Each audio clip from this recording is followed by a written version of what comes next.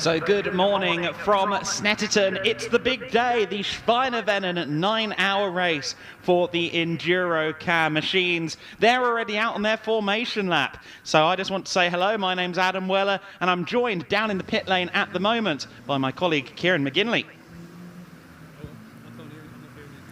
Yes, good morning, Adam. Yes, our pigs are just leaving the pit lane now on their formation lap, ready to start the 9 hours of Snetterton. I'm looking forward to it. Much less of a headwind heading down in towards Riches this morning. We'll have to keep an eye. It's near perfect weather conditions for racing. I'm looking forward to it. Back to you, Adam. Yeah, thank you very much, Kieran. Kieran will be joining us up in the commentary box at various points, and we'll be alternating down there in the pit lane, trying to give you a taste of the atmosphere that we have here today in the EnduroKA paddock. It's that 734 car on pole position, the Ferguson Motorsport car driven by Damon and Thomas Thorburn Aston, Lee Deegan in the driver lineup as well. They're a very strong team on that pole position. Alongside them, the 26 Wolf Motorsport car, 734 and 26 on the front row of the grid. Row 2, IP Racing, the 36 car. I understand it's Scott Parkin taking the start in that one, alongside the number 3 Wingat Racing car, the number 3. Although it is actually spelt a little bit differently, and it's actually a South African word, wingdat, or something of that nature. We'll get the story behind the name during the day. The 736 car, the Ferguson Motorsport machine, Joe, Daniel and Billy Ferguson, the brothers, start from 5th place. Misty Racing 172 in 6th. Let's fire through as much as the grid as we can before they get started. The Axiometrics 18 and the 64 Autotech Motorsport car on row 4. Row 5 is the Calamity 121 and the KM Racing 114. Row 6, the 77 Racing car alongside the 72 Misty Racing machine. The 42 Gridfinder entry starting 13th alongside VEC Motorsports number 8. A car that went for a bit of a roll in qualifying yesterday. In fact, it's a rolling row because Gridfinder rolled on Friday and VEC Motorsport rolled on Saturday. 15th and 16th on the grid, LDR Performance Tuning's 49 car starting on row 8 alongside the 192 Race Logic car. Semprini 17th in 27. Burton Power Racing 18th in the number 1 car. However, we should have a little more time than I thought because safety car is still out there, so we can push on. However, safety car might not be there for good reasons, because look at this, Autotech Motorsport. Looks like they've had dramas on the very first lap, unfortunately. Now, where are they on the circuit? Is that down towards Bentley Straight, perhaps?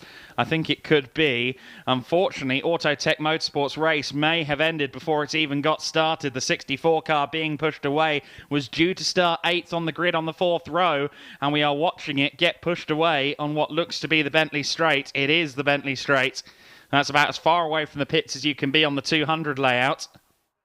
That's a huge shame for Autotech. Well, let's wait with bated breath. Hopefully, as we have this extra rolling lap, hopefully that car can join the race eventually. But for now, Autotech's day has got started in the worst way possible. Taylor Norton, Andrew Howe, Reese Kello and Lucas Deccini, the quartet of drivers in that one. We got to 18th on the grid, which was the Burton Power Racing number 1 car. Let's run you through the final couple of rows. On row number 10, the 41 Row Rage Motorsport car alongside PSR, the number 23. Row 11 is Castrol Racing, the number 2 car alongside the VPEX 28. VPEX Motorsport 28 car, which I believe is being started by Sam May. Expect him to come through the order from 22nd on the grid.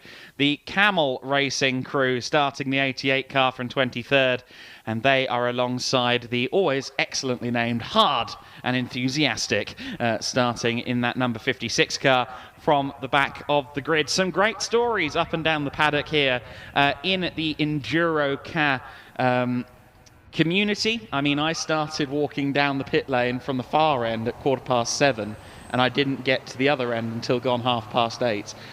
They have some great stories to tell. It's a really fabulous community of racers, and it's a great way of going racing on a budget. And we are about to get started. It's going to be a very compelling opening to the race. The opening salvo of these EnduroKA races is always excellent to see. They always run hard in the early going. The 734 Ferguson Motorsport car is our pole sitter then. Alongside is the 26 Wolf Motorsport car. Keep an eye on that one. I'm not sure who is taking the start, but I reckon it could well be Ian Williamson, perhaps, who is hopping in that car first. Keep an eye as well on row 2, the Napa-backed number 36 car, IP Racing, always up at the sharp end. I understand it's going to be Scott Parkin taking the start in that one. Adam Blair and Mark Witherington to come in that car. 9 hours of racing then is about to get underway. Safety car has peeled off this time, so we will go racing for 9 hours in just a few seconds. It's going to be the 734 car leading off the line, surely, unless he gets a particularly bad run towards the first corner. Ritchie's, they are underway and they are racing, and the Ferguson Motorsport 734 car it is that leads as they run down to the first corner for the first time. IP Racing going to try for the inside into second place on the Wolf Motorsport car, and it is side by side for P2 as the Wolf Motorsport 26 car trying to go all the way around the outside. It's Chris Reed at the wheel of the 26 car. And oh my goodness, Chris Reed up the inside for the lead at the Wilson hairpin for the first time. They now turn very quickly left into Chapman. Of course, we're running the 200 circuit, the slightly shorter configuration here today. We dispose of the infield of the main Snetterton 300 layout, and that means there's going to be a lot of slipstreaming battles, but it's Chris Reed that leads. Interestingly, Adam Blair is listed in the 36 car on our timing screens at the moment, and I think he might have sold me a dummy because he said he wasn't going to be in the car for the start. He might have done. He might have sold you that dummy, but look at how powerful the tow is going to be then. Down in towards Brundle and then in towards Nelson as Ferguson then takes over the lead. Ferguson Motorsport now leading this one in the 734 with Wolf Motorsport down to second place. And there's a bit of door-to-door action there between the Misty Racing number 72 and the number 49 there of LDR Performance Racing. But they're still going at it, LDR. They want to try and go round the outside now of the 114 KM Racing now, but our two leaders are still battling away as they head their way down in towards Murray's. We're going to have a lot of fun over the course of this 9-hour race with the way that these cars go door handle to door handle across the 9 hour, especially at a circuit like this where the slipstream is such a prolific part of it. So much of this lap is flat out in a straight line, and that means that you are going to see a lot of position changes. A great top four it is for the start of the race then, being completed by Windgat Racing. No surprises that Callum McDougall is in the car for the start of that one. Side by side for the lead once again, and around the outside goes Chris Reed. A great move in the Pink Pig. He leads once more. He's going to be under threat though, and Callum McDougall is on the offensive as they run towards Wilson for the second time of asking. McDougall up the inside for third, make that second. Are they going to find enough room?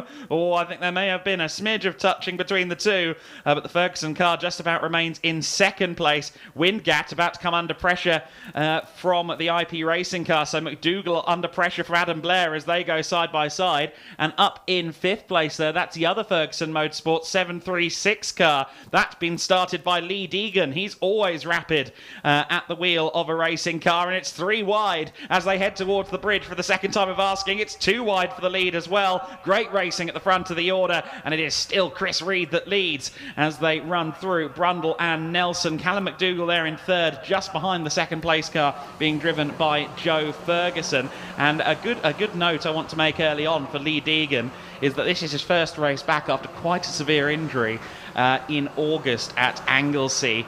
He had a brake failure in testing and ended up having rib and lung issues as a result of that.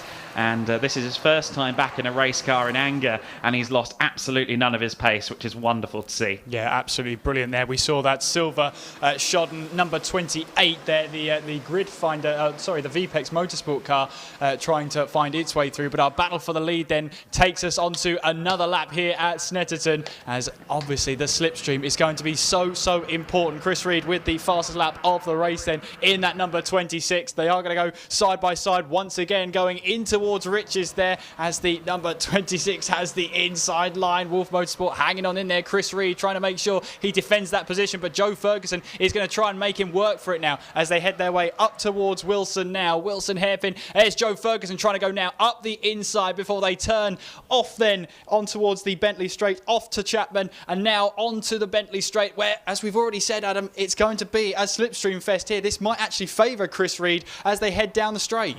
Yeah, in certain instances distances, you want to be second coming onto the Bentley straight, particularly in the Caterham race or something like that, because often you'll be leading by the time they get to Brundle and Nelson. Will Chris Reed be leading by the time they get to the braking zone for Brundle? Let's wait and see. Certainly he's drawing alongside. Is the nose ahead? I reckon it is. Yes, Chris Reed through into the lead once again in the Wolf Motorsport car, otherwise known as the Pink Pig, of course, because of that Porsche 917 tribute livery that is adorned to the car.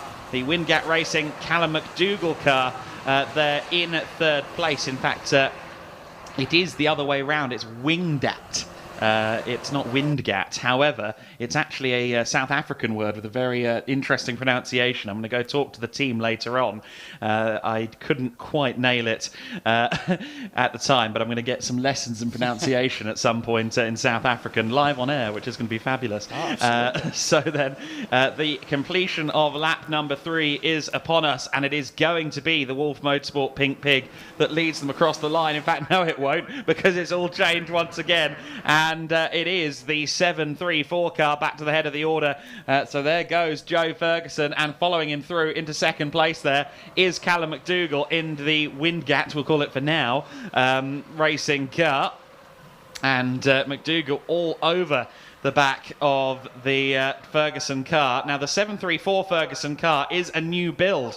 They only built it just before this race. A lot of the cars that we have here today also raced at the 24-hour KA race over at Anglesey last month. So that could be an advantage as the race wears on, because that car isn't as warm. Well, absolutely. But look at IP Racing, looking that they've got front row seats, haven't they? That's Scott Parkin in the car there. It has updated. Thank you, TSL, for giving us the up-to-date there, as we see then trying to go Callum McDougall side by side with Joe Ferguson in towards Nelson. Now they run with that big sausage curb on the inside. We've already seen Callum McDougall hit that a couple of times in this race alone. He's absolutely on full attack. He wants this race lead, but the only problem is that once you get the lead, you're just subject to that lovely slipstream for everybody else behind you to just grab that opportunity heading into the braking zones again. I knew I could trust Adam Blair. I knew he wouldn't sell me a dummy. So it is Scott Parkin at the wheel. We'll keep an eye to see if there are any other updates to the starting drivers as this race wears on. The Autotech Motorsport 64 car has rejoined the race now.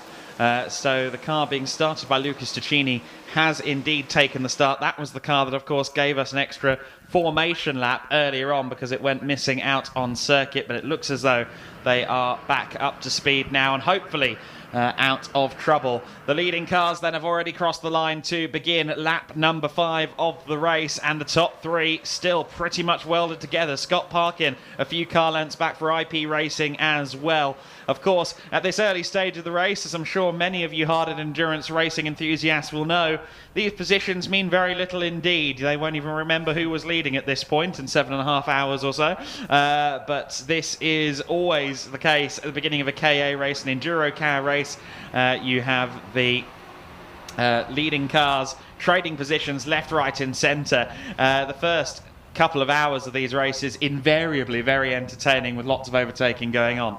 Oh, absolutely. And it's exactly the same here at Snetterton in the Schweinerennen now as they make their way down in towards the fast left-hander of Brundle. Once again trying to challenge the lead is Callum McDougall in the Windgat Racing machine as they now make their way out of Nelson. Onwards they go through Bomb Hole. And again, it's just relatively close between the top 5, top 6, maybe possibly even top 7. There's so much power in the slipstream there that it's able to keep the top 6 relatively close together. This is where you need a driver who knows their wherewithal and is really good at just avoiding the pressure there. As Joe Ferguson, again, Callum McDougall trying to go up the inside at Coram. No way through for him there, but again, he'll get that lovely slipstream. He's banging the steering wheel. Let's go, let's work together, he says. He might actually be pushing the car ahead of him to try and get away and break away from the rest of the pack. You can tell he's a Caterham racer, can't you? Breaking away, bump drafting, these are all Caterham strategies, trying to break away from the pack as the 2 leaders.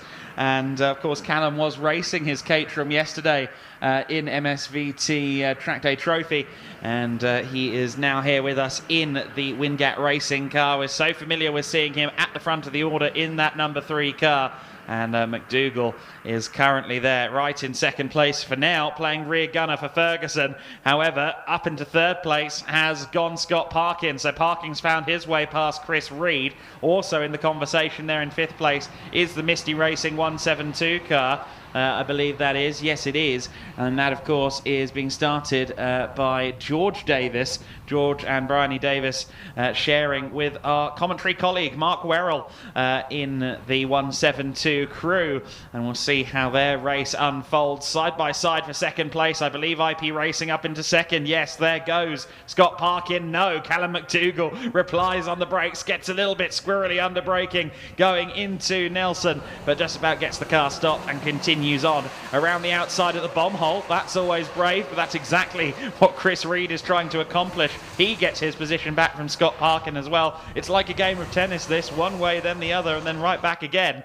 And also getting involved there is the sister Ferguson car, the 736 of Lee Deegan. And as these five continue to scrap, it looks as though Joe Ferguson might be just about breaking the toe. Yeah, if he can just break that slipstream between himself and the other drivers behind, he will find himself building on that gap. It also helps as well that the other teams behind him are battling away. They're costing each other time, but I'm sure they won't be too concerned about that at the start of the race. But the sooner Joe Ferguson can try and break away, I mean, look at that, he was a second quicker than McDougall on that last lap alone, so he's really trying to break away. That was his personal best of the race, as Chris Reed really putting now Callum McDougall under that pressure as they head their way through Riches and up towards Wilson for yet another time. Yeah, great racing this at the sharp end of the order. It's always fisticuffs at the beginning of these races. And at the moment, Ferguson, as he goes onto the Bentley straight, I think he will not quite be out of slipstream, but I don't think he's at risk of being overtaken by McDougall at Brundle and Nelson. McDougall with no such luxuries, though, because here comes Chris Reed. Parkin's got a watching brief as well from fourth position. And you see there that top seven cars, top 8 cars, all running line astern at the head of the order at the moment. It is a proper convoy, which is being closed up at the moment by the 18 car, Axiometrics. Oh, a roll for the 26 car. Oh, goodness me, the Wolf Motorsport car in a roll there, and that was not a small roll either. Chris Reed there having a big moment, and that was just going through Brundle and Nelson. 26 car will be recovered. I imagine we're going to go under safety car very shortly, but that was a big roll. I think there was the slightest bit of contact between Reed and McDougall. And the safety car, unsurprisingly, is out. That was a big roll, big moment there. So the race will be neutralised while they recover the 26 car and check on Chris Reed. One of the more competitive teams in the EnduroKA category. Unfortunately, looks like their day is done early.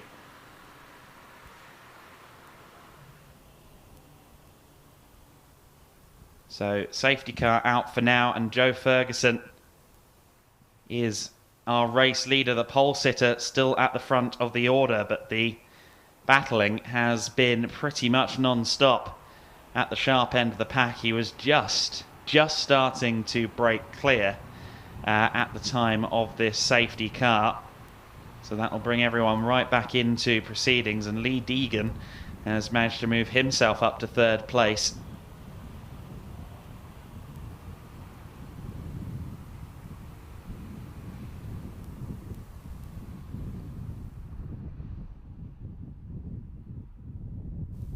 So for now, we just await any news and information, and we continue to see the safety car queue. The safety car scrambled promptly.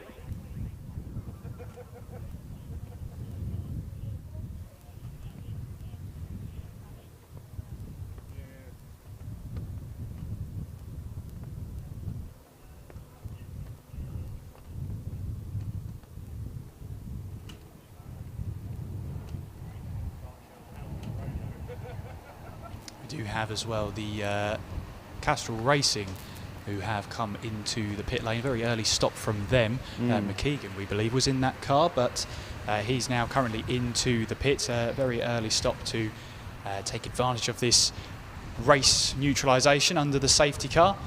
And as you said, it will bring the field closer together. Ferguson Motorsport were leading the way, and as you said, they were starting to break away. Joe Ferguson was seeing all of that battling behind him, and it was almost like he was taking advantage of it and trying to start to break away. And on our timing screens, it's Wingate Racing in second place. Ferguson Motorsport, the sister Ferguson Motorsport car, in third, the 736, with IP Racing in fourth place. The 172 Misty Racing in fifth, with the number 77 Racing. Baldacci behind the wheel in sixth place. Then it's Axiometrics.com car, the number 18, in seventh place. The sister Misty Racing, the 72, is in eighth place. Ninth place, the number 42 Gridfinder car. And then rounding off the top 10, the number 49 LDR Performance Tuning Machine rounds off the top 10. Also into the pits, the 114 KM Racing. Okay, I think that was a 41 crew in as well there, Row Rage Motorsport. So a few cars coming into pit lane at the moment. Ferguson Motorsport will be fairly happy with their start, at least with the 736 car. One thing to bear in mind as well, if you have the virtual program in front of you, is it seems they've got the driver lineups wrong, because it's the 734 car that has the Ferguson family in it, and the 736 is the Aston and Deegan car, or Aston's and Deegan car. Lee Deegan was rather upset by the fact that he didn't get a good time in towards the end of qualifying. He felt it could have been a front row lockout for Ferguson Motorsport yesterday. Both cars with good pace, and Deegan now up there into third place. And the good news we see there is that Chris Reed is conscious. Chris Reed is getting up on the stretcher, but you can see there that he is seemingly communicating with the medical officials, and he is sitting up and looks to be, well, obviously not A1 in terms of condition, because he is on the stretcher. At the very least, we know that he is, well, communicating, talking, and moving relatively freely, which is at least a good sign. Yeah, very good sign. Always a good sign when the driver's able to communicate and able to sit up as well. Very, very good signs there. So we await now any further news, and under that safety car, it's allowing a couple of other teams as well to pit in. The Castrol Racing car, we did say, was in the pit lane. It is still here. It hasn't moved since the safety car was deployed. It came in straight away. And I suppose if there is an issue with the car, under the safety car, obviously there's fewer laps being completed at this lessened racing speed. If there's a time to fix an issue, this is the time to do it, because you lose the least amount of time. Of course, yeah. The Castrol car is... Sorry, Adam, it is now, as I just say that, leaving the pit lane. Yes, well, that number 2 car, they were intending to retire it after the Anglesey 24-hour. That was it. It was done. And as I noted yesterday, the car ended up with a proper dog pile on top of it. Something 16 or 18 people all stood on top of it at the end, including marshals and people who weren't associated with the team. It was a proper fiesta atmosphere after the 24-hour ended, and that was meant to be the car's end. But they've now wheeled it back out, complete with a new set of in-betweeners references, decals on the car. If you notice as well, it has got a red door. It does have a red door. They've gone the full extra mile with this one, and well, we'll have to see whether they can say they've completed it, mate, at the end when it comes to the Schweinerennen 9 hours.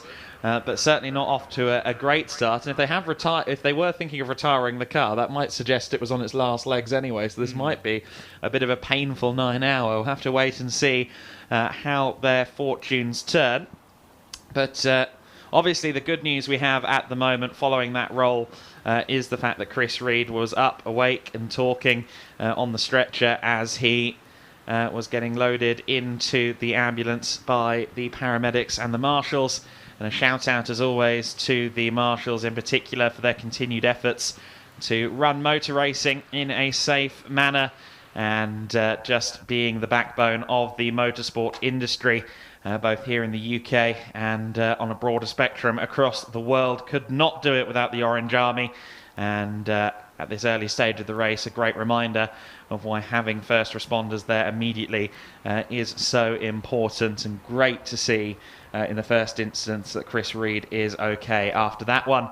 And hopefully we can see him back in the EnduroKA paddock in the very near future, although it looks like they're going to have to at least be doing a reshell on that car. Well, at the moment then, there's a bit of a gap between Joe Ferguson and the safety car at the moment as they make their way down towards Brundle and then towards Nelson. But safety car lights are still on, of course, so we'll await any news about a restart shortly, I'm sure. But at the moment, though, Joe Ferguson just keeping his distance between himself and the safety car at the moment. And Callum McDougall, we saw him as well in the early stages, almost bump drafting. And as you said, that's the Caterham racing in him. Let's get on with this. Yeah. Let's just bump draft and let's see if we can try and break away from the cars behind us. As you do see there, the number 26 is now on the flatbed lorry, ready to be taken away from the track. Yeah, 26 car is on the flatbed. I think we'll have another 1 or 2 laps under safety car. One machine I do want to spotlight is the car we just see on screen now, the Camel 88 car, just going through shot there. I had a word with them earlier today, and they have a fabulous story. I don't know if you've heard this one, Kieran. Oh, go for it. They decided to go racing during that whole period of not being able to go anywhere in 2020.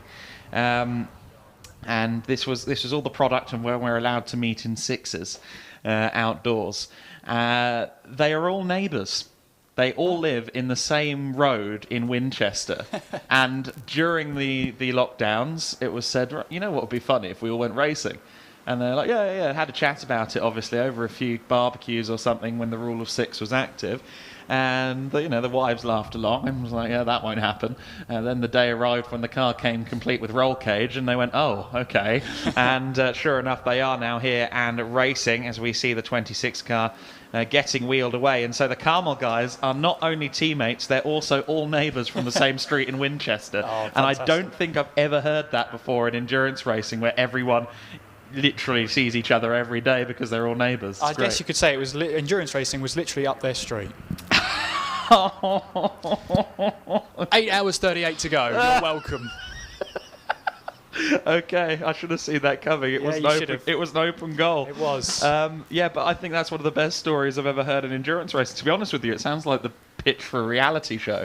4 neighbours, 1 race car. Drama. It was you that put it in the gravel.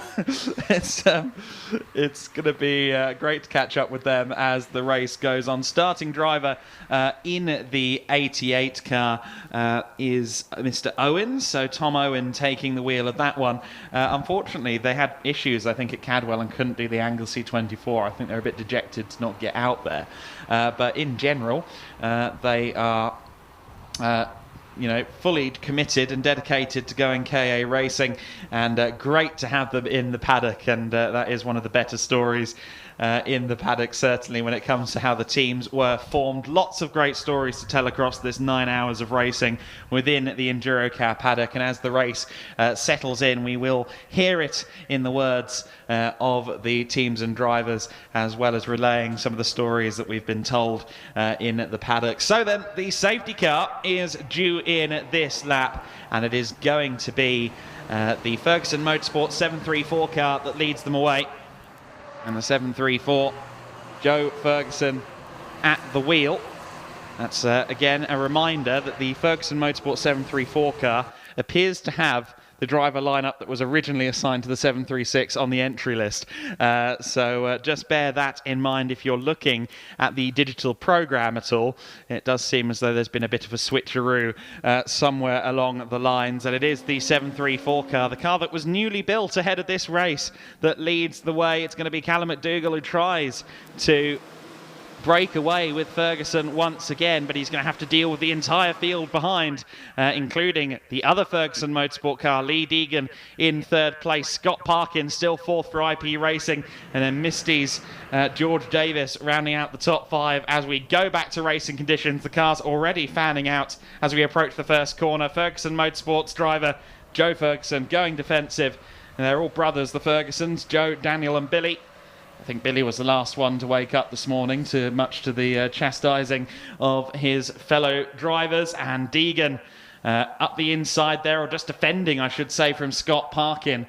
And the top four run onto the Bentley Straight for the first time. Let's see if they're all in the same order by the time they get to the next corner. Absolutely, as they make their way now down the Bentley Straight towards Brundle and Nelson. Of course, that slipstream is going to be in full effect, especially after this restart when the field all gets bunched up once again. We'll see them pop into view. What's the order going to be like? Is McDougall going to try and move down the inside in towards Brundle at this early stage? I think he just tucks back into the racing line, although there's battling going on behind as well, as that's Ferguson trying to just hold off McDougall at the moment. Meanwhile then as well, Scott Parkin trying and see if he can get way past Lee Deegan as well. Going through bomb hole, Lee Deegan trying to get his way through as well, up the inside, going in towards Coram. This is going to be brave, but Deegan has to back out of it because McDougall was clear in what he wanted to do. He takes that line. Meanwhile, Scott Parkin goes round the outside of Deegan there and takes back third place. Bit of a lock-up from the two cars in front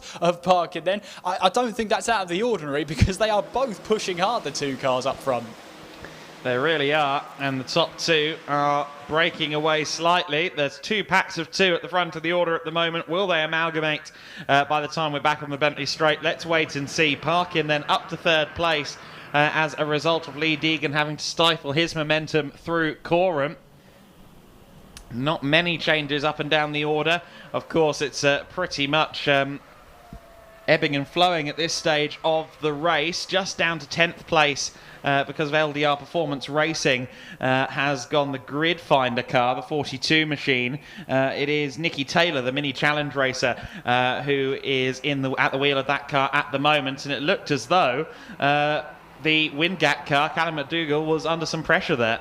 He was indeed, heading their way down the Bentley Straight. We'll see them pop into picture, and of course going in towards Brundle and Nelson has been such a hot spot for action so far this weekend, and we'll wait and see how it all shuffles their way then. McDougall trying to look up the inside once again of Ferguson. No way through so far then. Joe Ferguson able to hang on to that position. Meanwhile, further behind, you've got Lee Deegan, who's back ahead of Scott Parkin, and Deegan once again trying to challenge Scott Parkin, going their way now in through Bomb Hole, and it's actually Scott Parkin now right behind Joe Ferguson in all of that, as they head their way now through Coram, as Scott Parkin now trying to find a way up the inside, going through Coram. Not always the greatest place because it puts you on the outside of Murray, so he tucked back in, and getting a bit of a lock up then from Joe Ferguson. Again, nothing really out of the question there, out of the ordinary, and the top four really line of stern now. This could be a chance for Deegan as well to get into the slipstream, see what he can do by almost bump drafting Scott Parkin. Yes, well, you'd think he wouldn't want to bump draft Parkin past his own teammate, would you? Maybe allegiances aren't quite as strong as I assumed at Ferguson Motorsport. Side by side then for Parkin for the lead, and he's trying to lean to the inside. Whoa! Really chopped the nose off the 734 car there. Ruthless driving from Parkin to momentarily take the lead, but I think Lee Deegan has managed to claim second. He may well have the lead by the time we look to the Wilson hairpin, because he got a great run out of the corner. No, he remains second, but the IP racing that car, Scott Parkin, with the assistance of a bump draft from Lee Deegan, is suddenly our race leader, and from first to fourth, make that possibly first to fifth in just a few corners, has gone Joe Ferguson.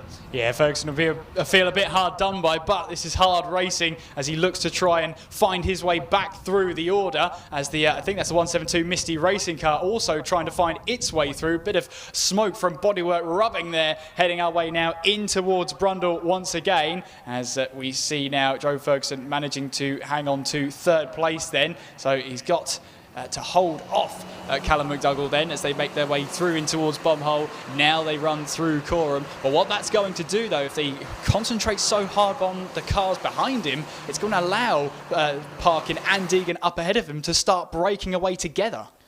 Yeah, absolutely the case. They are going to potentially build a little bit of an enclave separate from everyone else. And up the inside of it goes the 172 car there. So Wingate Racing falling through the order, and side by side now with the Misty 172.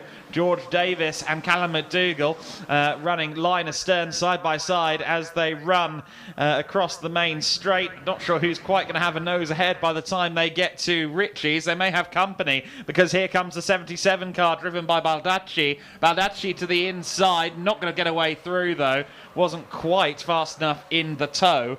That's Matt Baldacci taking the start of the race. And a good little skirmish that for what is now fourth position.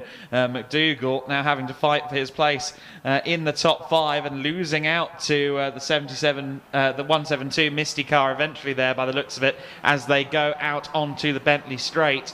And the top three, I think, have now firmly broken toe from the rest of the pack. Yeah, they have. If they work together, which is always odd, coming across sort of intra-teammates and intra-team workings together. But yes, if the top three can just try a line of stern and use each other's slipstream, then they can start breaking away from the rest of the field. Meanwhile, behind them, the Misty race car, we're going three wide for fourth place, going in towards Brundle and then towards Nelson. I'm interested to see how that one all pans out and all shapes up, as the Misty racing cars lost out big time there. It was challenging for fourth place. It's now fallen all the way down to, I think that's seventh if my maths is beyond me. But, well, it's allowed, though, the number three car of McDougall to make his just keep himself ahead. And Matt Baldacci has really come alive. He's really managed to get himself a couple of positions through all of this battling. And he might even have his eyes on that fourth place, heading our way now down in towards Murray's.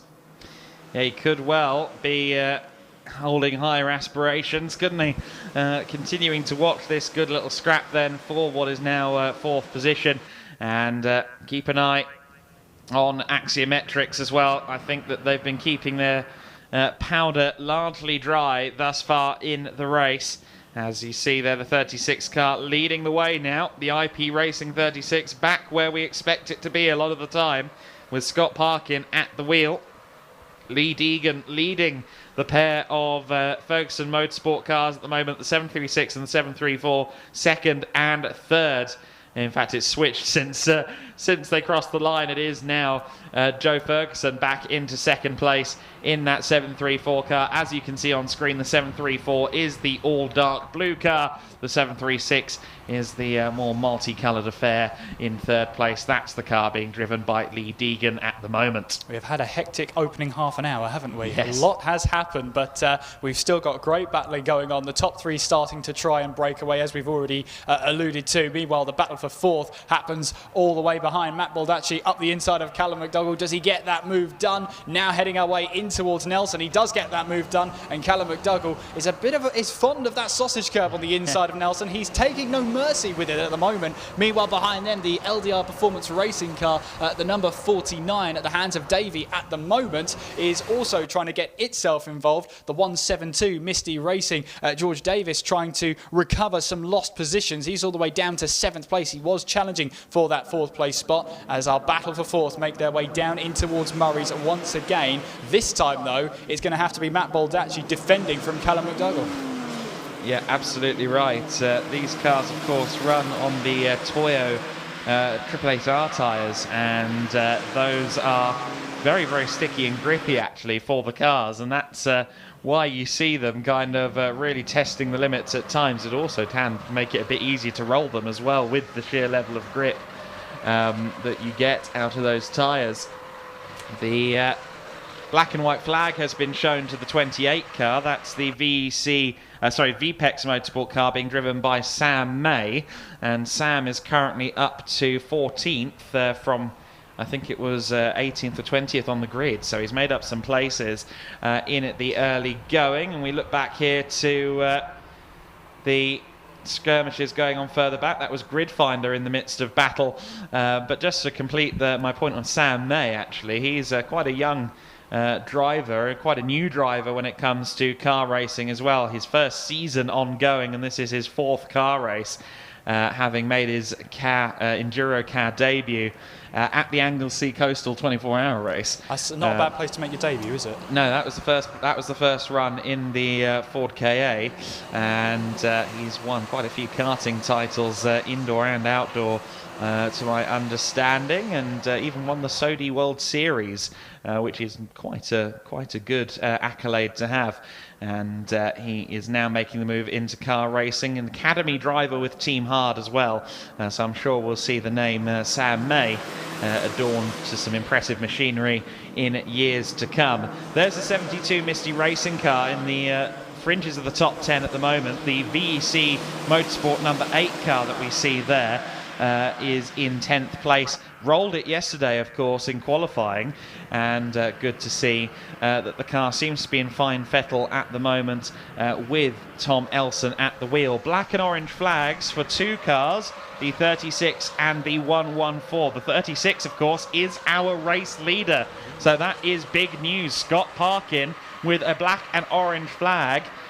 The black and orange flag, otherwise known as the meatball flag, means that something is amiss with the car. There's nothing obvious from a visual perspective. Next time they go across the line, I'm just going to listen, see if maybe it's a bit louder than the other cars. That might be what's happening there. But Parkin with the black and orange flag, also the 114 car being displayed, the black and orange. That's the KM racing car currently being driven by Christian Kelly. Yeah, KM Racing Car has already been into the pits earlier on under the safety car, and now they're being summoned to the pits for mechanical reasons once again. So it's not going their way at the moment for KM Racing, but we're still very, very early on in this race. But that's going to be something that every other team around will be focusing on. IP Racing with the mechanical flag. That is going to be big news up and down the paddock. That really is big news. I was listening to a conversation earlier. Adam Blair and the Darkside Developments crew that run the IP racing car they were saying don't brim the fuel tank, because obviously if you brim it too much, especially because we fuel on slope here at Snetterton, sometimes it can leak as you go around the circuit if you brim it too much. And so Parkin is likely going to be heading to the pit lane soon. Just going to pause for a second because I want to hear the car as it comes past. No particular difference in the sound as it comes across the line, and I'm not really seeing anything obvious wrong with the 36 car, so I'm not entirely sure why the black and orange flag is out for that one. Well, the most important thing though is it is out for them, so they've obviously spotted something is not right, so they will now see what they can do with that one, as we will focus on this race as well. At the moment though, although they've been called to the pit lane, IP Racing do lead the way. Scott Parkin at the lead helm there, and then he's got the 2 Ferguson Motorsport cars as well, as the 114 is now being put into the garage. They've just pulled the car into the garage. Of course, they were called in with their black and orange mechanical flag, so the 114 KM Racing can now start to understand what the problem is, as we see our top 3 now make their way through in towards Nelson, in towards Brundle, then in towards Nelson. I'm getting ahead of myself now, as IP Racing find their way with Scott Parkin on through Bombhull and then through Coram, with the 2 Ferguson Motorsport cars right behind. As in these early stages, the Ferguson Motorsport cars, you would think, would aid each other in trying to close in on IP Racing, but they know, they've seen that flag out for the 36. They know IP Racing need to come into the pits. Behind them is the battle for 4th place, as Callum McDougall in the number 3 car in the Wingat Racing has got back past the 77 Racing of Matt Baldacci. And as we follow all the top 4, well, the battle for 4th place, I should say, they are now making their way onto the Senna straight. The 114 has now rejoined onto the track. There you can just see on the left-hand side of your picture. So a quick stop in the garage, and they have now put the car back out onto track. IP Racing then are into the pits to respond to their black and orange mechanical flag. It does mean then we have a new race leader for 734 Ferguson Motorsport, as driven by Joe Ferguson there. There is IP Racing. They've wheeled the car back out, and away it goes. So Scott Parkin then, he'll be, I'm sure the team will be a little bit frustrated with that one, but they will have given the car the once over, and we still have 8 hours and 20 minutes on the clock, so there's still a long, long way to go. It will rejoin, and interesting to see where it does rejoin once the timing screen keeps up and updates itself. But that means then it's the two Ferguson Motorsport cars leading the way. The 114 is not for position, but there is now what has become the battle for third place. So even more riding on this battle as Matt Baldacci loses out to the number 49 LDR Performance Racing car. And it's a good move there as they now find their way through in towards bomb hole. Davey then now having to go out around the outside, or at least beyond the outside, as Baldacci tries to find his way through the inside. Now we've got the two Ferguson Motorsport cars battling away, and Lee Deegan has got himself back ahead of Joe Ferguson in the battle for the lead. There you can see as well LDR Performance now under pressure from the 172 Misty Racing. Davis here in Misty Racing now into the toe and try and close in on that gap once again, as they now make their way down the centre straight another time on towards Riches. It's been highly competitive this opening 40 minutes for sure.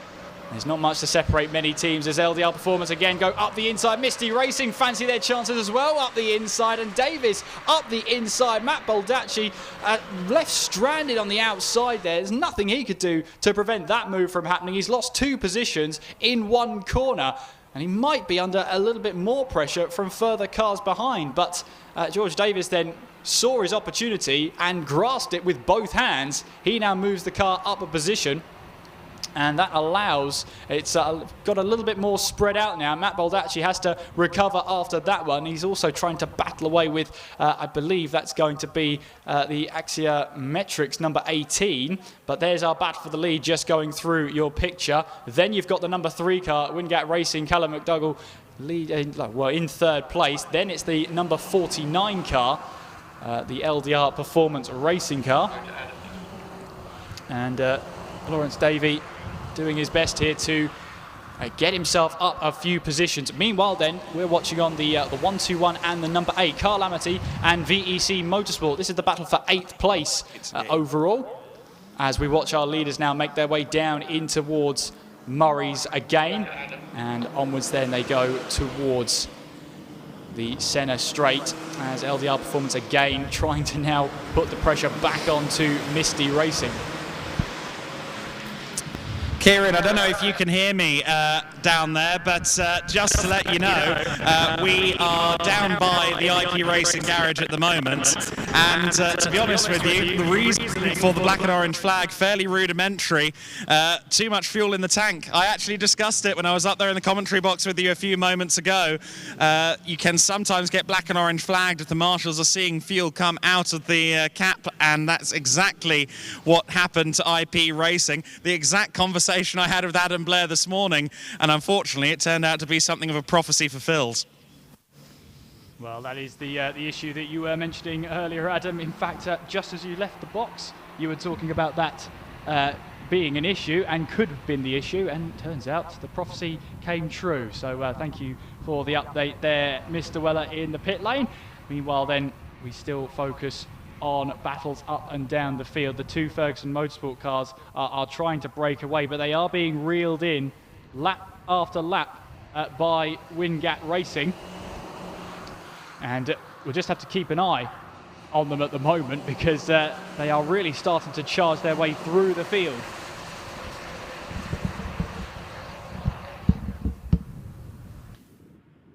And Misty Racing as well, just trying to find their way through the field. George Davis taking full advantage, we saw earlier on.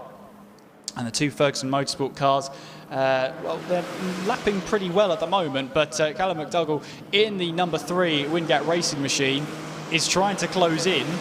The gap between themselves and the battle for that lead is about 4 seconds, so we'll have to keep an eye on that. Matt Baldacci as well is looking to put the pressure on in his LDR Performance Racing car, as our teams cross the line once again. Track limits then going out to LDR Performance Racing and the number 42 car. The number 42 car being Grid Finder.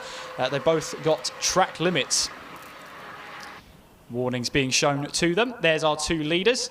It's Lee Deegan who leads Joe Ferguson. And there you can see Callum McDougall in third place then. Then it's Misty Racing, the silver 172 machine. George Davis then trying to dispatch of the cars behind him. They've got the 114 car planted there, and so that won't be for position. The KM Racing car haven't been in the pits twice already.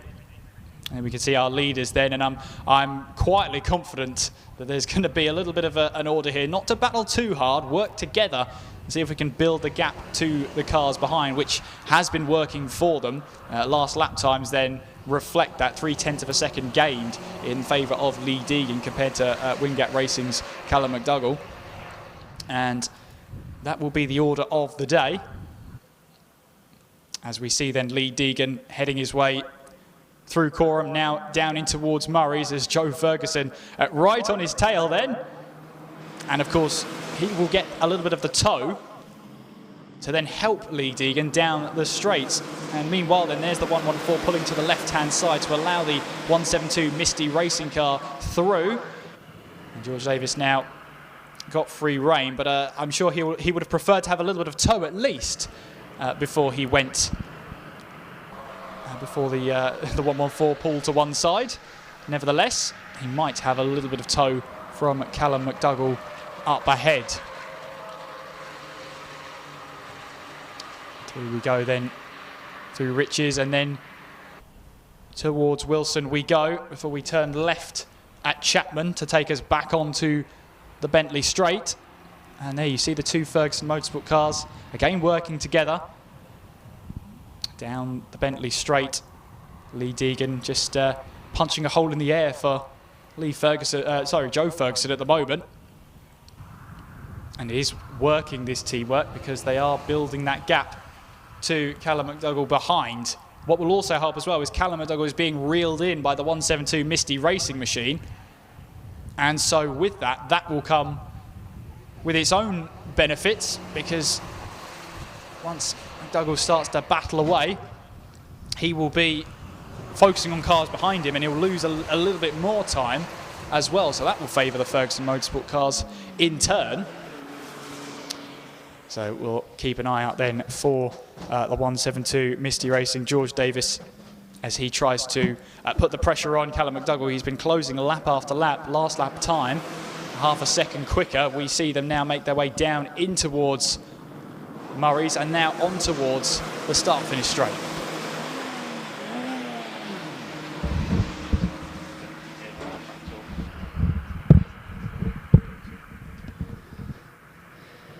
I am still on. There you go. So I was so quick to hurry down that I didn't even realise I hadn't muted the mic. I wanted to hurry down there and find out what was going on with IP Racing.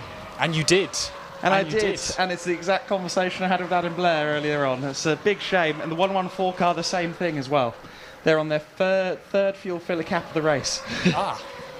So they have been on a bit of a magic adventure tour so far. A magical mystery tour, I should say.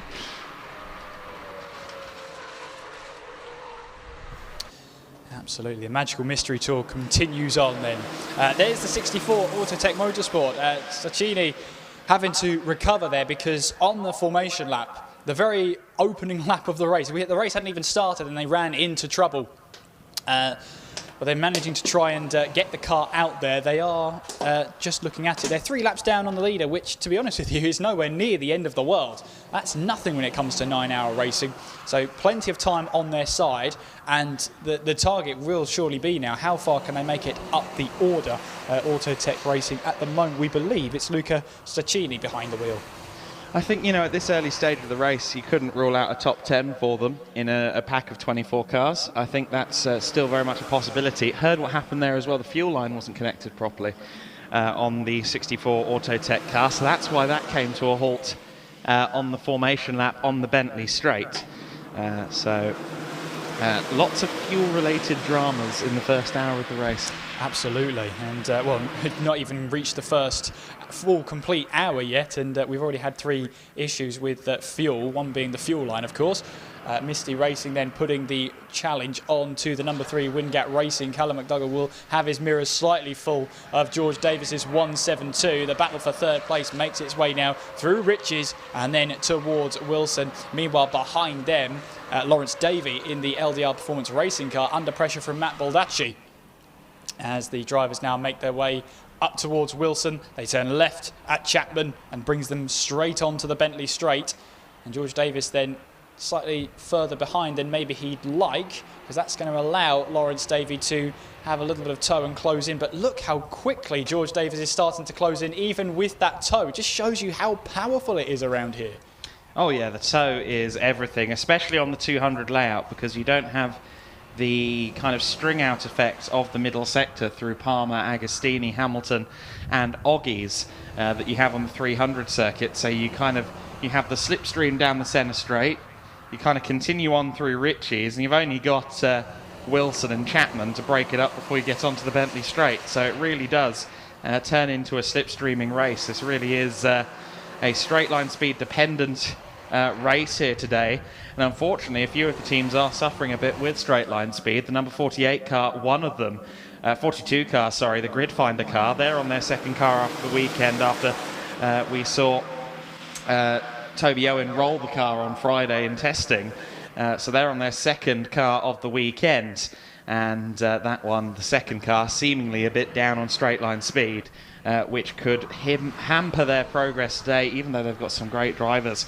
Of course, Jem Hepworth will be at the wheel of the car today as well.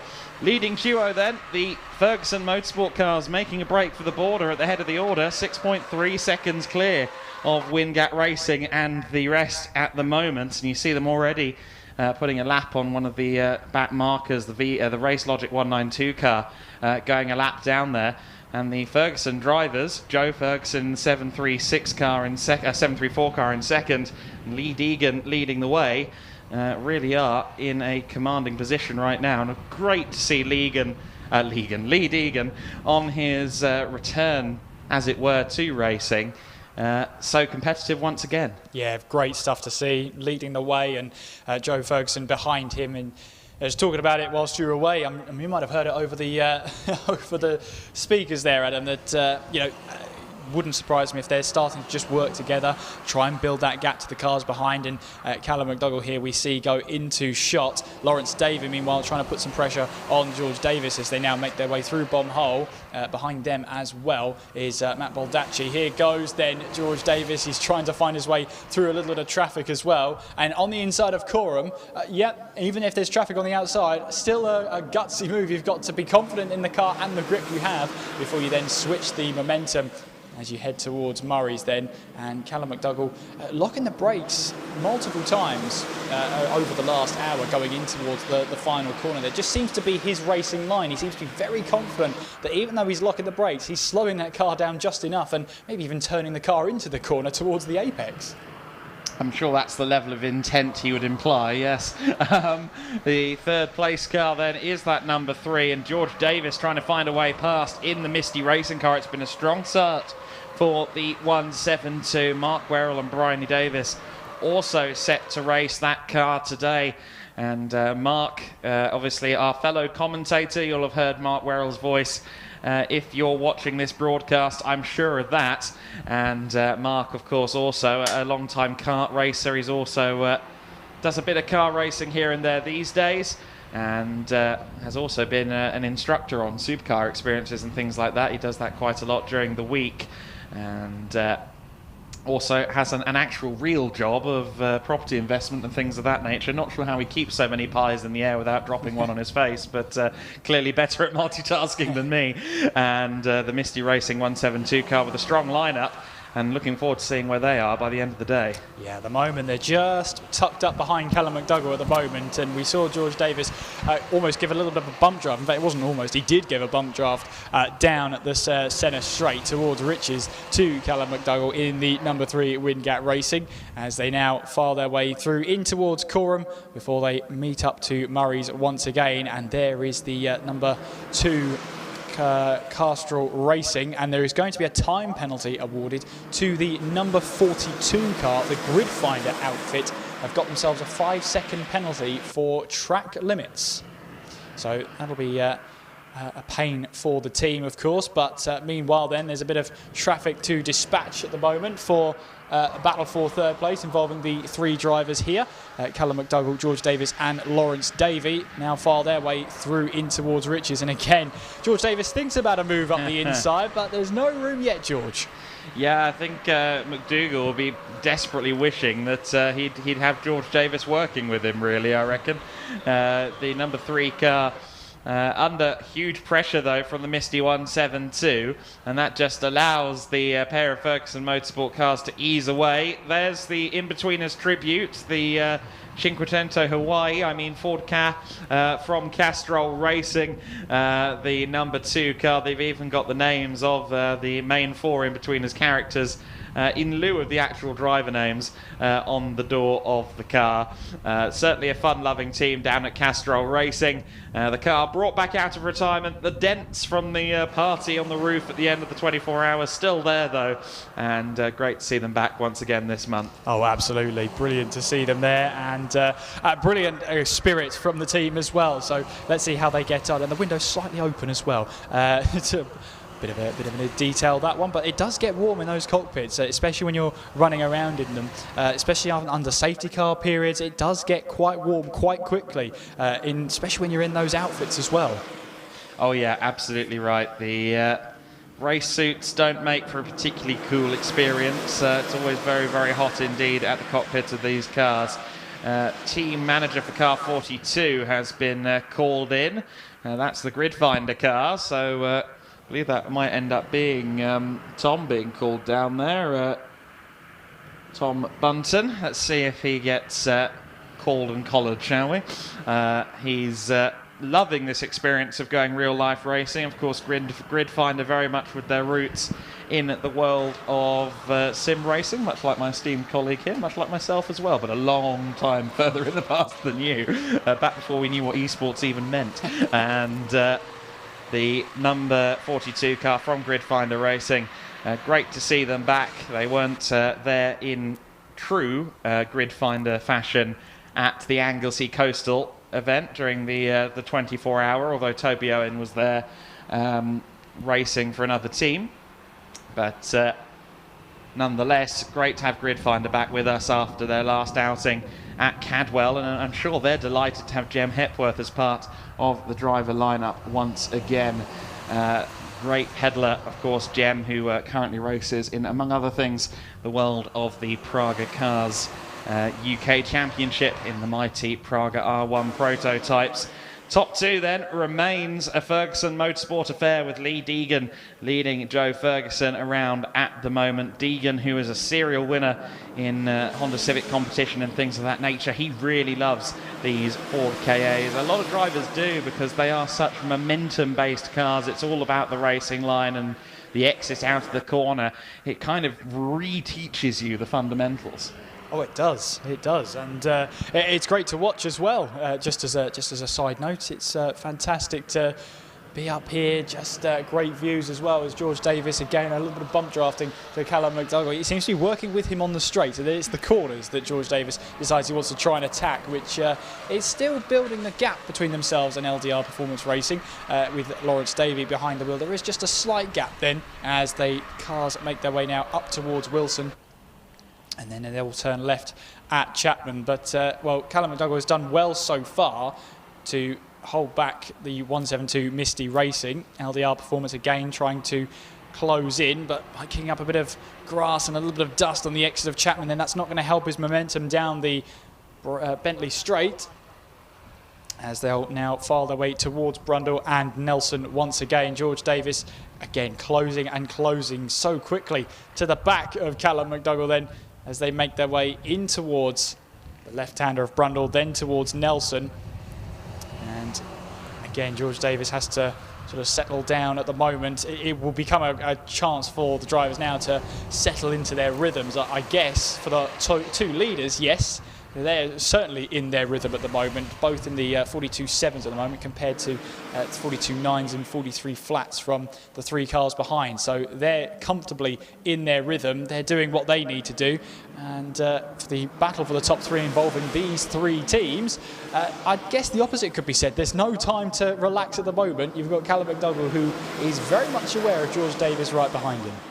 He is definitely not getting much opportunity to not be aware, to be fair. George Davis certainly putting in an attacking drive at the moment in the Misty Racing 172. Closes in again onto the back of the number 3 car, but does he go to the inside? He has almost a little look to the inside. I think, though, there might be an element of working together at this stage.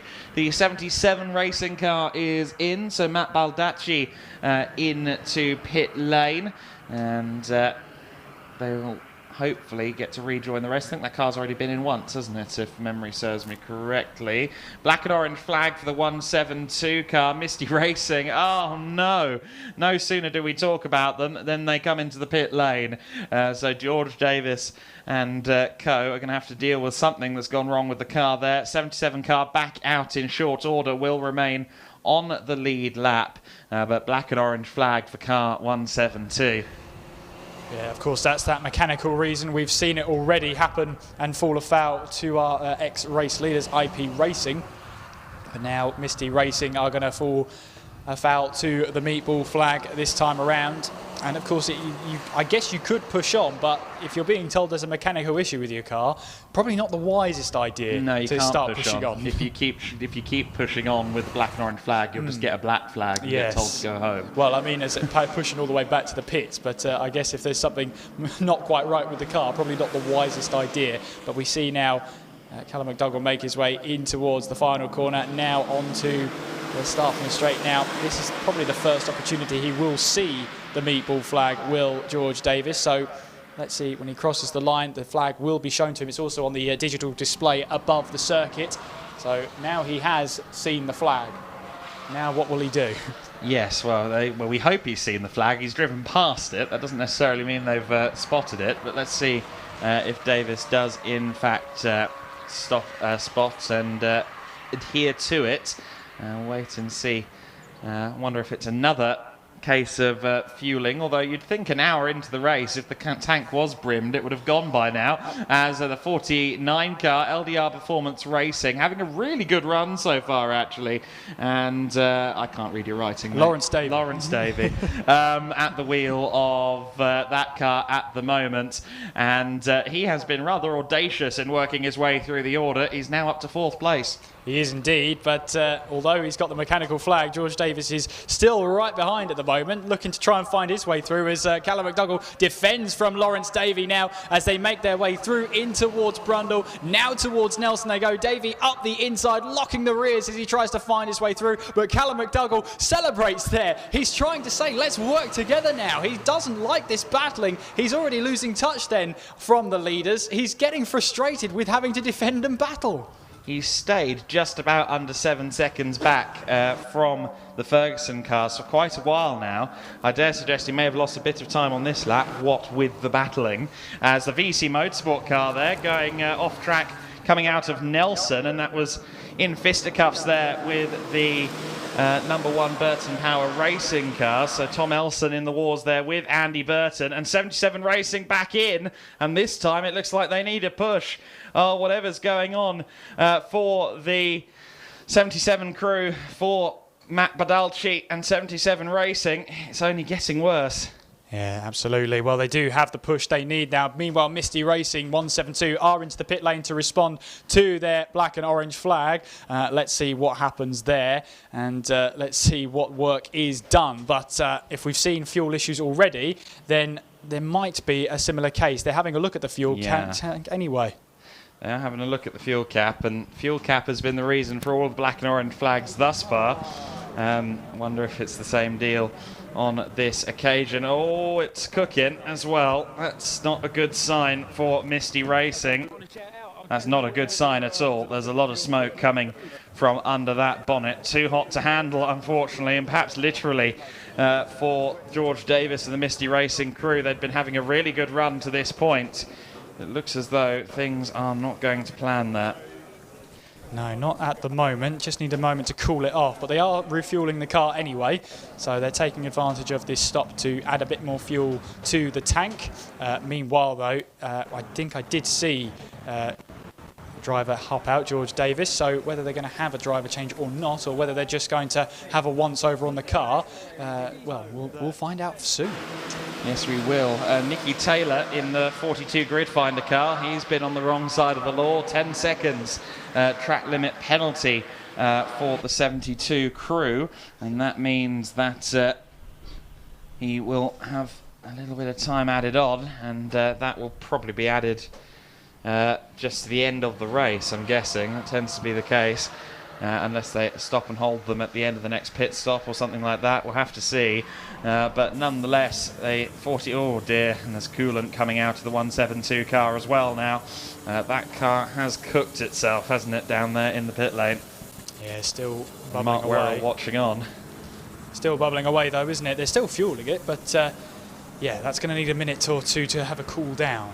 The 172 Misty Race, and that will be frustrating for the team because they were running very, very well. George Davis was giving it the beans, but unfortunately the car has just not been happy with that. There's been an issue that the officials have spotted, so they've brought the car in and yeah, having to cool off now.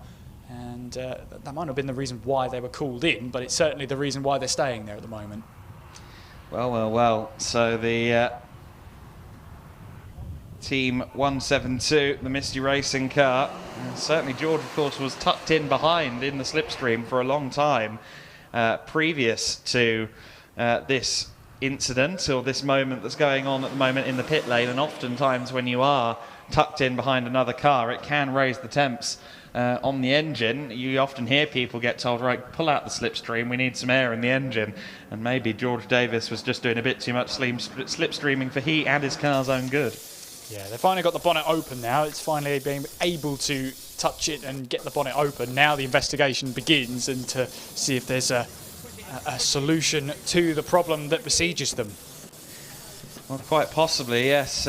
7 hours and 55 to go, and the 172 car is going to be the first one other than the 114 car, which I think was briefly in the garage, but the 172, I'd suggest, may well end up being the first car that's not going to be out of the garage anytime soon. Yeah, well, we'll keep an eye on that one. Meanwhile, the number 41 car, Road Rage Motorsport, get themselves a black and white warning flag for track limits. Meanwhile, though, at the top of the order, it is a Ferguson Motorsport 1-2, and right behind, well, about 9 seconds down, is Callum McDougall and Lawrence Davey in this battle for third place. And as the battles for third place have started to thin out, we've now got two teams battling away as we enter the second hour. Yes, we do. So the Ferguson guys still breaking free, and the gap's actually gone out quite a lot in the last couple of laps in favour of the Ferguson cars over McDougall in third place, the Wingat Racing car number 3. And yeah, so the number 3 car now 9 seconds or 9 seconds down on the lead, where previously it was under 7. I think just not having that toe/bump going on from the 172 car is suddenly proving very costly. As we look at axiometrics, they're up to 5th place now, often kind of towards the sharp end on pace, but staying out of trouble. And Nigel Griffiths is once again doing that. It's exactly what we saw out of them at the 24-hour as well. Yeah, if you stay out of trouble, you normally end up in a good place. So, yeah, Axiom Motorsport doing very well at this stage. As we see then, that's the Silvershot number 28 car, the VPEX Motorsport machine, trying to get its way through the order. But there's the sister Misty Racing car, the number 72, with in the 72 Robert Thomas behind the wheel.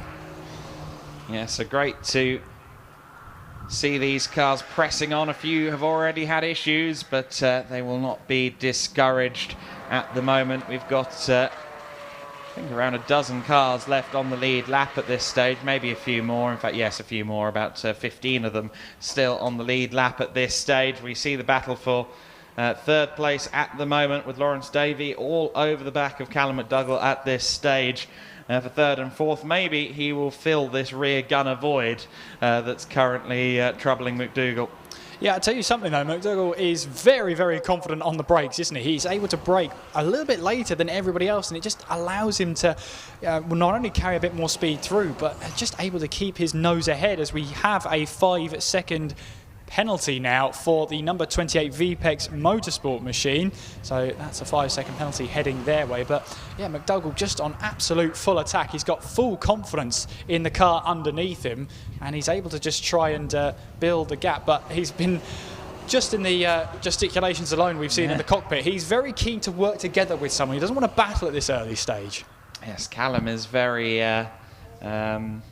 expressive behind the wheel at times, and that's very fun to watch as well from our view. Burton Power Racing going side by side with somebody further back there. That's a continued scrap between Burton Power Racing and VEC Motorsport. Andy Burton back ahead of Tom Elson at the moment. Of course, Burton Power Racing, a huge part of this championship. They provide effectively the racing kits for people who want to get started in this championship, and great to see them competing as always. And the eponymous Andy Burton in the car as always. They've also got a bit of a guest driver in from Shine Automotive. That is Colin French, who has kind of been integrated into Burton Power since there weren't enough drivers for Shine Automotive this weekend. And always good to see the teams kind of combining. We saw a lot of that for the Anglesey 24-hour race, of course, and that's very much in the spirit of KA competition. Oh, you can't find a teammate? Come and join us then. True spirit there. We do like that one, absolutely. We see then watch on for another look at our two race leaders then. It's Lee Deegan ahead of Joe Ferguson at the moment, and they've managed to build the gap between themselves and the number 3 Wingat Racing. Callum McDougall now finds himself almost 11 seconds back from the race leader. So there's Autotech Autotech, as of course they had their issues early on. Where are they in the standings? They're still now in 21st, but with lots happening around them as well, they've been able to just keep calm. Luca Staccini is behind the wheel, and a very charismatic driver, of course, would not have wanted that start. You know, qualified onto the, I believe, the 3rd row, so that was a huge disappointment for Luca. He would have been well up for that battling in the early stages. You say very charismatic driver. Does this mean you've encountered Luca? I have. He's a very nice guy, yes, very exuberant, and loves his racing. Have you seen Luca get a podium yet? Have you? Yes. Ah, there you go. I got a hug. In fact, everyone within about 100 metres of him in the Silverstone pit lane got a hug after a podium result in the Hyundai Coupes earlier actually last month, I should say now. And he is certainly a live wire of a driver. He actually decorated his Hyundai Coupe with just random doodles. He was just handing people pens and saying, draw on my car. And he's got the same on his helmet as well. He's a great character. I know that Luca is great friends with his Autotech co-driver, Taylor Norton, among others. And great to see such a frenetic and fun personality in the paddock. He's always great to talk to, isn't he, Luca? You love his conversations, love the conversations with him. There's, again, our two leaders there, making their way through in towards Nelson, and so they make their way towards Bombhole. And this teamwork seems like it's working, Adam. I don't want to say it, but this teamwork, working together, using the bump draft, using the draft, not battling each other. I think Callum McDougall's got onto something here. This teamwork is working for them, and that's why he's getting so frustrated. There's something very funny to me about the phrase, the teamwork is working. Yeah. It is in the name, isn't it? Well, not always obvious. Not always obvious. True. But it is definitely paying dividends at the moment for Ferguson Motorsport. And Lee Deegan it is, carving his way through the Snetterton 200 circuit, guiding Joe Ferguson in this first stint of the race. Of course, won't be a million miles away from pit stops at this stage. I anticipate something a little over 2 hours. We'll start to see a lot of the kind of first proper scheduled pit stops for the drivers. I think we almost got 3 hours out of a tank at Anglesey Coastal, but I'm not quite sure we'll see the same here. Well, in fact, it was only a couple of drivers managed to get 3 hours. The lion's share were in within the first 2.5. Black and white flag for car 56. That's for exceeding track limits. The 56 car is the hard and enthusiastic guys who are always pushing on, and Philip Truman, who has made up some positions from their starting place, 18th currently, having started at the very back. Unfortunately, might be trying a bit too hard and a bit too enthusiastic. It's in the name. Scott Parker, though, in the IP Racing, number 36, fastest lap of the race so far, 41.790. Of course, they fell afoul to the meatball flag, and, well, Scott Parker now is trying to find his way up the order. Currently, they find themselves in 11th place to IP Racing. Their next driver, or next car ahead of them, is only 6/10 up the road, so they're not too far away from trying to get themselves a few positions. That's a battle as well with the 72 Misty Racing outfit, so that's actually going to be a battle for 11th place. Yes, exactly right. There's the Carmel, the neighbourhood car, as it were. The locals to Winchester. It's still the starting driver in the car, so it is still Tom Owen at the wheel of the 88. Under pressure at the moment from the 121, although that's just a bit of lappery going on. The Calamity car. Another car that's been up there in the kind of top 10, but hasn't really made much of an impression on our screens so far, which is often quite a good sign in these early stages. Currently being driven by Andrew Hinch, and they are set, according to the info we've got, to just be a driver duo, Hinch and Marcus Batty. 9 hours between two drivers is quite some going. It's quite some going, isn't it? But, I mean, all fair play to them. More power to them as well. If you're going to do this with two drivers, I don't know how much we're going to hear from them during the race, mind, but, you know, you never know.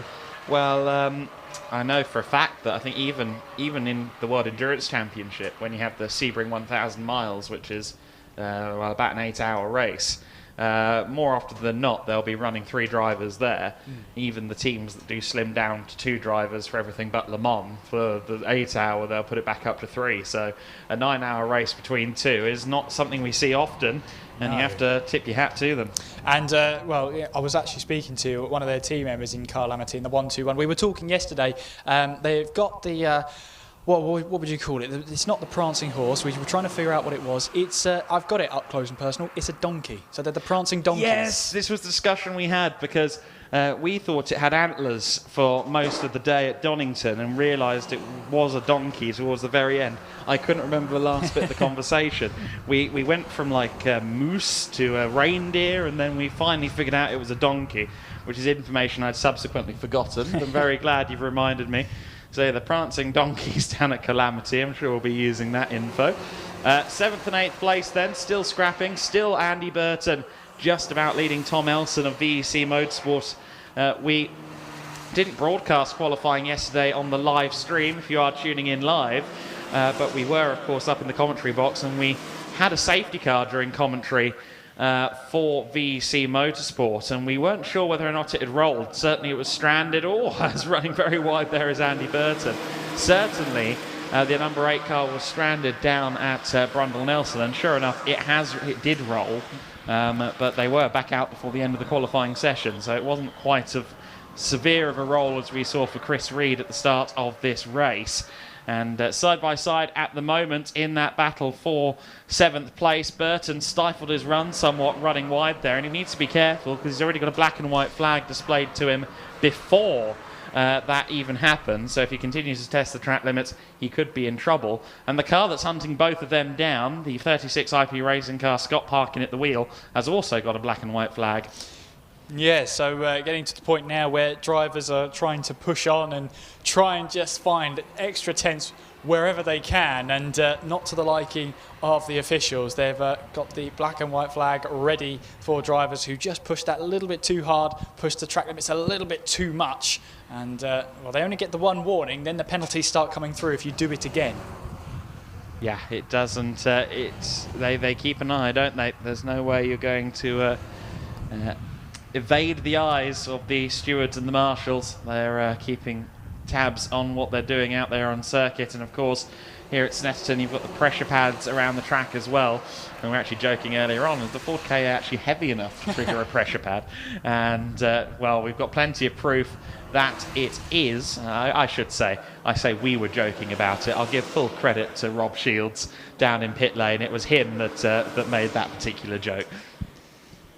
A good battling again between Burton Power Racing and VEC Motorsport. Andy Burton again getting back ahead of the number 8 VEC Motorsport, Tom Ellison, trying to find his way back through, and there just seems to be swapping positions, the number 1 and the number 8 at the moment. So whether that's working together or not, I'm not sure. Scott Parkin as well is also dispatching. He's on a charge. He's now up into 9th place. The number 72 Misty Racing has just been awarded a black and white warning flag for track limit. So they're starting to pile up now, these warnings and these track limit warnings. So not many teams are left with a clean slate at the moment.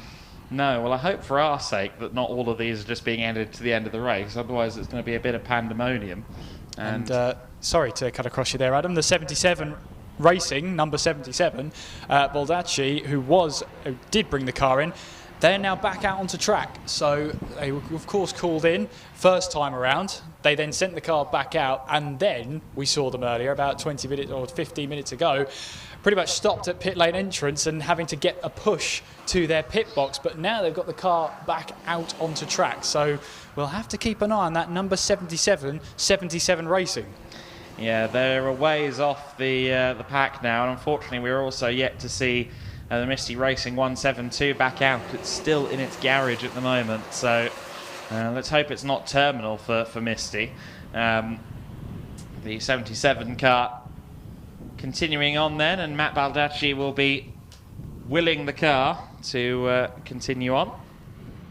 I think we may have Kieran's turn to relay down to the pits. Is that what you're getting ready for there? Okay. Fresh air for Kieran. That's always good. And you see, I didn't bring the headset earlier. That would have been very useful. We will take turns as the day goes on down in the pit lane. I reckon Kieran's about to go and do some news hounding as we approach the first pit window here at the EnduroKA. 9 hours of Snetterton, the Schweiner Rennen race. Of course, previously we have run 12 hours here. We're running a 9-hour at the moment, and it is seemingly been a hit with the paddock. They're very excited to be back here at the Snetterton circuit. The 200 layout suits these cars to a T. Slipstreaming circuits like this suit them. You also have to say that venues like Cadwell Park are also great fun in these as well. The kind of winding, mountainous almost roads of Cadwell Park are a lot of fun at the wheel of these little cars. LDR performance tuning, the latest to accrue a track limits penalty, 5 seconds for LDR performance tuning in Lawrence Davey. So the penalties coming in thick and fast at the moment. We continue to follow the 77 racing car around. Baldacci kind of embedding himself back into the race after an extended stay in pit lane. We've had the third place LDR Performance racing car just going to turn 1 at the moment. Still very much with Callum McDougall all over the back of him. Wingate Racing have not let up an inch. And, interesting. We've had a change for 7th place. Scott Parkin has managed to get past both the Burton Power Racing and VEC Motorsport teams on that lap. So from 9th to 7th, the recovering IP Racing and Scott Parkin. And Misty Racing are back out there. The 172 car just coming out of pit lane now, as you saw on the live feed pictures as well. The 172 car making its return to the track, which is really great to see. Misty Racing back out there at full strength once again. Of course, 72 is still pounding around, currently in 11th place. And actually, the 172 car will rejoin the race pretty much with its sister machine, which is nice to see. So there is the Burton Power Racing car, which has been demoted a position. Andy Burton has been kind of dueling with Tom Elson in the VEC Motorsport car for an overwhelming majority of the race thus far. And both of them have now been dispatched by Scott Parkin. Parkin, who is one of many drivers who raced with us yesterday as well. He was in Turismo X racing with his Volkswagen Golf TDI. Of course, his teammate today, Adam Blair, was also at the wheel of a car there, a very potent Audi TT for Adam Blair yesterday in the Turismo X category, which is a 20-minute sprint race format for saloons and sports cars, a rather different flavour to what we have today with the long endurance racing for EnduroKA. And both drivers, Blair and Parkin, very handy. Along with Mark Witherington, it makes for a very strong team down at IP Racing. So we're rapidly approaching the 1.5 hour mark in this race here today at the Snetterton 200 circuit. The Schweiner Rennen 9 hours continuing on. There's the 88 car. The Carmel car once again. As I explained to the team this morning, we mispronounced the pun name a little bit for the benefit of making sure we don't get told off for advertising products we're no longer allowed to advertise.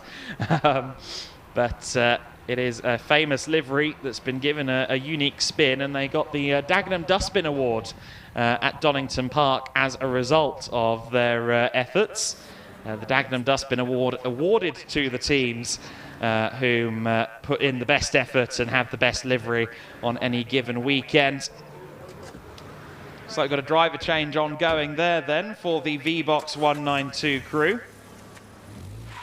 And the V-Box car dispatched back out there. The Race Logic team did have Robin English at the wheel. We'll see who has taken over. We also got a bit of a look there at the Snetterton Pit Marshal boy band, Neil, Robert and Thomas, down there watching on as the pit stops unfolded. Great efforts, as always, on these long races from our pit marshals, who are very, very busy indeed, and our marshals around the circuit. Always great to have them, and obviously an integral part of keeping racing running week in, week out. The British marshals regarded around the world, often exported around the world for countries kind of making their first ventures into top-level motorsport. The Windgat racing car still at odds with LDR Performance Racing, as you can see there just in the back of shot before we followed this 41 car, the Row Rage car. Just behind there is the battle for third place, which is still ongoing. Some position swaps happening between Lawrence Davey and Callum McDougall. It is Davey from McDougall at the moment. And the Lucas Oil-backed Wingdash racing car is continuing to press on. Is a South African name for a South African driver, I believe. Mike Murray is South African, and he is the driver behind the name. Drive-through penalty for car number 42. That's because of track limits, so the grid finder guys have found themselves with a bit of a penalty to deal with. And, well, only one person to point at, and that's Nicky Taylor. He's been in from the get-go, and he's been pressing on, the driver in Mini Challenge. We know he's quick, and perhaps just trying a bit too hard, exploring the track limits a bit too far. And he's the first that I've seen to get a drive-through penalty owing to track limits in this race thus far. Third place battle being mirrored at the moment by the Autotech Motorsport car. We discussed Luca Sticchini earlier on. Of course, that car came to a halt very early in the race. We saw that he was having dramas. It turned out to be a fuel line on the formation lap that brought them to a halt, and we just saw the 36 car in the pit lane. And we also saw IP Racing, or rather we also saw Kieran McGinley on the case, so I imagine we're going to get some news from down at IP Racing, who are making their first scheduled stop. Of course, they've already been in once because of a black and orange flag. So the day has not been perfect thus far for IP Racing. Of course, it'll be important to know and see whether or not we have a driver change or not down there at IP Racing. So if we can get eyes on that situation, that would be ideal. But we'll have to see whether or not that driver change occurs.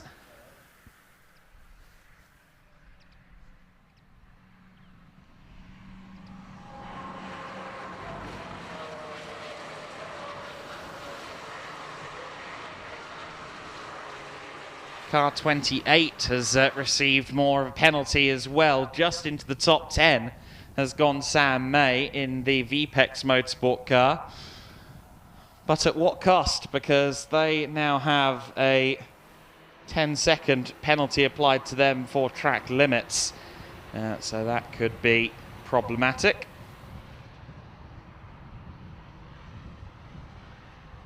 Certainly not the first track limits penalty we've seen so far today.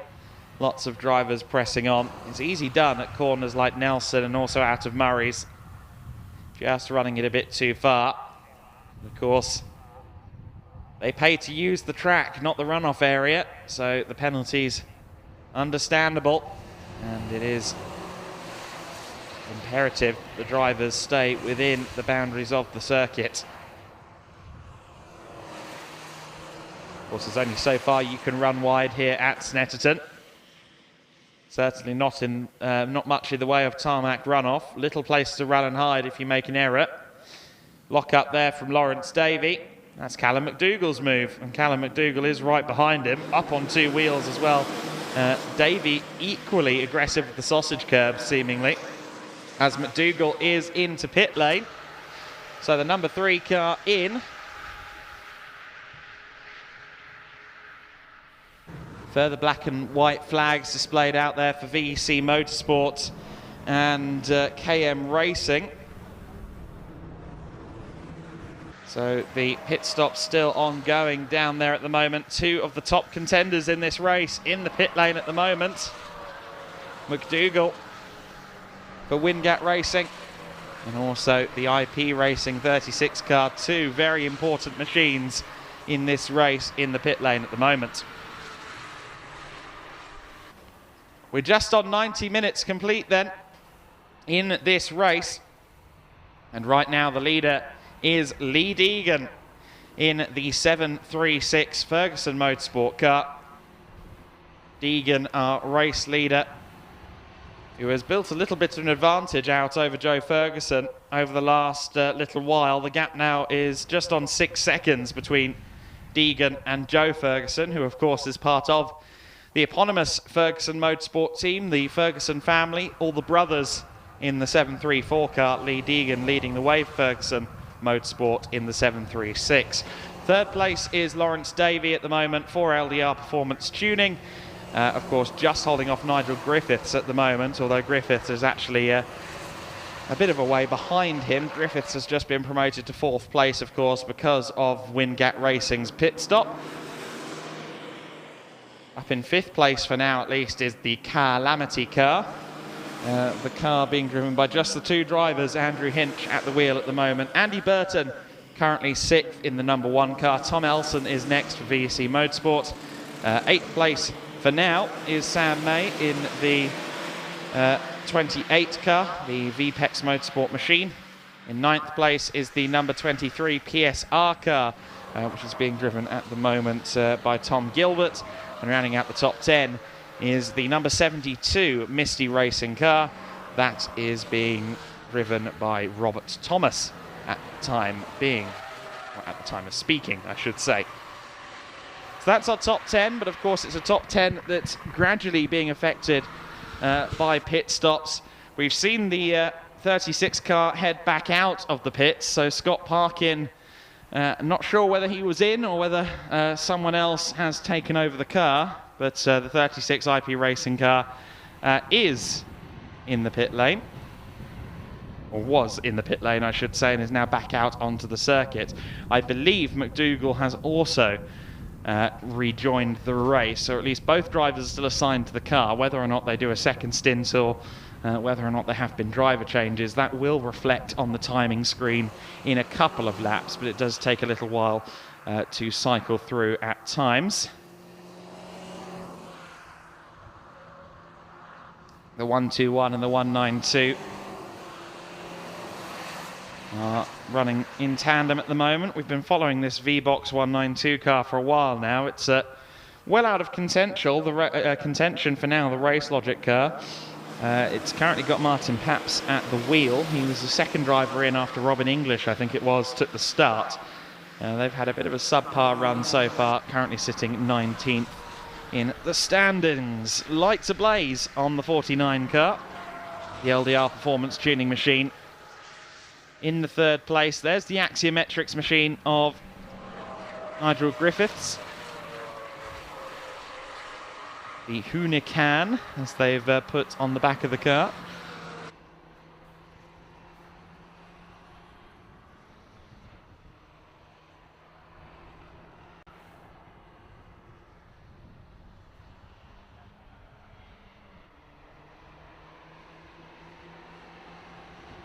So the Axiometrics car just putting a lap on the 41, which is Row Rage Motorsport. And at the moment it is a Row at the wheel. Sam Rowe. And John Rowe is also part of the team, but they've got two non-Rows as well. They've got Jason Hancock and Greg Caswell in their driver rankings. And we had said before that it seemed Lee Deegan had built a gap over Joe Ferguson, but the gap's come down massively in the last couple of laps. Deegan was some 5 seconds slower on the lap previous to this one, and the gap has gone down again to 0.4 of a second. 2 slow laps in a row for Lee Deegan. Now, you could say, oh, maybe he's got a problem. I think this is more just the team deciding to make them work together again. Maybe a bit more team play here to try and build the advantage further and further out to the point where they can't be caught. That might be the thinking at Ferguson.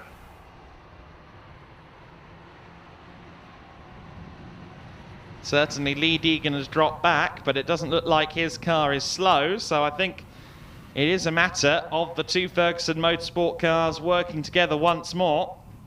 Joe Ferguson, once again, with a slipstreaming buddy in the form of Lee Deegan. Deegan, who leads the race.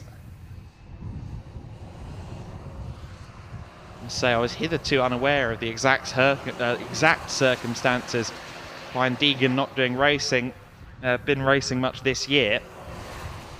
We spoke about it this morning. He said that effectively his brakes failed at Anglesey when he was doing about 120 miles an hour, had a big smash in the Civic, and has only really now just started to feel okay to go racing again. And clearly he's not taking his eye off the ball for a moment. No race rust, as it were. He's straight back into the hot seat and at the lead of this race quite comfortably as well, I might add. Seemingly able to match the pace of our quickest drivers here in the EnduroKA category. Stacchini has brought in the 64 Autotech Motorsport car, which is looking a bit warm,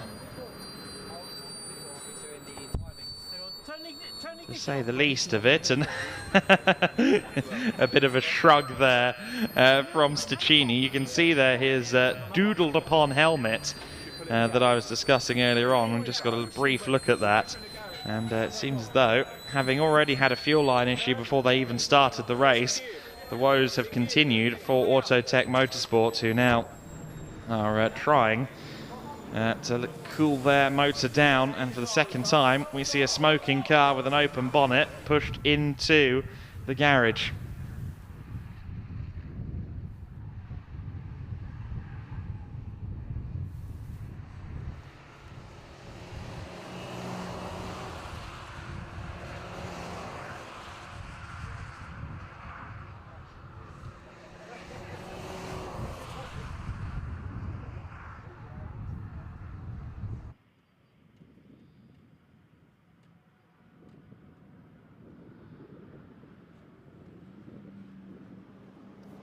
So the leading duo around the final corner and out onto the centre straight once again.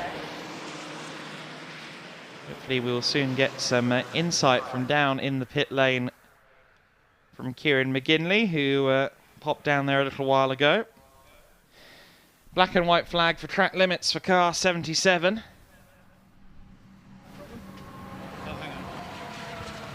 And into the pits has come the Misty, I think that might have been the 172 car back in again, or was that the 72?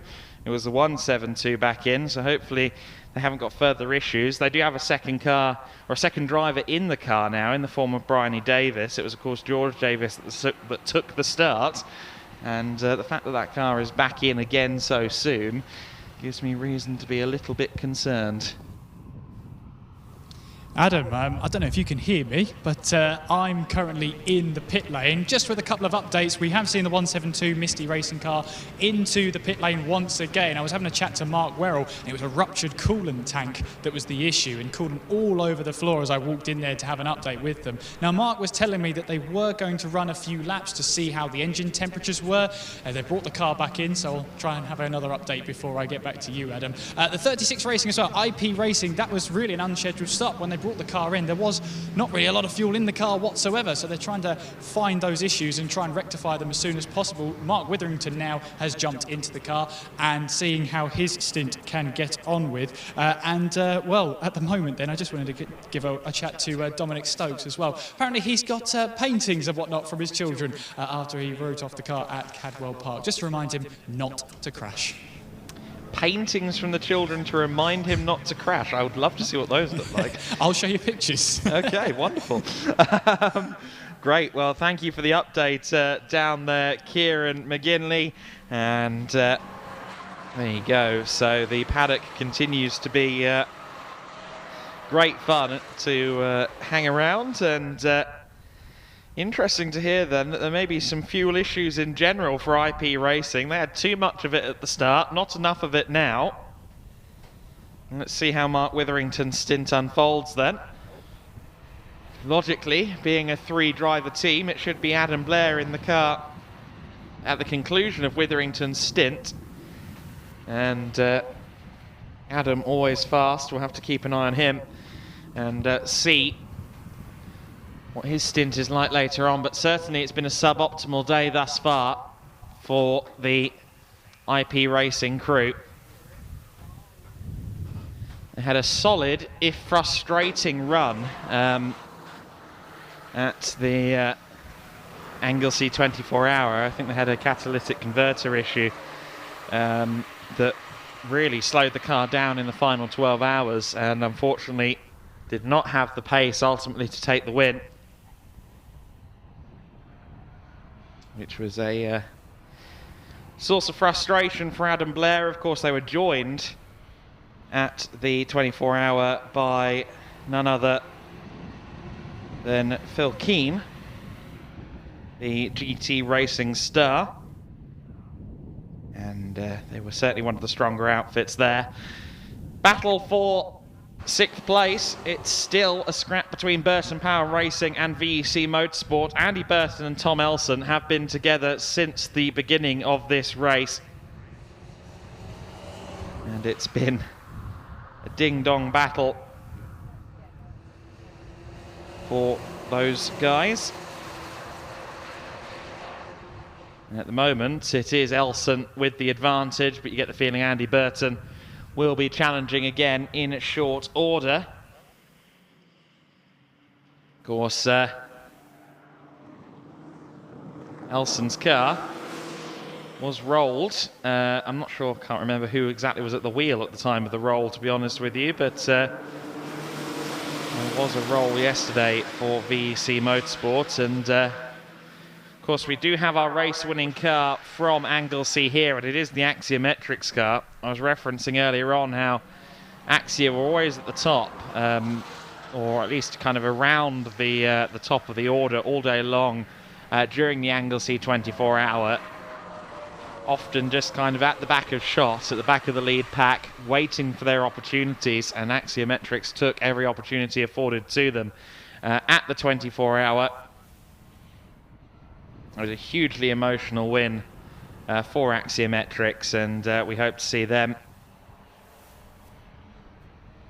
at the sharp end again in this one. Of course, they had a slightly different driver lineup at Anglesey. It was Chris Wetherill, Dominic Jackson, Nigel Griffiths and Christian Rose. We've got Griffiths and Jackson here. Dominic Jackson and Nigel Griffiths are both here again, but they've been joined by Tim Wheeldon this weekend. So a slightly different driver lineup, but the winning team from last time out, from the inaugural 24-hour race in EnduroKA history, are indeed here.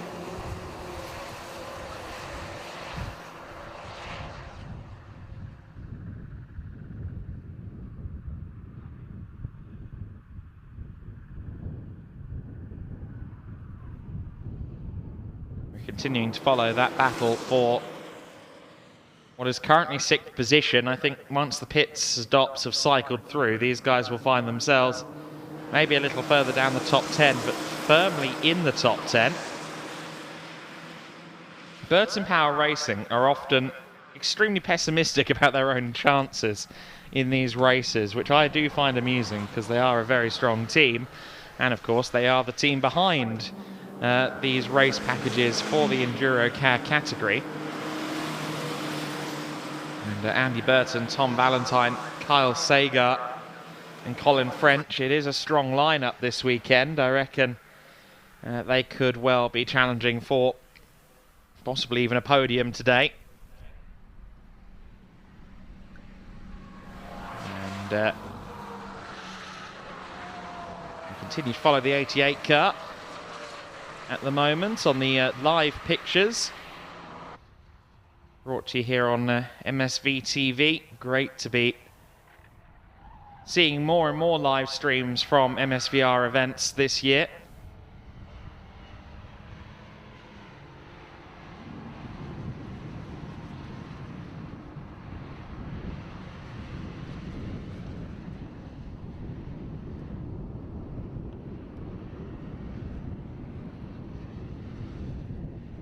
Down towards Brundle and Nelson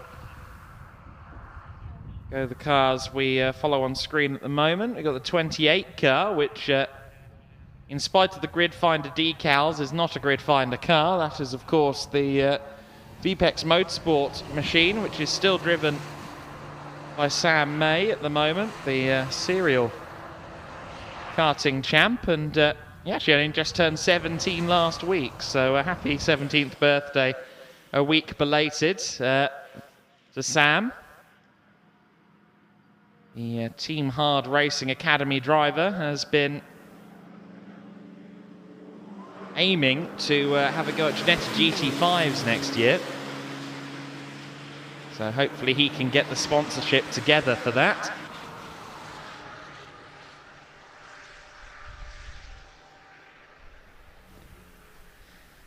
And the EnduroKA, something of a shop window at the moment for Sam, and he's had a good run from outside the top 20 all the way up to 7th place thus far in this stint. So clearly proving his worth and showing his wares, with PSR's Tom Gilbert all over the back of him at the moment. And Gilbert has a little look to the inside of Sam May as they go through Chapman and onto the Bentley Straight, but no move made.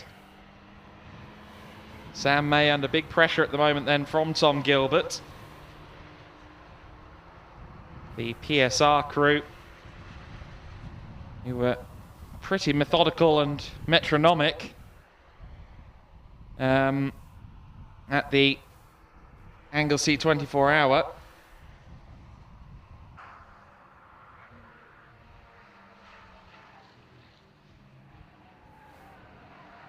Often are well into the top 10 in these races, especially as the race wears on. PSR just seem to survive any of the shenanigans going on elsewhere, which is hugely important to anyone's continued success in a 24-hour race. Into the pits has come LDR Performance Racing and Lawrence Davey.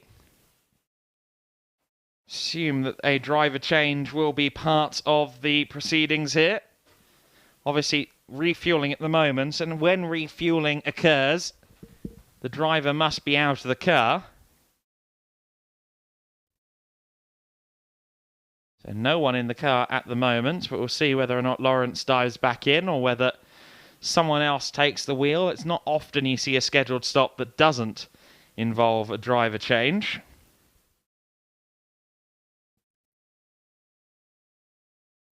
And so Tom Gilbert, we're talking about him, the PSR driver. He and a great many of the others will soon be vacating seat, one would expect. Because they can't do more than 3 hours at the wheel of the car anyway, and I don't think the fuel tank would allow for 3 hours, although we did get very close at times at Anglesey.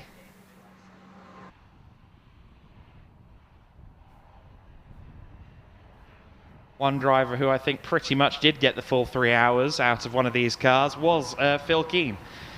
Phil said, actually, I didn't realise the car had 5 gears. I didn't realise it was a 5-speed. Otherwise, I would have been using 5th gear a bit more often in my quest to save fuel. These are 5 speeds, of course, and they have standard gearboxes, standard pretty much everything on these Ford KAs. Only the bare bones modifications required to go racing to keep the budgets down and keep the fun accessible to as many as possible. There is the referenced number 2 Castrol car, the car covered in in-betweeners quotes. They've got the red door on the yellow car. It's become a full-throated tribute to the in-betweeners gang.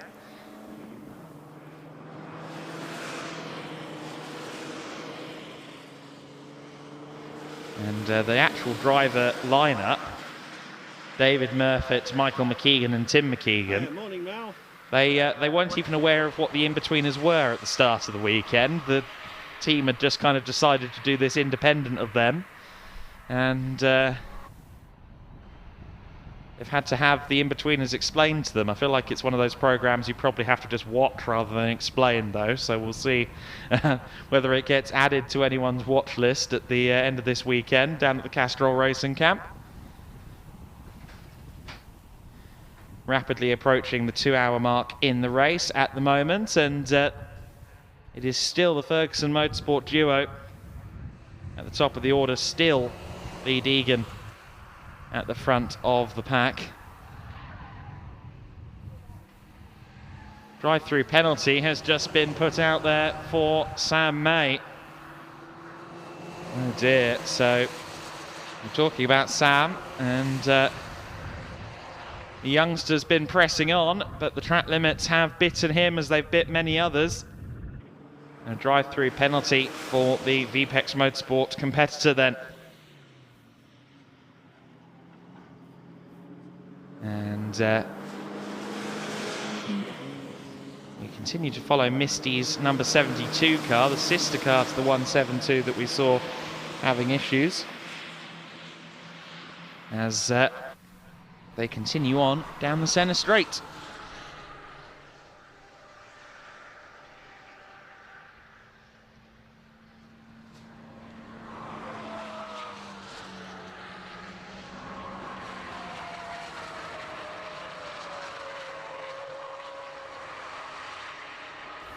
So 28 car heading out of the pits now. So Sam May got the memo when it came to the drive-through penalty and very quickly served it, and will now continue on his way.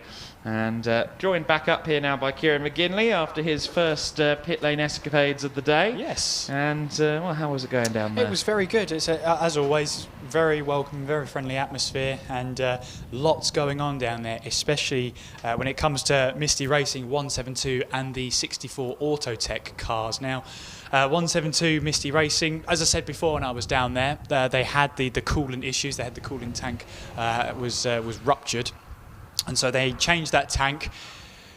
put some coolant in it, started bubbling over, not a great sign. They did it again, didn't do it.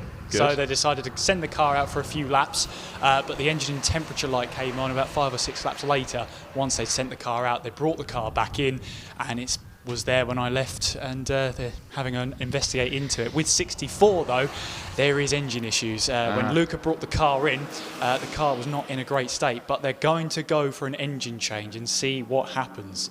So let's keep an eye on 64, because they're going to go through an engine change. Interesting to see how that unfolds.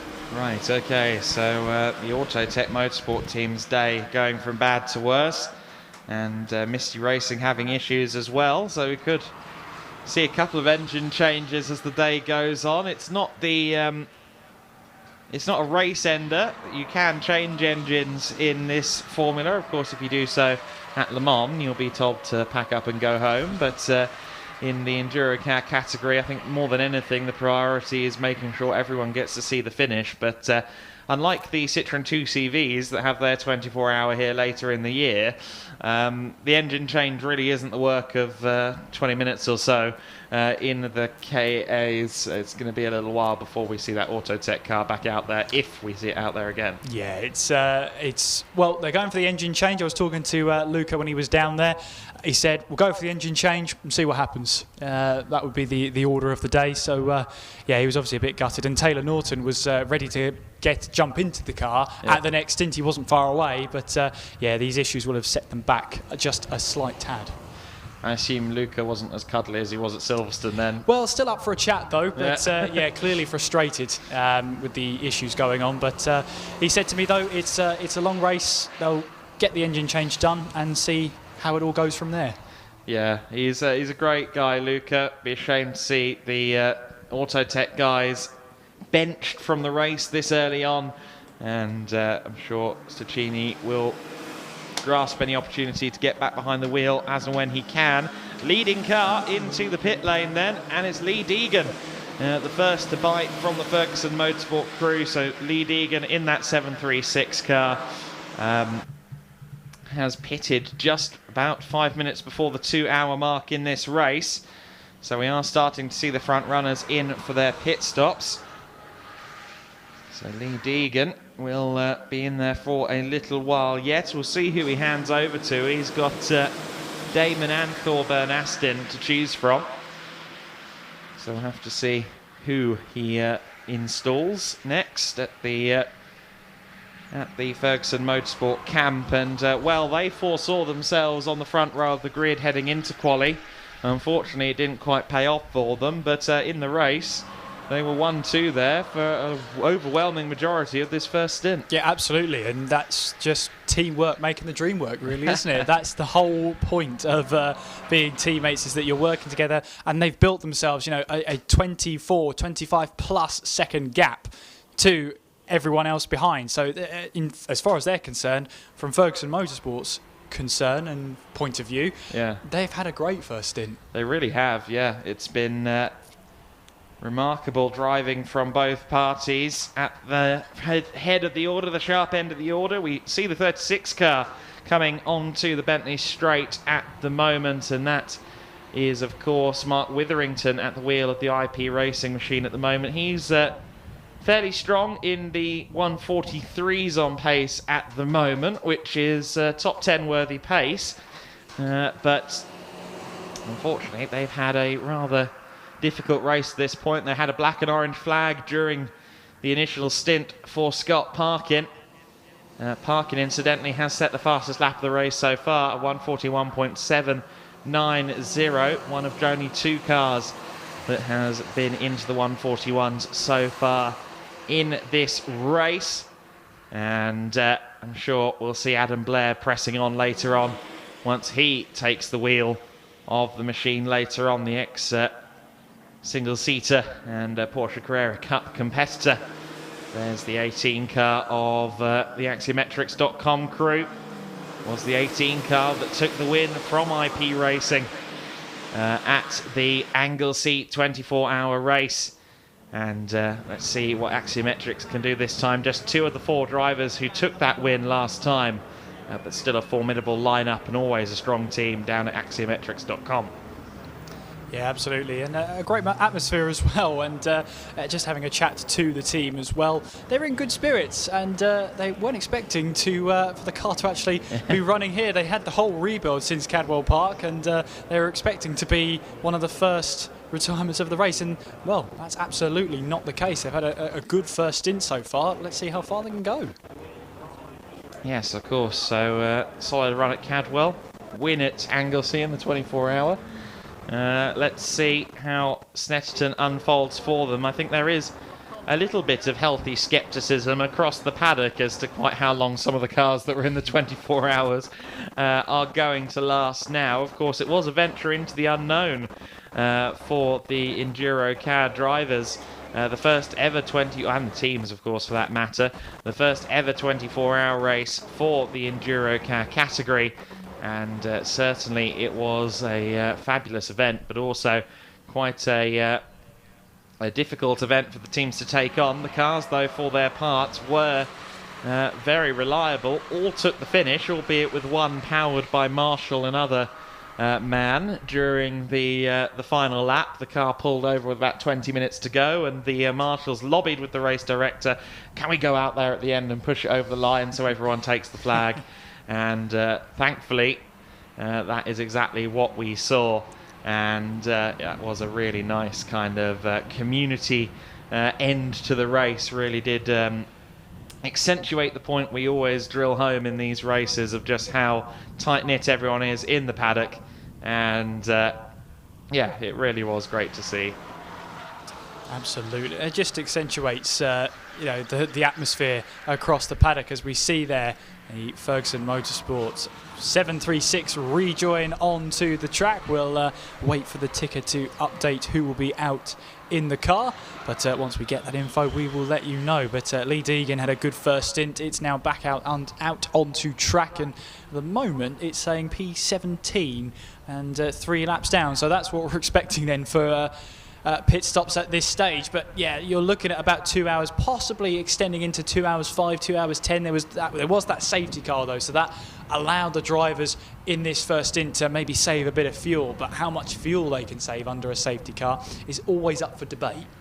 Yeah, so there's always seems to be a bit of a split as to how long these cars can go. There is a lot of difference actually in terms of like just stint length, how long these cars can go on fuel across the paddock.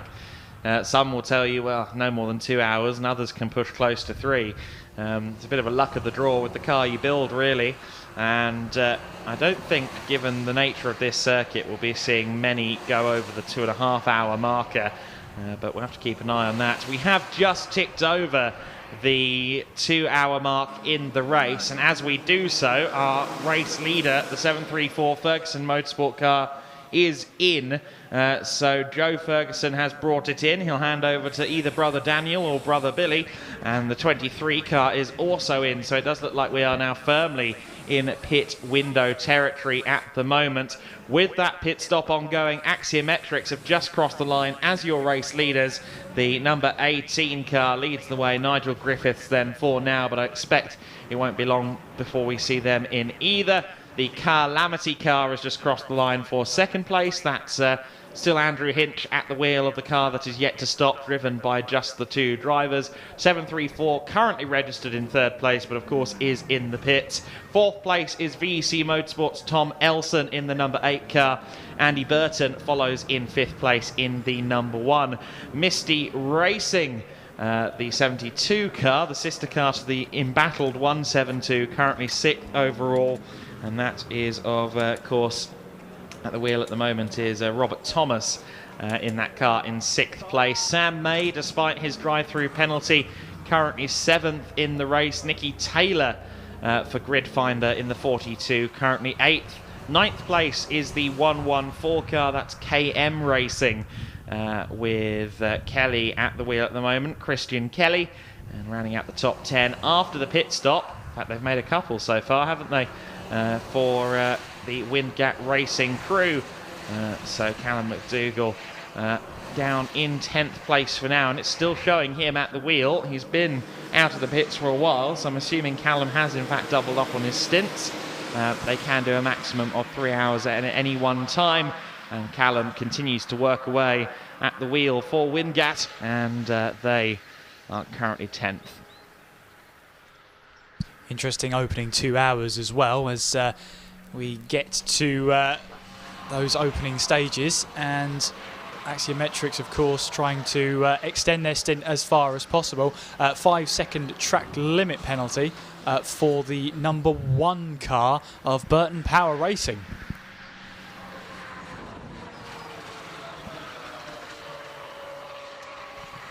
So then I am going to vacate the commentary booth for a little while, off in hunt of some drivers to chat to. So I'll leave you up here for a few minutes in the company of Kieran McGinley, and I will go collar cameraman Jeremy, and we'll hear from some of the drivers getting out after their first stint of racing. Time penalty for car number 1, 5 seconds for track limits for Andy Burton. The latest in a long line of track limits penalties we've seen so far. Yeah, absolutely. So we'll have to see whether they start racking up and how much they start racking up. And how much they start racking up as well. So, yeah, it's getting to that point now where drivers and teams are going to have to be very, very wary of those track limits penalties, because they'll only go and skyrocket if you're not careful. We've already had a drive-through penalty as well being handed out. So they only escalate from there. You have to be very, very careful. As we've already said, 9 hours is a long, long time. So you have to make sure that your driver, for the best part, for the most part, keeps it on the tarmac.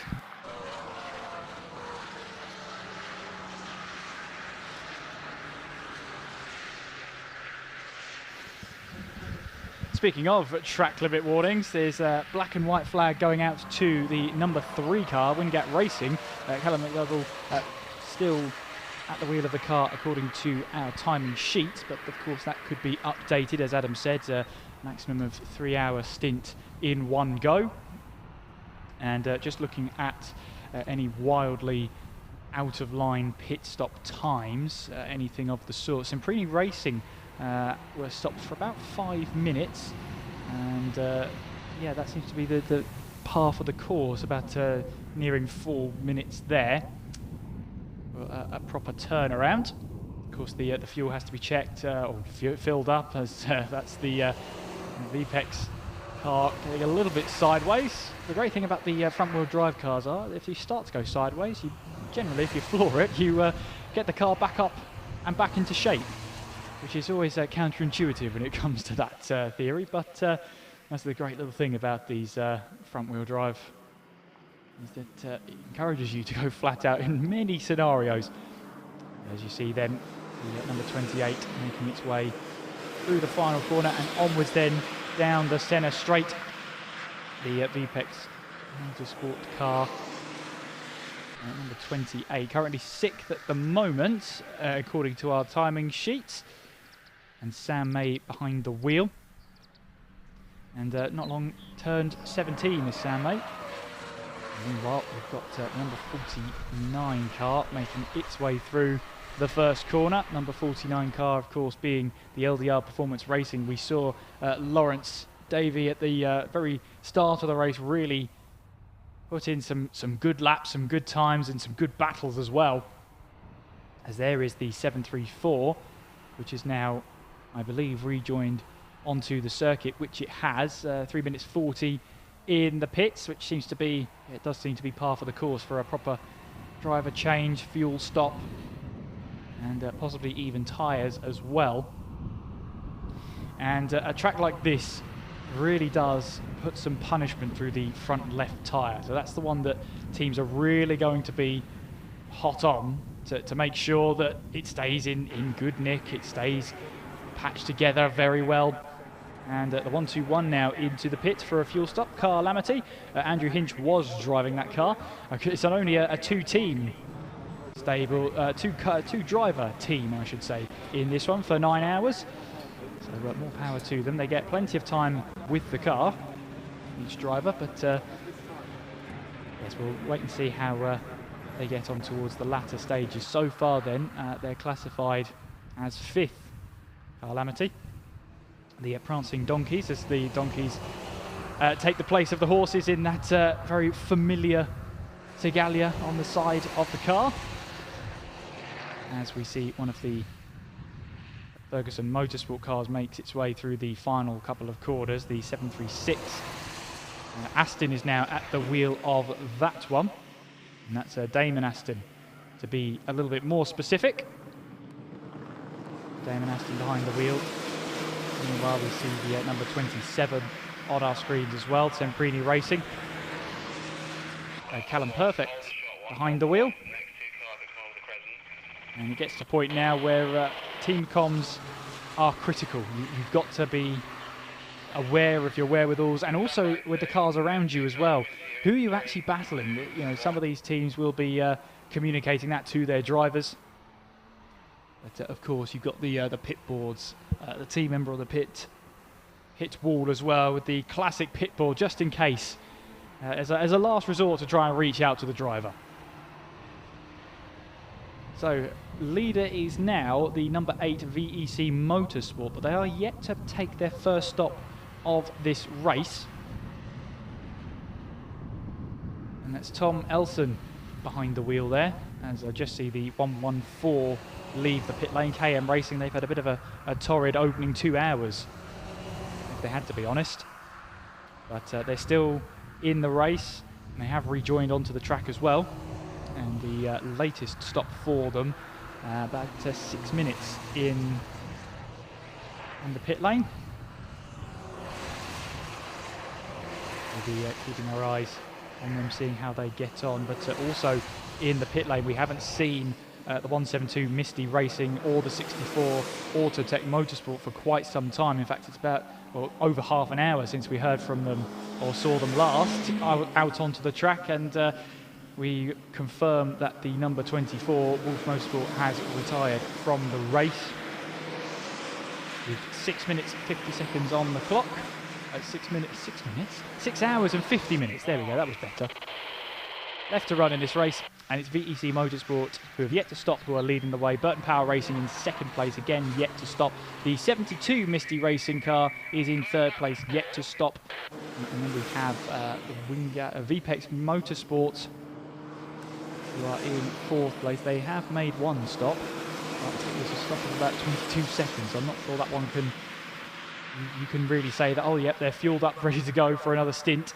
So we're expecting them in the pits as well in the near future. But we're getting to that point of 2 minutes and 10 minutes, 2 hours and 10 minutes into the race, which having a sort of consensus from the teams in general, 2 hours, maybe slightly more, it seems to be the way to go.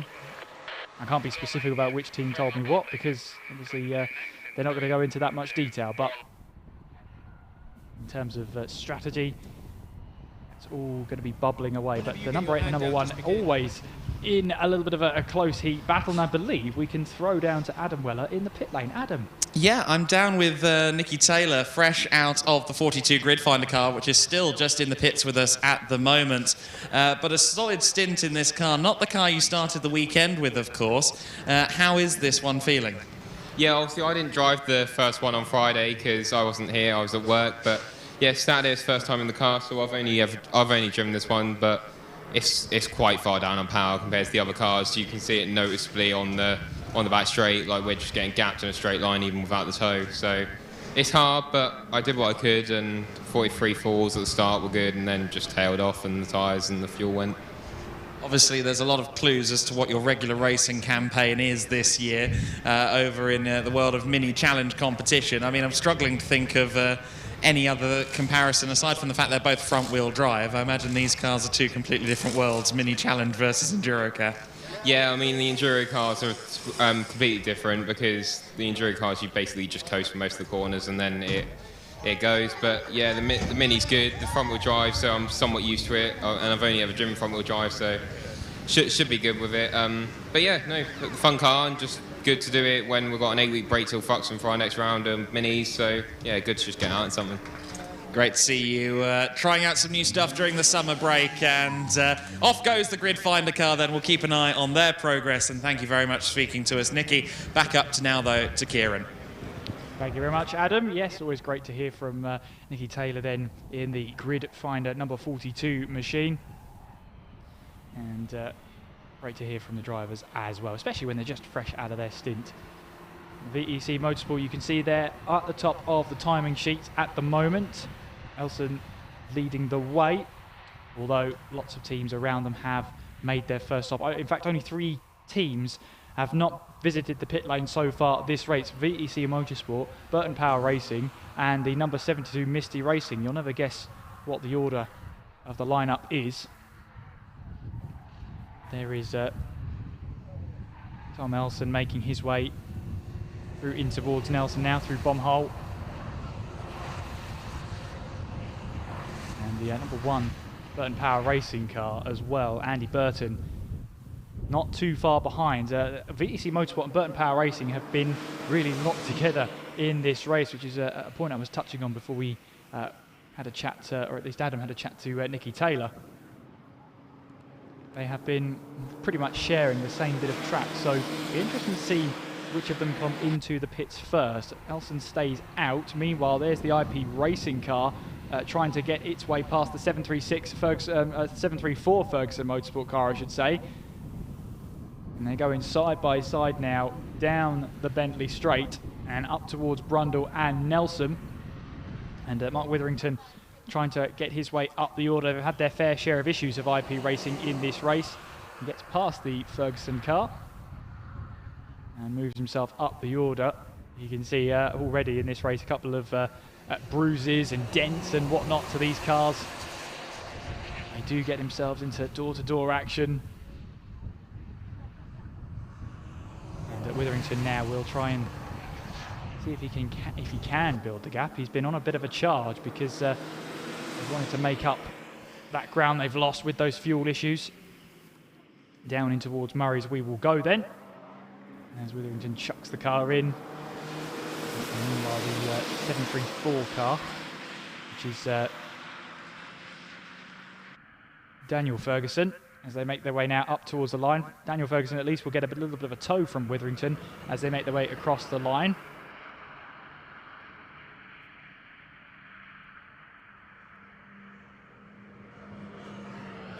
There is about a lap between them, and Adam, I can just about hear you in the pit lane there. Are we ready to throw down to you? Okay, so we're down here at the moment with Jeremy Evans from Semperini Racing, who's not been in the car yet. You'll note he's in his civvies. It's going to be a little while before Jeremy's in for the final stint of the race.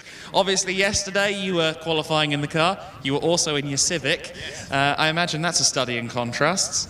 Yeah, quite strange jumping out the Civic straight into the KA for qualifying. Yeah, very different machines, very different under braking, and of course a lot less power. So yeah, very interesting, but yeah, all good fun. And something you alluded to with me earlier on before we started, and something that a lot of teams echo, is that while yes, these are not very powerful cars, they still go a long way to teaching you the fundamentals. When you hop back in something more powerful, such as your Civic Type R, suddenly you've learnt a few things. Absolutely right. A lot of the overtakes yesterday were learnt in the KA, all about carry momentum, get your exits right, and then use whatever you've got on the straights. Two of our drivers are, one's 18, one's 16. They're learning the ropes in the KA, and that'll help them massively when they move on to quicker stuff. A lot harder to get a slow car to go quickly than it is to get a quick car to go quickly. And the 27 Semperini car currently running in the teens. You're running with some teens. You've got some young drivers in the car. What's the aspiration? Top 10 finish today? Top 10 will be lovely. Just get it to the finish is the instruction to all the drivers. Just bring it home, and then we'll see what happens ahead of us. So yeah, 2 of us are larger gents that have to carry some ballast that the kids have to put in the car. So it's just a case of get out there, keep going round and round and round, and if we have no trouble and no penalties, then we'll pick up places. You see why I'm comfortable. Fellow larger gent, it's good talking to Jeremy. And, well, press on there. I'll see you at the pit wall, leave you to your duties, but great to hear from you as always. Great, yep, catch up later. Thank you. There you go. So Jeremy Evans due in the car later on for Semperini Racing. Back up to Kieran for now. Thank you very much, Adam. Great to hear from Semperini Racing as well, as they find themselves at the moment in 14th place, the number 27 car. Perfect behind the wheel there, as all sorts of shuffling will be going on. Still yet to see either of these 2 cars, VEC and Burton Power Racing, make their way into the pit lane. There is the 88 Carmel Racing machine. Moving to the right-hand side to allow Andy Burton to go through. And again, sharing that same bit of track. I wonder how long that's going to be. They've been together, pretty much glued together for the last 2 hours and nearly 20 minutes now.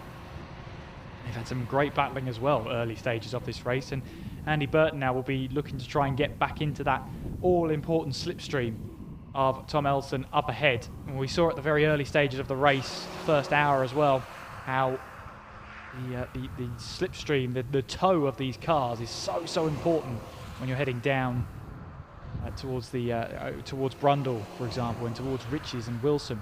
172 Misty Racing car is out on track, so we'll have to keep an eye on them. They've been struggling with coolant issues. Their cooling tank had ruptured. They got the black and orange mechanical, or the meatball flag, to bring the car into the pits. And that's when I was having a chat to George Davis then. That's when he started to realise that the engine temperatures were really starting to skyrocket, brought the car in. As you saw on the broadcast, it was absolutely steaming and smoking. And I'm going to interrupt myself because I think Adam's found someone else to talk to. Adam, down to you. Yes, well, I told you earlier on that I was going to perhaps get some South African pronunciation lessons from down at what I call Windgat Racing, but I know, reliably informed, I am a bit wrong with the pronunciation. Mike Murray, the South African driver, is why the team is named as such. First of all, give us the true pronunciation. Windgat. Oh, goodness me. Okay. So tell me about that word. I understand it's a bit of a kind of tongue-in-cheek word to use for a team name. Yes, it sort of means like show off in Afrikaans. Not that we do. Yes. And obviously you're all primed and ready to take over from Callum McDougall once he kind of gets to the 3-hour mark, which is the maximum stint time. We know Callum's incredibly quick, and I mean, with the lineup you guys have got, it's got to be an attempt at a win today, right? That's what we're going for. We've had a little bit of an issue with overheating, so we've had an extra pit stop, which wasn't in the plan. But it's a long race. We'll carry on. Okay, so obviously you guys were meant to be sharing the Caterham yesterday as well in track day. So what caused you to bail out the Caterham? Money. It's a thing with the racing. It all costs money. So yeah, no, I didn't have enough to run both. So maybe next time. Maybe next time. Well, there you go. Great to hear from Mike. The team, remind us again. Windgat, I think that is. I'll try my best to memorise that. But the number 3 car pressing on towards the sharp end of the order. Callum will soon hand over to Mike. Thank you very much, Adam. And just as you've handed back to me, we've had a fellow commentator jump into the box in Mark Werrell. Mark, we've just seen the 172 Misty Racing cars back out on track. What's the latest from your side of the garage? Fingers crossed, Kieran. Fingers crossed we're all sorted now. Fantastic stint from George that he put in right up there, 4th, 5th place, fighting away before we received that black and orange flag for dropping some sort of fluid. It turned out to be coolant. The expansion tank had split on the car, the coolant tank had split. So the Misty team, as ever, Steve and the boys did a great job of replacing that. There were some slight concerns, was that cause or effect? So car went back out there with Bryony behind the wheel. And a few laps later on came the temperature light again, so car back in again. And it's finally tracked to, we thought it was the fan not receiving power. Well, no, the fan was receiving power because the motor was spinning. The problem was the centre of the plastic fan had totally disintegrated. So whilst the motor was spinning, the fan itself wasn't. So, yeah, finally replaced the fan. Fingers crossed now we're sorted, but of course we're now 33 laps down and just out there to enjoy ourselves for the rest of the 6.5 hours. Yeah, I mean it's a lot of work to do in 37 minutes. You saw there that was the stop time, 37 minutes, the last one. So let's hope that's there. But there's the sister car, the 72. The 72's running well as well. One of the first pit stops, I think, for that car as well. I mean, what's the feeling down in the Misty Racing garage at the moment? Because it's a tale of two garages at the moment. Absolutely, yeah. Understandably, we've had the number 72 drivers come over, and Adam Bonham and and his father Simon come over and commiserate with us, but equally as much we've been saying to them what a fantastic job that that Robert's been doing, who's just about to get out of that car, because Robert only just arrived in time for qualifying yesterday. He'd got a couple of family issues and was just taking care of those, so actually didn't think he'd get here to qualify. He literally stepped into the car, did the laps that he needed to do, started the car and has put a great stint in, picked up a few places, and at the moment, out of kilter with the rest, because they're only just pitting, others have already pitted, but that car should be inside the top 10 once we've cycled through these pit stops. Yeah, absolutely. So we'll have to keep an eye on them. And I mean, what's the goal from your side of the garage then? Is it just to get this car to the checkered flag now? Absolutely, yeah. Just get the car to the checkered flag. Repay the hard work that that Steve and Matt and the two Pauls and Mitch have done there with the team, and we'll just see where the Sunoco-backed Misty Racing 172 finishes at the end of the race. But hopefully, yeah, just a finish would be a win for us now. So Bryony's currently out in the car, is that correct? Bryony's out in the car. Okay. She'll be out for probably about another 45 to 60 minutes, and then I'll jump in and do my first stint and see what we can do. Well, absolutely. I mean, the car qualified in 6th place under your hands as well towards the end. I mean, that was a hectic end to that qualifying session anyway, wasn't it? I don't know what happened there. I've not sat in the car for 12 months, and to qualify 6th quickest, I was probably as surprised as anybody. But looking at the data traces of George and I last night, we're very similar on pace, doing different things in a couple of different places of the circuit. So we're hoping for good things. Bryony, new to the car and is picking up pace all of the time. And she got sat on the back of somebody before she had to bring the car into the pit lane, and she's there now. She's absolutely on it now as well. So no chance of a result, but the car should still have the pace. Just to say that the number 42 grid finder car has now got a stop-go penalty, 1 minute penalty for track limits. So they're starting to get more and more draconian, those penalties. So it's not too far away from being one of the most severe penalties out there. That's certainly the most severe penalty we've seen today for track limits. Of course, that was upgraded from a drive-through as well earlier on in the race. So yeah, it's getting mighty close for grid finder. They've got to start reining it in and trying to keep it on the track as much as possible, because it only gets more and more painful, the penalties. Well, Mark, I mean, it's great to chat to you. I have to say, you did supply us with some goodie bags as well, but we'll lessen that point. No, great to talk to you. And my pleasure. Hopefully we get to see you out in the car at some point today. Thanks, guys. Enjoy the rest of the race. Cheers. Thanks very much. Mark Werrell there, who's heading back down to the garage then. Of course, the sister car, the 72 Misty Racing, ready to get out there. Of course, changing of the tyres. Now, the front left tyre is probably the most... well, you'd probably take the most caution with it, considering it takes most of the load around the track, especially going through Coram. And I wonder if we can get a lovely shot of that tyre, then you see how much tread is actually left on it. And front left tyre being replaced on the car with the drills. Ready to tighten up the bolts as well, making sure that wheel is properly on.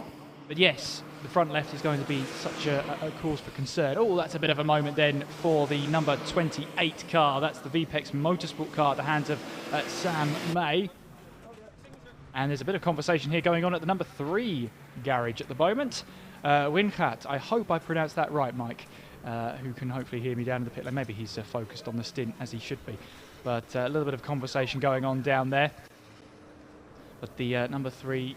Obviously, we saw the number 3 doing a great job at the hands of McDougall earlier on in the race. They finally brought that car in for its second stop. There goes the 72 Misty Racing car down the pit lane to rejoin the track. And still, our 2 leaders at the moment, VEC Motorsport and Burton Power Racing, still have not stopped. And they're still pretty much sharing the same bit of track. Just over a second separates the 2 cars. And we'll have to wait and see how that all goes, because it's getting to the point now where we're almost 2.5 hours into this race and we still haven't seen VEC or Burton Power in the pit lane. So this is them running surely they're running on fumes at this point, but we'll see when they come into the pits. I'm sure that's going to be quite a fuel tank that's wanting a little bit more fuel into it. 77 Racing have now come into the pits as well. Mike Baldacci is in only very recently, and there is the car. Of course, they have to park it towards, you have to face the garages when you make your stop, and then once your stop is completed, you have to wheel the car back out, and then it can rejoin the pit lane. Just to save on space, if you had cars all facing the same way down the pit lane. towards the pit lane exit, you obviously get less space in the garage as number 3 team being watched closely by the one of the scrutineers down in the pit lane. And meanwhile, then there's one of the 736. That's one of the Ferguson Motorsport cars. Damon Aston is in the car there, and still. We have now seen Burton Power Racing just come up on my timing screens that they are in the pits, and there they are. Burton Power Racing in. Andy Burton is bringing that car into the pit stop and pit lane. And, well, that was 2 hours, 28 minutes, that stint. So that's a bit of a fuel-saving adventure going on there. Of course, they did have the safety car at the start of the race. But how much fuel you could save under the safety car, well, that's up to the driver. But good job from Andy Burton then. We'll see if he hands over. I mean, he probably will be handing over because you get close to that 3-hour time stint limit, if you like. So he will probably be handing the car over at this point. As we see a couple of cars going side by side, just a bit of traffic making there. And you can see on the driver names then, Mr. B, Flat Shift Tommy, Send It Sagar and Colin. Oh yes. Anyway, I do love it when they come up with those names on the side. I really, really do. But bit of a warm up there just to get ready to jump into the car. As Andy Burton then has done the stint. Obviously, he's Mr. B, giving the thumbs up at the moment. And looks like his stint for now is done. Adam, down to you in the pit lane. Yeah, Mr. B, of course, being Andy Burton, and they've, as you said, they've done some modifications to some of the names of the drivers out there, and Colin French with something like 16 L's apparently. It is only 2 on the entry list, so I'm going to abide by that spelling. You see Jeremy cameraman with me. I think we're going to take a bit of a roam further down if you want to join me, Jeremy, because we were going to have a word with George Davis, who is, of course, colleague to Mark Werrell, who we're hearing from just now in the commentary box. Of course, Mark is a commentator as well by trade, so not surprisingly he hopped behind the microphone for a little while. But George Davis, actually his first time not in his Ford Fiesta Junior car. He's actually lurking just over there, so we'll go to George. I am actually going to walk the right way so I don't fall over for just a few minutes. But George Davis, we've managed to retrieve cameraman Jeremy, and so we will hear from George now. Your first time not in your Fiesta, in the Fiesta Junior Championship. You then also ran in Fiesta Seniors, of course, or Fiesta Seniors, but in the main Fiesta Junior, or in the main Fiesta Championship last year. How does the KA compare? Well, I guess because they're both front-wheel drive, which is good. So, yeah, it's sort of the same bit of kit. Got a little less power, but I guess I'm sort of used to it, the Fiesta being a bit quicker, but same tracks. And I'm loving every second. So. Now, they say sharing is caring, and of course you are having to share the car with your sister. How do you feel about that first time doing so? Yeah, I think it feels great. Me and Bryony definitely starting to work on our teamwork a bit more. Because in Fiesta it's really competitive, so the sibling rivalry gets ahead of us a bit. But we're definitely taking steps forward to sort of forming a sort of a one-team kind of thing. So, yeah, I guess it'd be good for the future, I guess, if we get our heads down and see what we can do. And in the future then, are you guys going to be angling more towards endurance racing than kind of sprint saloon cars such as the Fiestas? Yeah, I think definitely endurance is probably a better option for us. We've done Fiestas and we thought, well, if we go our separate ways, we won't get too far. But if we sort of come together and form our own team as one, we'll certainly get a lot further. And with us probably being the only brother and sister out there at the moment, I think that's a pretty cool thing. It definitely is. I mean, talk us through that first stint then. Obviously, it ended with a slightly cooked engine. It was a bit warm, but you were really pushing. It was a boisterous stint. You managed to get yourself into the top 5. It looked fun. Yeah, it was definitely a lot of fun. I was bearing down on a podium, but yeah, it was. I think I was out there for about an hour and 15, so definitely daunting. It's a lot more than the Fiestas, so yeah, I had a good battle with number 3 out there, bumped drafted him down the straight, so it was brilliant. It's great, different discipline of racing, and I love it. There you go, the harsh realities of a slightly longer race, that hour 15-minute stint. Callum McDougall just did a 3-hour stint there or thereabouts. We'll hear from him in a little while, but for now, back to Kieran. Thank you very much, Adam. As you just hand over to me, there's been a drive-through penalty awarded to the number 49 car. The 49 car being the LDR Performance Racing machine. Drive-through penalty for track limits. So that's not going to end too well whatsoever. And it's one away from the 1 minute stop and go penalty we saw handed out to Gridfinder earlier on, which is not good news. So Burton Power Racing, as we alluded to, currently in the pit lane. In fact, they've just left the pit lane as I say that. They're now at pit lane exit. Have rejoined onto the track. So the only driver, or the only team I should say, that hasn't stopped in this race just yet is VEC Motorsport. Tom Elson looking right now. I wouldn't be surprised if he's looking to try and go for the full 3 hours. He would have completed his stint at that point. It's whether he can make the fuel last for 3 hours. So interesting to see, because if you can try and get through the race with one fewer stop, that can buy you a few minutes at the very least. So there's one of the Ferguson car making its way past. The 736 getting past the 114, the 114 being the KM Racing car.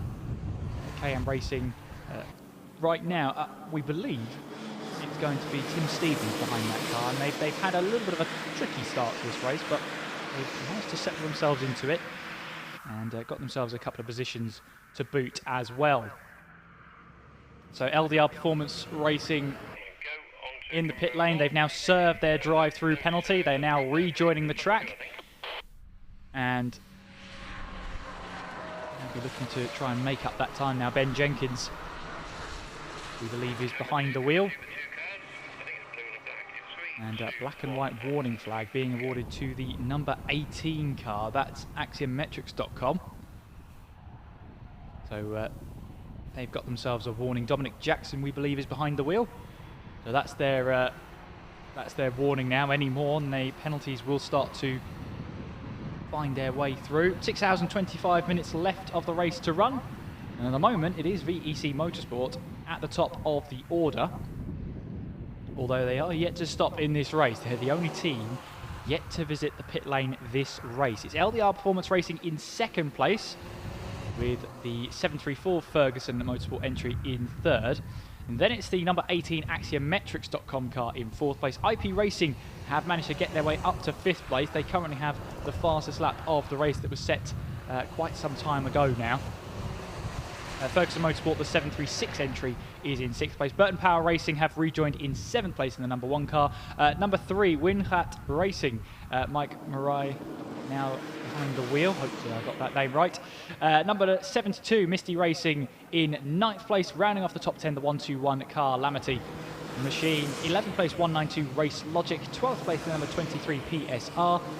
13th place, number 27, Semprini Racing. In 14th place, the number 28 VPEX Motorsports car, who have just got a stop-go penalty of 1 minute for avoidable contact. With that news, I hand down to Adam Weller in the pit lane. Adam, over to you. Yes, well, I no longer have Mike with me, so I'm going to give it my best college try. I'm with Vingrat Racing, and I'm with Callum McDougall at the moment, fresh out of the car. And one of the longest stints we saw at the start of that race for you. I mean, a bit different from what you were doing in the Caterham, little 45-minute dashes. But how's it feeling out there? Yeah, the car feels really nice. It's running really nicely. We had a little issue early on where the car was overheating, and that was because we tried to lower the temperature in the car itself. So we caused our own problem there. But no, the car's running really nicely. We squeezed every bit of fuel out of the tank and stopped and carry on. And it was quite competitive up there at the sharp end in the early going. The two Ferguson Motorsport cars kind of made a break for it eventually. It looked like you were kind of signalling to the drivers around you, like, work together, work together. There was a lot of body language going on in there. Yeah, that was the idea. I mean, you're quicker working together. As soon as you start scrapping, you can easily lose 2 or 3 seconds a lap, and then those guys get away. I think they were a bit quick anyway, if truth be told, but we gave it a good go, and I think I managed to communicate to the guys around me that we would work together, and we did. So, you know, it was good. It was certainly fun to watch you do so. And, well, there we go. That's Callum McDougall. The number 3 car continues on towards the sharp end of the order as we approach very rapidly that 3-hour mark in the race. that 3-hour mark, which is so important for VEC Motorsport, because if they can make that, that is a marker to other teams around about what stops you can make in this race. Of course, that would mean you'd only have to stop twice. If they can reach the 3-hour mark, they'll be looking to try and just do 2 more stops in this race. But all eyes really on VEC Motorsport as to whether they can reach that 3-hour mark, and they're only 22 minutes or so away from doing just that. As alluded to before, stop-and-go penalty for the number 28 VPEX Motorsport car. 1 minute stop-and-go penalty for avoidable contact. That's what it says on our screens. I stopped at P14 though, so P15, number 88 Carmel Racing. 16th place in the race, number 2 Castrol Racing. 114 of KM Racing in 17th place. 18th place is the number 42 Gridfinder car. 19th place the number 41 Row Rage Motorsport. 20th place, 56 Hard and Enthusiastic. And then we get to 21st place, the number 77 Racing, currently lapping the track. They are 14 laps down on the race leader, 7 laps behind the car ahead of them. 172 Misty Racing in 22nd place. They are 34 laps down, 20 laps behind their next car. And then in 23rd place, the 64 Autotech Motorsport car. I'm speaking to Luca Staccini, and it was a case that they were changing the engine. However, they've been in the pits for more than an hour. In fact, 62 minutes they've been in the pits from our timing screens. And they were changing over the engine. So we'll see if we see them very shortly. Hope so. And 24th in the retirement, our only retirement of the race so far that we are aware of, is the number 26 Wolf Motorsports car. So, EC Motorsports, when do they blink, I wonder? They've got themselves a gap between themselves and LDR Performance Racing. But at the same time, if they're having to fuel save, they're going to be lapping a little bit differently to others. In fact, looking at the last lap times, Elson in the VEC Motorsport car, 43.5, and in LDR Performance Racing, at the hands of Ben Jenkins, 43.4, so just under a 1/10 of a second quicker from Jenkins behind, which is positive signs for Tom Elson, because he's been in that car since the start of the race, and yeah, he's clocked up 88 laps so far. He'll really be trying to push on to the 3-hour mark, and again, just over 20 minutes away, although I am seeing pit lane activity, the fuel tank at the ready. I wonder if this is going to be a case for... I wonder who that is going to be coming into the pit lane. Well, there's only one car that has not seen the pit lane at all this race so far, and that's the VEC Motorsport car. But it's a phenomenal stint so far from Tom Elson. And there's the Burton Power Racing car. There's Colin French behind the wheel. Now French obviously taking over from Andy Burton, and Burton Power Racing were very close rivals to VEC Motorsport at the very early stages of this race. A black and white warning flag has gone out to the number 23 PSR for track limits. Meanwhile then, the number 18, just having a look here, number 18 of Axiometrics behind the number 27, so that's not for position, but Semprini Racing, will they just look to the outside? There is a car entering the pit lane, and it is not VEC Motorsport. Castrol Racing are heading down the pit lane.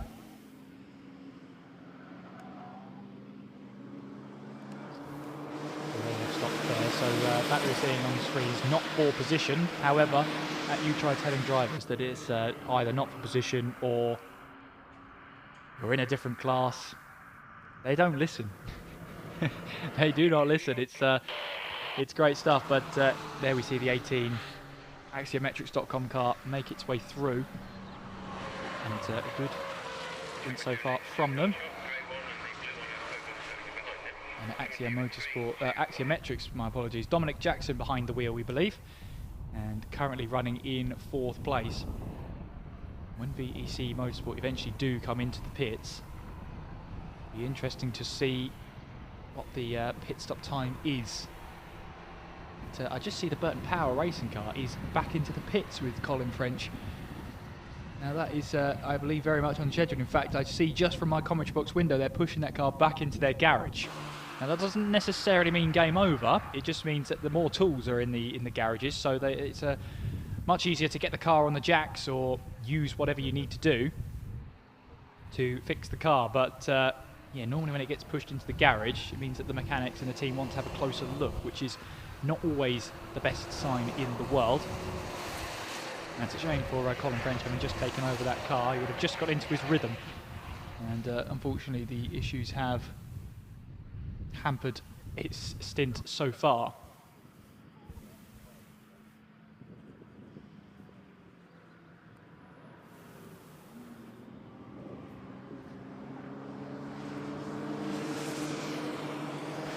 Pushing on then number 27, Semprini Racing. Just trying to use a little bit of tow from the Axiometrics car up ahead. Just use a bit of tow. And we've heard from a couple of teams actually about overheating. If you do run in the in that slipstream, it can.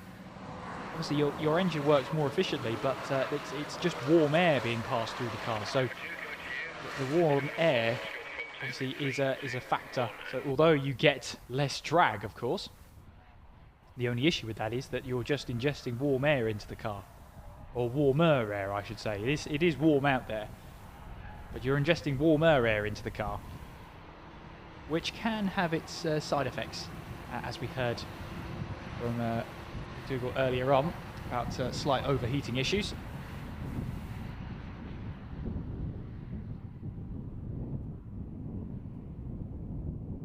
EC Motorsport still with the gap at the moment, and in fact maybe a traffic-laden lap, because it was a 44.3 last time. Oh, there's a spin there for the Axia Metrics car, just on towards Nelson, and they've got the car going again, but just a slight loss of control there from Jackson, and that would have lost him just a little bit of time, maybe carrying a little bit too much speed in through Nelson there, and the car just bit back on him. But certainly would have been a reminder to Jackson there. There's your race leader, windows down. And if he's had his windows down for the majority of this one, we can firmly quash that theory that having the windows down exacerbates the fuel usage, because at the moment, Elson is 2 hours and 45 minutes into his stint, and he's still going out there. In fact, setting another lap of a 44.8, so he seems pretty comfortable with the high 1 minute 44 lap times. In fact, getting a little bit of tow from the car ahead as well. That's the number 27 car, the Semprini Racing car, Callum Perfect behind the wheel. And again, just looking to dispatch of traffic as and when he can. Puts him onto the inside through Chapman, and then we head our way down the Bentley Straight.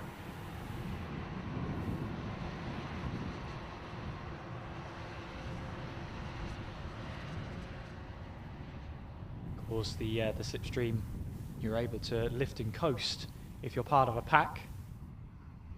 But it's been a while since Elson's had a little bit of that luxury.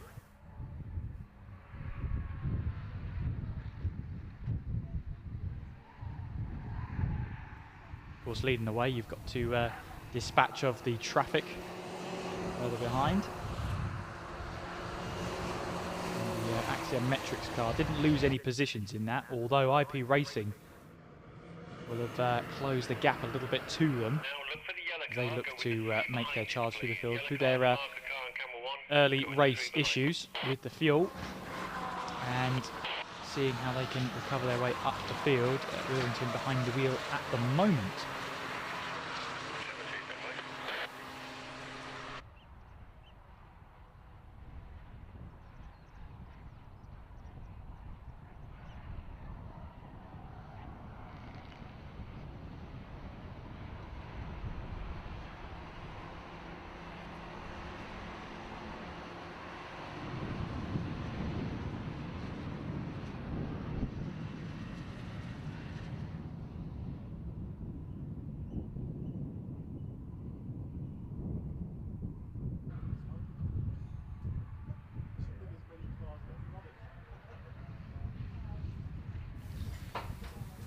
So ever nearing that 3-hour mark for Tom Elson, VEC Motorsport, really trying to extend the stint so they can have one fewer stop through the race. And looking at the lap times, it does look like there's a bit of fuel saving, tyre saving, car saving going on. 44.4 from Tom Elson last time around, compared to the number 49 car of Ben Jenkins behind in the LDR Performance Racing Machine of a 43.4. So a clear second between the two of them. However, if that's going to favour Tom Elson in the fact that they get one fewer 3, 4, 5 minute pit stop, then that might be all worth it in the long run. Adam has joined you back in the commentary box. Adam, welcome back.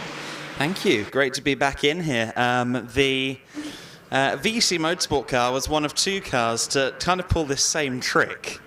Last time at the Anglesey 24-hour as well, both they and the IP Racing crew both went the better part of 3 hours. So it does seem that VEC Motorsport have a car with some kind of magic fuel tank or something, because it's always going a long way. And Elson pushing on. Of course, there are only 3 drivers in the car. They do have to do more than 2 stops, if memory serves me correctly anyway. So it's not as if they're going to be able to do it on 2 alone. But Elson, I'd suggest after a 3-hour stint, he's probably done with the car for the day. But what a start. Yeah, what a start indeed. And if they're sending that message out there that they want one fewer stop than everybody else, then this is a message to send. We saw the Burton Power racing car into the pit lane as well at the hands of Callum French. So they've been in there for a while. And we haven't heard anything as well from Autotech Motorsport. It's been 73 minutes since they came into the pits. Still with that engine change. Yeah, they were working away. I tucked my head in there on the way back to the commentary box, and it did look like progress was being made. I think, though, it looked to me as though the original engine still might have been in the car. So I think it might be a little while before we see them yet. Well, let's hope we do, because we do want to see as many cars as possible take the checkered flag. As we were talking to Mark Grower up here of Misty Racing, they have got the car back out onto track with Ronnie Davis out in there. And of course, I guess there's that case of sibling rivalry as well in the garage there, although it doesn't seem to have affected the team too much. No, well, Bryony and George are close-knit. I misidentified them earlier on. Yesterday in qualifying, I thought they were Focus Cup, but it was Fiesta Juniors that they used to run together, and then the main Fiesta Championship as well. Interesting to see them going in that direction towards endurance racing. They're both supported at most events in the Fiestas. They were supported by their father every weekend, and now I think both Mum and Dad are here supporting them this weekend, and great to see them back racing again. And they'll be keeping an eye on Bryony at the moment. I think they've all gone up to the spectator banks to watch her stint continue on, and Mark Werrell is somewhat suited and booted at the moment. He expects that he'll be in the car within the next 40 minutes or so. Well, we'll see how he gets on when he takes over the car. And we're approaching the end of the 3rd hour, and quite a bit has happened. But as we normally do in endurance racing, we get to that stage where if you look at 2 cars out on track, they might not be battling each other, but it's all about now the strategy and making sure you pick the right strategy. And if anything else gets thrown your way, it's all about the art of reaction. How do you bounce back from that? IP Racing have done a superb job so far. They're currently 5th at the moment, and they're trying to chase down Axiometrics in the number 18. There we see the number 3 car, Venkat Racing. Was that any good? I think it was somewhere close. Somewhere close is all right. Okay, that's fine. I meant it Vingat. There's the Burton Power racing car making its way back out onto the track. So hopefully the issues have been pretty much looked at that stop. They were there for nearly 10 minutes, 9.5 minutes in that pit lane. So just the once over and maybe a bit more. But Callum French, we believe, is still out there in the car. And there is the 172 Misty Racing Machine. Bryony Davis making her way now through in towards bomb hole. And yeah, they're 19 laps away from the next car in the 77 Racing. But as I was speaking to Mark there, I think the plan is just to make it to the checkered flag and just put some glory on the car as well, because it's been through quite a bit. You know, a damaged coolant tank. I went there earlier on, of course, coolant all over the floor of the garages there. it wasn't looking great. And the right indicators on. Oh, that car's coming back into the pits. Oh, that's not good news. They did spend a bit of time working on the car, of course, whilst Mark was up here as well. But that 172 is back into the pit lane. Yeah, that's less than ideal. Mark was getting ready on the basis that, hey, we might need to hop in the car if something goes wrong, but unfortunately we weren't expecting Bryony Davis in quite so soon, but in she is, and hopefully that car doesn't have to stay too long in the garage, but we saw it go straight into the garage, and that's never a great sign. No, I mean, it's looking towards, they're just willing and hoping that it's nothing to do with the head gasket, because if it is the head gasket, that would be game over, as we hear it down in the garages there. But yeah, everything crossed for Misty Racing there, the 172, to come to the come to some sort of conclusion about what's causing the issue. There you can see doors open, bonnet up in the 172 Misty Racing car. Going through the checks then, of course, Bryony would have been telling the crew, telling the team the issues with the car, and I wouldn't be surprised if it was something to do with the engine temperatures again, because that is a common theme for the car today. There is the number two car of Castrol Racing, of course, with the red door, as you would. There's the 42 car, which the grid finder, they're on thin ice, aren't they, with the with the track limits. They're I think the only team that have got the 1 minute stop and go penalty. There is VEC Motorsport, Tom Elson into the pit lane, and with the sort of 3 or 4 minute pit stops that we're seeing in this race, that is not a bad stint whatsoever. That's a big signal to the other teams around the track that they're looking to do one fewer stop than anybody else out there. It certainly looks that way, doesn't it? They're pressing on in the grid fight, or rather in the VEC Motorsport camp, and we'll see who Elson hands over to. But the hexagonal machine is in, and we'll have to see quite where they come back out. They certainly won't be in the lead, I don't think, after coming out, but Elson put in a really good stint there, and he should be proud, but I think for the right now, I think he's going to be more focused on rehydrating and putting his feet up, I'd suggest. I think so. I think his day is done. His stint is done, and he can watch on now for the rest of the race. Of course, it's not uncommon to see some of the drivers helping out with the team throughout the race as well.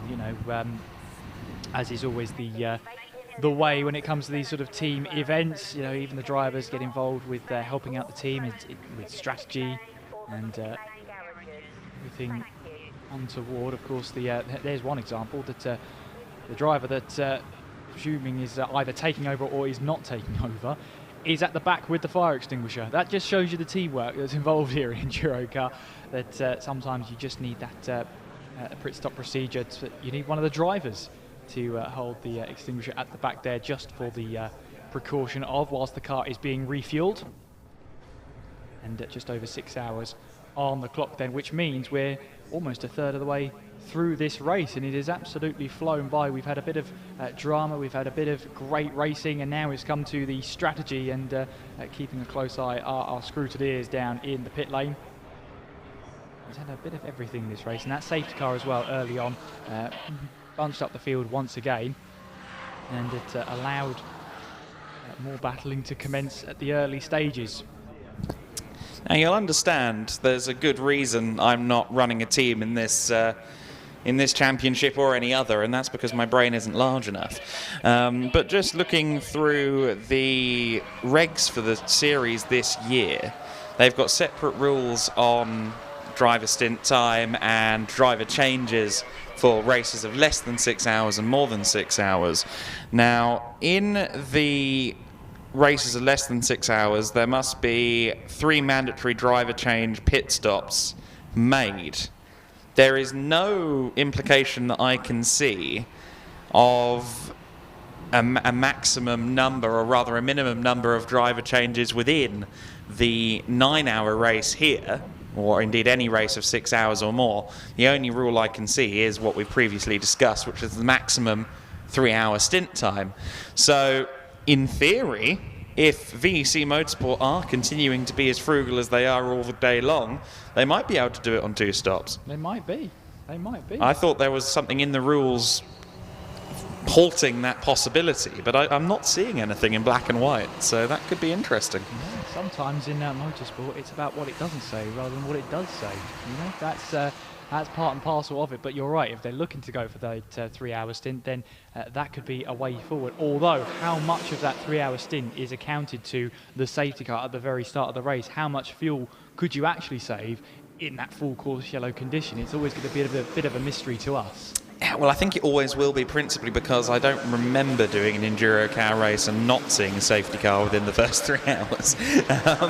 So I think that data is probably quite reliable. Certainly we did manage to go green flag until the pit stop window ended at the Anglesey race, actually.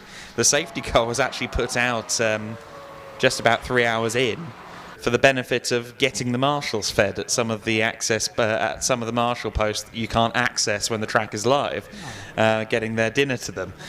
So actually, I think we did manage to go the first few hours without any particular drama in the opening salvo of the 24-hour.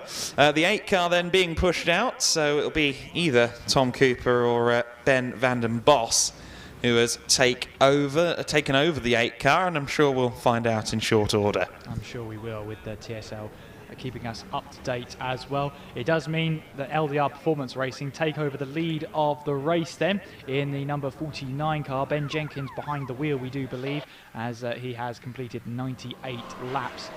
Ferguson Motorsport in second place in the 734. Daniel Ferguson behind the wheel, and then in third place it's the number 18 Axiometrics.com car, and behind the wheel of that one is Jackson, and looking to try and build that gap. We saw that little bit of an issue for him, a little bit of a moment he had at Nelson minutes ago.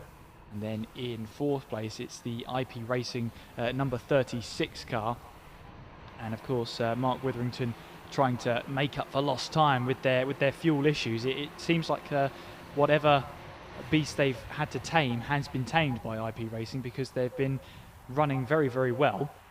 Good lap times as well, good consistent lap times. And are they closing in to the Axiometrics car? Well, on the last lap, the number 18 set a lap time of 52.0, so that's quite a wild lap time there, quite a way off. It's 9 seconds off of anybody else, so it's not what we're expecting from that number 18 machine of Dominic Jackson behind the wheel. So we'll have to keep an eye on it, whether that's a common trend. But Witherington is only about 43 seconds back from Jackson in a battle for third place. And as we tick over now, we have 6 hours to go. We are now a third of the way through this race. And look at that, we're going side by side now for a little bit of racing action. Now, this isn't for position. This is the 72 car trying to get past the grid finder number 42 car. But, I mean, you try telling these racers, Adam, that they're not racing each other. I get the feeling that even though they're a lap down, I actually think that Grid Finder are the ones on the offensive at the moment. The 42 car on the recovery drive, a little further down the order in 15th place at the moment, and they've got Gabriel Yilmaz at the wheel for now. Gabriel Yilmaz, and well, we have him on camera at the moment, and unfortunately a stop-go penalty has just been applied to the car, a 1 minute stop-go penalty for track limits. That has been the name heard across the radio more than anyone else so far, and unfortunately the 42 car is about to get punished for some continued track limits. Aggressions, I suppose, is the word I use. Does he know he's going to see the stop-and-go penalty this time around? There you can see it's being displayed. Now the car will see it. Will the driver see it? Well, you'd hope so. The car has definitely seen that penalty, though, as they now make their way onwards towards the first corner of Riches. And a 1 minute stop-and-go penalty. Now there is a penalty area down just below our commentary box where the drivers has to pull up there, and then they'll be timed before they'll be allowed out and let out of the pit lane again. But yeah, 1 minute penalty, a stop and go for track limits. And yeah, it's you get to the 1 minute stage and you think, actually, we're dangerously close to being excluded from this race now. We've got to rein it in slightly. But of course, the thing is as well is that the penalty applies to the car and not the driver. So it may be a case that whoever was driving the car, that might have been their first track limit of the day. But because the car's had several more, it's actually a stop and go penalty. Yeah, we see that kind of thing happen quite a lot in multi-driver races, and Martin Paps hopping out of the 192 V-Box car there at the moment in pit lane. The only car in pit lane that's not in the garage at the moment. The number 1 car is also in Burton Power Racing, and they have been for a while. Now they're hoping that it's just a gear selector issue and not a gearbox issue, but a gears or lack thereof was the reason for the pit stop in the first place, and it was quite frantic scenes down there with Andy Burton and co getting themselves to work and trying to diagnose the issue. So hopefully it's nothing too serious for Burton Power Racing, but they've been in there for a while already. Yeah, they have, and I'm just having a look here at seeing how long they've been in the pit lane. Just ticking over to 11 minutes now since they came into the pits to have a look at that issue. In fact, no, that's Misty Racing, my apologies. Burton Power have been there for just over 4.5 minutes now. So so the diagnostic, of course, has begun. So they've only been in 4.5 minutes, you say? According to my timing screens, just approaching 5 minutes now. Where have you got that information? I don't even see it. Look at that. Very nice. Okay, so it's been out. It's been out and back in then, because it was out there. It was in the pits previously, so they had sent the car out, and it's now been back in. I see it now. Yeah.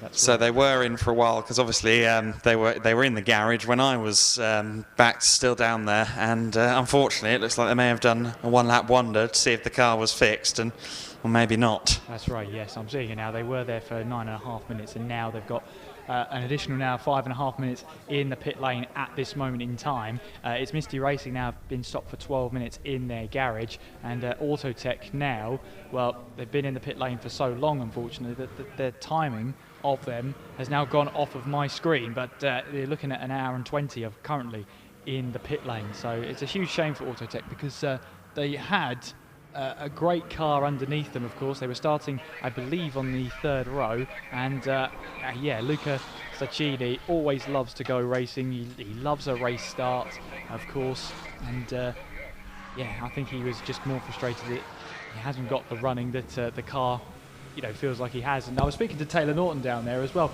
He said the car did the whole 24 hours, very minimal issues. They get to the first hour of the 9 hour of Snetterton, and just everything that could go wrong seemed to have gone wrong. It wasn't even the first hour, it was the formation lap when the initial fuel issue hit, and it's only gotten worse for them from there, with the full engine transplant still ongoing down in their garage.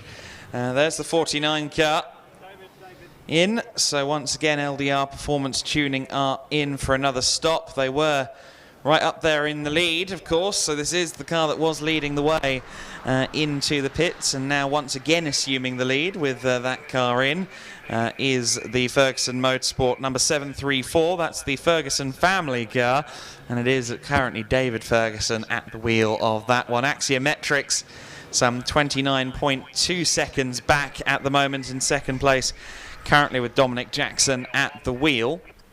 The LDR Performance Tuning car currently 3rd on the screen, although it will continue to drop as the pit stop goes on. Of course, in 4th place, and I think already a lap down actually, looking at the time intervals, the IP Racing car of Mark Witherington, still 4th at the moment though, just ahead of the Ferguson Motorsport machine. The Astons and, of course, Lee Deegan in the 736. VC Motorsports number 8 car, now with Tom Cooper at the wheel in 6th place. Mike Murray at the wheel of the Vingacht Racing number 3, the Lucas Oil-backed car. In 8th place, the Calamity machine, the 121, the 72, currently 9th, the first of the Misty Racing cars, and PSR's number 23, currently being driven by Ryan Danzy. Russell Dandy, sorry. You can't put that down to my writing, can you? I can't, no. I was thinking of Ryan Dial from IMSA Racing, actually, I must admit. I was going to say, don't put that one down to my writing, because that's not my writing. No, it's definitely not your writing. It's your printing ink. That's it, yeah. No, it's just my brain. The 49 car still in then, as, well, we are already past that 3-hour mark, as we said. A third of the way gone already. Doesn't really feel like it. The 64 car is being pushed out of the garage.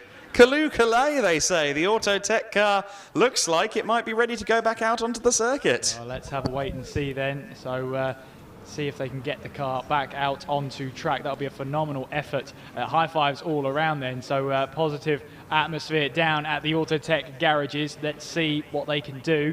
Obviously, 56 laps down on the leader. I don't think they're too concerned about that anymore. They just want to get that car started and get themselves getting some laps around the circuit, and just a bit of peace and quiet, I think, in the cockpit is all they want. Yeah, heartily agree. I think at this point it's about just getting to the flag. We saw everyone reach the checker, of course, at the Anglesey 24. We're not going to get that here today with the Wolf Motorsport Pink Pig.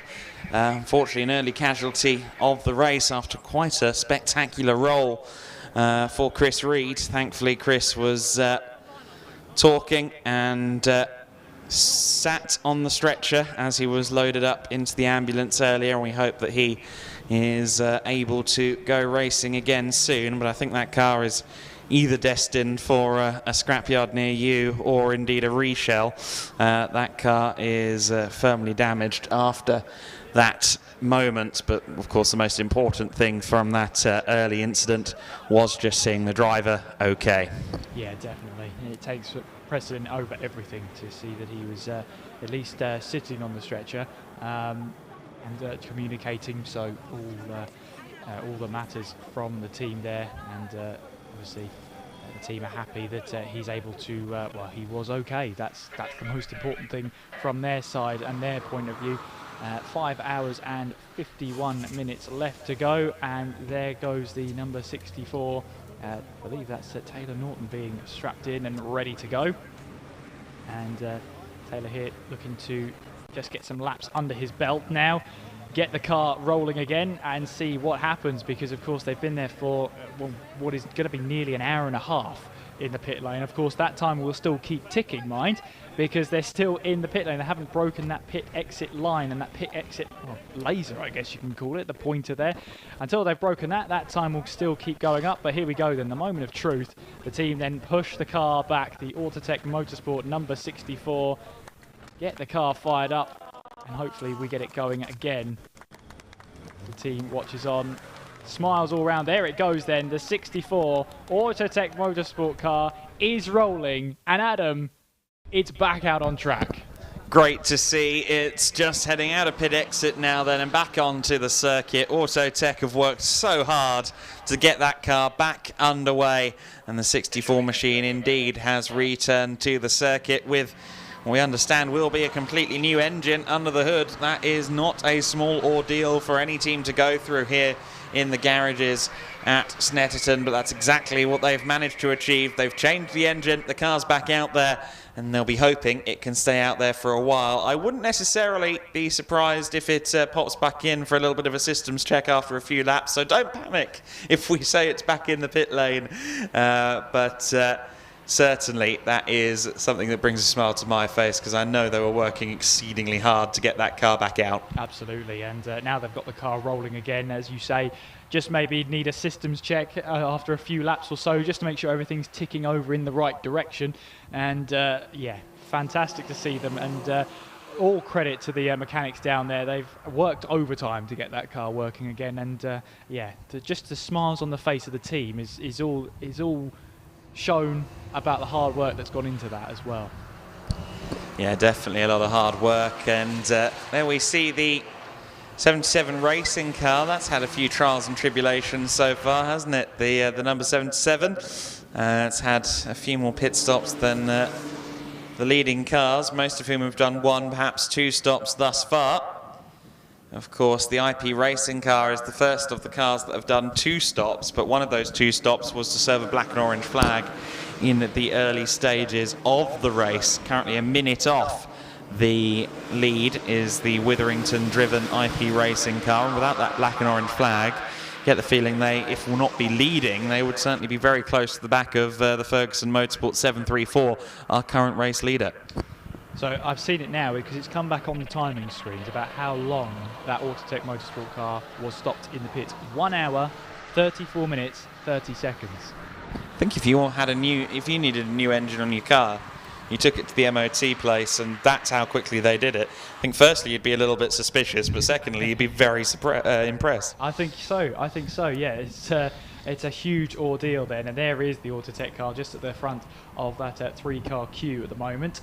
But Taylor Norton just putting in the laps at the moment, seeing what he can do and seeing that the car works okay.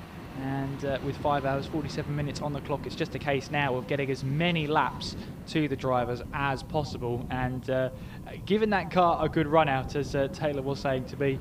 You know, it ran pretty much flawlessly in the 24 hours at Anglesey. They bring it to Snetterton, and it just never seemed to go right for them in this race, but they're back out there now, and let's see what they can do. Track limit warning then for the 192 car. That's the Race Logic entry, and getting themselves a black and white warning flag at this stage in the race. Charles Berg, we believe, is behind the wheel of that machine, but it is the 734 Ferguson Motorsport. Daniel Ferguson at the wheel, and it's the number 18 Axiometrics.com entry. Dominic Jackson behind the wheel of that one. Then it's third place, the number 36 IP Racing at Mark Witherington, rounding off the top 3 so far. I have to say, what an effort! What an effort from the IP Racing team, because the first hour was hugely frustrating for them. They had the fuel issues, they had the mechanical flag as well, because the fuel was spurting out. They had to come back in the third time. When I was speaking to Adam Blair down there in the pit lane, it was a case of that they had to stop early because there wasn't any fuel in the car when they stopped, and that may have alluded to the earlier issues of the fact that the fuel was spurting out of the car in the first place. But yeah, a hugely frustrating and telling opening hour, but they've bounced right back. Yeah, just the 2 stops so far, but both pit visits at inopportune moments, and with any luck we will see the IP Racing guys continue to be a factor at the front. Certainly they are at the moment. They're in 3rd place. Of course, they've still got Adam Blair to install into the car later.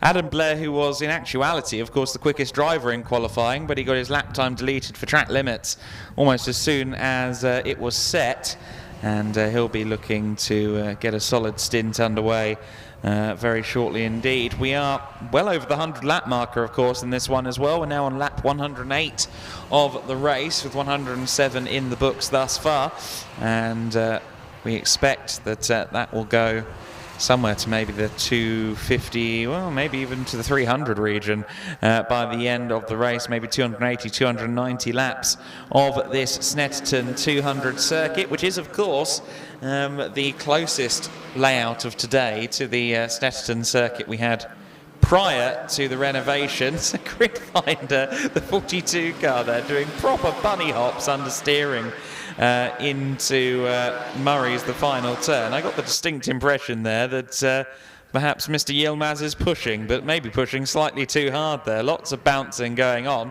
and running a bit wide, and well, we've already seen a few track limits issues there. Yeah, we have as well, especially on the final corner at turn 8 at Murray's. Yes, definitely. Especially when these cars are a lot narrower, they can easily go over to the track beyond the track limits, especially at the final corner. So that is something the drivers do have to watch out for, as we do see the Autotech Motorsport car putting the laps in there under Taylor Norton. What are its lap times looking like? 44.3, so that's not actually too bad considering it's been in the pit lane for so long.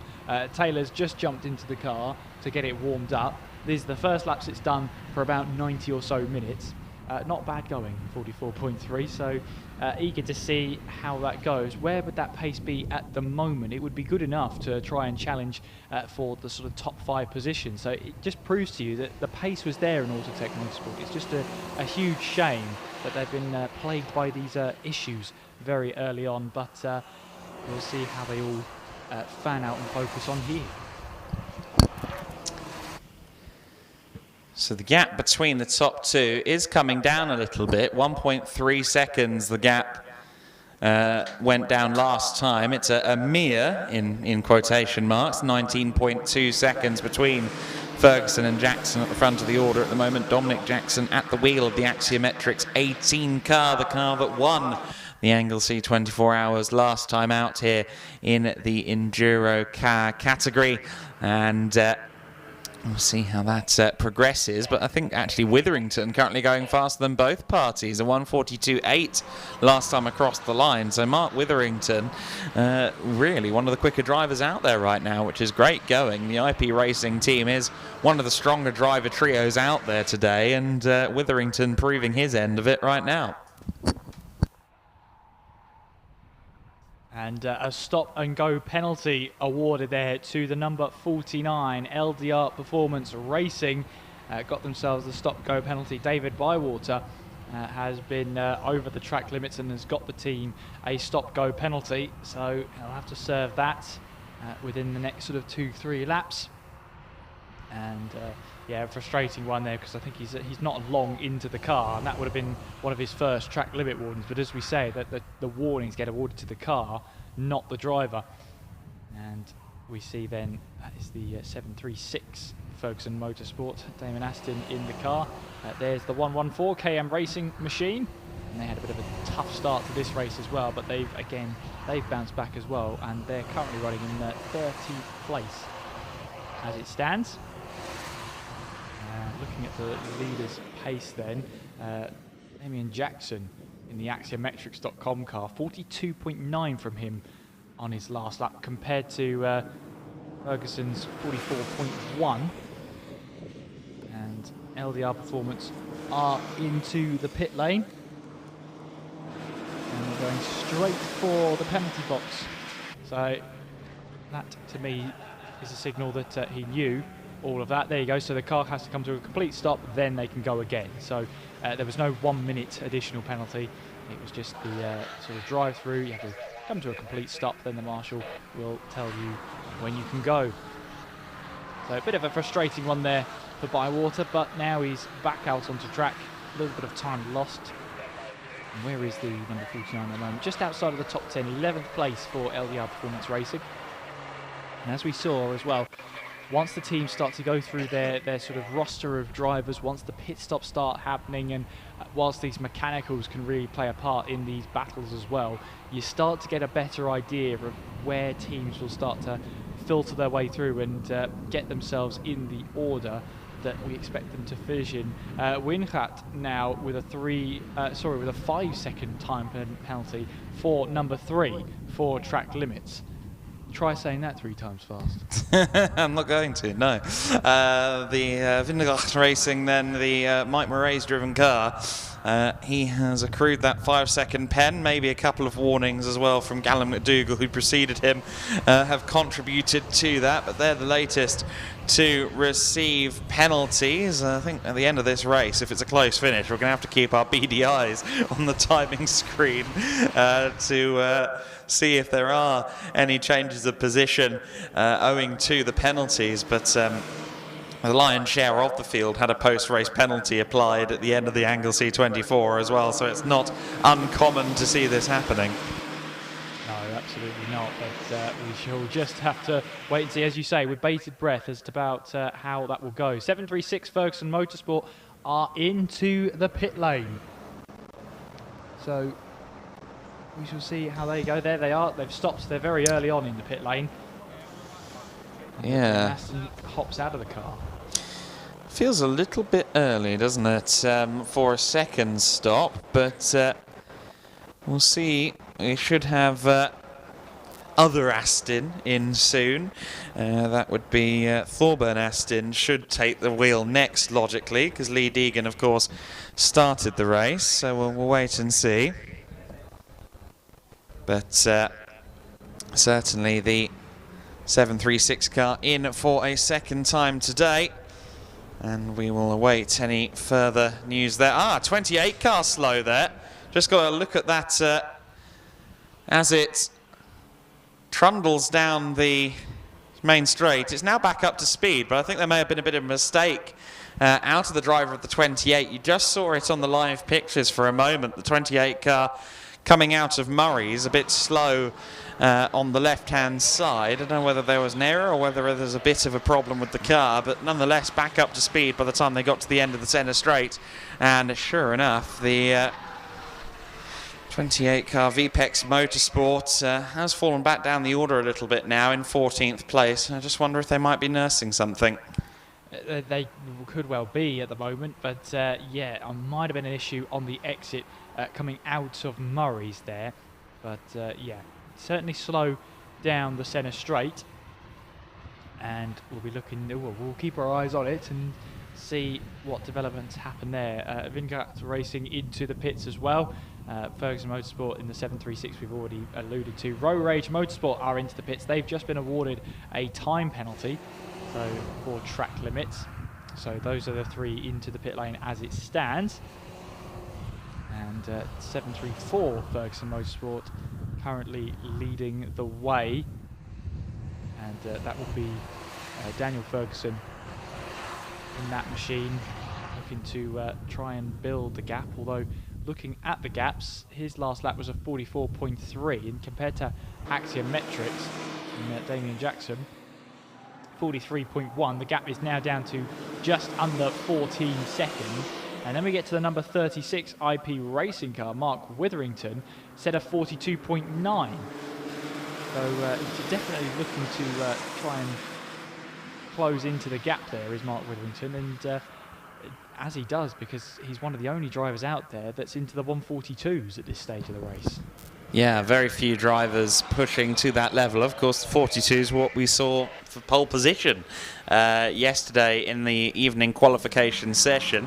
We have had a few drivers get into the 41s, including Scott Parkin in the IP Racing 36 car, of course, who started the race in that 36, and so Parkin showed his pace earlier on.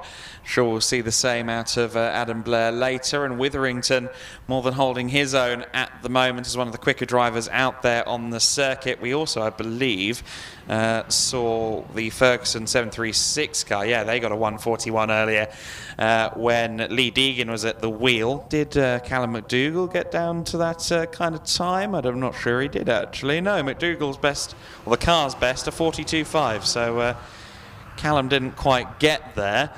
Mike Murray is in the pits again at the moment, though, and that's interesting. So, a relatively short stint in theory. In theory, yes, but we'll see what goes on there. But yeah, we'll see. There's the 41 there. Road Rage Motorsport. Fueling seems to have been completed, and we'll see how they all get on in there. The driver change is allowed to happen now, and obviously we'll wait for confirmation as to where they will rejoin. They on the time machines, they're currently 19th in the standings, but yeah, they've got the 77 racing, but they are 5 laps down, and looking at the timings of pit stops and whatnot, they should rejoin in 19th place, but yeah, that's a should. We don't, you're never certain with shoulds. There's the 736 leaving the pit lane. My concern senses are tingling for the Vinrat Racing team because that car is not visible to me on the apron. I think it might be in the garage. As such, I'm going to go on a bit of an expedition. Are you now? Oh, very good, very good. Well, whilst Adam goes for another expedition, we'll obviously get updates from him when he emerges with more news.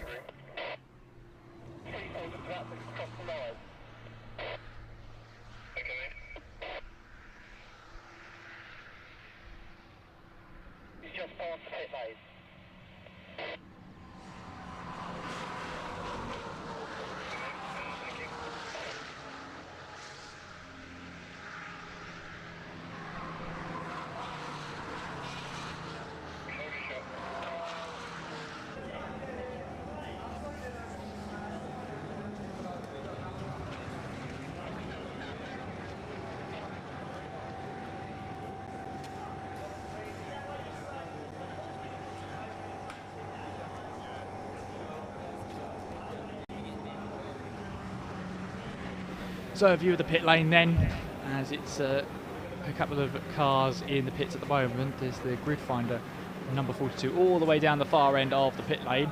Vincat, as Adam has said, could be in the garages there. We couldn't really see them. Their Road Rager Caswell has now just popped up on our timing screens as a confirmation, so that's Greg Caswell now behind the wheel of that car. We saw the 736 Ferguson Motorsport car. Thorben Aston is now behind the wheel. Meanwhile, the sister car, the 734, is looking to try and get past and try and get through. That's the 77 Racing Machine. And Daniel Ferguson now pushing on, pressing on, and doing what he can do with this pace, with Damien Jackson in the Axiometrics car closing lap after lap. Again, it was at 9/10 of a second in the favour of Axiometrics at this stage. And IP Racing are also on the lead lap as well. They're only 44 seconds behind Axiometrics at this stage of the race, but more importantly for them, they are on the lead lap. As Daniel Ferguson now tries to break away, his last lap time being a 44.3. Damien Jackson, the Axiometrics last lap time, 42.9. The gap's now 10.8 seconds between the two front runners. And then we'll have Mark Witherington across the line shortly to see what he can do in the car, as that's the grid finder car number 42. Going through the adjustments and whatnot for the driver taking over.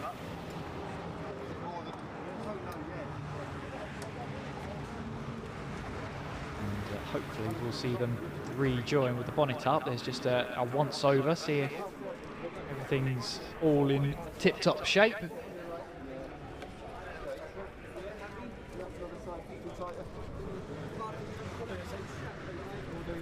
So Vincat's starting to drop down the order with their visit in the pit lane. Vincat at the moment, about 7.5 minutes they've been in the pit lane so far. And we haven't seen Misty Racing, they've been there for 37 minutes, and also Burton Power Racing came into the pits. Their latest expedition into the pits has now exceeded 30 minutes.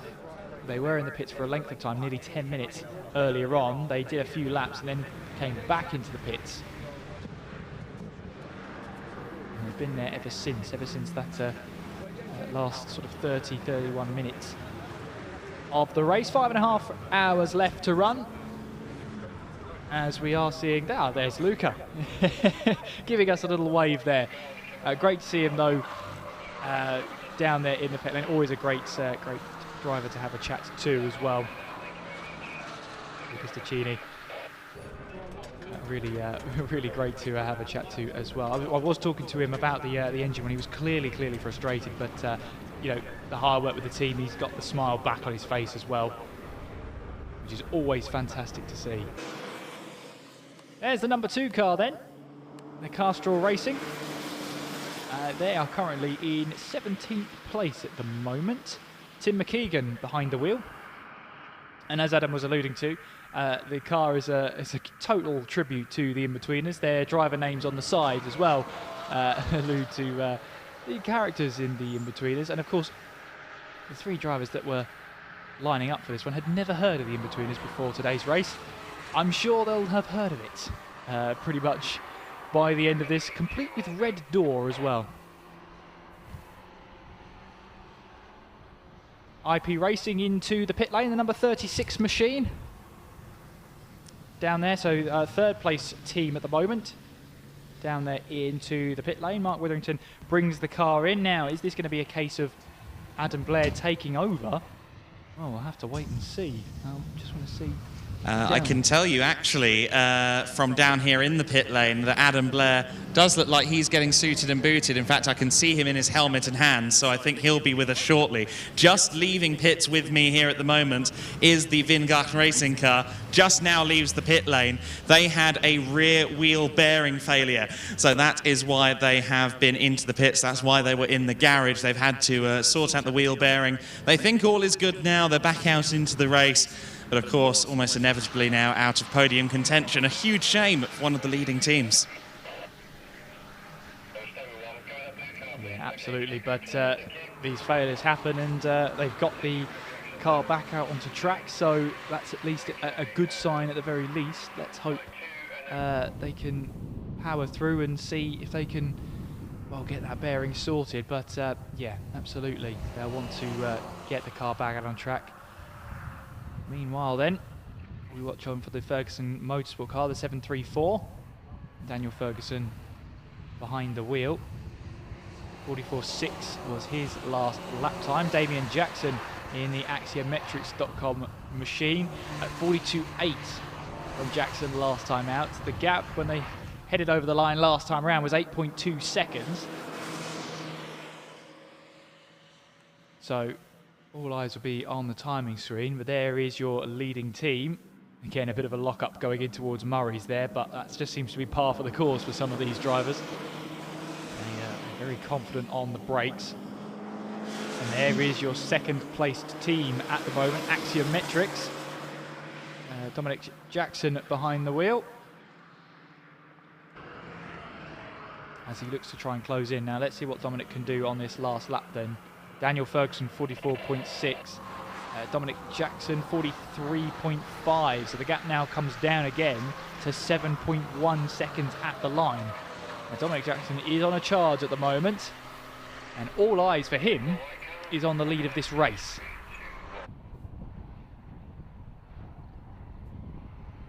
So VEC Motorsport up to third place now, with a couple of pit stops happening around them. Carl Amity in the 121, now up into fourth. PSR is in fifth in the number 23 car. And there they are, so that's your fifth place team.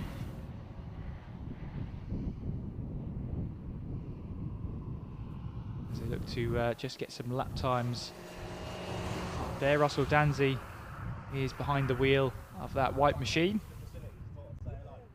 Daniel Ferguson is behind the wheel of the leading machine at the moment. And the 77 racing car is just benefiting just from that slipstream at the moment, especially down the straights, which is never a bad thing. Stephen Gilbert looking to take advantage of that. And I'm just down at the moment again with another of our drivers, Andy Malpass from the KM Racing outfit. And you guys, I think, have had a relatively, well, not, I don't know about untroubled, but seems like a clean run so far. Talk us through your race to this point. Yeah, we had a bit of a dodgy start with an issue with the fuel filler cap that we pit under the safety car.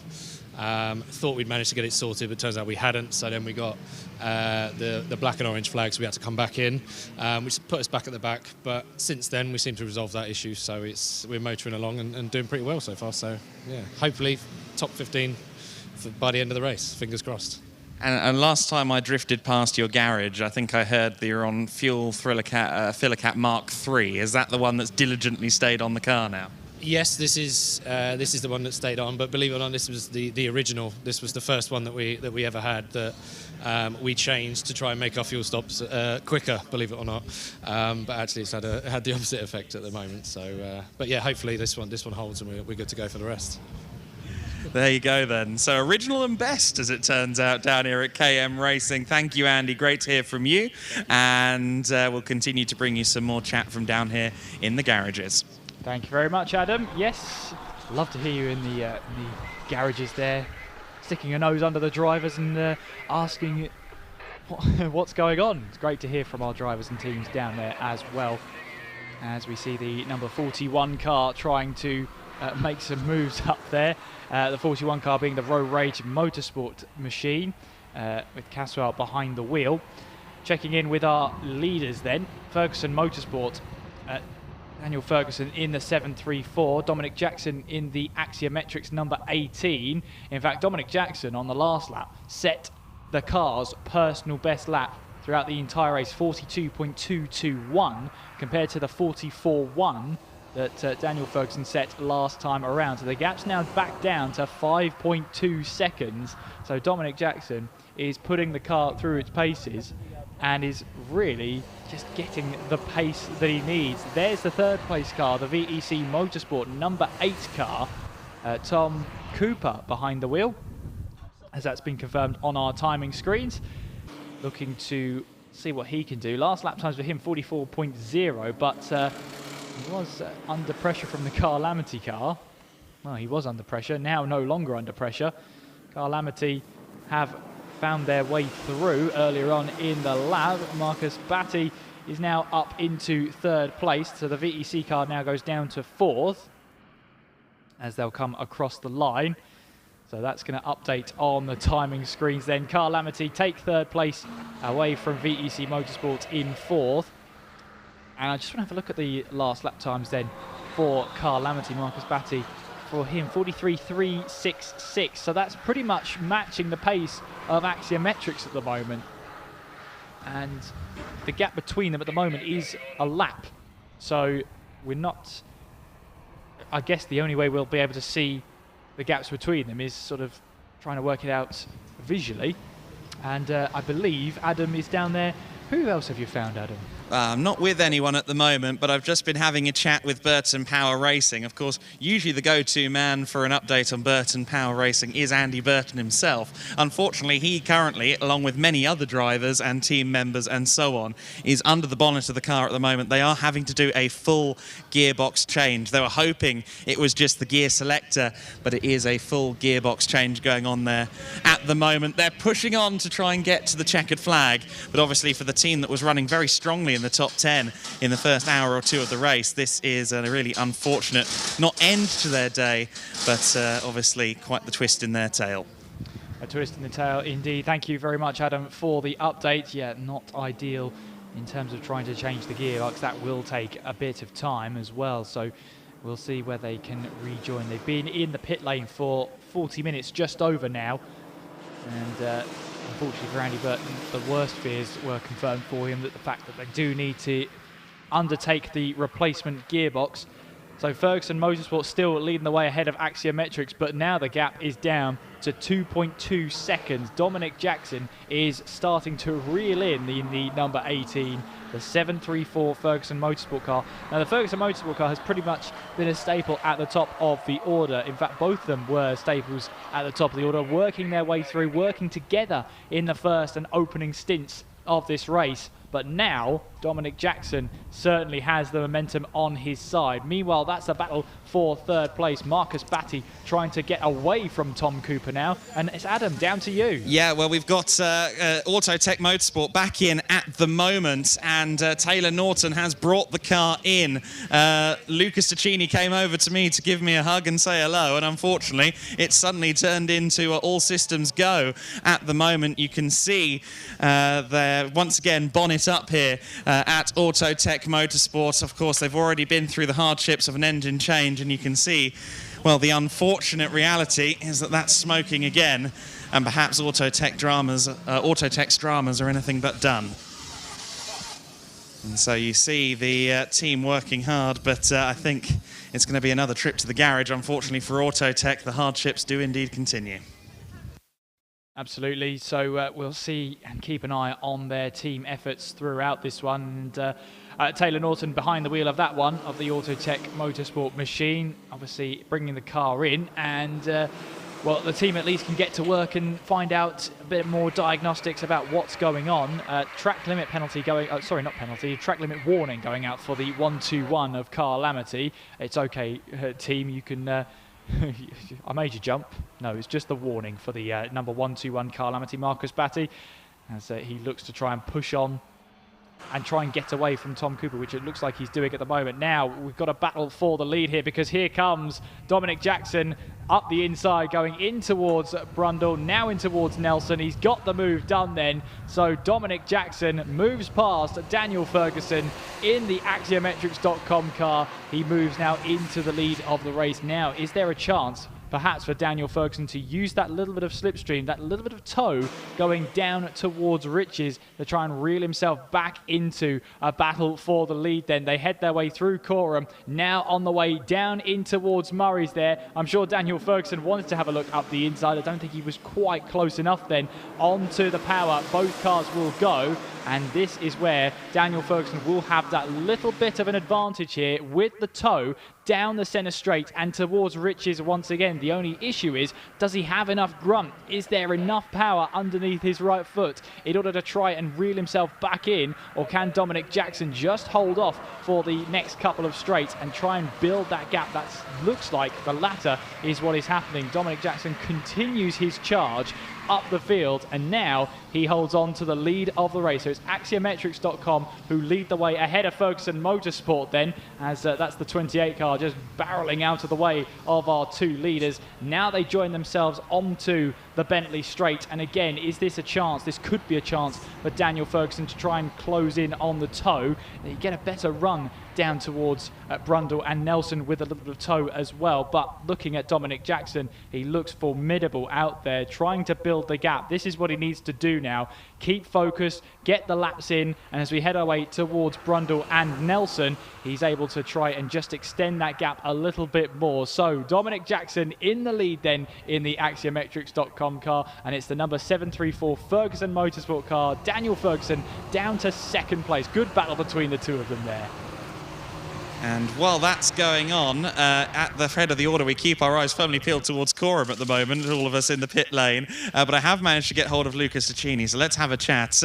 Of course, the Autotech car has been through the ringer so far, and I mean, it started before the race even began, of course, with yourself at the wheel, Luca. Talk us through that. So we had some fueling issues during the warm-up lap.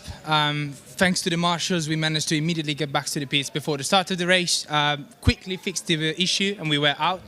For the first hour or two, we ran smoothly, we were on the pace, we were making up positions, but then we had massive overheating issues, and like many other teams today.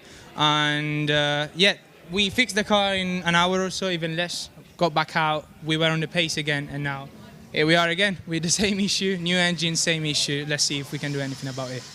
Well, let's hope for the best. Of course, I keep seeing you popping up at the moment. Saw you at Silverstone last month in a Hyundai. You're here today. What else? What other plans have you got for racing this year? This year, I'm going to finish the Coupe Cup season. I'm going to be at Thruxton in next week, the 9th and the 10th. Then there's going to be Alton Park. So I'm finishing this season with the KAs and the Hyundais. And let's see what we can do for next year. Busy man, popular figure in the paddock. That's Lucas Ticini. Let's keep our fingers crossed for Autotech Motorsport. Kieran, as they were coming past me, it looked like Axiometrics were building an advantage at the head of the order there. Yes, they are indeed. The gap when they passed the line last time, it was 0.8 of a second. They're just trying to build that gap even more. I just had to chat to Mark Werrell, who just came up to the commentary box. Unfortunately, for the 172, their day is done. They've got issues with the head gasket, and so they are no longer in the race. So we are now down to, as far as we are aware, 22 cars in the field as it stands. So unfortunate end to the day for Misty Racing on the 172, but the 72 car, the sister car, is currently running in 6th place. So they are going to, well, pretty much see what Simon Bonham can do behind the wheel at the moment. And there is 2nd place car, the number 734. Daniel Ferguson is coming into the pit lane with 5 hours and 15 minutes left to run in this race. The 2nd place car is now coming in for a pit stop. So let's see what happens here. So they are very early on down the pit lane. Fuel at the ready, of course. And the one thing that the teams and the drivers will have to just bear in mind, and they'll be on top of it more than me, I'm sure, is that front left tyre, especially going through Coram. It does take a beating there. But first of all, the fuel has to go in. And they can't really do anything else with the car whilst the refueling happens. You've got to have someone behind the car with a fire extinguisher as part of the pit stop procedure. So what that's going to do then is it's going to shuffle up the order. You'll see Carl Amity, VEC Motorsport go up the order, PSR, the 72 Misty Racing as well. Sempridi Racing, in the hands of Callum Perfect, might be able to find themselves up the order. In fact, they'll get 1 lap back on Carl Amity, that's for sure. So get themselves onto the same racing lap anyway. So Axiometrics then, well, they'll be able to build the gap even more now with Dominic Jackson. And then they go then. They've got a little bit of toe from the number 2. Maybe not in the best place for the toe, mind. But Tim McKeegan then moving to the right-hand side of Coram to allow Dominic Jackson through. As Jackson now sizes up Murray's in towards the braking zone. back onto the power they go then, and onwards they go towards the Senna straight. Staying out there for the moment. The chocks on for the 734 as the refueling looks to be underway. So Daniel Ferguson bringing that car in. So we haven't seen Billy Ferguson in the car just yet. So if I assume we might be seeing Billy Ferguson take over in the car in a few short moments. So Carl Amity then will be looking to see if they can take over second place, which they will be doing. Axiometrics there. Dominic Jackson leading the way. They've only made the one pit stop so far. And looking back through the order, the last time they stopped was a scheduled stop at around about an hour and a half ago. So maybe even more. That's not a good sign for the 734 there. They pushed the car into the garage, and down to you, Adam. It's not a good sign. As you can see on the pictures, we have fuel just wasn't going in the car. It looked like something was going on there. They're in the garage now, as you can see just behind me. I will find out exactly what's going on here in due course. I'll jump in there and see if I can catch a word in a minute. But drama for the Ferguson 734 car, one of our front runners. One of our front runners indeed. Thank you very much, Adam. Yes, so that's not a great sign for the 734. So hopefully Adam can find us out what's going on there. Meanwhile, then Axiometrics, Dominic Jackson is still trying to hard charge as he looks to go into the slipstream now of the number 88 machine. Number 88 being Carmel Racing. And Carmel Racing, number 88, currently in 15th place at the moment. Tom Derbyshire is behind the wheel of that car as they pass my commentary box window. And Dominic Jackson takes over in towards the first corner. We go, Adam, down to you. Yeah, well, the 734 car is still in the garage for now, but it is very shortly going to head back out. You can see the wrenching going on the left front wheel. That is because they've done a tyre change. You can only have so many people working on the car in the pit lane itself. So the car was wheeled into the garage purely to get new rubber onto the axles. That's exactly what they've done. The 734 Ferguson car is now back out onto the circuit. The garage is always a bit of a moment for us. We think, oh gosh, dramas. But in this case, it was actually all rather routine. Well, there we go then. So nothing to worry about. All systems go then for the 734. And as you say, Adam, just wheeling it in so that more people could work on the car. Smart thinking then from the Ferguson Motorsport team. And they will rejoin then and see where they can filter their way through. They should rejoin in about 6th place. Looking out for the 27 Semprini Racing car, seeing where that is out on track. I saw the 49 there, and that's a further lap down. So that doesn't give us any indication of where the Semprini car is. But at the moment, Ferguson Motorsport, I should say, on our timing screens at the moment, 6th place as it stands. So Axiometrics leading the way, then Carl Amity in 2nd place with VEC Motorsport in 3rd. PSR now in 4th with Misty Racing number 72 in 5th.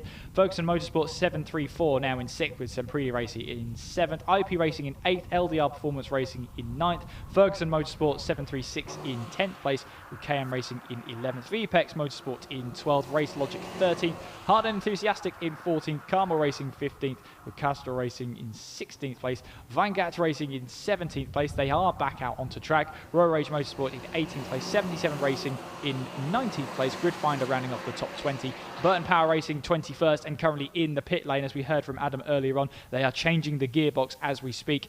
The 64 of Autotech Motorsport were out for a brief period there. They brought the car back in under Taylor Norton. The 64. 2 retirements from the race though. The 172 Misty Racing head gasket. Unfortunately, that is the end of their day. And the number 26 Wolf Motorsports retiring very early on with that crash damage.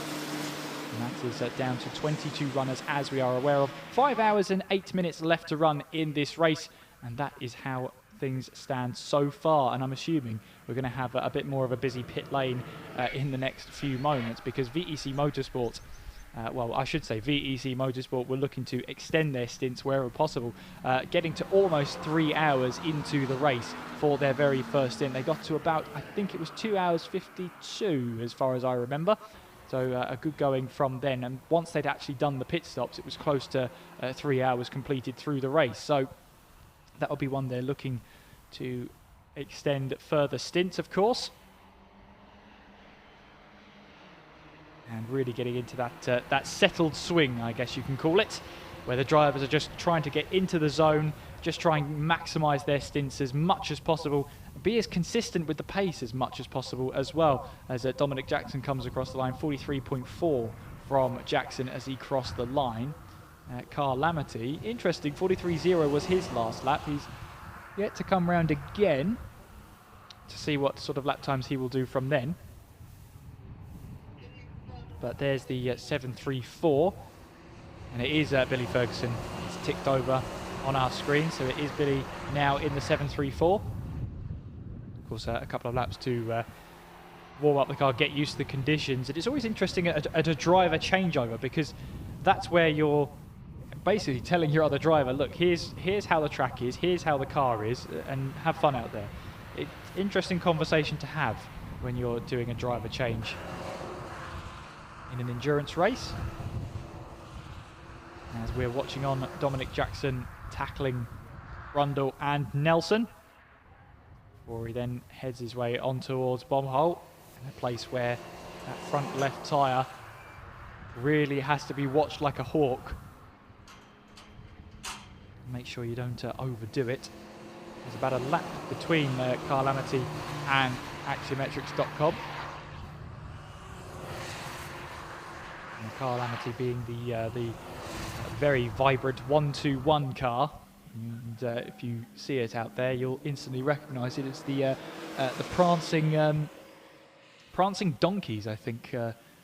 They've got the donkey in place of the horse there, so that's technically accurate.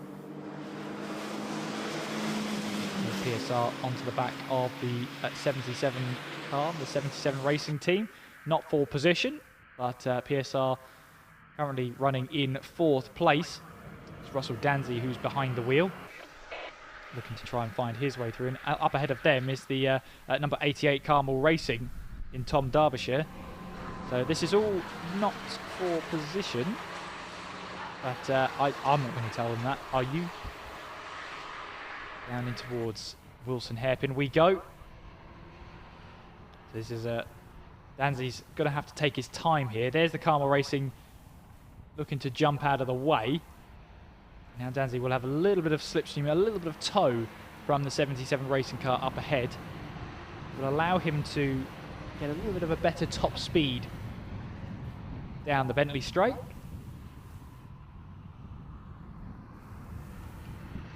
It's the car-shaped hole. Oh, there's the 192 onto the grass.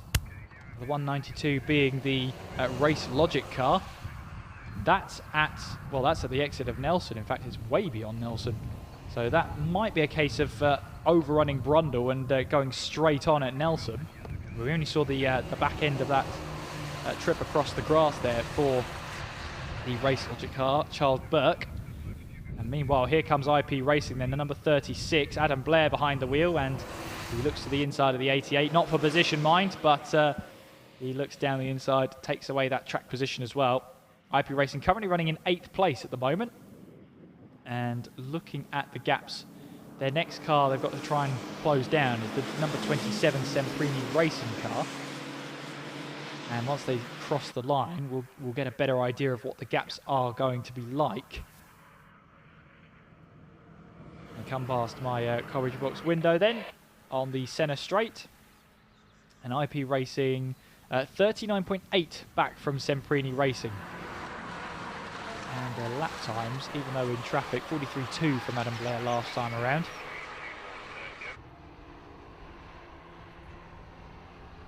There's the 192 sticking to the left-hand side of the braking zone. The PSR car is for 5th place. Sorry, my apologies, it's 4th place at the moment, but the IP Racing car is not on the same racing lap, but that's not going to stop Adam Blair from powering through and taking away at least the track position. as he looks now in the slipstream of the 77 racing car. With Gilbert behind the wheel in the 77 racing. That's Stephen Gilbert. Heading our way now down in towards Brundle. Again, Adam Blair's got the inside line and takes away the inside line. Now he's through. That little bit of traffic, a little bit of clean air for him at the moment that he gets to enjoy. The PSR car, Danzi, going to try and get past this way. In fact, his left-hand wing mirror has been tucked in, so he might be a little bit vulnerable on the left-hand side. He might not be able to see quite clearly cars on this left-hand side. But Adam, down to you in the pit lane. Yeah, I'm down at the moment with Lee Deegan out of one of the Ferguson cars. I have to always remember it's a 136 that you're in. It's different on the entry list. But Lee Deegan, of course, a very experienced racer, took the start, right involved in the lead battles from the get-go. Talk us through your stint. Well, at the start, I was just trying to stay out of trouble, really, because it was getting a bit feisty with the first 3 cars. And then, obviously, I sort of made 2 places when the car rolled. The car in front avoided him, obviously, and I nipped through. So, and then that put me in touch with Joe. And from the start, we was always going to try and work together.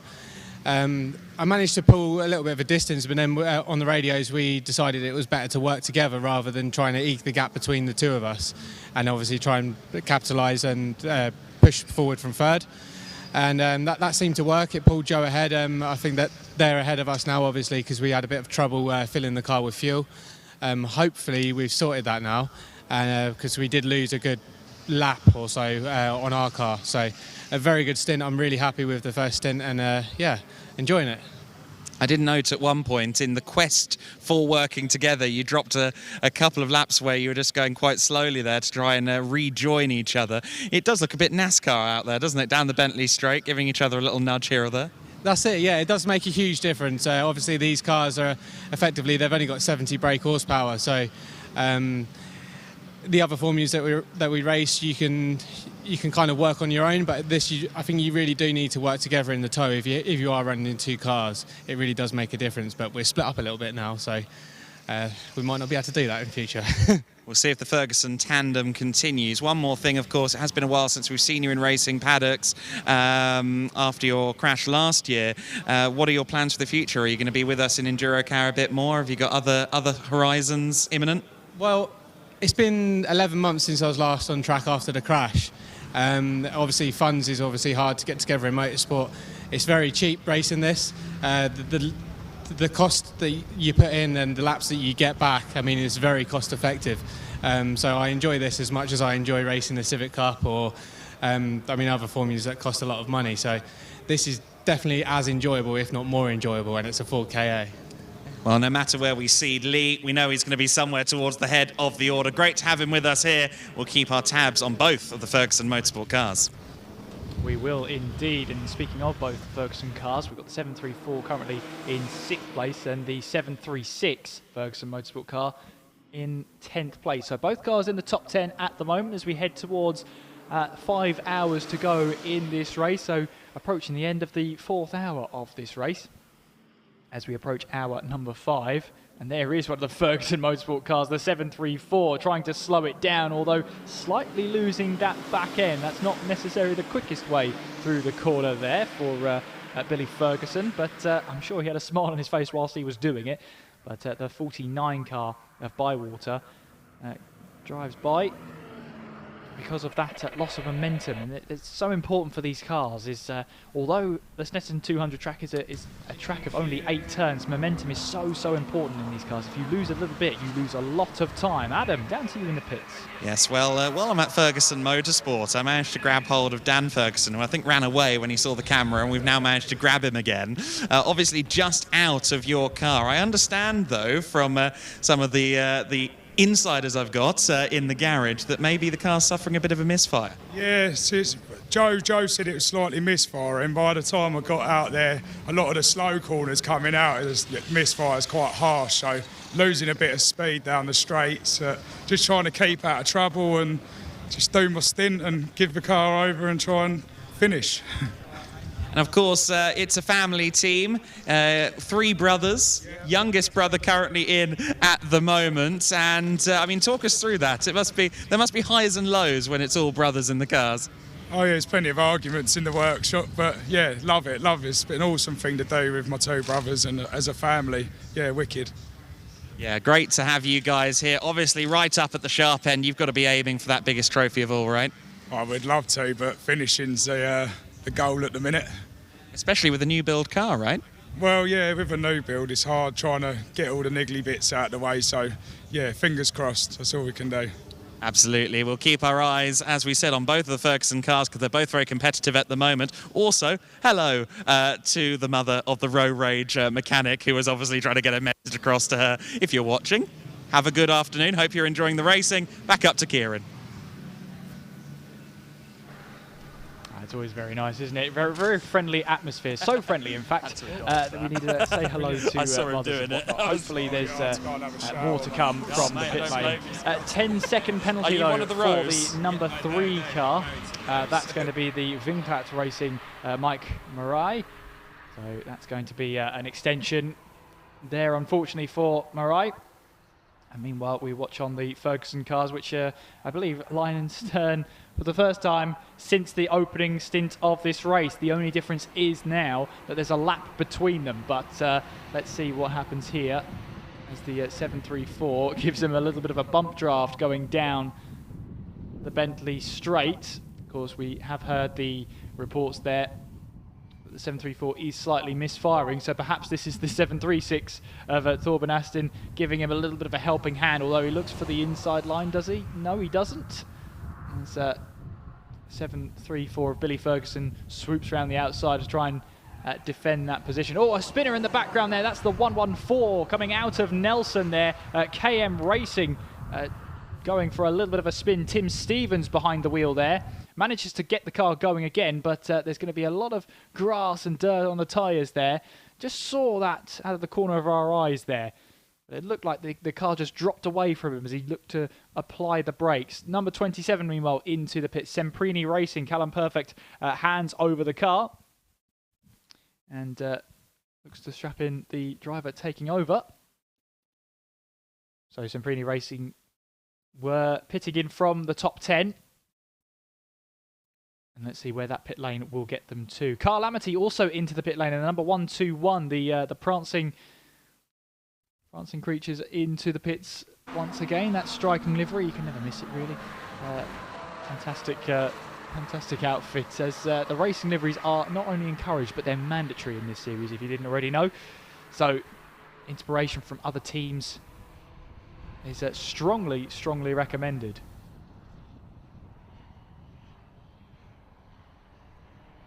So Axiometrics.com leading the way in the number 18. Dominic Jackson leading the field. VEC Motorsport in second place. Carl Amity in third, although they are in the pits. PSR are now just pulling into the pits as we speak. They're pulling in towards their pit box just out of my commentary box window. There they are on your screen.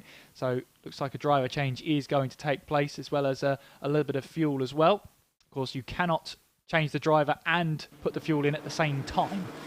And that is part of the regulation. So that's why the finger was up then, saying to wait for a second whilst the driver change, at least half of it takes place before the fuel starts to come in. So VEC Motorsport second place. That's going to put the 72 car of Misty Racing up now into third place with all those pit stops happening. Carl Amity in fourth. PSR in fifth with the 734 Ferguson Motorsport car in sixth place. The 36 IP Racing is in seventh place. 49 LDR Performance Racing in eighth. The 736 Ferguson Motorsport car in ninth place. And then rounding off the top 10, it's the 114 KM Racing car that we just saw Tim Stevens just getting out of a spin coming out of Nelson. There's the 121 machine, getting some more fuel added to it. Prancing Donkey on the panel. More fuel to be added to the car as well. So Marcus Batty has brought the car in. And after a good stint from Carl Amity as well, having a chat to them as well. And they want to finish as high up as possible. P1's the target. It should always be the target. It's not a bad soundbite to have, really. There's your race leader then. Axiometrics.com with that turned in left-hand side wing mirror. If anything, that's going to cause a little less drag. You might not be able to see what's behind you on your left-hand side, but you might get a little less drag down the straights. In any case, I'm pretty sure that mirror is going to have to be flicked out at the next pit stop, I'm sure. But Dominic Jackson putting in the lap times then. Well, last lap time 52.5 from Dominic Jackson last time around. That's normally around, well, about 10 seconds off of where we're normally expecting Jackson to be. There's the 72 Misty racing car into the pit lane then. From third place as they were. So Simon Bonham brings the car in. And discussion between driver and team, I'm sure. Discussing what the next stint is, perhaps how the car's feeling, how the track is as well. Always a good conversation to have. But as the drivers chat away, their car behind them is refueled. Of course, you're only allowed a certain amount of people working on the car at any one time in the pit lane. Meanwhile, IP Racing have got themselves past Axiometrics. However, they are not for position. So Adam Blair looking to just get one lap at least taken off of their overall gap, which is currently at, well, it was at 3 laps. They're now within 2 laps of the race leader. As Dominic Jackson makes his way through Riches and then up towards Wilson we go. Down in towards the braking zone then, Adam Blair behind the wheel of the IP Racing car. So they're now up into 4th place with those pit stops happening around them. Of course, they are slightly out of sync because they had their fuel issues in the first hour of the race. So they're slightly out of sync with everybody else. That's not necessarily going to be a bad thing because they can adjust their strategy to bring themselves back into the race. And the fact that they're in 4th place at the moment is a testament to their drivers at the moment.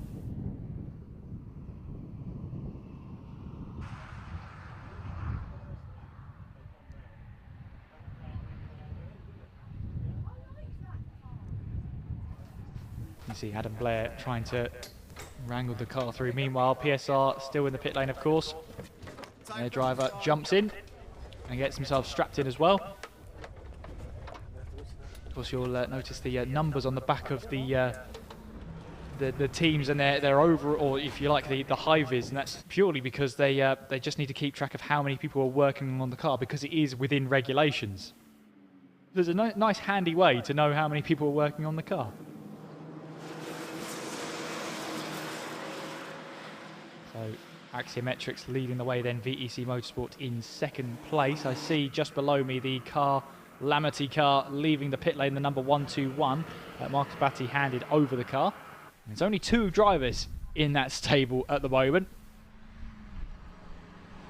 So it's a case of, will they actually have had a driver change? Possibly. Andrew Hinch might have jumped back in. There is the PSR car, close of the driver's door. And looks like once everything gets the all clear, opening of the boot as well. What have they got hiding in there, I wonder? Dominic Jackson still on the charge though. 42.8 from him last time around. That's much better lap time from him there. And there is Carl Lamity in the number 121, the Prancing Donkeys.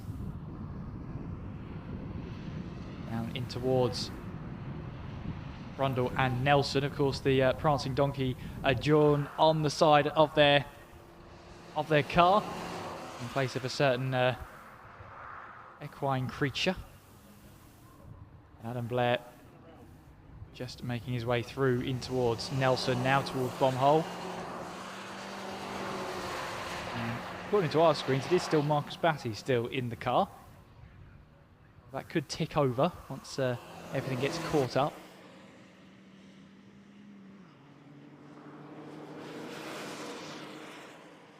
Misty Racing just now leaving the pit lane in the number 72. They're going to rejoin. They've got the 28 and the 49.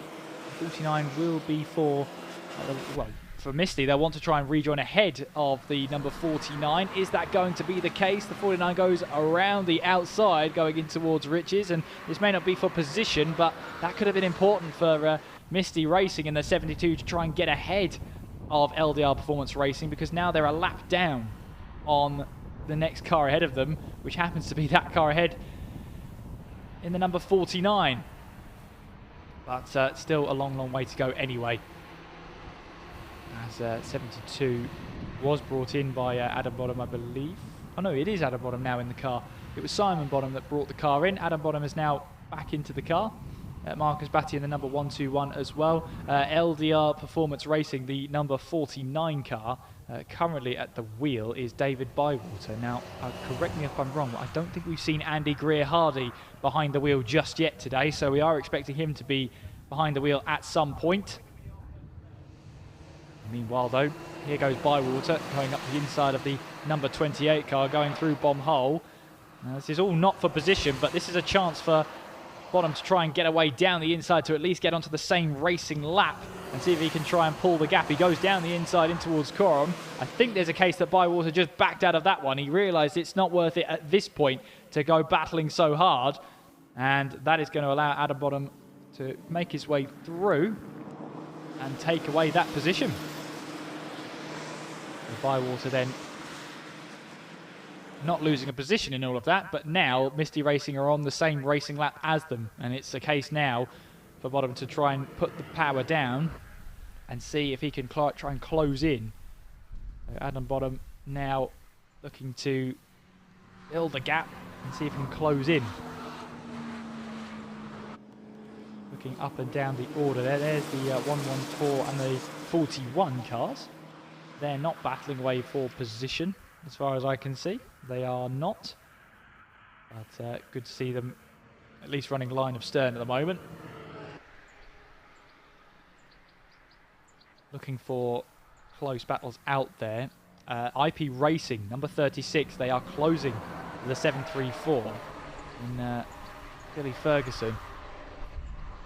Because the gap between them on the last time around they came to the line was 3.7 seconds. And Billy Ferguson had a 47.5, so either a slight mistake or lots of traffic on that last lap. And it's allowed Adam Blair to really close in by quite a rate of knots on the last lap alone to bring himself under 4 seconds away.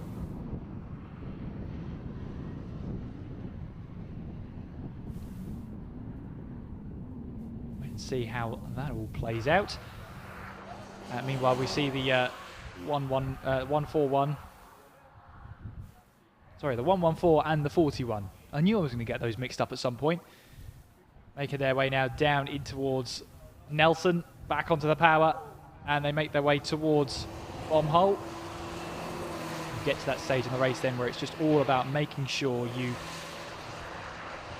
have the consistency, make sure you stick to your stint, because these laps in these mid stages and in these middle stints really do start to add up. And as you head towards the end of the race, you'll start to realise that the middle stints, where it was time lost there. So you've got to make sure you keep the lap times up, you keep that effort up as well, and you keep charging on. 142 laps completed now by Dominic Jackson, our race leader in the Axiometrics car. He's got a 2-lap gap at the moment to VEC Motorsport, although that might change to 1 lap once we see Cooper come across the line. In any case, it is at least 1 lap of the lead for Axiometrics ahead of VEC. You see the number 3 past the commentary box window, Windgats Racing.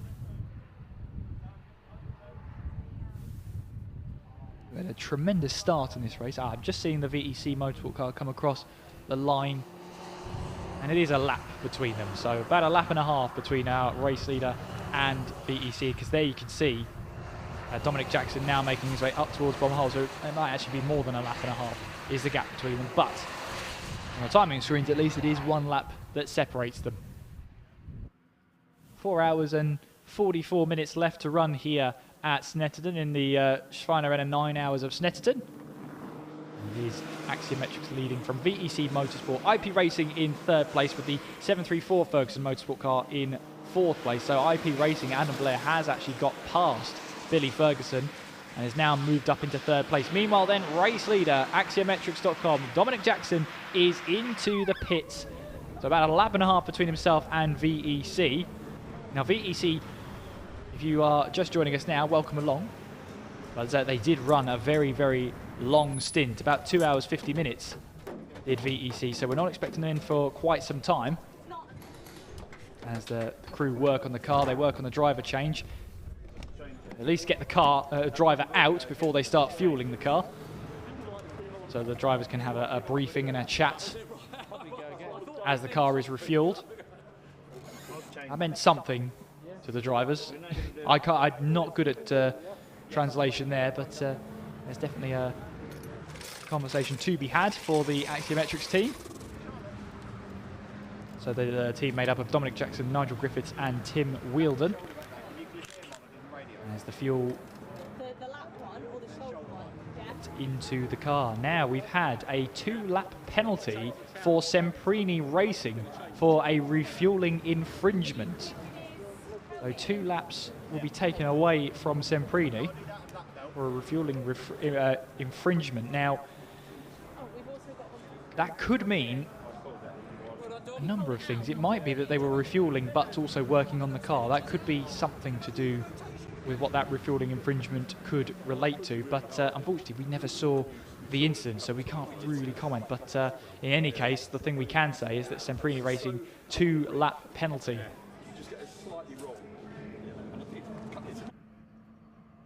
As the track, of course, warms up here at 13:24 local time. We're getting towards that part of the day where the temperatures are getting warmer, the track is getting warmer as well, as that's IP Racing going up the inside of Misty Racing, the number 72, not for position mind, but Adam Blair is now currently in third place, as VEC Motorsport have crossed the line recently to bring themselves onto the lead lap. There is VEC Motorsport making their way through Bomb Hole. And just having a look down at the pit lane then, because it looks like VEC Motorsport will take over the lead of this race, with the refueling carried out to the Axiometrics car. So here comes then Tom Cooper making his way through Murray's and along the Senna straight. He will take over the lead of the race for VEC, so long as he stays out, which he does. Passes our commentary box window and will take over the lead of the 9 hours of Snetterton, with Axiometrics still in the pit lane serving their pit stop. And I see a very familiar livery leaving the pit lane. Burton Power Racing are making their way towards the pit lane exit. Now they had to go through a replacement gearbox, but they are now making their way out onto the track, out of the pit lane. And that is great news for the team. If they can just get these first few laps of diagnostics done and seeing if the repair has gone their way, that is great news for Burton Power Racing. Let's see what they can do then. Let's see how well the repair has gone. Of course, the whole replacement gearbox, as Andy Burton was talking to Adam down in the pit lane earlier on, about hoping that it was just a gear selection issue, but actually it turned out to be slightly more concerning than that. So concerning that they had to change the gearbox. But they have done. They're now back out onto track, and I'm assuming they'll have some sort of report to give back. There's Axia Motorsports leaving the pit, Axiometrics leaving the pit lane. And where is the IP Racing car out on track, I wonder? So Axiometrics leaving the pit lane now, and they will rejoin in second place. Through they go then, through Riches. Where, I wonder, is the IP Racing car of Adam Blair, who is closing in. He's one of the fastest drivers out there at the moment. Apparently with a 42.6 being his last lap time there.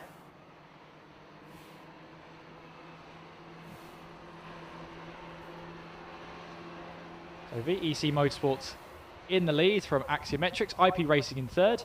And you've got the two Ferguson Motorsport cars, the 734 ahead of the 736. And it's the 49 LDR Performance Racing And it's the 72 Misty racing car. Carl Amity in 8th place. Hinch is behind the wheel, which sort of confirms that what I was thinking earlier on. Andrew Hinch is now behind the wheel of the prancing donkey.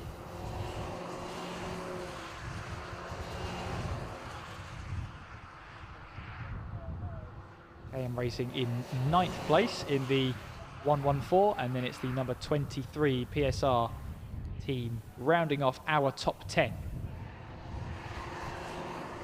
There is Tom Cooper then, the leader of the race in VEC Motorsport, going through bomb hole and trying to work out now whether they'll last another hour and a half with the fuel they've had. Of course, they stopped about 2 hours 50 into the race, so they look pretty confident in trying to extend these stints as far as possible.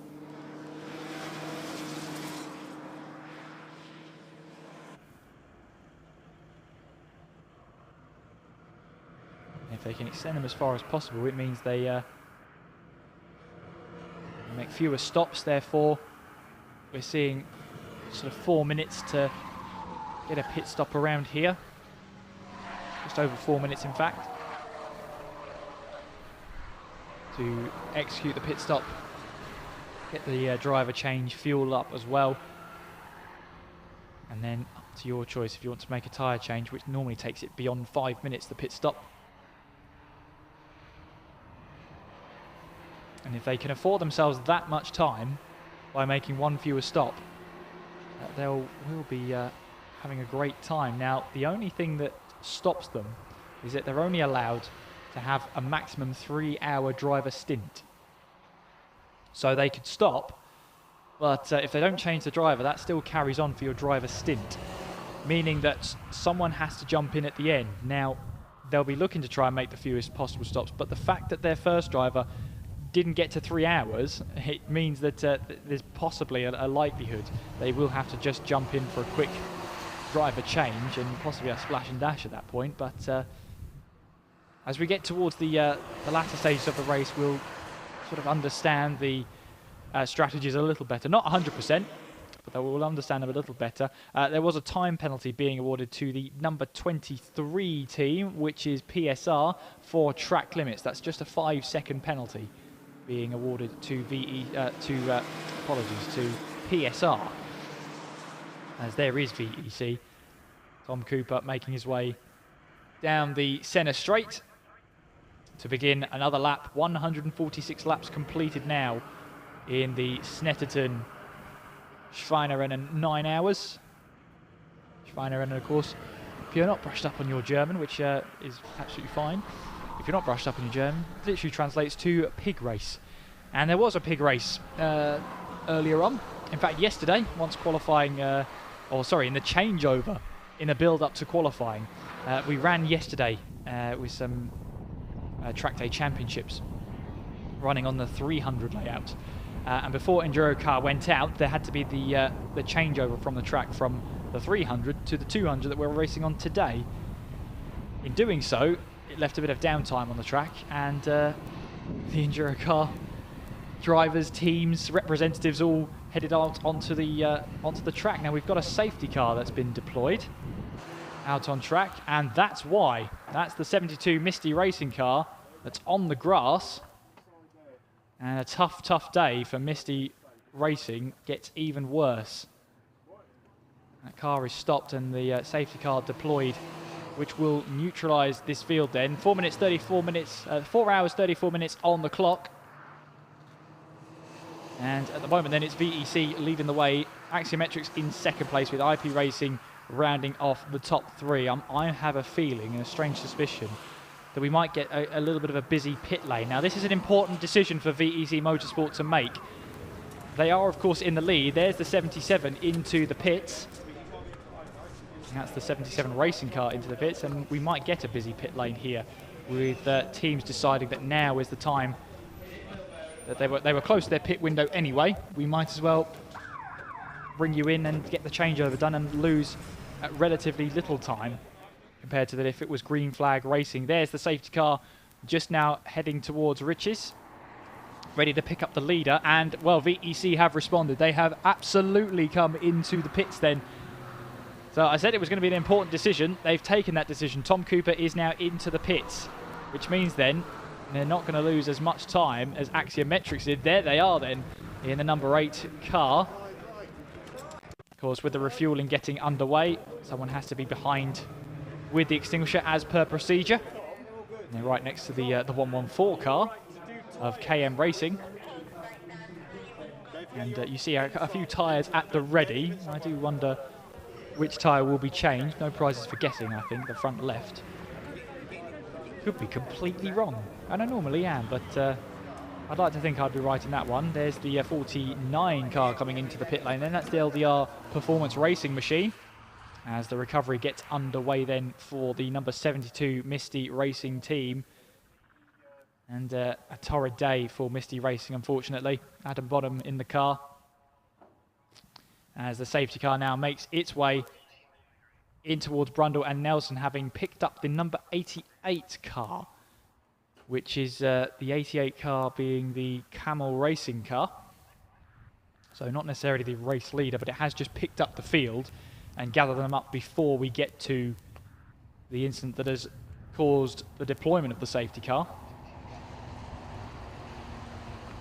Of course, under this, the pace has to be reduced, even if you are trying to catch up to the safety car. But also, a good time for teams to come into the pits. So we've got the number 8 VEC Motorsport car into the pits, the 49 in the pits, at 114 KM Racing, 28 VPEX Motorsport, 192 Race Logic, 77 Racing are also into the pits. So it's an opportune time for many teams, they feel, to come in and grab themselves a pit stop. Because relatively speaking, they'll lose little time, whilst the field would be bunched up behind the safety car.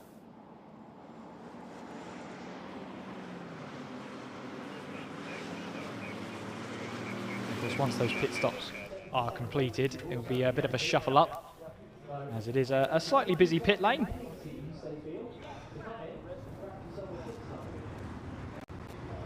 As the sun beams down in the pit lane, a few clouds in the sky as well. As the safety car completes a lap then. So Axiometrics are back into the lead then. IP Racing in second place. That's going to put VEC Motorsport down to third. However, there was that cause of concern where, well, actually, they might actually have to make an extra stop, but this safety car has played into their hands. They've now got that stop. They've decided to take that opportunity. And Ferguson Motorsport 734 also into the pits. Car Lamity into the pits as well. Now, they've not been long out onto the track, having handed the car over to Hinch there. But clearly into the pits then. There is one of the Ferguson Motorsport cars. That's the 734, which is currently in fourth place. Billy Ferguson was in the car. And as the fuel goes in,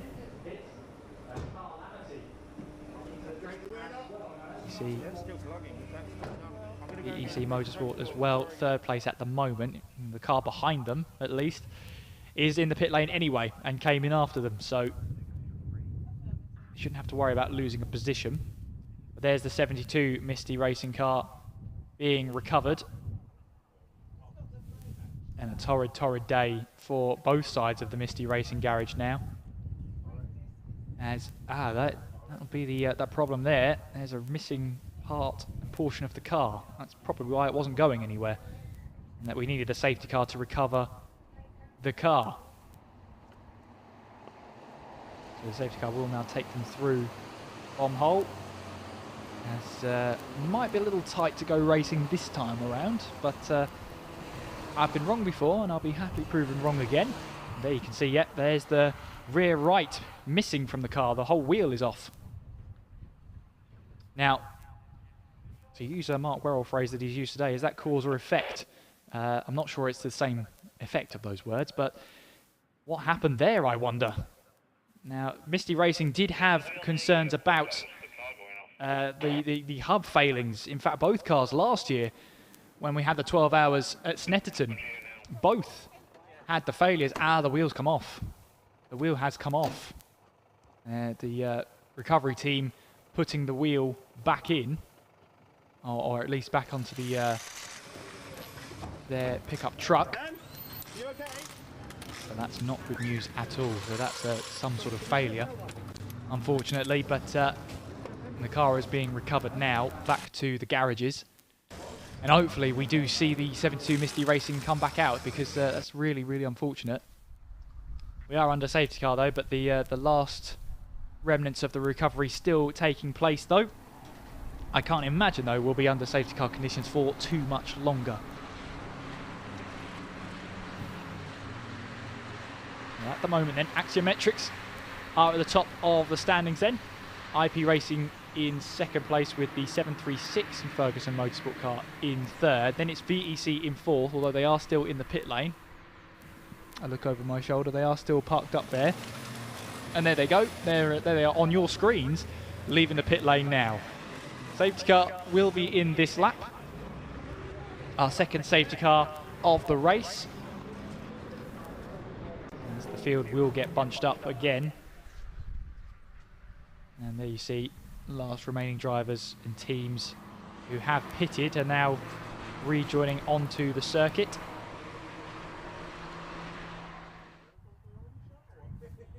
As our safety car now leads the field through in towards Brundle and Nelson. And at some point in the latter portion of the lap, the safety car lights will be switched off. In fact, it looks like that might be the case. They are switched off, so we're definitely racing this time around. That's the signal to the drivers that we will be racing this time around.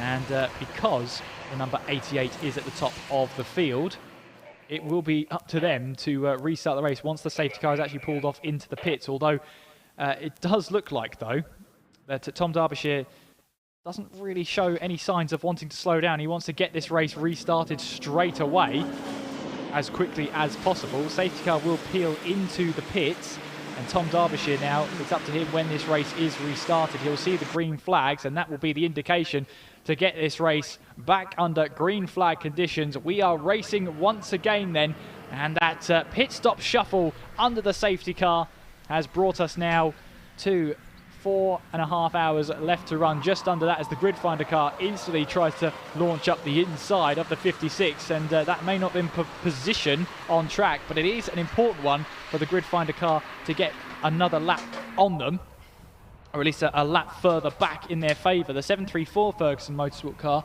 is just rolling down the pit lane now. The 734 will be rejoining very, very shortly. Greer Hardy is now in the number 49. I did wonder when we were going to see him in the LDR Performance Racing car, but Andy Greer Hardy is now back in the car and looking for his first stint of the race. So Axiometrics then leading the way in the number 18 car, with Tim Wheeldon now behind the wheel. IP Racing, Adam Blair in second place in the number 36. Then it's the number 736 Ferguson Motorsport car, and Thorben Aston is behind the wheel of that machine. And in fact, there's the 736. There was your cause of the safety car, the 72 Misty Racing car, missing the rear right wheel. And it's now being recovered to the Misty Racing garages for them to at least work on and give themselves a sort of a sit rep into where they go from here. Both cars falling afoul, but that was a car that was running well within the top 10, and it's a shame to see it having to be recovered like that in these stages. I'm joined back in the commentary box by a certain Mr. Adam Weller. Adam, welcome back. You've missed quite a bit. Yeah, well, I've been listening away. I keep getting collared when I tried to get lunch about 7 times before I actually managed to succeed in getting away from the garage. Friendly paddock as ever. And yes, well, I heard a lot of what was going on, and among the things we may not be aware of is that Autotech are confirmed retirements now. Autotech Motorsport have been working to try and figure out what's wrong with the car, and they've decided, or come to the conclusion, that nothing can be done here on site. The car will not be back out today, unfortunately. Unfortunately, that's unfortunate as IP Racing Adam Blair gets himself now to the front of that pack, and that's going to be important because Axiometrics are going to be caught up there. Wheeldon is going to have to try and find his way through, so this is an opportune moment for Adam Blair to get the rubber down, get the hammer down, and try and pull back because he is a lap down, or well, not a lap down, but he is not on the same racing lap at the moment, so this is his chance to try and break away and get himself within touching distance of Axiometrics once again. We did see as well Burton Power Racing back out onto track after that gearbox replacement. Yeah, also there was a 2-lap penalty. I imagine that came up on the timing screen, a 2-lap penalty for the Semprini car. Did we get the cause of that as well? Yeah, the refueling infringement. They didn't have all 4 tyres down on the ground when they were refueling, so that was penalised. So a few penalties rolling in. Car 72, 3-lap penalty for a tow back, although one suspects we might not see that car back in the race, and perhaps we won't see that penalty served because it's already been quite the day for both Misty cars, and I'm sure they'll try and get the 72 back out, but of course it was a hub failure that ended their day last year here at Snetterton. Yes, it was, yeah, and it happened to both cars as well, and I'm trying to remember that I think it was the rear left last time around, so this time it's the rear right, so yeah, a bit of an issue there for them, and Snetterton just never seems to work out for Misty at the moment. However, we'll have to wait and see, hold with bated breath as to what happens there, but yeah, with a rear right wheel completely off the car somewhere at Nelson is not ideal whatsoever. There is the Axiometrics.com car. The number 18 is your race leader at the moment. It is Tim Wheeldon behind the wheel as he looks to try and get his way through the order. He's now got to a similar position where Adam Blair found himself last lap ago. He's now got himself to the front of that, if you like, the safety car queue, and is now able to try and press on and see if he can try and catch Adam Blair to put a lap on him. As he'll now make his way through in towards Brundle, then towards Nelson. Bit of a lock-up coming in towards Brundle. But to try and press on and see where he can go from here. Semprini Racing, though, up to 11th. They've got themselves past Row Rage after their 2-lap penalty, as you so aptly put it, with the not all wheels down on the ground when you have to refuel. A big no-no. Yeah, can't be up on the jacks during refueling. That's very clearly stated in the rules. And to answer my own little meandering query from earlier on as well, there is no maximum number of pit stops in the races of above 6 hours. That was kind of what the rules suggested, but I never trust my own interpretation nor my own reading skills when it comes to a big regulations document. But indeed there is no minimum pit stop requirements here in terms of minimum visits to the pits or minimum driver changes in a race of over 6 hours in the EnduroKA category. So the gap between Blair and Wheeldon was 1 minute 39 seconds. And Blair currently doing 1 minute 42, so that really does tell the story, doesn't it? It's all but a lap in favour of Wheeldon at the moment in that Axiometrics 18 car.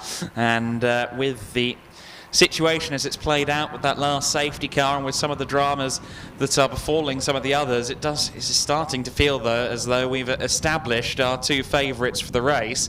And funny enough, it's the exact same 2 favourites that were competing in the early hours of the morning, or rather the early hours of the daylight at the Anglesey 24-hour. Axiometrics and IP Racing were the 2 favourites in the closing stages of that 24-hour, and we could well see them scrapping once again for victory in this race. Well, we are past the halfway point in this race. So much has happened in that dramatic safety car.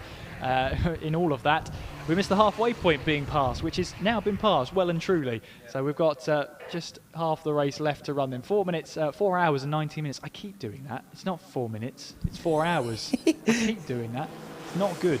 Tim Wheeldon then making his way now down in towards Murray's and back onto the power he goes then to try and at least catch and try and just get some laps under his belt. Now we were talking whilst you're away about VEC Motorsport because Ben van der Bos has now taken over. They've used the safety car to their advantage. Now you'll remember they ran 2 hours 50 minutes in the opening stint of the race for that very, very long stint, and it was going to be a case of, well, they need to run they can only run a 3-hour maximum driver stint, which would obviously not take them to the full 9 hours without getting penalised. That safety car has really saved them the trouble of having to worry about that, because now they're pretty much free reign to the end of the race. Yeah, exactly. I think safety cars, the inevitability that they often are a huge part of this racing, really. There's no point planning around green flag running, because there is zero guarantee, practically zero chance that we're going to get full green flag conditions all the way through a race this long. So you do just kind of have to try and plan and hope that safety cars come at opportune times, and try and put yourself in as good of a position to take advantage. And that does seem as though that's what Axia has done at the moment. Axiometrics.com, a team with a lot of experience behind them in 24-hour competition. Obviously they had the likes of Christian Rose, an experienced Fun Cup driver, with them last time at the Anglesey 24-hour. So it's certainly a team that knows what they're doing, and well, we're seeing the fruit of their labours once again at the moment, but we've got a long way to go. We have indeed, and well, all can happen, all can change still. I mean, even if we go into the last hour, we might not be picking our winner just yet, and we're counting our chickens before they've hatched sort of scenario, but we are definitely, well, we'd like to think we'd be slightly closer to knowing who could be in with a chance of winning the race. But then again, when it comes to endurance racing, you're never 100% sure. No, you can never be entirely certain. We've seen things unfold and completely skew in the final minutes. Just ask Jesus Pereira, who I think was about 20 minutes away from winning Le Mans in 1990 or so, and then the car let go in the final minutes of the race. And obviously we've had Toyota have similar issues towards the end of the Le Mans 24 hours as well in more recent times. It can often bite at the last possible moment, the endurance race bug. Off camera we can see the 26 Wolf Motorsport car being put back towards its flatbed now, and I mean, that car is a sorry sight. Obviously we saw the roll for that car at the very beginning on the 6th lap of the race, and good thing. There's a problem then for one of the Ferguson Motorsport cars, the 736 Thorben Aston. Has not been long in the car, but you can see there is something very wrong with that car, overheating at the front end, and he's parked that, well, he's got the car moving again, trying to at least get it out of the way. Is he? Well, it's definitely smoking away. He's got to be careful he doesn't deposit any fluid out onto the track, of course. Yeah, absolutely he does. And, well, that 736 looks like it's at a decent pace right now, but obviously it looked very bad and looked like it was cooking immensely just a few moments ago. That is the car in 3rd place, of course, as of last time across the line, the 736 Ferguson car. We heard from its starting driver Lee Deegan earlier on. They had high hopes, and they had just reason for said high hopes, but this could be a major twist for them, and let's see if the car even goes in the pits. No. After all of that smoke, I would have thought the bare minimum is to come into the pit lane, but no, they're pressing on. They're pressing on indeed. 49 LDR Performance Racing have got themselves a stop-and-go penalty of 1 minute due to track limits, so they're going to have to serve that one in the next few laps. But yeah, a bit of a concern then for the 736 of Thorben Aston.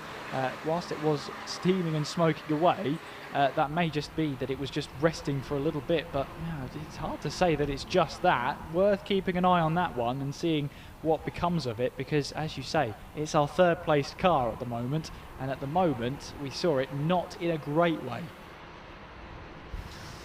No, definitely not in a great way. It doesn't necessarily look like it's... no, I think it's doing a decent speed out there, isn't it? Yeah, it's about matching what's going on around it, but I'm sure it's going to be pensive viewing at the moment for the 736 team at Ferguson Motorsports. Keep an eye on the Aston-driven car at the moment, and still looks like there might be a little bit of smoke or something coming from underneath, potentially. It would be very weird for that level of overheating to suddenly pass by, wouldn't it? There's still see a little bit of smoke pluming from underneath the car.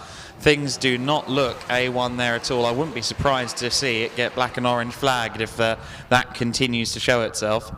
Yeah, because the thing that's got to be on the mind of everybody is it depositing fluid as well, because that's normally not a good sign. If any fluid's being put onto the track, of course, the team might have spotted it themselves, but we'll have to wait and see as they make their way through in towards Murray's, as Thorben Aston now back onto the power. Now, does he come into the pit lane?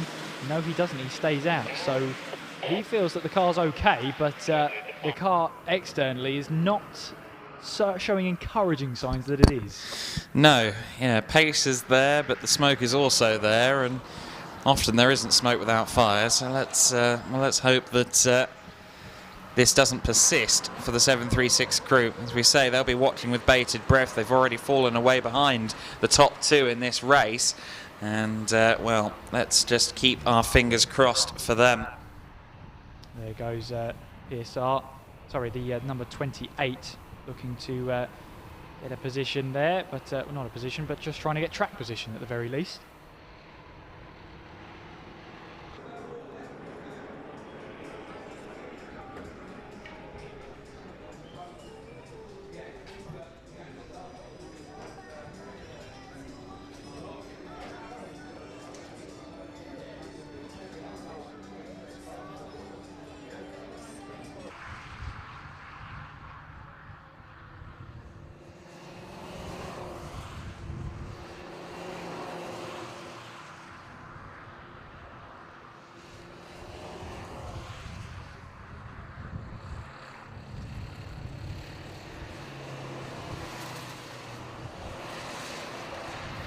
So then, as the 736 car continues around, it now looks like it's indicating for the pit lane. So that 736, we've been worried about it for the last couple of laps, of course, and well, now it looks as though it might be coming back towards the garages, unfortunately, and that's certainly poor viewing for what was the lead Ferguson Motorsport car, what still is the lead Ferguson Motorsport car at the moment. There's the sister machine, the 734, which is of course the all-Ferguson family car, which has apparently been struggling with a misfire itself. So Ferguson in the wars at the moment, and well, here comes Thorben Aston into pit lane, and the 736 in.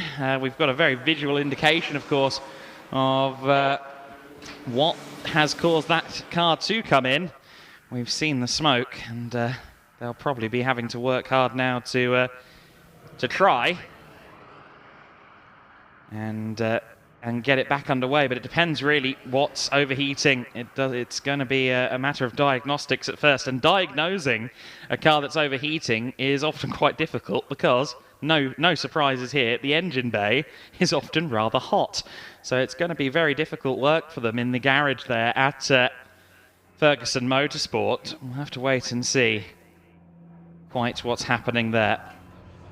There's the, is that the IP Racing car coming down? No, that's the 734 Ferguson car we just got to look at through shot there. And now looking at the 77 Racing crew, currently down in 19th place with Mark Harris at the wheel. And just behind them, shadowing away, still in the top 10, was the 121 car. And oh my goodness, there's a lot going on there, isn't there, for the 736 crew? Is that all their smoke? Because if so, that is very, very bad news. That is a hot and bothered race car, if I've ever seen one. Remember the race suits correctly, I reckon that could be Lee Deegan possibly getting back in the car, but the car does not look healthy in the slightest. Refueling ongoing at the moment. I don't know if that came from a fire extinguisher, all of that smoke that was in shot as we cut to the pit lane. You see there pit lane marshal Robert waiting for his opportunity, till just waiting with the fire extinguisher just in case anything amiss happens here. They have fire extinguishers on hand, of course, during the refueling anyway, each of the teams. And the car has to be down on the floor, not on the jacks. The driver has to be out of the car. Lots of precautions are taken during the refueling process. bonnet up, understandably so, to try and see what might be going on there.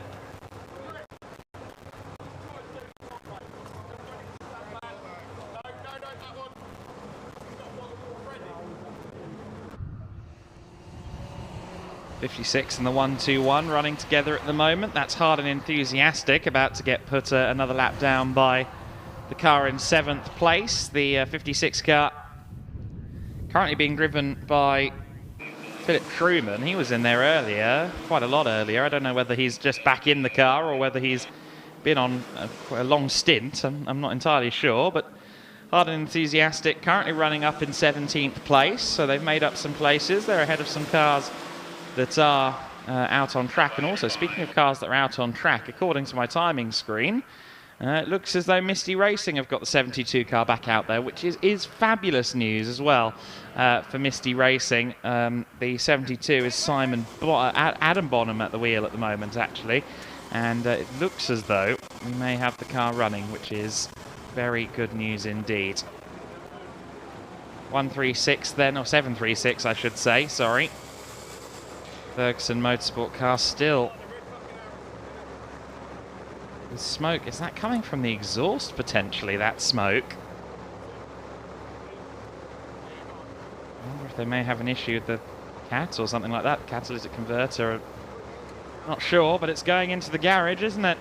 The 736 car, and you can see that it is indeed all coming from their exhaust. So that is not a healthy or happy race car, unfortunately.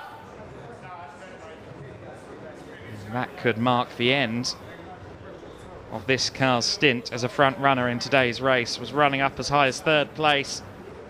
Of course, was involved in the lead battle in the very, very early stages with Lee Deegan at the wheel. And yet another car has succumbed to the Norfolk heat today. Seems like the cars are overheating almost across the board at the moment. Everyone seems to be fighting some form of overheating issue. There's Mike Murray in the Vingat Racing, or the Vingat Racing number 3 car.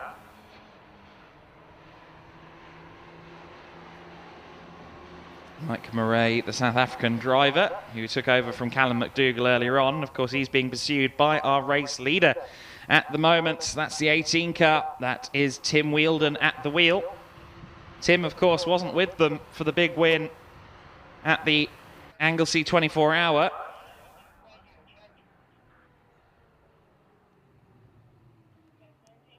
But the two other drivers were indeed there, Nigel Griffiths and Dominic Jackson.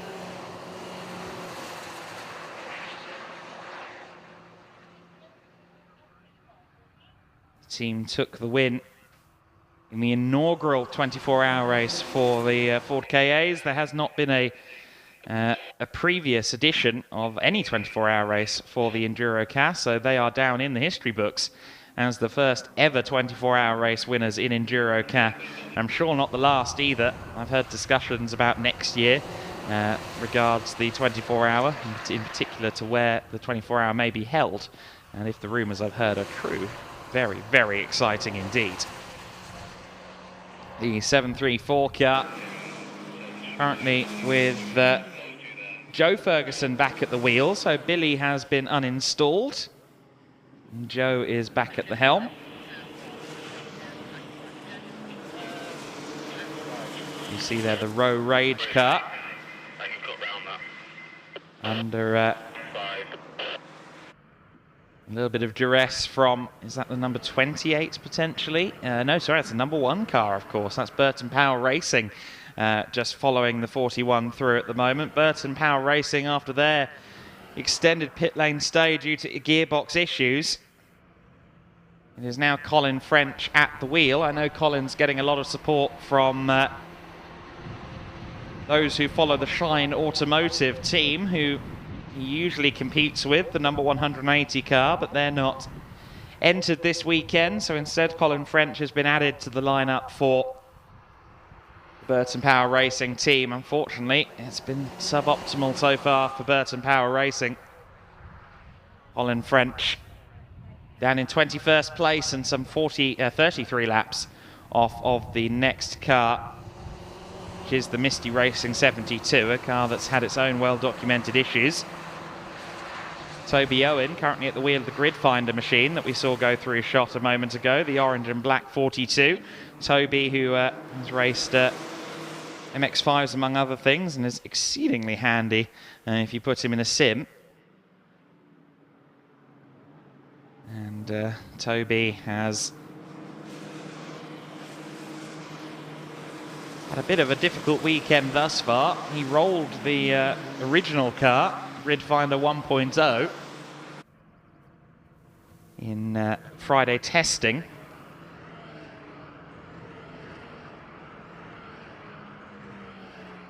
And so now he is in the second car, sourced from Groves Motorsport outfit. On lap 164 of the race, 4-hour race leader. It remains Axiometrics at the sharp end of the pack right now as the Schweinerennen, I should say, 9 hours of Snetterton continues.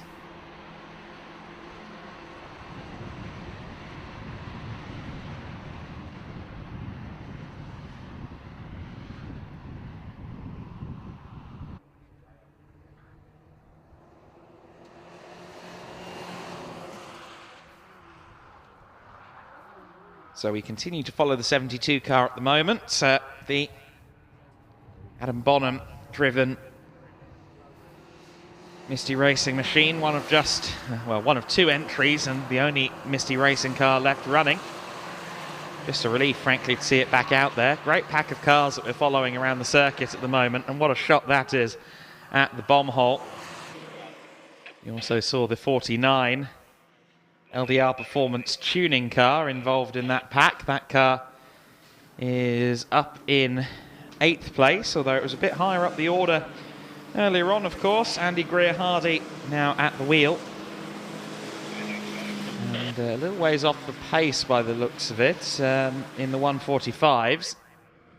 So, well, about the same pace as other cars around and behind him, but current fastest driver out there by quite some way is Adam Blair in the IP Racing 36 car.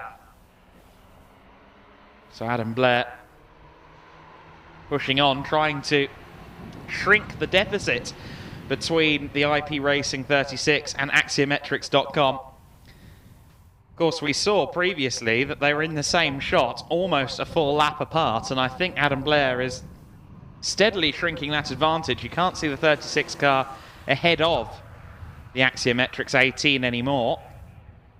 What you can see is the number 3 car of Mike Murray, the Vingard Racing entry, just kind of stalking away.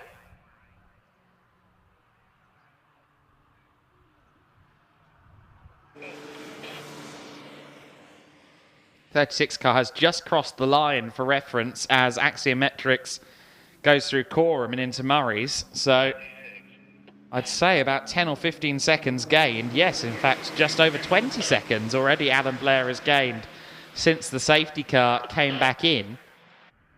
So Adam Blair has shrunk the gap by, well, 22 seconds to be exact in the 36 IP Racing car over the 18 Axiometrics car that we follow, our race leader. There is the 36 we're talking about. So there is Adam Blair in second place. You see the hastily and thoroughly taped up fuel cap on that 36 car. That is, of course, because they had a black and orange flag early on due to fuel exiting the car when it shouldn't be, going around the circuit. Then they had further fueling issues, 2 stops within the first hour and a half or so. And so now they've made very, very sure that no such issues will befall them again. We have just ticked over the 4-hour to go marker. We have completed 5 hours from 9 in the Schweinerennen, 9 hours here at Snetterton for the EnduroKA category. It is Tim Wheeldon in the 18 car that leads. This 36 machine of Adam Blair sits in second place at the moment. Around 75 seconds back as it stands from Tim Wheeldon in the Axiometrics car. Blair continues to set fast laps here. Every lap a quali lap for Adam Blair as he presses on to try and get himself, Scott Parkin and Mark Witherington back into the race challenge. Axiometrics comfortably lead at the moment. VEC Motorsports' Ben Vanden Bos currently sits in third position, the number 8 VEC Motorsport car. Good to see them up at the sharp end again this weekend. Fortunes, I think, turned against them on the Friday morning, the second day of the Anglesey 24-hour. Up in third place at the moment, you've got Joe Ferguson in fourth position. The 734 car in fourth place, some 4 laps off the lead. Better part of 2-lap gap between the top 2 and the rest of the field, so it does seem as though it's something of a 2-horse race, at least for the time being, at the sharp end of the order. In fifth place, the number 23 car, the PSR entry, that's Jack Wood. In sixth place is the Calamity car, and that's, of course, currently driven by Marcus Batty. In fact, no, it's Andrew Hinch back in for the second time today. In seventh place is the Vindgat Racing Mike Murray driven car. Of course, they had a wheel bearing issue earlier on, so that's part of the reason that that car is currently 5 laps off the lead.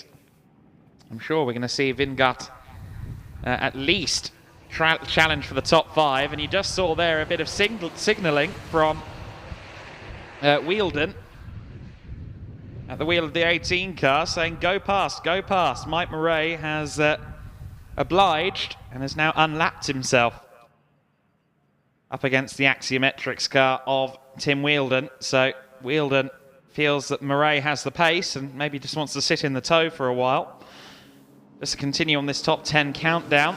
Camel Racing staying out of trouble here and running consistent laps. It's paying dividends.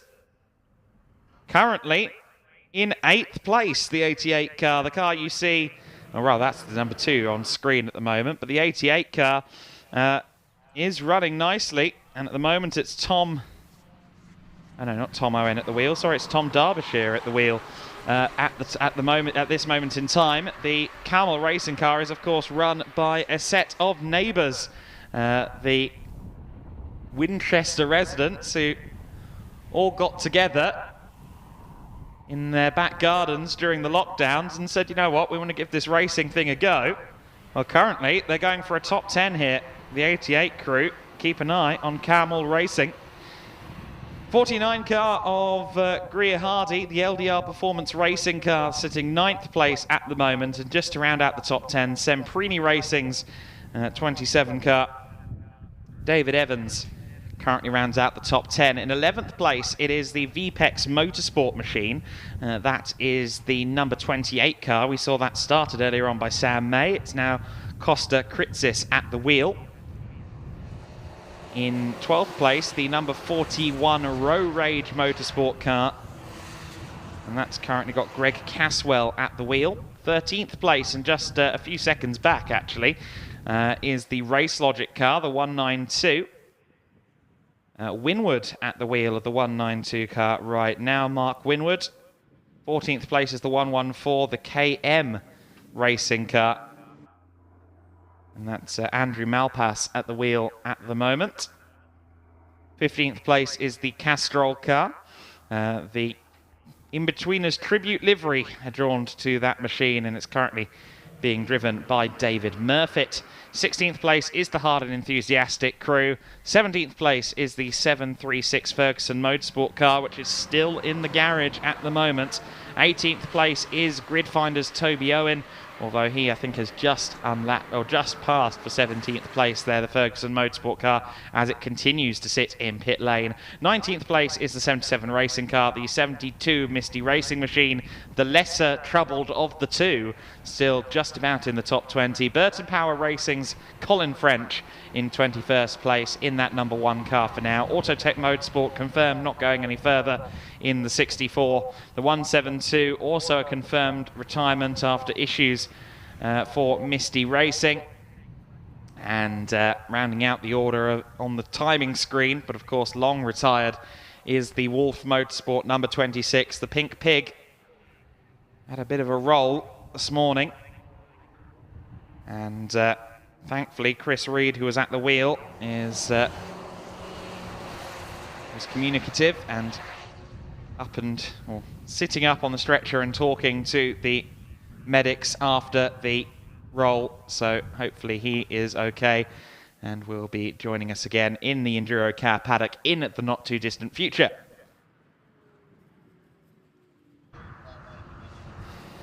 So we're looking a bit further back. There's the Camel car we were talking about earlier on.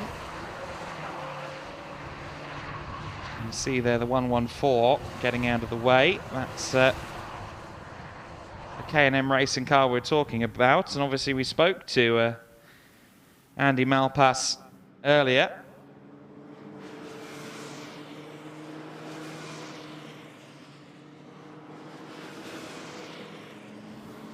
They had a few issues with refueling as well, or rather with their initial fueling, and had to go through 3 fuel filler caps. And drive-through penalty has been applied to car number 3. So the Vingast racing car has unfortunately chalked up a tab in the track limits department, and they now have to serve a drive-through as a result of that, and those penalties continue to get harsher, of course. We saw a 1-minute stop and go for Gridfinder earlier on. There's the Carmel car, though, well in the top 10. Has a gap of just 2.5 seconds, actually, over Andy Greer-Hardy. Now, where is the 49 car? It should be next in the queue, actually. So Camel Racing and Tom Derbyshire could be about to have to fight for 8th overall here. The Gridfinder car, the 42, is not the car that's chasing them. The car that's chasing them is the 49, which I'm trying to spot out there at the moment. I think it might be a little bit further back now, but last time across the line it was 2.5 seconds. I'm keeping an eye. Let's see if we can... Oh, and Derbyshire's pushing on a bit too much, I think. You saw there a bit of a moment, and Toby Owen, I think, had to lift out of that as well. We can just see the 49 car in some of these shots. There it is, the red bumpered car with the grey and yellow. So the car that's at the back of this little queue, or towards the back of this little queue, is closing in on the 88 Camel racing car. Derbyshire in the midst of a lot of traffic right now. So keep an eye on Tom Derbyshire, as he may well soon have to fight for this 8th place overall.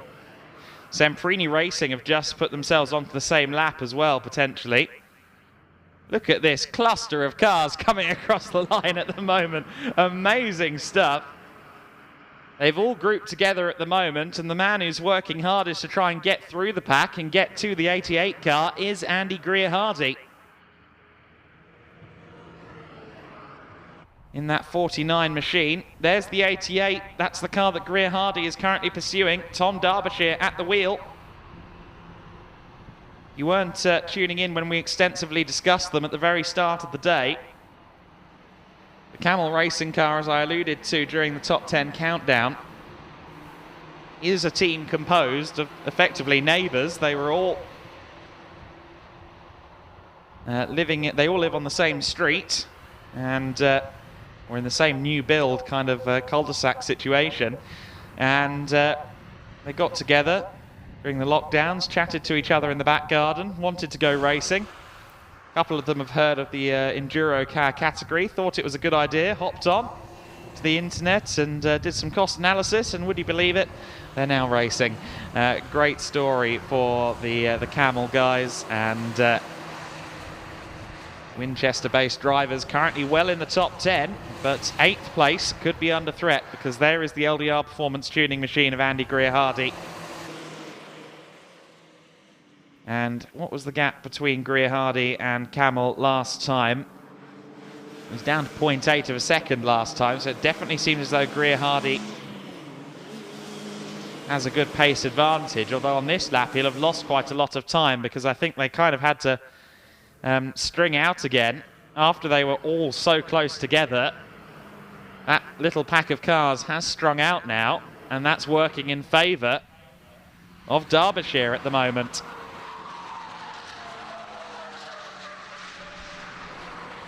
We'll try and keep you abreast as best we can of all the various scraps going on throughout the order. The gap between Derbyshire and Greer-Hardy is out to 5 seconds on that lap, so 4 seconds gained on that lap alone by Derbyshire, so he's clearly pressing on. Andy Greer-Hardy is stuck here behind traffic that are all fighting each other. And in fact, we see a good scrap here because Semprini Racing, the 27 car, is just trying to hold on to the top 10. The 27 and the 28 car running down the Bentley Straight in tandem at the moment, just alongside the LDR Performance Racing car we've been talking about. The Semprini car currently being driven by Evans. That's David Evans. Jeremy Evans was, I think, yet to be in there today. So David Evans currently under threat from the driver of the 28, who at the moment is Costa Kritsis at the moment. Yes, it is. Costa Kritsis in the VPEX car. That's a scrap for 10th overall, so there's some good fighting going on throughout the order.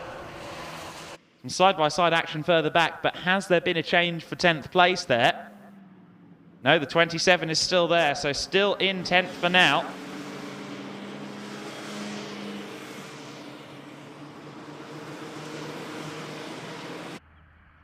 And for the Camel Racing guys, this could get even better still soon because they're in 8th place at the moment and they're 13 seconds behind Mike Murray. And my understanding is that that number 3 car has not yet been in for its drive-through penalty. So with the 3 car due a drive-through, could well work in the Camel Racing car's favour. We continue to watch this battle though for 10th place as Semprini's David Evans is being hounded by Costa Kritsis at the moment. There's the Castrol Racing machine. Number 2 just going a lap down here.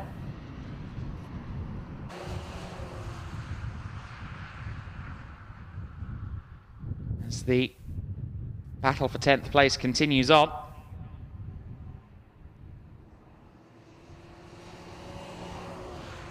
Of course, just behind the 28 car is the Grid Finder car. You'll note the Grid Finder decals on the 28 car, and that's because Toby Owen migrated to VPEX Motorsport last time out at Anglesey in the 24-hour race, since Grid Finder didn't lodge a formal entry, but Grid Finder crew back with a vengeance this weekend, albeit post the Friday roll in a different machine.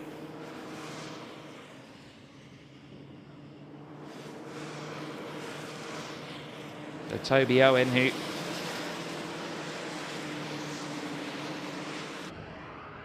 was the driver responsible for rolling the original number 42, pressing on in 18th overall right now.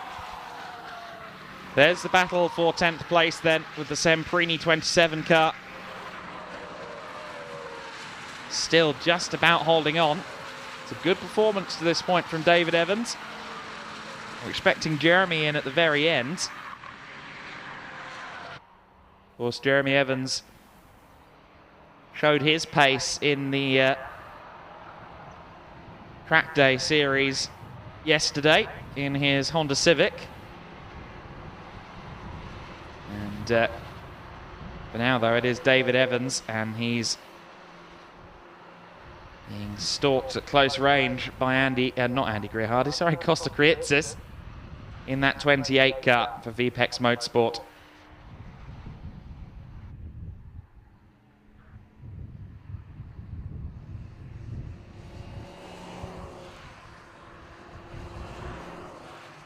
Good little dice this for now. They're running in tandem. To update you on the situation at the head of the order, it is still Wheeldon in the lead of this race in the 18 Axiometrics car. The gap has once again shrunk down. Last time we were talking about them, it was about 76 seconds. It's now down around a minute. 1 minute and 1 second last time across the line. Adam Blair was behind Tim Wheeldon, so he is shrinking that gap with aplomb at the moment. Consistently lapping in the 42s, and of course it was a low 1 minute 42 that was pole position yesterday. So every lap, literally a qualifying lap for Adam Blair at this stage, and he is, little by little, bringing the IP Racing crew closer to the lead.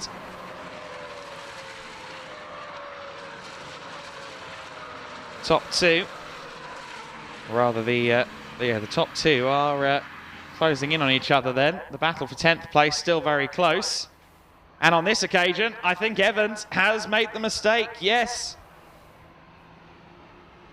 I think David Evans there just missed his braking, and that was the opportunity that Krietsis needed to move up into 10th place. But Evans now in the slipstream as they run down the Bentley straight. Surely going to have a go side by side as they run under the bridge in this battle for 10th position.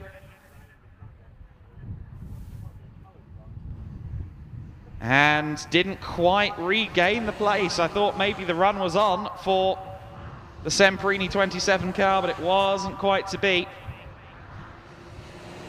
So Krietsis, for now at least, has moved up into 10th place. Let's see if he can build the gap.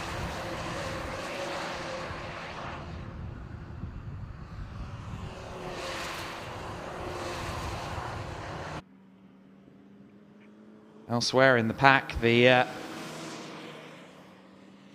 battle for 8th and 9th place that we're discussing before with LDR performance tuning. That gap has kind of just extended and extended now. Tom Derbyshire has rebuilt his gap over the LDR performance tuning 49.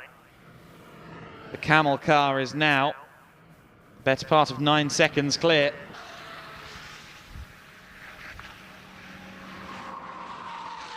.1 seconds that time across the line, so this time the pendulum swung somewhat in favour of Greer Hardy, but the gap remains large enough now for Tom Derbyshire to just focus on what's going on ahead of him rather than behind him.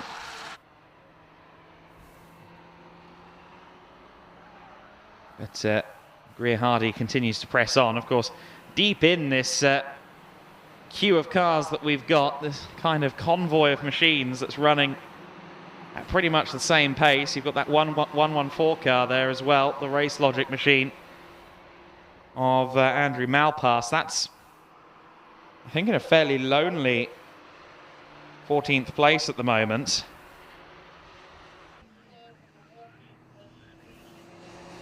Tipping it in is the number 28 car once again, so Krietsis continues on in 10th place, and you can see he's now got a car between himself and David Evans, so it looks as though Apex Motorsport have sealed 10th for the time being, but of course still a long way to go. 3 hours and 40 minutes of racing left to run here at the Schweiner Rennen. 4 hours.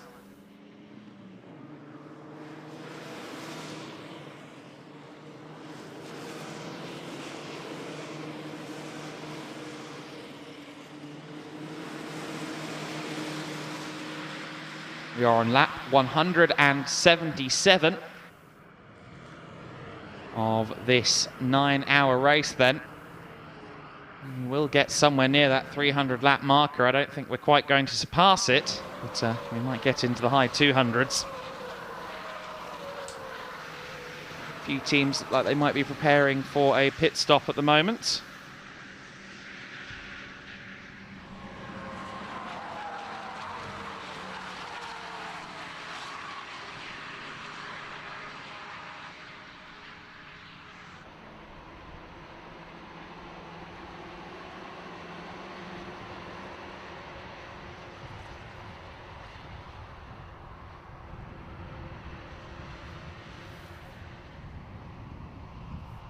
So the gap now between the top two has once again shrunk. It's now down to 56 seconds. So for the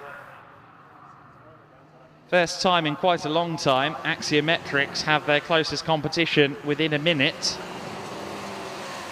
Blair has taken 40 seconds off of the gap between himself and the leader in what, about 40 minutes? So that's really good going.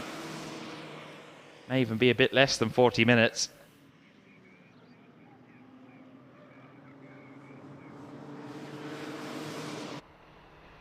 There is our race leader. There is Tim Wheeldon in the Axiometrics 18 car, looking for their second consecutive victory here in EnduroKA.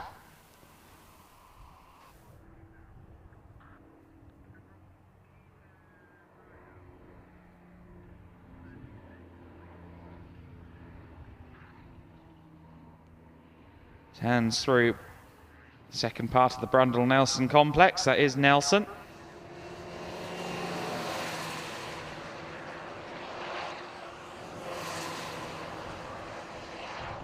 Of course, the season opened at Donington Park this year, where the Yippee-Ki-Yay team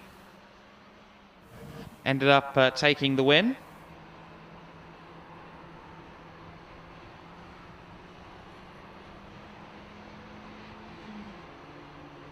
And the next race of the season was Cadwell Park,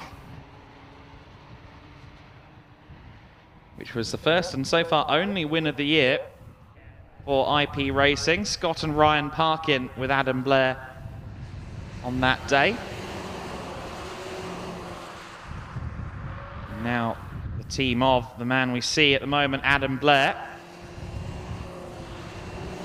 along with Scott Parkin and Mark Witherington, are pressing on to try and maybe get win number 2, but they're going to have to beat the winner of the 24-hour at Anglesey. The winning car, at least, axiometrics.com. That's the target they're going to have to beat. That's the target they're going to have to best if they want to win here this weekend.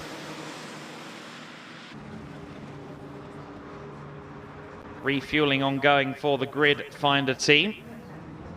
Good luck, have fun, easy into turn 1. A sim racing motto on the back of the Grid Finder car, of course, as the team has its roots and its community thoroughly embedded in sim racing. Grid Finder kind of helps you find a place to go sim racing.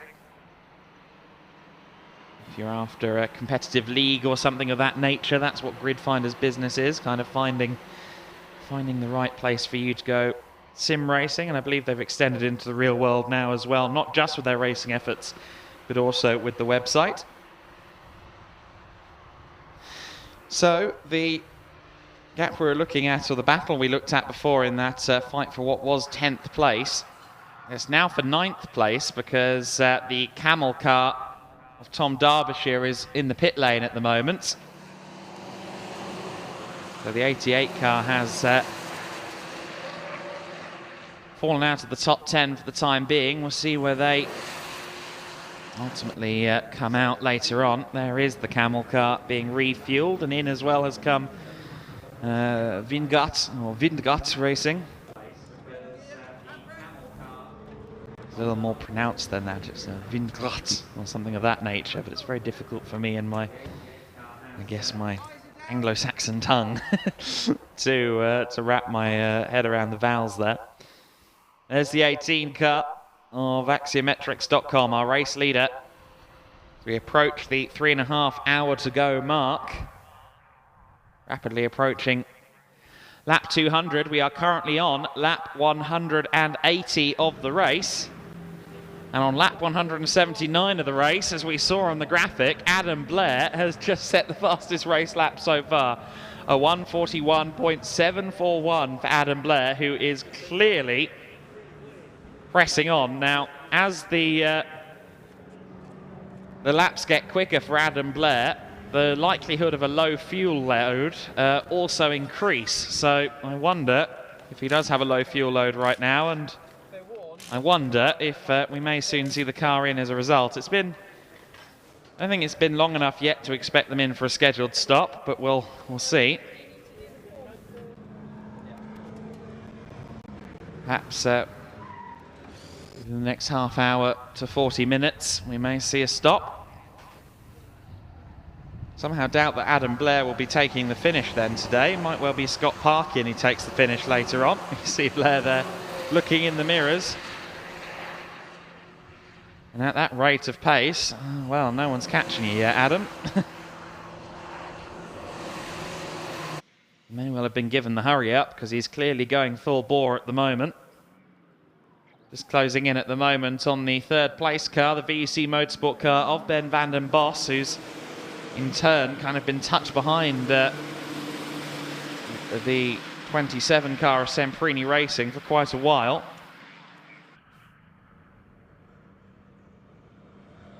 Across the line then comes Adam Blair to complete lap 180. Probably another fast lap. Yes, it was. A 141.582 out of Adam Blair there.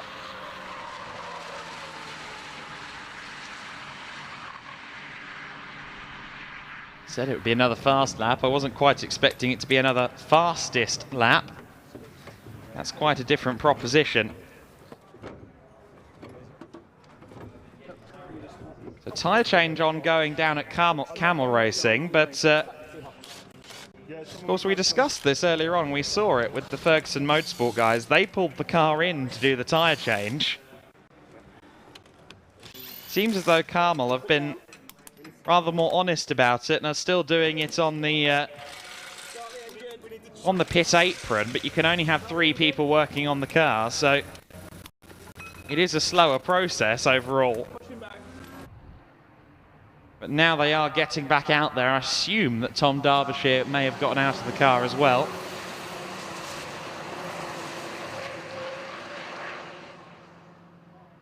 We'll see where they end up after that stop. They are currently down in 15th on the timing screen. It's now back out on the circuit. So we'll see. It looks like they may well be a threat for the top 10 come the end of the day, though. So keep an eye on Camel Racing. The Vinglass Racing car is still in the pit lane as well. We saw Adam Blair, of course, pressing on. There he is coming across the line again.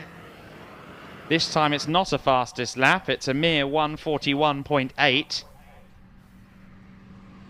So only a couple of seconds faster than anyone else out on circuit at the moment. Adam is pushing on and have re-established himself in the racing world with a spot of karting after a prolonged absence from motor racing. I think he was on the bench, as it were, for the better part of a dozen years, maybe longer, probably more like 15 years actually, after getting as high as the Porsche Carrera Cup Germany and scoring podiums in that series, which at the time was and probably still is the most competitive Porsche Carrera Cup category on the face of the earth.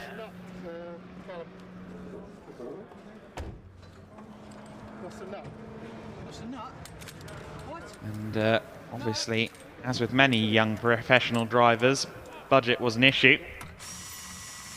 And Adam Blair, though, now back to racing and has been building a steam as one of the fastest drivers anywhere when it comes to EnduroKA. He's now applying his trade as well in Turismo X, as we saw yesterday in the Darkside Developments Audi TT. The 88 Camel car back out on circuit then. They run 15th at the moment. 3.5 hours left to go here at the Schweinerennen.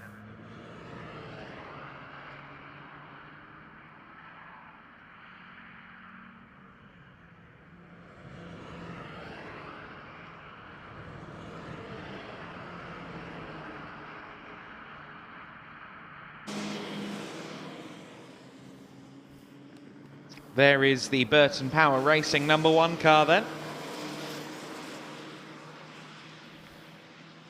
currently running still outside the top 20 after their gearbox woes. Saw the gearbox out of the car, so it was a full gearbox change. I know that's not easy in these Ford cars or KAs, depending on your choice of flavour.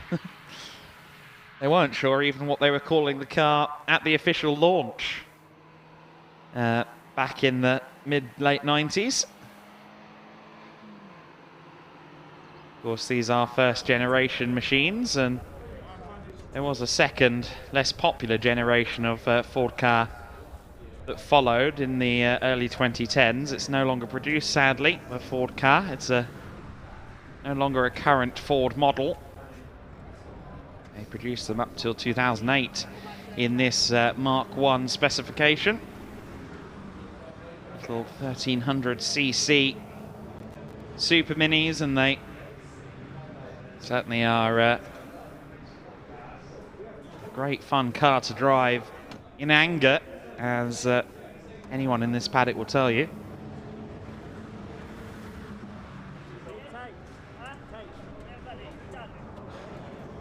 And some signalling going on there amongst the Row Rage team.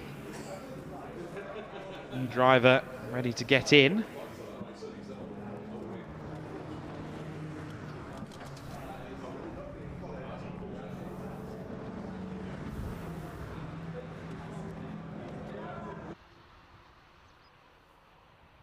Looking at the third place car again.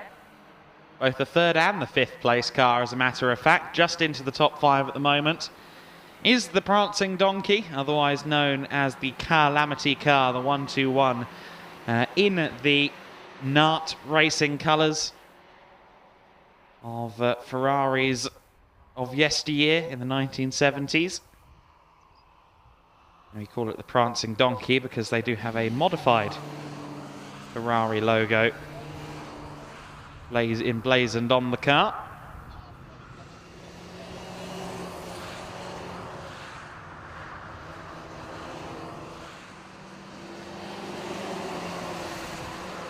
It's the rather immaculately turned out number 8 car from the VEC Motorsport crew. Not as immaculate as it was before qualifying. Of course, on qualifying on Saturday, it did end up rolling. But doesn't seem to have particularly hindered the car's pace, does it? Just a single roll, and not the most spectacular one, thankfully, for VEC Motorsport. We've seen how severe a roll can be, courtesy of Chris Reed this morning in the Wolf Motorsport 26 car.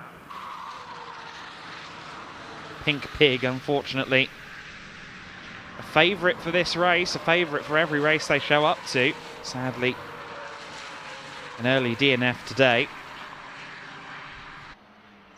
Looks like that battle for 8th place is hotting up again as well, because the VPEX Motorsport car has the Semprini car all over the back of it again, the 28 and the 27. Once again coming to blows. Costa Kriitsis has been closed in upon by David Evans once more.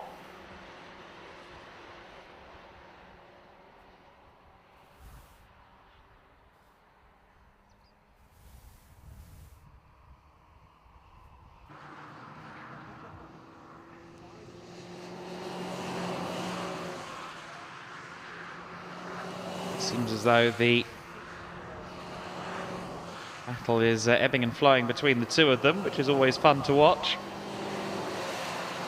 There goes the donkey down there in 5th place at the moment. And of course, remember, the Calamity car is, I believe, the only one here. Yes, the only one here with just the 2 drivers. So Marcus Batty and current driver Andrew Hinch are really putting in a admirable shift today.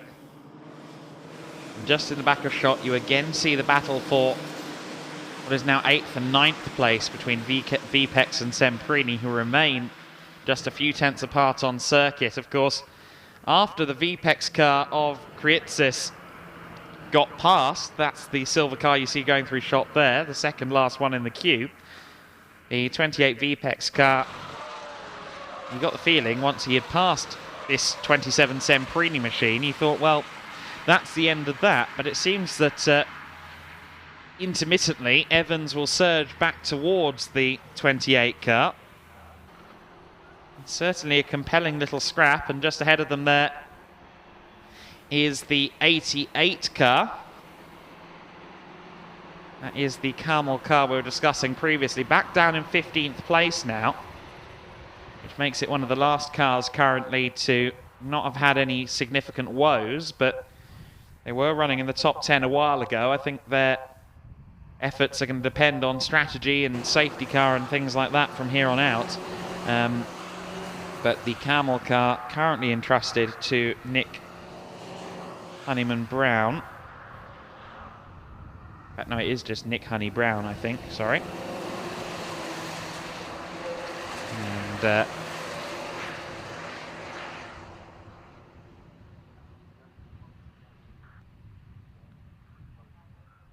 keep an eye, as the IP racing car should be due across the line shortly. Keep an eye on where the pace is for Adam Blair at the moment. He's still in the 42s there, in second place in the 36 car.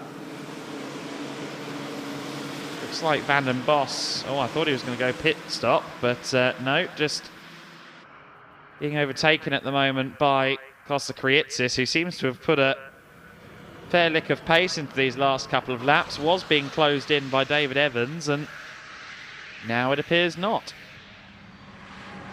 All of a sudden, the pace is back with Kriitsis. As I said, it seems to ebb and flow between VPEX Motorsport number 28 and Semprini 27 as they continue to scrap for 8th place. The gap between Wheeldon at the head of the order and Adam Blair has again shrunk massively since we last looked at it. 38.855 seconds the gap now between the 18 Axiometrics car in the lead and the 36 IP racing car of Adam Blair. Into the pits, meanwhile, has gone the 42, and that's a second pit visit in not a lot of time, unfortunately. Currently with Tom Bunton at the wheel. And looks like they're investigating the wheels, and are they sending the car back out, or is there an issue they need to contend with? Certainly looks like they're having to work on it at the moment. Perhaps investigating an issue.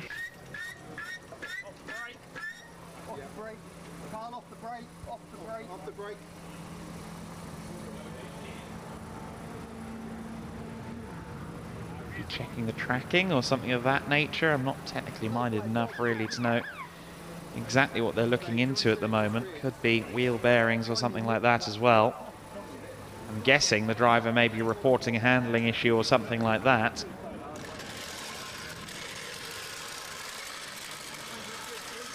On it up.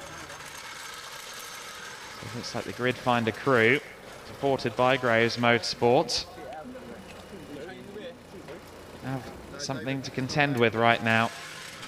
Black and white flag out on circuit to the 77 car of 77 Racing. So Mark Harris, the latest to be warned for track limits issues.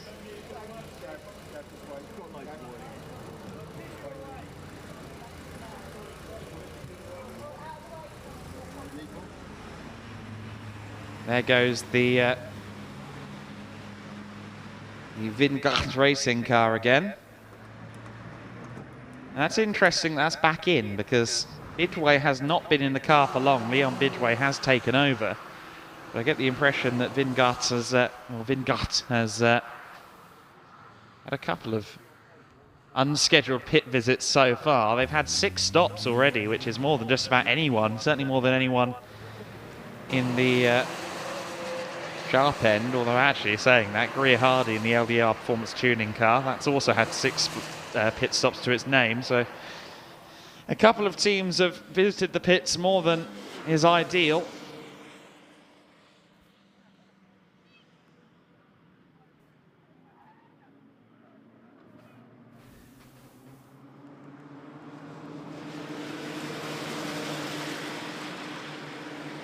Of course, with the nature of these races, the pits are always very busy. So a big shout out as always to every marshal around the circuit, especially the pit marshals who are having to contend with a lot of different factors here today. Shout out to Glenn Lubbock as well, who I somehow managed to call Neil earlier today, so apologies Glenn, I do remember your name, I'm honest. But great to have the Orange Army in force here around the posts and here in pit lane.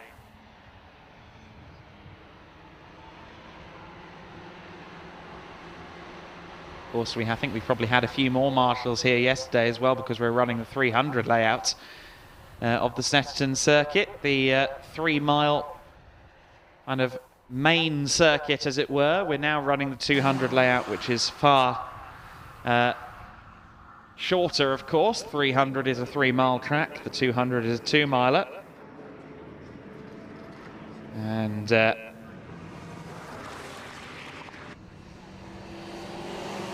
is closest in footprint to the original, or rather the previous configuration of Snetterton. The original configuration of Snetterton was wildly different, but the 200 layout, aside from the reprofiling of Coram and Murray's and the Wilson hairpin, it is pretty much an echo of the former Snetterton circuit layout.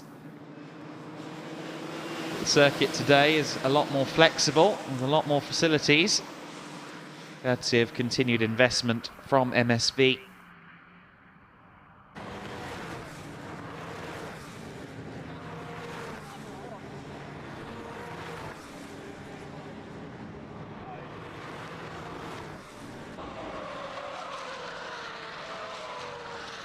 So 34 seconds now the gap at the head of the order. Adam Blair continues to set quick lap times. He's fallen back into the low 42s for now, but given where he was previously,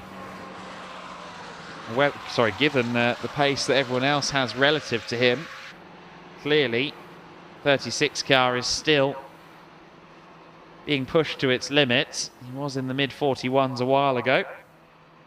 Our race leader comes across the line now and completes lap 190 of the race.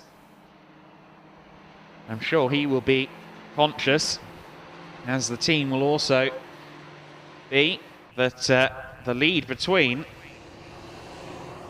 the 18 and the 36 is only going down. We continue to see the VC Motorsport car on screen, and of course that car sits third overall at the moment, but I believe is 2 whole laps down on anyone else out there. Oh, sorry, 2 laps down on the battle for the lead.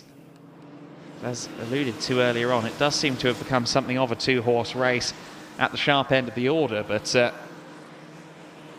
1 horse is bolting at the moment, and that's Adam Blair closing in on Tim Wheeldon. Of course, the VC Motorsport car of Vanden Bosch has been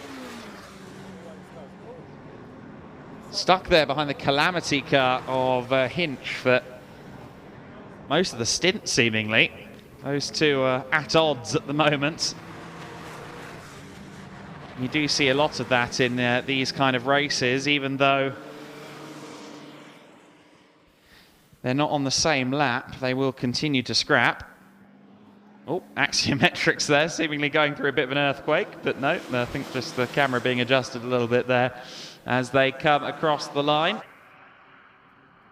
And the gap is once again more than likely going to shrink unless we get a good lap this time out of Wheeldon. They're almost exactly a second slower at Axiometrics than IP Racing last time. Wait and see what the gap may be this time. We follow the leader then onto his 192nd lap of the day.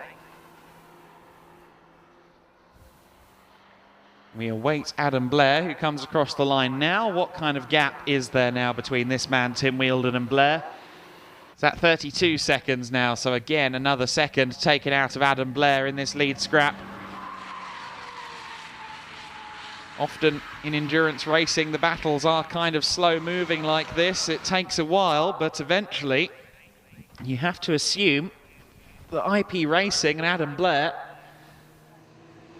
are going to close in.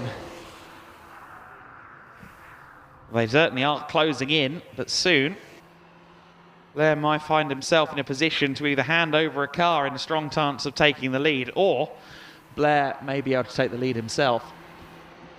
I do, however, think that he won't be able to close the entire 32-second gap before he has to stop again. I think, if my memory serves me correctly, Wheeldon would likely pit again before the 36 car.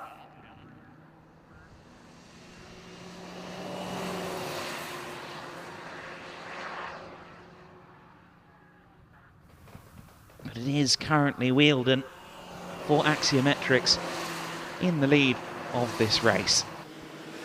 Debris down there. Looks like someone's taken out a few of the corner markers up at Coram as well, doesn't it? Wheel firmly up in the air there for Adam Blair.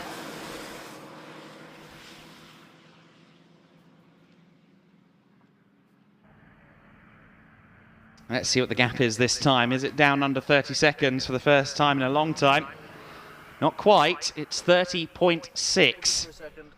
Adam Blair, once again, 1.6 seconds quicker on that lap. So it seems to go out somewhere between 1 to 2 seconds a lap.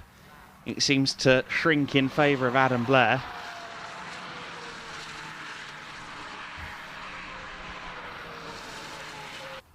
Okay, so game on for Adam Blair then as the gap continues to come down. There's the 77 car. And the 72 as well.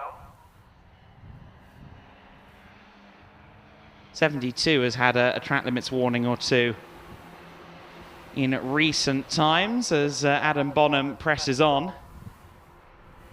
The car that brought out our most recent safety car period, of course, owing to a hub failure.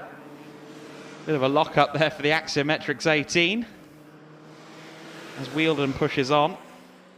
And now we wait for the 36. That's the 734 car of Ferguson. That's the car in fourth place. We haven't seen them for a while. And there is our second place machine. So not only is Blair closing in, but there's not exactly a lot of traffic between the two of them either.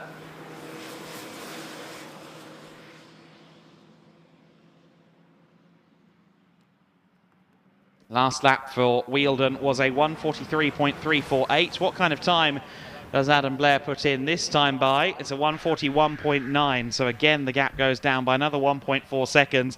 It's down to 29.2.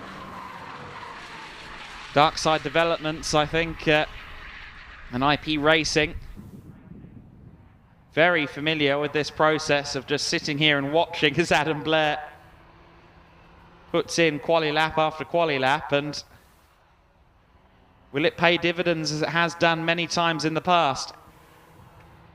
Fortune doesn't always fall in their favour, but they're always among the top cars in this championship.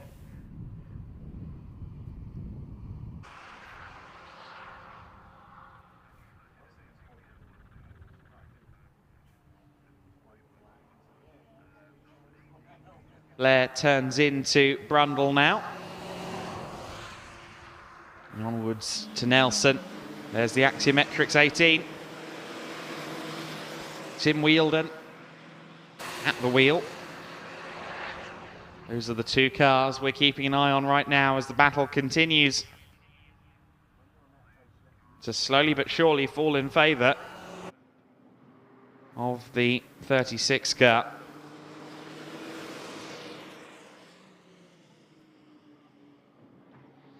You are just joining us. We have had a few retirements to this point in the race, unfortunately.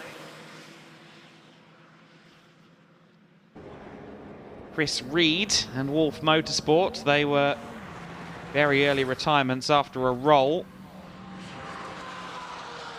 on the 7th lap of the race, and hopefully Chris Reed seemed to be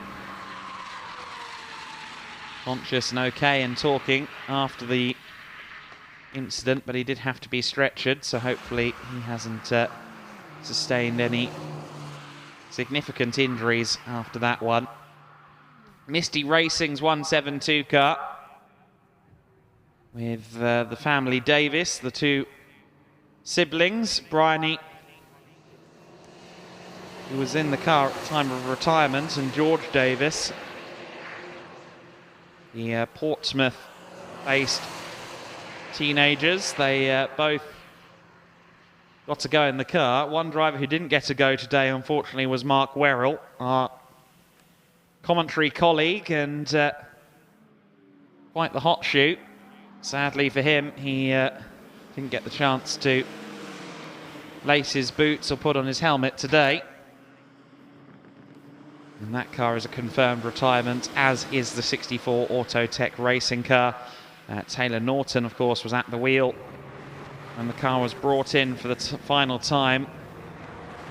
Big blow to himself, Andrew Howell, Reese Kello, and the ever-present and always positive Lucas Ticini, who let us know earlier on that he'll continue on in the EnduroKA for the rest of the season, in addition to his commitments in the Hyundai Coupe Cup.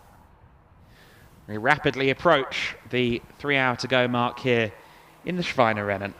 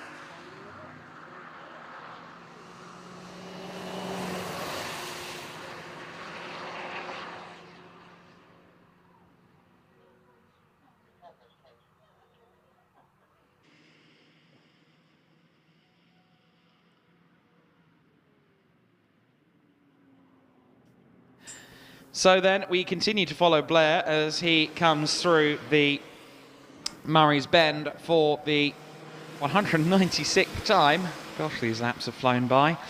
My colleague Kieran McGinley is primed and ready after his lunch break. I had one earlier on to go and do some pit lane parading and see what he can find in pit lane. I believe cameraman Jeremy is also on lunch break at the moment, but I do see a cameraman down there, so hopefully he can try and get some interviews and get some sights and sounds from the paddock as we rapidly approach 2/3 distance. 72 car back into the pit lane then, and one would assume Adam Bonham is going to get out and stay out of the car for now, because obviously he has to be out of the car for the refueling process, but one suspects he might soon be replaced by a new driver. There is the the 734. I really need to get out of that habit. The 734 car of Ferguson Motorsports. That is Joe Ferguson at the wheel. As they've alluded to in interviews and such, they have had some issues with a misfire. They have also had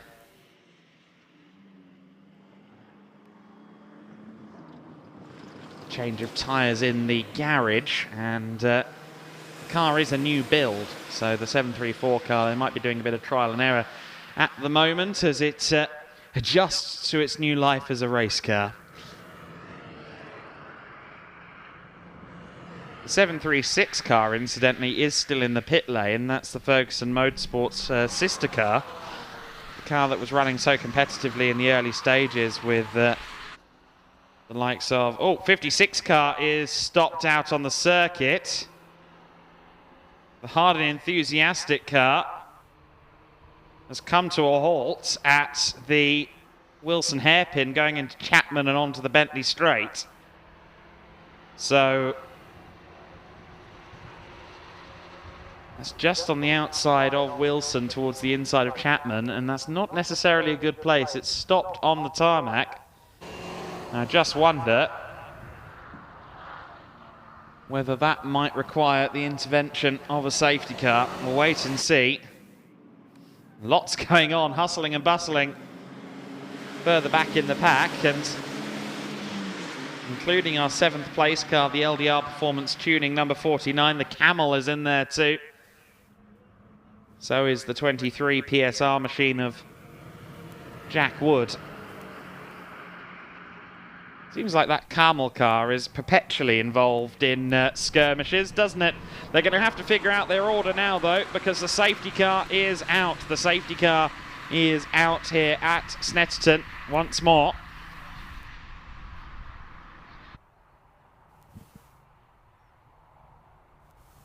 So that means that I imagine we're going to have a very busy pit lane. In fact, the 18 Axiometrics car is in already, so our race leader and the 2nd place Adam Blair for IP Racing are both in the pit lane. So the safety car is out, and immediately the lead contenders are in. Now, this has actually arguably fallen at a somewhat inconvenient time for those who can stretch their fuel, because we've got 3 hours and 2 minutes of the session of the race left to go. And of course, the maximum driver stint is 3 hours. So, as it stands, anyone who heads back out onto the circuit, they'll have to do at least one more pit stop because of the maximum driver time. Well, well, well. Depending on how long this safety car lasts, a few drivers or a couple of teams may try and install a driver for the rest of this 3-hour race and maybe try and stretch it on fuel, but the longest stint we saw was out of VEC Motorsport. If memory serves me correctly, that was 2 hours and 50 minutes. So I somehow doubt the safety car is going to be out for the next 11 minutes before we get to 2 hours and 50 to go. It is only one car, completely undamaged. In theory, they might not need a crane. It might be able to be towed or even pushed.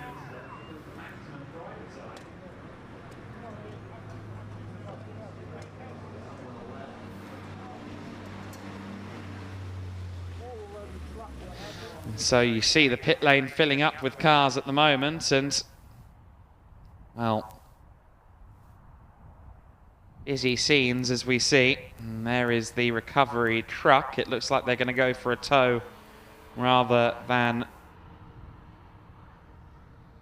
crane, which is a positive sign that this shouldn't be that long of a safety car period. The teams that have dived in at the very first opportunity could be rewarded handsomely here. The clock is about to tick down into the final third of the race. And the safety car currently leads the field. Another wave of cars into the pit lane then, starting with the 734 car of Joe Ferguson. There is the race leading machine, Axiometrics, Tim Wheeldon, who was at the wheel. To see who takes over the car. Now, I think I might be right in saying that that is not Nigel Griffiths getting back into the car. But I must confess I don't recognise all of them face to face.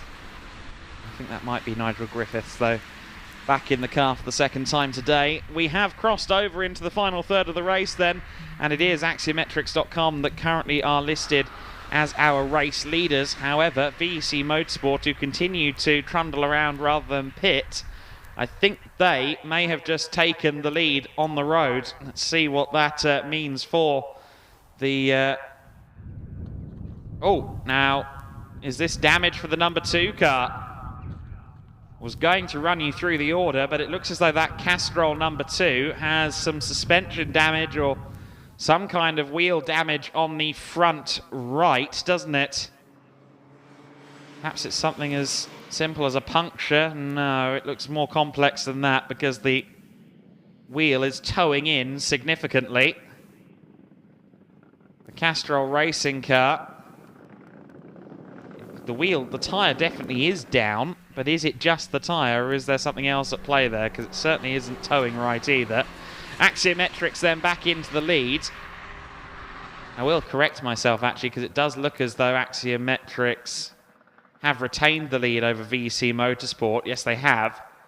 So Axiometrics lead the way at the moment. Tim Wheeldon in the 18 car. He will have probably just been replaced by, I believe, Nigel Griffiths. There you see the, oh dear, rather stricken and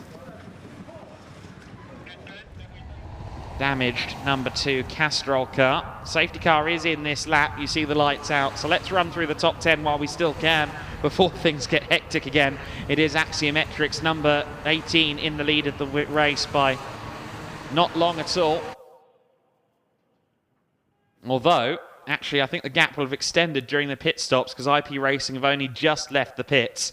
But it is IP Racing in second place. It is Scott Parkin at the wheel now of the 36 car. So Adam Blair has been relieved of driving duties for now. Ben Vanden Bos still in the number 8 car, which you see on screen at the moment. Vanden Bos in third place, and I believe now back on the lead lap critically. So Vanden Bos and VEC Motorsport have put themselves back into contention here. And I'm not sure when they next need to pit, but we'll have to see. I believe I can hear Kieran down in the pits. You can indeed. Yes, I'm sat here, or stood here, I should say, with Tim Wheeldon of Axia. How did it go in, Tim? I mean, that was a crazy safety car period. It was a bit. I mean, we managed, luckily I spotted the car stranded on the back straight, so we managed to anticipate the safety car and get in and get the maximum benefit. So it looks like we're about 3/4 of a lap ahead of second place, so it's worked out quite well, this one. Yeah, IP Racing were closing into you bit by bit, lap after lap. Is that a good time for a safety car in your point of view? How's the rest of the race looking for you? It's a good time for the safety car. We were actually very unlucky when I got in the car because as we did the driver change, I got in the car and got a safety car 2 laps later, so we lost the benefit we could have got then. The rest of the race is looking fine. We might have to do a splash and dash towards the end, so we could do with another safety car just to keep the fuel consumption down. But yeah, feeling good. Car feels good. And how confident are you to take the win today? Really depends on the other 2 teams who are a bit behind us. It's endurance racing. Anything can happen. Safety car, problems with the car, you name it. So at the moment we're looking good, but never count your chickens. Never count your chickens before they've hatched. Tim, thank you so much for talking to us. Go and have a well-earned rest. Pleasure, thank you. And it's back to you, Adam. Thank you, Kieran. Interesting then to hear from Axiometrics, and the car now driven, of course, by Nigel Griffiths. And they are about to complete the 200th lap of the race, and they will do so as the race leaders. It is Axiometrics 18 in the lead, the 36 IP Racing car in second place. Also on the same lap is the car you see on screen, the number 8 VEC Motorsport car of Ben Vanden Bos, although that car will likely have to pit before too long. They've only pit twice so far in the 6 hours and change of the race that have so far been completed. In fourth place is the 734 car, the Ferguson Motorsport car, once again driven by Billy Ferguson at the moment. They are 2 laps back from the top trio. In fifth place is Andy Greer-Hardy for LDR Performance Tuning. In 6th place is VPEX Motorsport. Costa Krietsis in 6th, and up to 7th place at the moment is Race Logic. They are currently with Mark Winwood at the wheel, although I think maybe currently owing us a pit stop. Although, well, I don't know how long Winwood's been in the car, but they've currently shuffled up the order anyway with the pit stop phase we just saw in the safety car. The Calamity machine, the 121, that's been in. It still has Andrew Hinch at the wheel according to my timing screen.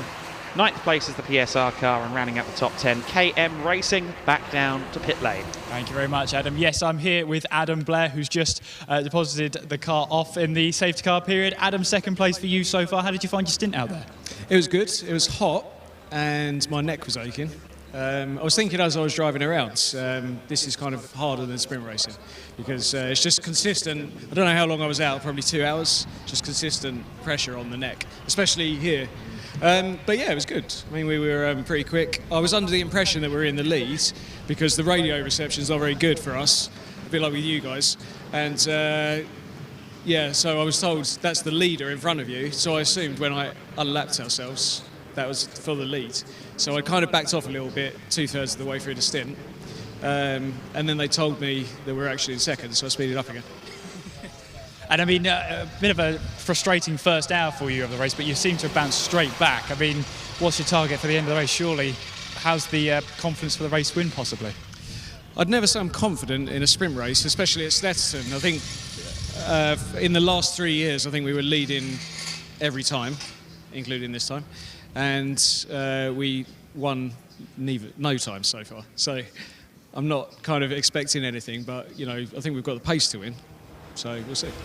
And for you then, the safety car, was that sort of much earlier than you anticipated switching the car over, or is it round about roughly that time in your stint? No, we have 1 lap left of fuel. So I saw the safety car board, I think I was coming into quorum, and I said, should I pit, should I pit? The radio didn't work properly, and I was going to pit anyway, but Matisse just got me before the entrance to the pit lane. And so yeah, it was like getting now. So it's a perfect timing then, just 1 lap left of fuel, not too bad. Are we expecting you out in the car any time more today? Yeah, I think, well, Scott's out now. I believe I'm going to do the last stint, unless Mark wants to, because he was pretty mega earlier. So I don't think it matters too much which of us does it. So I'll leave it to the boys, whatever they want. Perfect. Adam, thank you very much for talking to us. IB Racing number 36. Enjoy the rest of your day. And Adam, it's back to you in the commentary box. There you go, from Adam to Adam. To echo Adam Blair, actually, though, Mark Witherington really was on good pace earlier on in that 36 car, so remains to be seen whether it will be Witherington or Adam Blair back in the car for the final stint of the race, but everybody, I think, expecting one more pit stop at least for the remainder of this race. And that does include, I would say, especially if they can do another 20 minutes or so, Ben Vandenbos will likely hand over the VEC Motorsport car during the final pit stop for them. So if they can do it in 3 stops, that would be mega for VEC Motorsport in 3rd place and on the lead lap once more. There is the Hard and Enthusiastic team. They're hard and enthusiastic about their racing, but how do they feel about spannering? Well, we're going to see, aren't we? They, unfortunately, were having a pretty good run to this point and have now been towed back after the car came to a halt at the Wilson hairpin. We saw Hard and Enthusiastic get a 3-lap penalty for that, of course, for the tow back, so they will have lost ground courtesy of that. Adam Blair, who we heard from, of course, is now awaiting news as to whether he gets back in the car. Scott Parkin, it is now in this number 36 machine. A 43.4 second gap at the moment between the Axiometrics.com car and Scott Parkin, I should say. There isn't a G there. So 43.4 seconds between them, and let's see if the gap goes down again. It looks as though Parkin is a little bit faster than Griffiths, lap on lap at the moment. It's going down and down again. Of course, it was under 30 seconds before Blair pitted. And there is the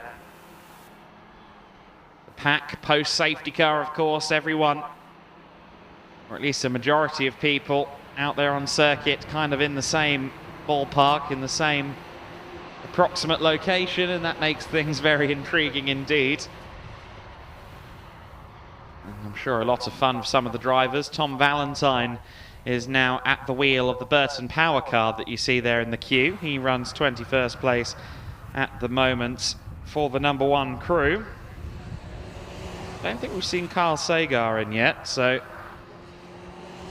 I imagine he may take the finish.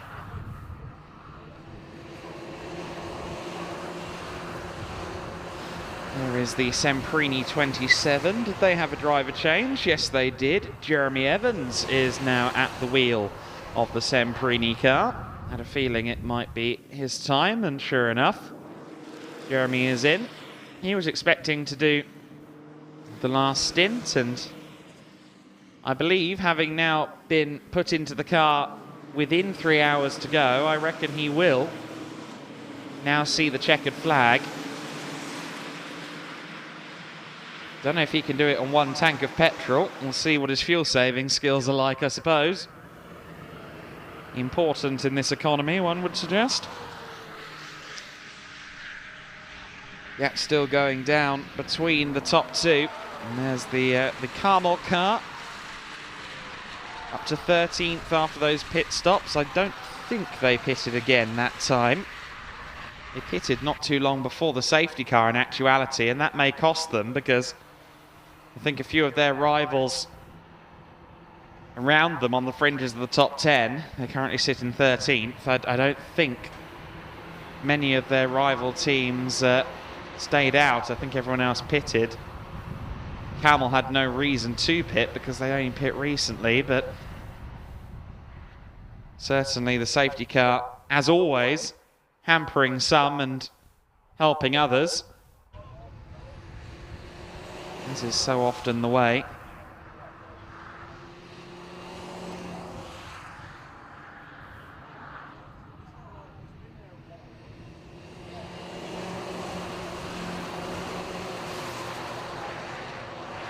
Through the bomb hole we go.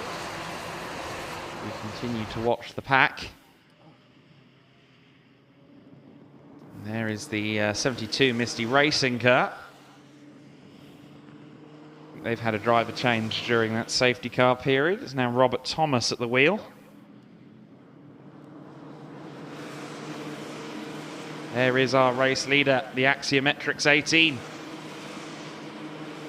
Nigel Griffiths at the wheel of that car. Just ahead on the road of Jeremy Evans at this stage.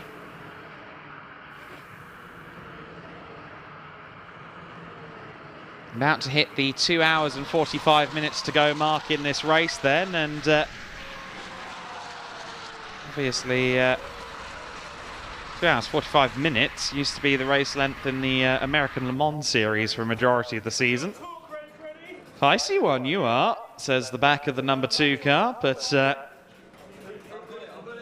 certainly their race hasn't been particularly feisty so far. If we have seen them on track, they've been giving way to others, and now unfortunately the car seems to have given way as well. We saw the damage to the front right of that number 2 car, and that's what they were working on in the Castrol Racing pit.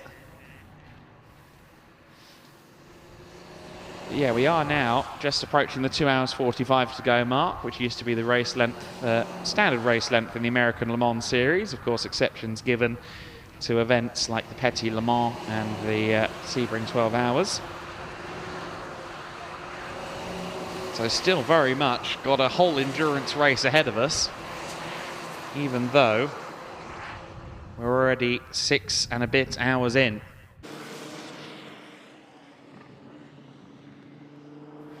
There's the LDR Performance Tuning car in 5th place. They've moved back up the order. I think they stayed out. I don't think they've pitted. think Andy Greer-Hardy stayed out last time, and of course the number 49.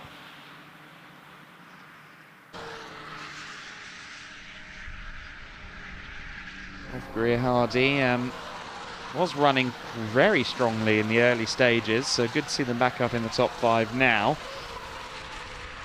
Let's see where that all works out towards the end of the race, because we've got, I think, one more stop for just about everyone, so they could still be on for a top 5 before the end of this one. Seriously doubt that we've seen the final pit stop for any of the drivers yet, but back down to the pits with Kieran McGinley. Yes, thank you very much, Adam. Yes, I'm just outside of the Castrol Racing garage, and there's a bit of front-end damage on the right-hand side. Now, you saw the 56 car come to a stop on the hairpin, Wilson hairpin, I believe. That was because it was an incident between the 56 and the number 2 behind me. Now, there's front right-hand side damage. Murphy was telling me all about the bit of damage then. They're keen and hard at work, getting the car turned around and get it repaired. Also had a chat to Hard and Enthusiastic at the other end of the garage as well. They're pretty confident they want to try and get the car up and running again. They're just checking the systems of the engine, checking there's nothing under the bonnet that's potentially going to come apart during the race if they were to get it back out there. But both teams hard at work getting the cars repaired, and hopefully we'll see both of them back out on track. Adam, it's back to you. Okay, very interesting, because we didn't really see much damage on the back of the Hard and Enthusiastic car, but obviously we only really got one angle, one look at it, so turns out some mutual damage between two cars that collided out there. So interesting stuff as always down in pit lane, as the Axiometrics 18 has just crossed the line again. We watch the 734 of Billy Ferguson.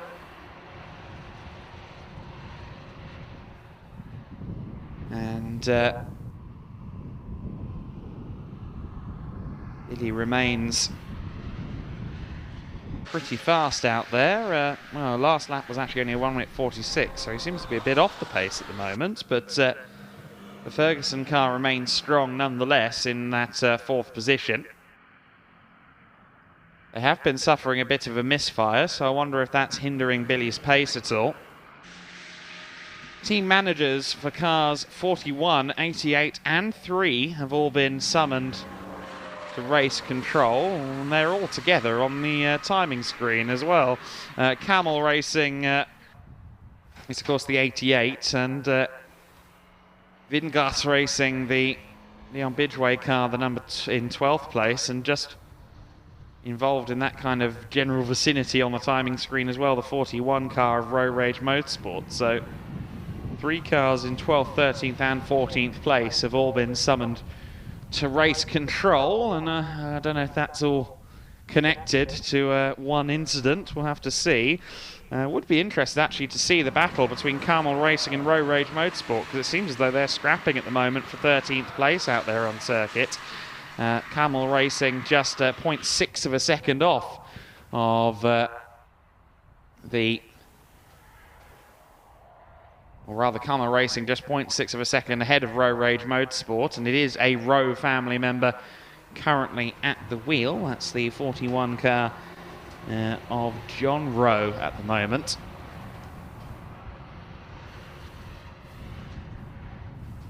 So then the 3 and the 8 car are once again in tandem. I'm sure I've seen these cars together more often than not so far today. It is Leon Bidgeway, who is often one of the quicker drivers out there. It's a strong lineup at Vingart Racing, all told. Mike Murray certainly holds his own. Callum McDougall is extremely fast, and certainly Leon Bidgeway is too. I seem to remember Bidgeway starting the car, if I'm not mistaken.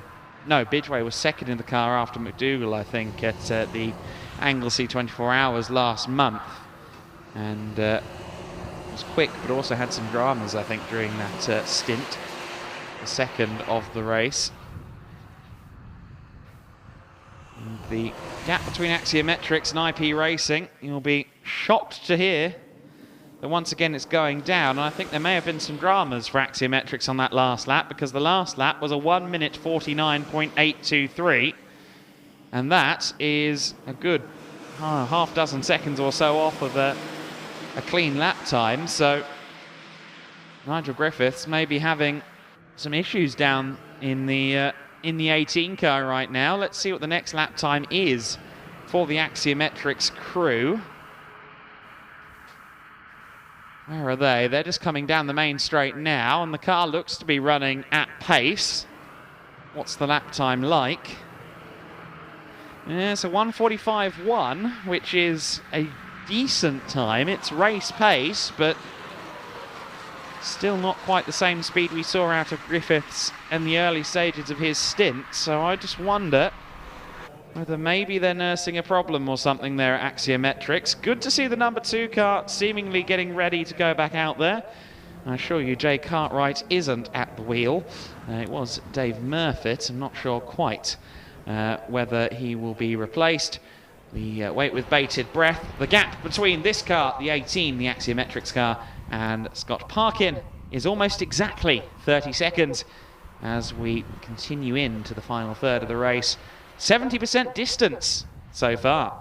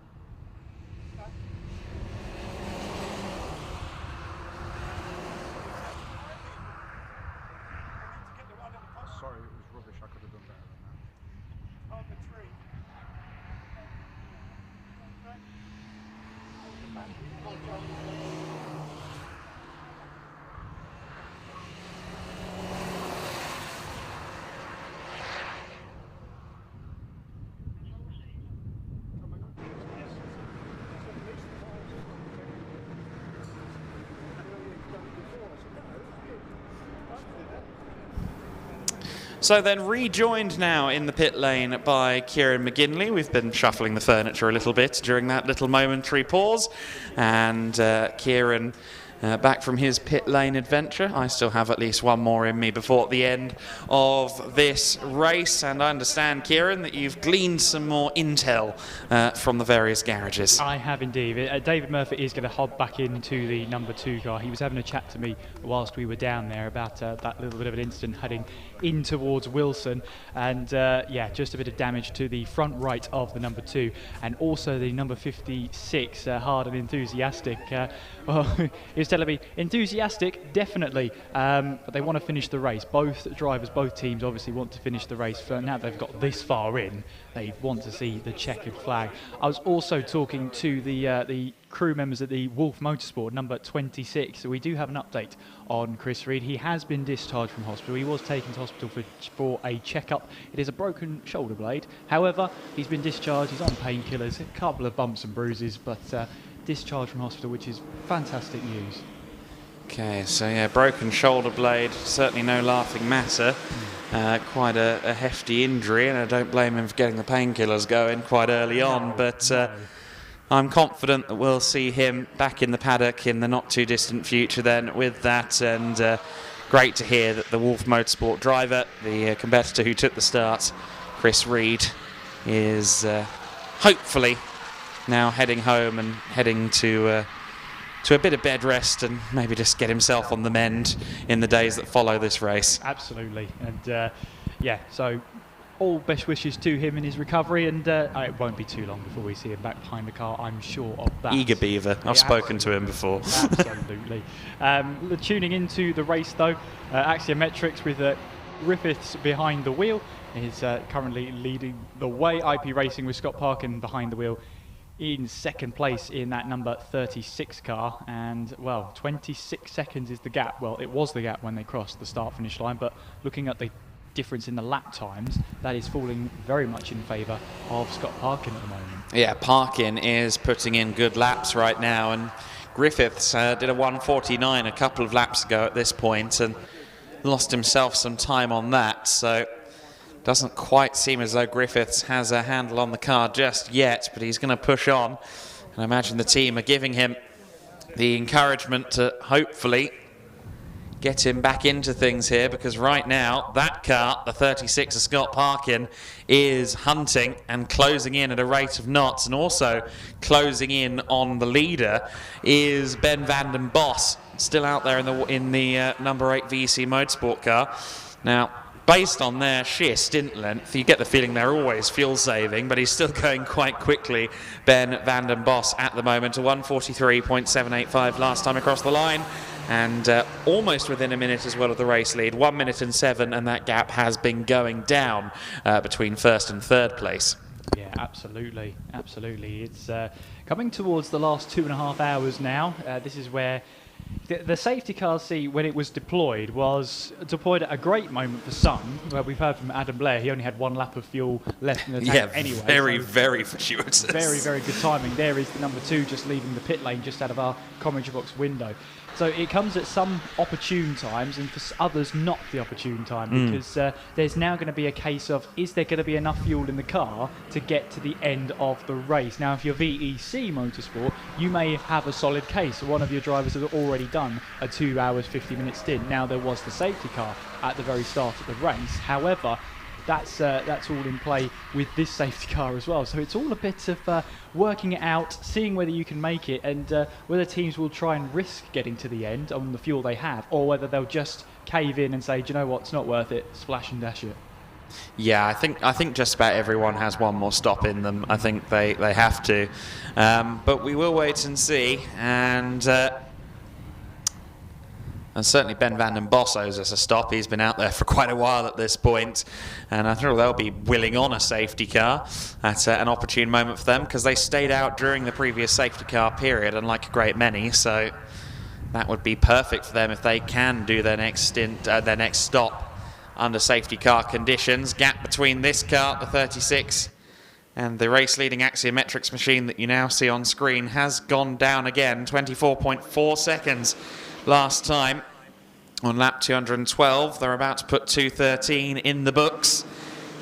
You see there, among others, always together on track, actually, I must say. The KM Racing 114 and the Calamity, the Prancing Donkey car.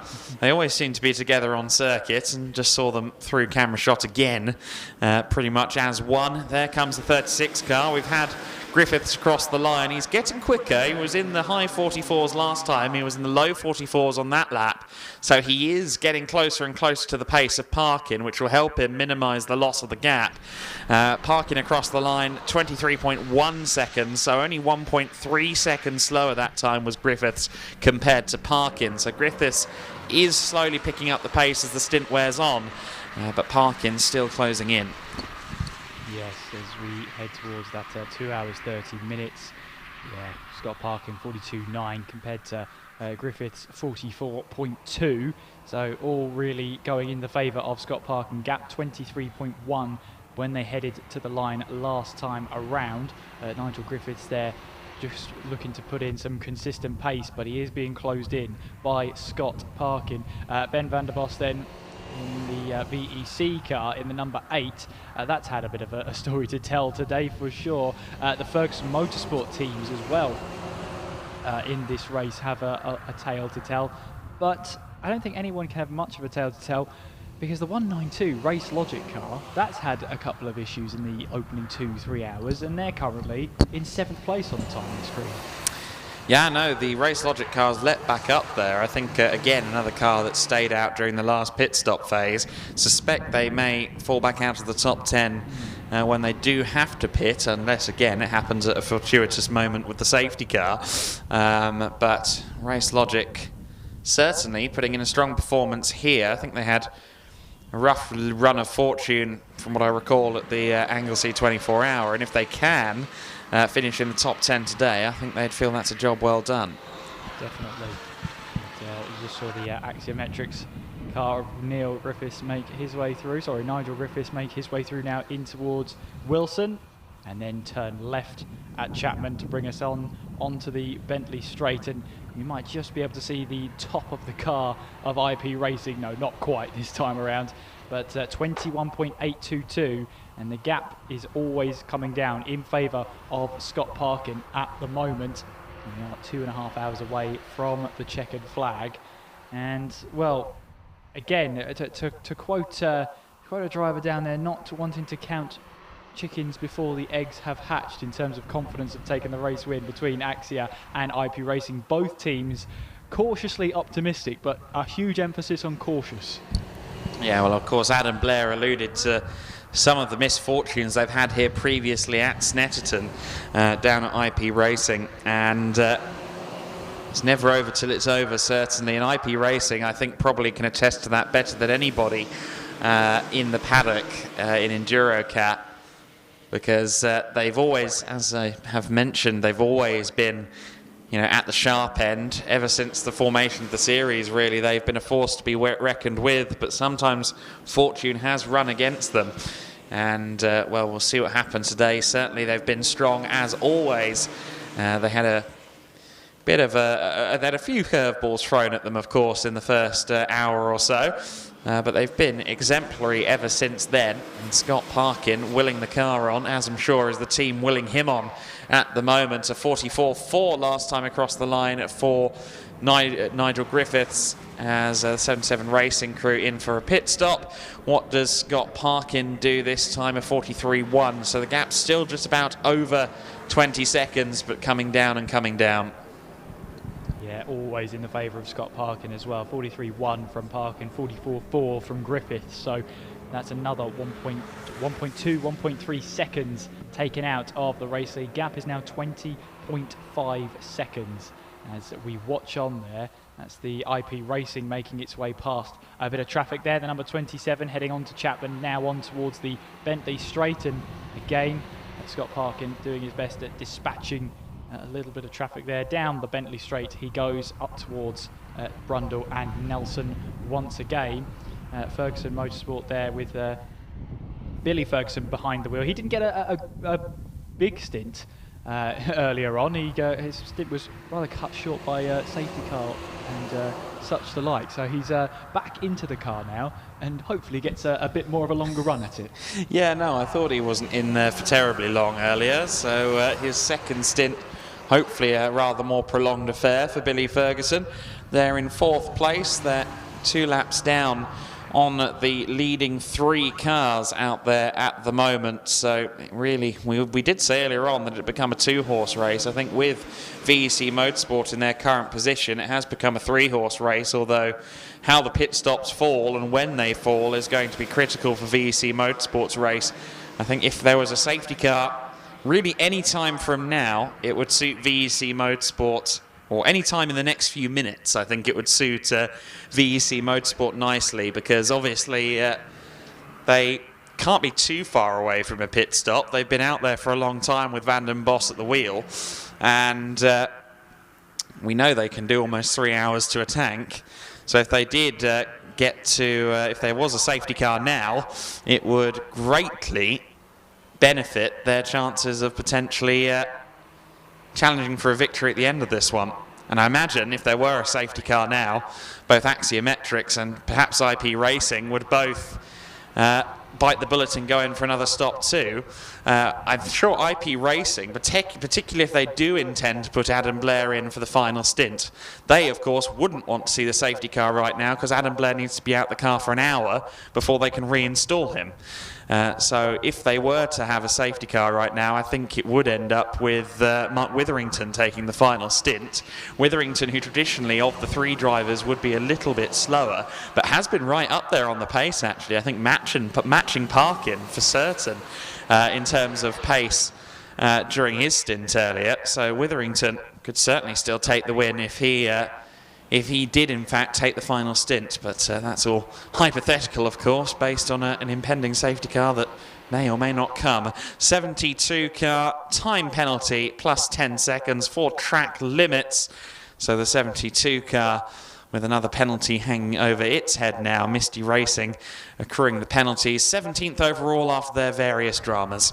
Yeah, I mean, both sides of the Misty Racing garage have had their fair share of problems today, so much so that the 172 actually retired from the race due to the issues that they did have in the end, the head gasket having the issues and just not fixable for the race, and so they had to retire about 155 laps ago or so. They're 155 laps down, but possibly, what's that, about 100 laps ago they called it quits, threw in the towel. That was pretty much that, unfortunately, despite the best efforts of the Misty Racing team. They are just down to that one car now, which had a right rear wheel come off earlier on in the race, being a cause of one of the safety cars. In recovering that car, they got the 3-lap penalty because of the recovery as well. If you're not familiar with EnduroKA, it is a 3-lap penalty if you have to be recovered by the flatbed trucks and recovered back to the pit lane, even if actually you're towed back. If you're recovered full stop from the track, it is a 3-lap penalty. So they've got to have that, plus the penalty of losing out under the safety car because, well, they've had to repair the damage, and then they've had to have the damage in the first place. So it's a real conundrum, a real, a formula for not a great day. But they're still in there. They're still 17th at the moment, and with Robert Thomas behind the wheel, I think they're just making sure that they get a car to the checkered flag. That's going to be the order of the day. Absolutely, yes. Incidentally, of course, that would be it's a big compounding effect, isn't it, when you have not only a repair, but also a penalty, but also this and also that. That's the word I was looking for. I had a feeling it was. It took me a second to get there as well, to be fair.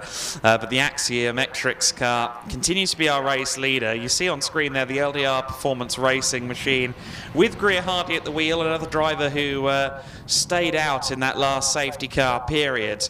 And the LDR Performance Racing crew back up into the top 5. I think they will be contenders for that top 5 finishing position come the end of the race. Greer Hardy wasn't in the car for terribly long before the safety car came out most recently. And back out into the pit lane there goes the 77 Racing crew. They've been fairly frequent visitors to this point. I think that was their 6th stop of the day. So, I don't know if there is a Snetterton pit stop frequent flyer equivalent, but if there is, then certainly they're racking up their points. They are indeed. I mean, their last pit stop was about 6 minutes there, so not anything out of the ordinary, of course, other than if it's an unscheduled stop, because, you know, for the change of tyres and fuel normally is about 5 minutes, maybe pushing 6 minutes if you get caught in the pit lane there. But there was one thing I was talking about. You might not have been here when I was just talking about it, but the myth about the windows being open when you're driving. I heard this, yeah. And the fuel usage doesn't seem to have held its weight in this race. No, you said VEC were running around with the windows down, I think, if I remember rightly. Yes. And that's the car that seems to have more fuel mileage than just about anyone. Out of the top 10, the VPEX Motorsport car, a good stint, I'd say, overall for Costa Krietsis in the VPEX machine. Long time battling with the Semprini car before the most recent safety car period. I wonder if they'll come out together again, because they were scrapping ding and dong, hammer and tong about an hour ago. And now is Jeremy Evans at the wheel. It was David Evans in the Semprini car earlier on when they were having their scrap for what was 10th overall and became 9th at one point in that previous stint. And we'll see who hops into the VPEX car next. Yes, keeping us all on our toes as to who's going to jump in next in that VPEX machine. Obviously, they've got Costa Krietsis, Alistair Hardy, and Sam May in the car. I mean, Sam May's had a good run there as well. Krietsis then, obviously, bringing the car in. We haven't actually seen Sam May in a while. It could be Sam May.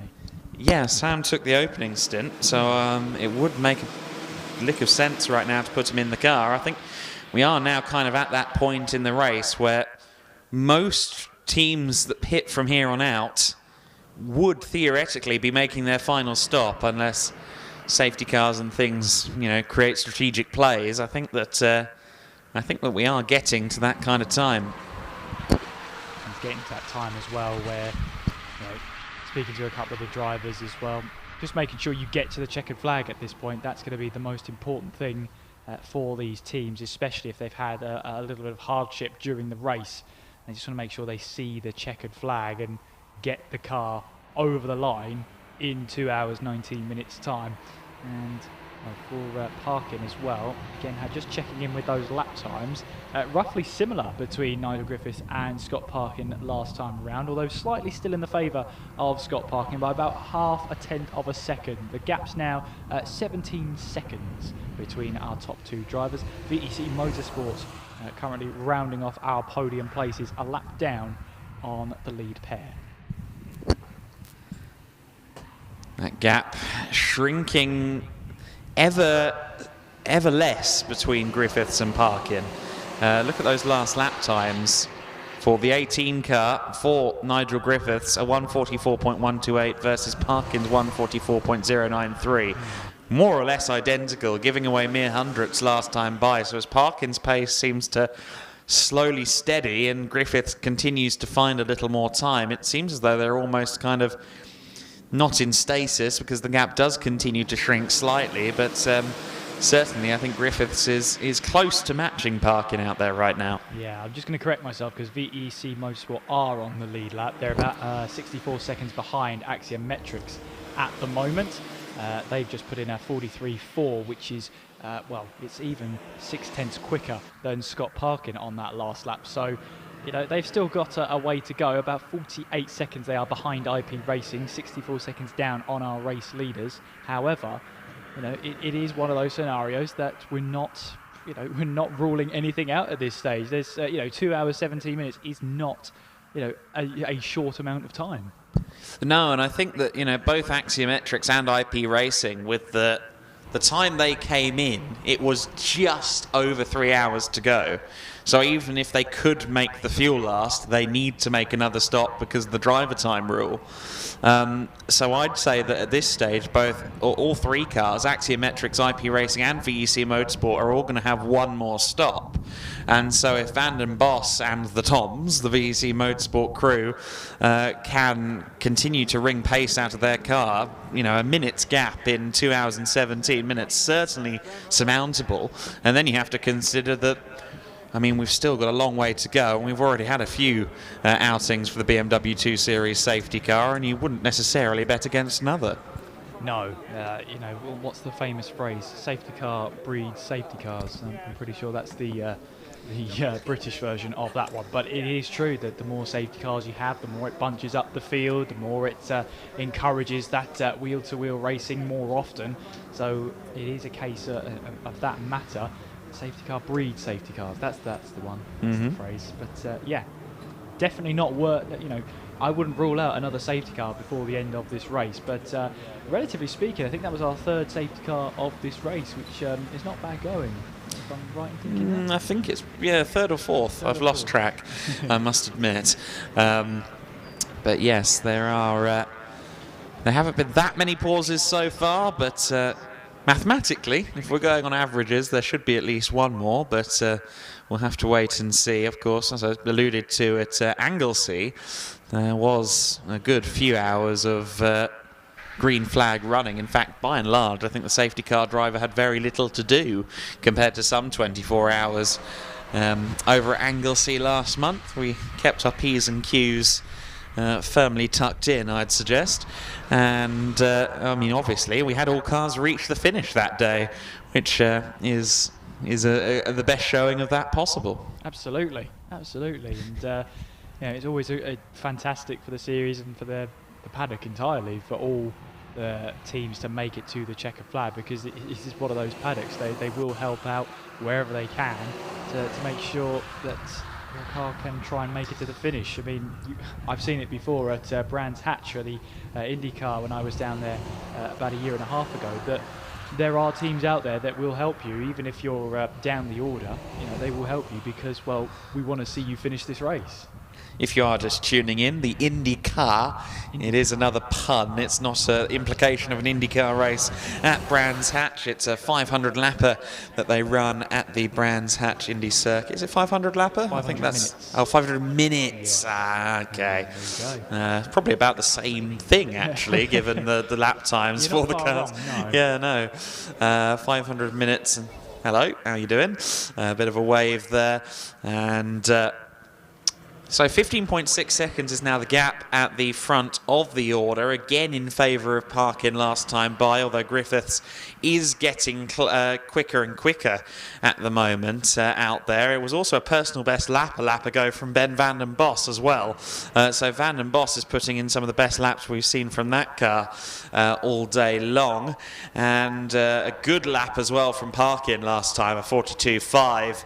Means the gap is down to 14 seconds, and the Axiometrics cars in the traffic at the moment. Got the Misty Racing 72 car ahead of them as they run down the Bentley Straight. So Griffiths is having to try and pick his way by. Should be relatively easily done. Question is, how much more traffic is there in the imminent vicinity? There's at least 2, 3, 4 cars or so actually in the kind of near-ish future for Griffiths to deal with, and obviously if you're coming past one car, that's one thing, but often if they group together in 3s or 4s, it can make the race leader's life pretty miserable.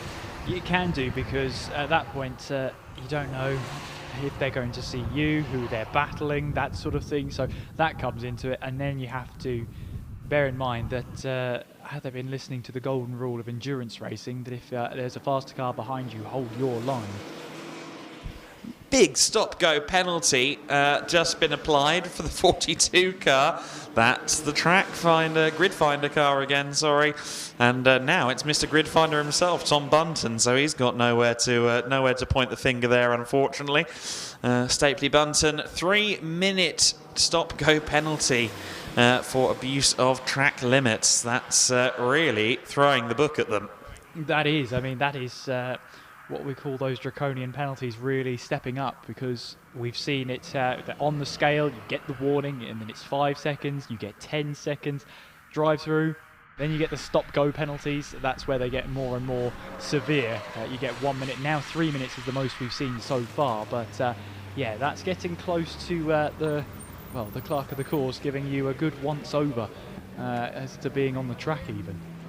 Yeah, exactly. And of course it is to do with, well, there's several reasons to enforce the track limits. For one, if you don't enforce track limits, it gets very farcical. See, 2020 Spa 24 hours qualifying, see DTM at Le Mans in 2006.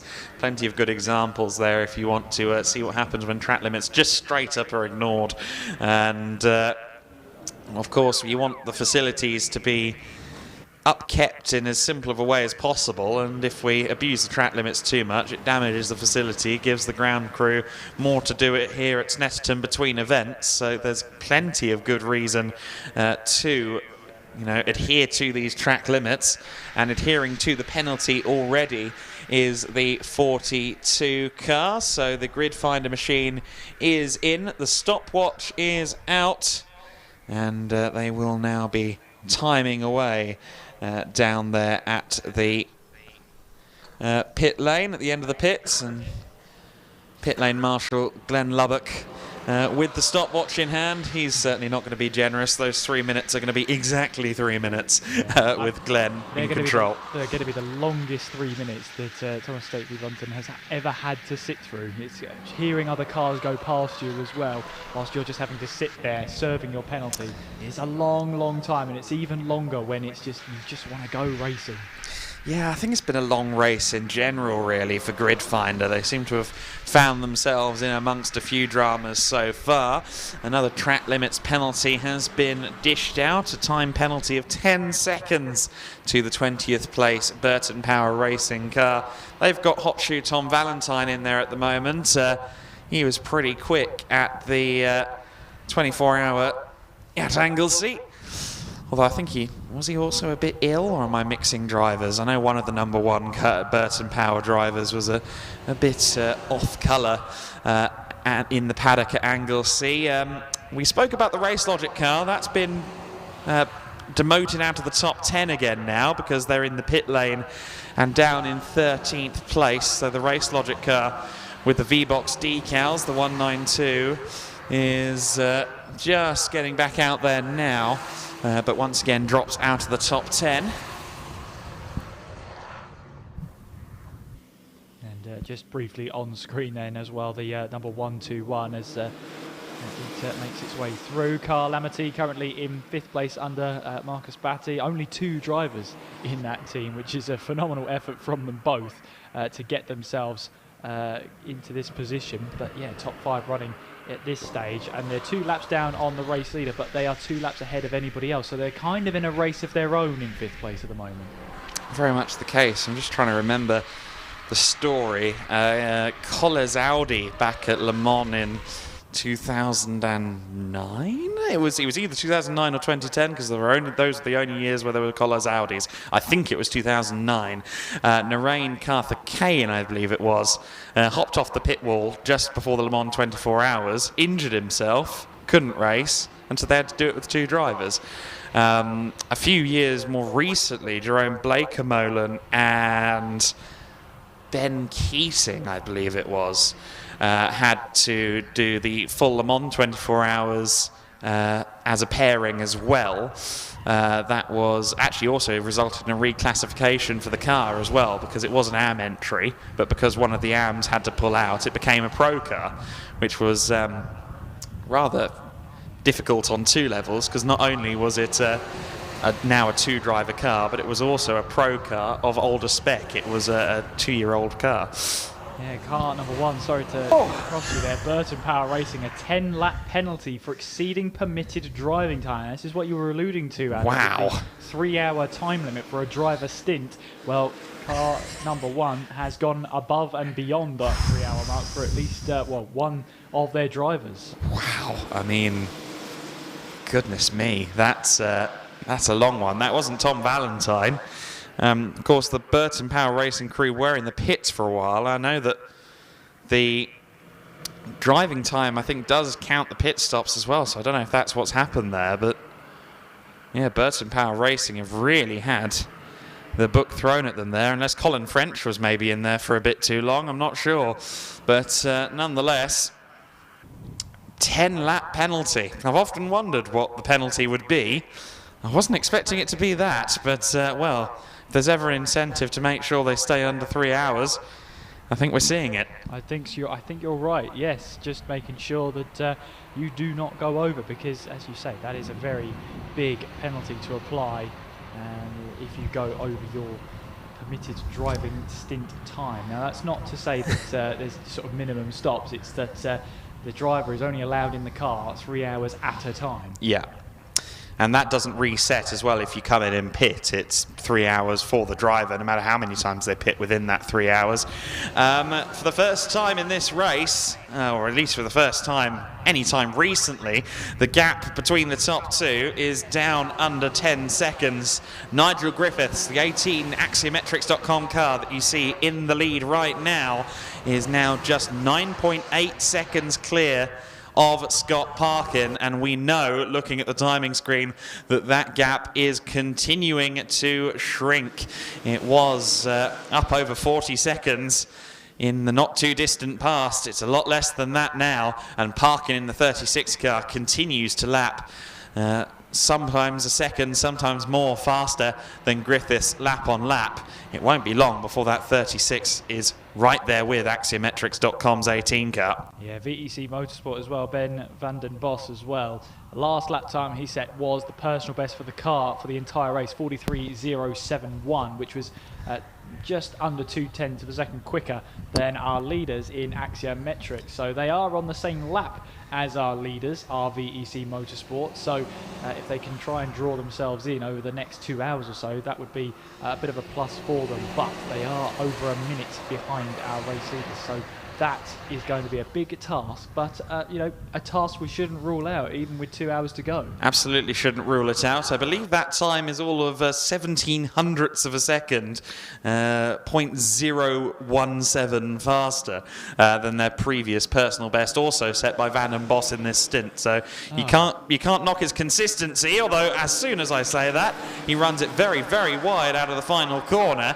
and a little bit of a scare there. And no sooner do we see him run off track then we also see a time penalty for the number 8 car displayed in front of us here on the LEDs displayed to the drivers on the start gantry. Time penalty, car number 8, plus 10 seconds for exceeding track limits. Yeah, we saw on the exit there of Murray's as well. That won't have been for that reason, and it would have been very, very harsh if it was. But that was very instantaneous. Absolutely, that would have been, wouldn't it? But yeah, so VEC Motorsport have that penalty that'll be added to them. Meanwhile, they are having to see Vingat racing behind them, Bidway in the car. That's not for position, but the Vingat racing car trying to find its way through. That's Leon Bidway trying to get a way through just to see if he can open up and close into his respective car ahead, which is Semprini Racing in the number 27. Meanwhile, there's our leader poking a nose down the inside of Burton Power Racing, not for position of course, but just to put a lap on the Burton Power Racing car as they now make their way up towards Wilson Hairpin. Once again, 229 laps completed here at Snetterton, and we have just over 2 hours and 3 minutes left to run in this one. Still not quite sure whether we're going to break that 300 lap marker, you know. It's nip and tuck, isn't it, between them?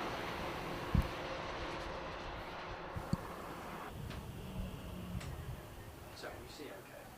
I can see fine, yeah, because I can see the laptop screen. I just, I cannot stand that chair.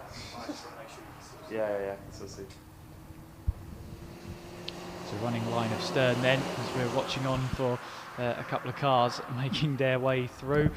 Who we're going to pick out now? That's one of the that's one of the Ferguson Motorsport cars, the 734, running its way through. And there's the Axiometrics lead car, which is now 5.7 seconds away from being caught. The last lap from Scott Parkin was a 141.856. So he is suddenly doing the kind of laps one would normally expect from Adam Blair. And unfortunately, Griffith's last lap of 145.1. That suggests that it's not going to be long before we see a pass for the lead here. It's all coming down here. Less than 6 seconds when they came across the line there. So, yeah, all getting into favour for Scott Parkin to see if he can close down the gap even more. And, well, I mean, they're in the same shot now. That's how close it's getting now. Yeah, the Axiometrics.com car again kind of stuck in this traffic at the moment as well. So Parkin is coming up on the back of this queue right now, and Griffiths can't seem to get out of it right now. And look at that gap, 2.5 seconds it was. You can already see that it's less. It's been going down by over 2.5 seconds a lap for the last couple. What's going to happen this time then? Could it even happen on this lap? Certainly Parkin with the tow from the back of Tom Valentine is closing in. Of course, also a tow at the moment for Griffiths as they continue on. And, well, I don't know that Griffiths is going to be, I don't know, I imagine he'll be aware that that's the second place car behind him, but looking at that kind of pace, I don't know how much of a fight he's going to put up, especially in amongst the traffic here. Absolutely, but yeah, a bit of traffic never hurt anyone. Well, it's currently hurting Nigel Griffiths at the moment because he's trying to find his way through. And look at that, the car directly behind you is Scott Parkin. That battle for the lead now makes his way through in towards Coram. There's a time penalty for the number 8. It's a correction. We'll come back to that in a few moments' time because here comes Scott Parkin, though. He's trying to look for a move down the inside in towards Murray's. Is he close enough? Not just yet, but he'll have an immense amount of tow down the start-finish straight, down the centre straight towards Riches once again. And this is going to be a case of, will he wait till Riches? Will he wait till Wilson? Or will he wait till the Bentley straight? I don't know that he'll. I don't know how long it's going to be, but it might well be definitive once it happens. Parkin all over the back of Griffiths at the moment. Don't think he's close enough going into Ritchie's. No, he is not. But a good run out of Ritchie's may grant the opportunity required as they run towards Wilson hairpin. Of course, Wilson is immediately followed up by Chapman onto the Bentley Straight in this 200 configuration. And once again, Parkin hasn't quite got by yet, but I think Billy Ferguson just ahead, stifling the momentum of the Axiometrics car, and Parkin is through into the lead as they drag race down the Bentley Straight. A bit of a tow for Griffiths from the back of that 734 car, Billy Ferguson. Of course, Ferguson has every right to keep pushing. He is fourth overall himself, so a front runner in his own right. Flash of the headlights though from Scott Parkin. He wants an easy get by. Not sure he's going to get it though. Ferguson fully locked in on taking advantage of capitalising and having fun with his stint that he didn't get earlier on. And now Parkin again flashing the headlights. He says, I don't want to have to fight you. I've already just taken the lead. I don't want to have to fight to lap somebody. But Parkin needs to keep the car on the straight and narrow here to make sure he doesn't lose the lead he just gained. Yeah, Griffiths as well would have been watching that with a keen eye as well, seeing if he could try and take advantage. I did think for a minute there that Parkin was going to have a little bit of loss of momentum on the exit of Nelson because he went in there slightly sideways, but that seems to have actually helped him rather than hinder him, because he's now got that little bit of a tow from Billy Ferguson up ahead of him in that 734. Look at the tow that Scott Parkin is going to get to just further extend his advantage now as he now heads over the line. He will now be in the lead of this race. He's going to have to go the long way round of the 734 Ferguson Motorsport car, going now in towards Ritchie's here. I can't imagine Billy Ferguson is going to battle too hard for this. He might just try and hang himself on the inside, but Parkin round the outside still having to battle away. That's not the battle for position, but they're now heading up towards Wilson hairpin. Has Scott Parkin managed to outbrake the 734? Yes, he has. He takes the racing line. So IP Racing then, the number 36, Scott Parkin, is in the lead of the race with less than 2 hours till the checkered flag. Can't imagine we'd have been able to broadcast some of the team radio from Scott Parkin, as it looked for a moment as if the Ferguson Motorsport car would make a lunge up the inside going into the Wilson hairpin. But now the lead firmly cemented in favour of Scott Parkin and extending, and all of that happened as we crossed over into the final 2 hours of the race. So with 2 hours and change completed in this race so far, IP Racing Scott Parkin is our race leader by just a couple of seconds over the car you see on screen, the 18 of Nigel Griffiths. The Axiometrics.com, the winners of our previous race, the Anglesey 24 Hours last month. The VEC Motorsport car still driven by Ben Vandenbos, still yet to pit. The car run on petrol and magic. It's a M10 mix in that car, and Vandenbos 54.9 seconds off the lead, so 3 cars within a minute as we go into the final 2 hours of the race. Ferguson Motorsports, the car we just saw being lapped eventually, is some 3 laps down, I believe, at this stage now. And Ferguson Motorsport 734 car 4th overall. The Calamity car, the 121, is currently 5th. 6th is the PSR machine, currently driven by Tom Gilbert. Gilbert and PSR once again putting in a consistent day's running and once again paying dividends. 6th overall at the moment. LDR Performance Racing in a 7th, the 49 car. Leon Bidgeway in the Wingrat Racing car, the Vingrat Racing car, the number 3 in 8th place. 9th place, the Semprini 27 is being driven by Jeremy Evans. He's back into the top 10, and rounding out the top 10 at the moment is Sam May in the VPEX Motorsport 28 car. Let's run through the rest of the running order quickly as we look into these final 2 hours. The 88 Carmel car in 11th, Race Logic the 192 in 12th place, KM Racing in 13th place, that 114 car. The Row Rage Motorsport machine, number 41 in 14th position. 15th for 77 Racing. No need to tell you what number that is. Gridfinder are back into the pit lane at the moment, shortly after serving their 3-minute stop-go penalty. That's the 42 car. The 72 Misty Racing car, recovering from earlier trials and tribulations, in 17th position. Castrol Racing, the in-betweener-mobile, in 18th position right now, the number 2 car. Hard and Enthusiastic are back out there now in 19th place, and just a few moments removed from getting a 10-lap penalty. Burton Power Racing round out our top 20, and indeed the cars that still go around the circuit. Of course, we haven't seen Ferguson Motorsport back out after Thorburn Aston brought in a smoking car a couple of hours ago. The 736 Ferguson car, seemingly a retirement, or at least not due out there anytime soon. The 64 Autotech Motorsport car we know won't be back out, unfortunately, after going through a pair of engines in the same race. Misty Racing's 172 car was a fairly early retirement after issues with the head gasket, and the Wolf Motorsport number 26 car, of course, we saw roll. The Pink Pig rolled in the mud with just about 7 laps completed, and thankfully we know that Chris Reed, with a shoulder blade injury but otherwise A-OK, has been released from hospital. We continue to follow the Axiometrics car then, that now sits in 2nd place, and the gap, even while I've been running you through the timing screen and the order, has gone back out. It's 4.4 seconds now. Scott Parkin building a lead for IP Racing. Exactly what he needs to do, though, is build that lead to himself and Axiometrics. It's currently, well, when they cross the line, it was about 4.4 seconds.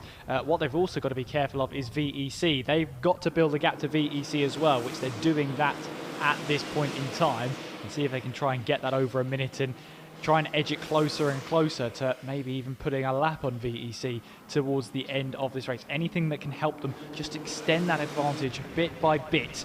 We've got the number 42 car is into the pits. Gridfinder with Stapley Brunton into the pits there, and going through the changes. I believe they've changed over their driver there, and I can see how that goes, but adjustments being made in this one.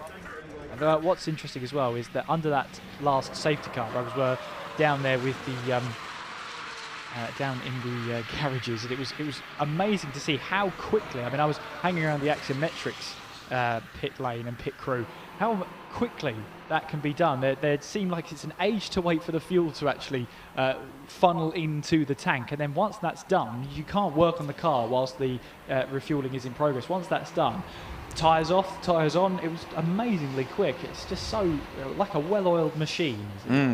Well, the tyre stops are fairly rare in this category, of course, and a bit more laborious than you'd see in some other forms of racing, because there are quite a few studs to loosen before you can get the wheel off. But yeah, the refueling in particular, of course, they rely solely on gravity for the refueling. It's just those little tanks you've seen in some of the pit stops. It's certainly a fairly lengthy process getting the car refueled, and it can account for a bulk of the pit stop. If you ever want to see a very dramatic set of fairly quick pit stops, I mean, obviously we've seen what Formula One do, instant pit stops pretty much, but I was in the pit lane last year for GT World Challenge Brands, and those stops are hair-raising because they don't have 4 mechanics. I think they only have 2, if memory serves me correctly. They're launching themselves across the car, they're changing the tyres, they don't refuel. It's only a 60-minute race, but it really is, and there's a driver change, of course. It's really quite a spectacle watching them do the services in that category. Oh, absolutely. It's great to see what a smaller crew can do in those circumstances, and see how quickly they can go as the Gridfinder car has a little bit of work underway. Looks like a fresh set of tyres on that front left. No surprises really, considering how much of a beating the front left takes around this circuit. The number 8 as well, VEC Motorsport. Well, they had a correction that their penalty was a 5-second penalty for track limit. it's now gone back to a 10-second penalty for track limits, presumably because they've committed the same offence again. Yes, I can't help but giggle at that a little bit because it was like +10. Wait, no, it's +5. No, now it's +10. So Vanden Bos with another track limits violation, now up to +10 seconds worth of post-race penalty, and we're going to have to keep an eye on those timing screens come the end of the race when it comes to the penalties, especially if we've got 3 cars on the lead lap as we do currently. Speaking of which, we're rapidly approaching the final 100 minutes or so of the race. 1 hour and 50 to go, of course. We'll hit that 100-minute to go marker at 1 hour 40. And, well, I think it might be my time to go and do one last run up and down the pit lane, see whom I can chat to. And I think, as well, my pit stop senses are tingling. I don't think we're too far away from final stops. And so I think I might station myself down there. There's that pit lane, man. You've got pit lane sense tingling. Yeah, watch no one pit for the next 4 to 5 minutes. That would be quite funny if that were the case. But yes, Adam will make his way down there to have a chat to some of the drivers down there. I mean, IP Racing as well, with Scott Parkin leading the way in this one and comfortably extending that gap lap after lap. 42.9 was their last lap. Last time around. They've got the gap up to 10 seconds ahead of Axiometrics and Nigel Griffiths with a 44.3 last time around. VEC Motorsport, Ben Vanden Bos trying to close the gap as well to the car behind, or car in front I should say. Ferguson Motorsport in Billy Ferguson with he's hoping a bit of a longer stint this time around. His stint cut short last time, but currently lapping in the low 45s at the moment. There is IP Racing's Scott Parkin making his way through Bomb-Hole, and now onwards they go through Coram. Carl Lamity in 5th place in the 121 car. In the aptly named, there it is, the aptly named Carl Lamity. It's been far from a calamity for their side. 5th place at the moment. And they'll be looking to try and build on that. What's their gap to the car ahead? They're 2 laps behind the car ahead, but the car behind, the 23 car PSR, is on the same lap as them. So they do have a battle on their hands if they're not careful. That'll be for 5th place between themselves and PSR, although it's over 50 seconds the gap between the cars. Again, over an hour and 48 minutes left of this race to run. That's still not entirely out of the question. You see them the 28 making its way through first corner at Riches, now into 10th place. There's the IP Racing car putting a lap there on the 121. And further behind them, that's the VPEX Motorsport. I did guess that it was going to be May in the car, and wouldn't you know it, it is May in the car. Sam May, who only turned 17 last week, is making a good stead to try and get himself up into the top 10. He's about 19 seconds back from the next car in the number 27 Semprini Racing. So a chance to secure and cement their place in the top 10 by getting a couple of positions there. Meanwhile, the 192 behind them is the Race Logic car. Hilliard in the car at the moment. That's Will Hilliard, who's trying to get himself a bit of pace on his side as well. They're about a lap behind Carmel Racing as well, with Honeyman Brown just ahead of them. And there is Scott Parkin then leading the way for IP Racing, with the 142.5 being his last lap around the circuit. That's only a second of what they were lapping this morning, and you seem to spot a pattern with most of these drivers and most of these teams as well.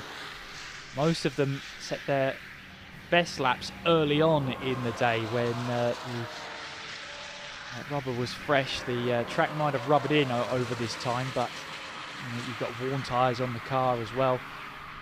The most recent fast lap, I say fast lap, it's a bit harsh, but the most recent personal best was about 30 laps ago, and that was the 192 Race Logic car. Hilliard set a fast lap on lap 2:07 for them. So they're currently on 2:31. So yeah, only about 20 or so laps ago.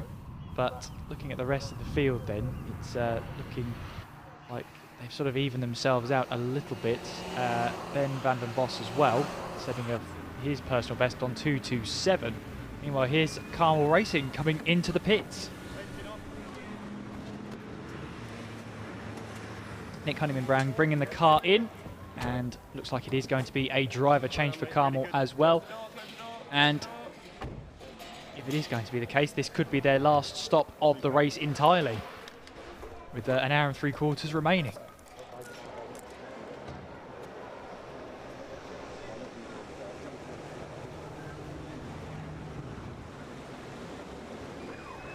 A briefing, if you like, or a debrief, depending on what's happening in the background there. Sneaking through is the number 27, Semprini Racing are coming into the pits then. With chance to try and get a driver change in as one of their last stops. Jeremy Evans bringing the car in. We'll see who jumps in for what could be their final stop of the race. And of course, with the refueling, you have to have someone at the back of the car with that fire extinguisher as a pit stop procedure. As the refueling gets underway, refueling does take the longest time, so you've got to really make sure you don't overfill the car either. So 3 cars currently making their stops, Carmel Racing and VEC Motorsport into the pits, as well as Semprini Racing. All looking to now try and get to the end of the race. Semprini Racing will be pretty much battling away with VPEX Motorsport at the end of this race, the number 28 car. Sam May, who's currently behind the wheel there. While there is third place, Ben van den Bos bringing the car in. And setting some consistent lap times as well. Last lap time before he came into the pits was a 43.9, and that's only 9/10 away from the personal best for the car that he set himself.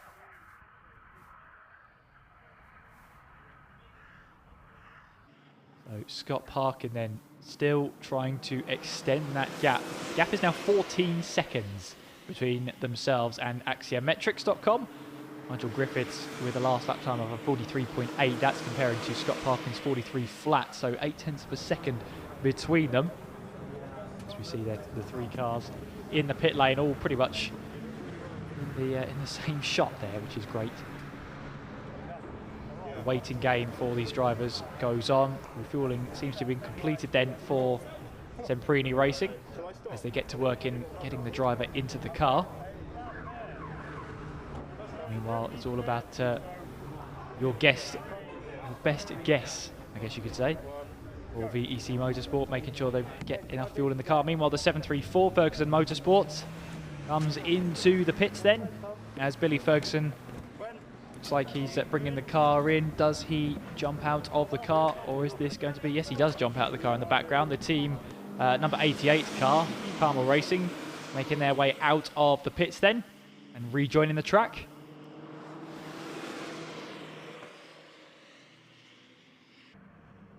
And we just have a 5th of this race left to run.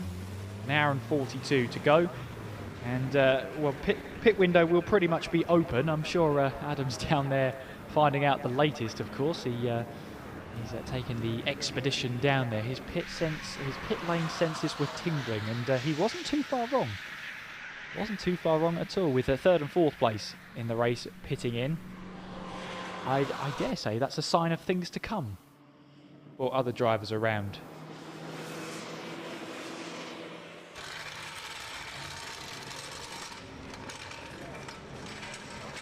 There goes the VEC Motorsport car leaving the pit lane then. It's just the anxious wait to actually get the car up to speed and rejoin onto the track. So there goes the IP racing car, so that's another lap put on VEC right now, but that is of course IP Racing and Axiometrics expecting to stop again. We heard from axiometrics that they are expecting to stop again. Tim Wheeldon was having a chat to me earlier on. They are expecting to pretty much pit in, possibly for a splash and dash.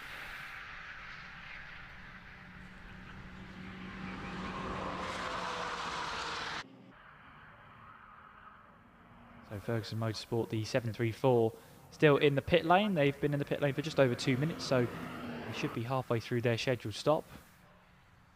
Carl Amity in 5th place, PSR in 6th place, LDR Performance Racing in 7th, with Weingat Racing in 8th, and VPEX Motorsport rounding off the top 9 so far. And I believe Adam Weller has found something in the pit lane. I Adam, have indeed. I've just managed to get Ben van den Bos straight after his stint in the car. First off, I mean, you guys at VEC, you don't do short stints, do you? No, we brim it and run it till it's dead. It was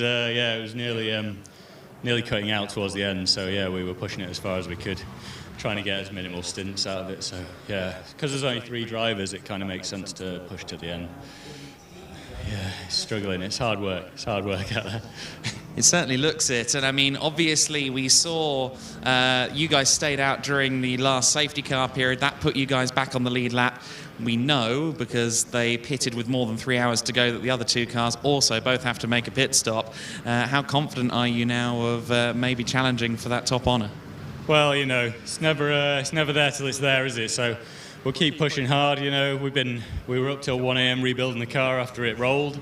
There's only 3 of us here, the driver's running it, so you know we're working hard. But yeah, we're here, and we'll give it our best. Well, any result after that kind of stint, definitely a fruit of your labours. That's Ben van den Bos. We'll hear from more people down here in the pit lane, but for now, back to Kieran. Thank you very much, Adam. Ben van den Bos, who's just come out of the car after his stop for VEC. And I believe now in that car is Tom Cooper to take that car to the checkered flag now. As we watch on then the 72 Misty Racing car currently in 16th place, and the Burton Power Racing car in 20th. Quite a few laps between the 2 of them, but that's not going to stop them racing out on track, that's for sure. Both teams have had a multitude of problems today, but they get to share the same bit of track. Drive-through penalty actually now for the number 72 Misty Racing. I just said we might get to see them battle on track, maybe not for position, but maybe just for a bit of fun. That's not going to happen now, because Misty Racing got themselves a drive-through penalty for track limits. So that's one up from the 10-second penalty that they would receive. 734 just below my commentary box window, leaving the pit lane then. So Billy Ferguson has handed over. We'll wait for it to tick over to see which of the Fergusons has taken over.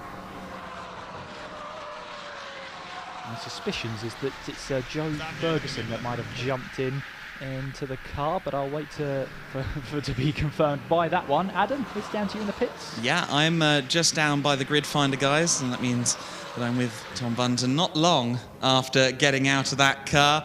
The grid finder guys have had a mixed run of fortunes, I'd say, this weekend. You're on car 2, you're on stop and go 2 so far, and but obviously the adventure continues for grid finder going into the real world. And how have you found this weekend, at least from your perspective?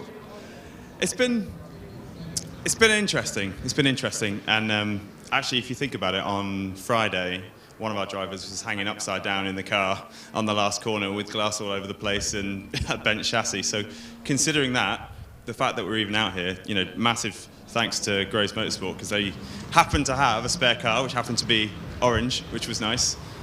So they turned that car around overnight, and we managed to get out for the race today. But in terms of the race, the car's a little down on power, a lot down on power. There's some problems with a bit of juddering down the straights. But I was saying on the way in that actually people say that racing, it's, you know, there's highs and lows, right? And I was quite lucky in Donington and Cadwell. I was just racing, battling the whole time. I had such a great time. And on this occasion, not so much. So I've had the highs, so I was due a low, but it's fun. There's lots to learn. Now, of course, you've got Jem Hepworth in the car. Jem was with you at Cadwell as well, and a part of what is an ever-growing team of very quick drivers, yourself included. For the rest of the year, who are you expecting to be your regular cohorts? Yeah, so Jem's in the car at the moment, and she's absolutely rapid. So she brings a huge amount of experience to the team, especially with endurance racing, with what she's done in the past. And in the next race, I'm not sure I can say who it is yet. I'm not sure I can say who it is yet. But what we're doing is we're getting in drivers who can show off this paddock and this sport to everyone else, right? So they can show it to as many people as possible, so as many people know that this exists.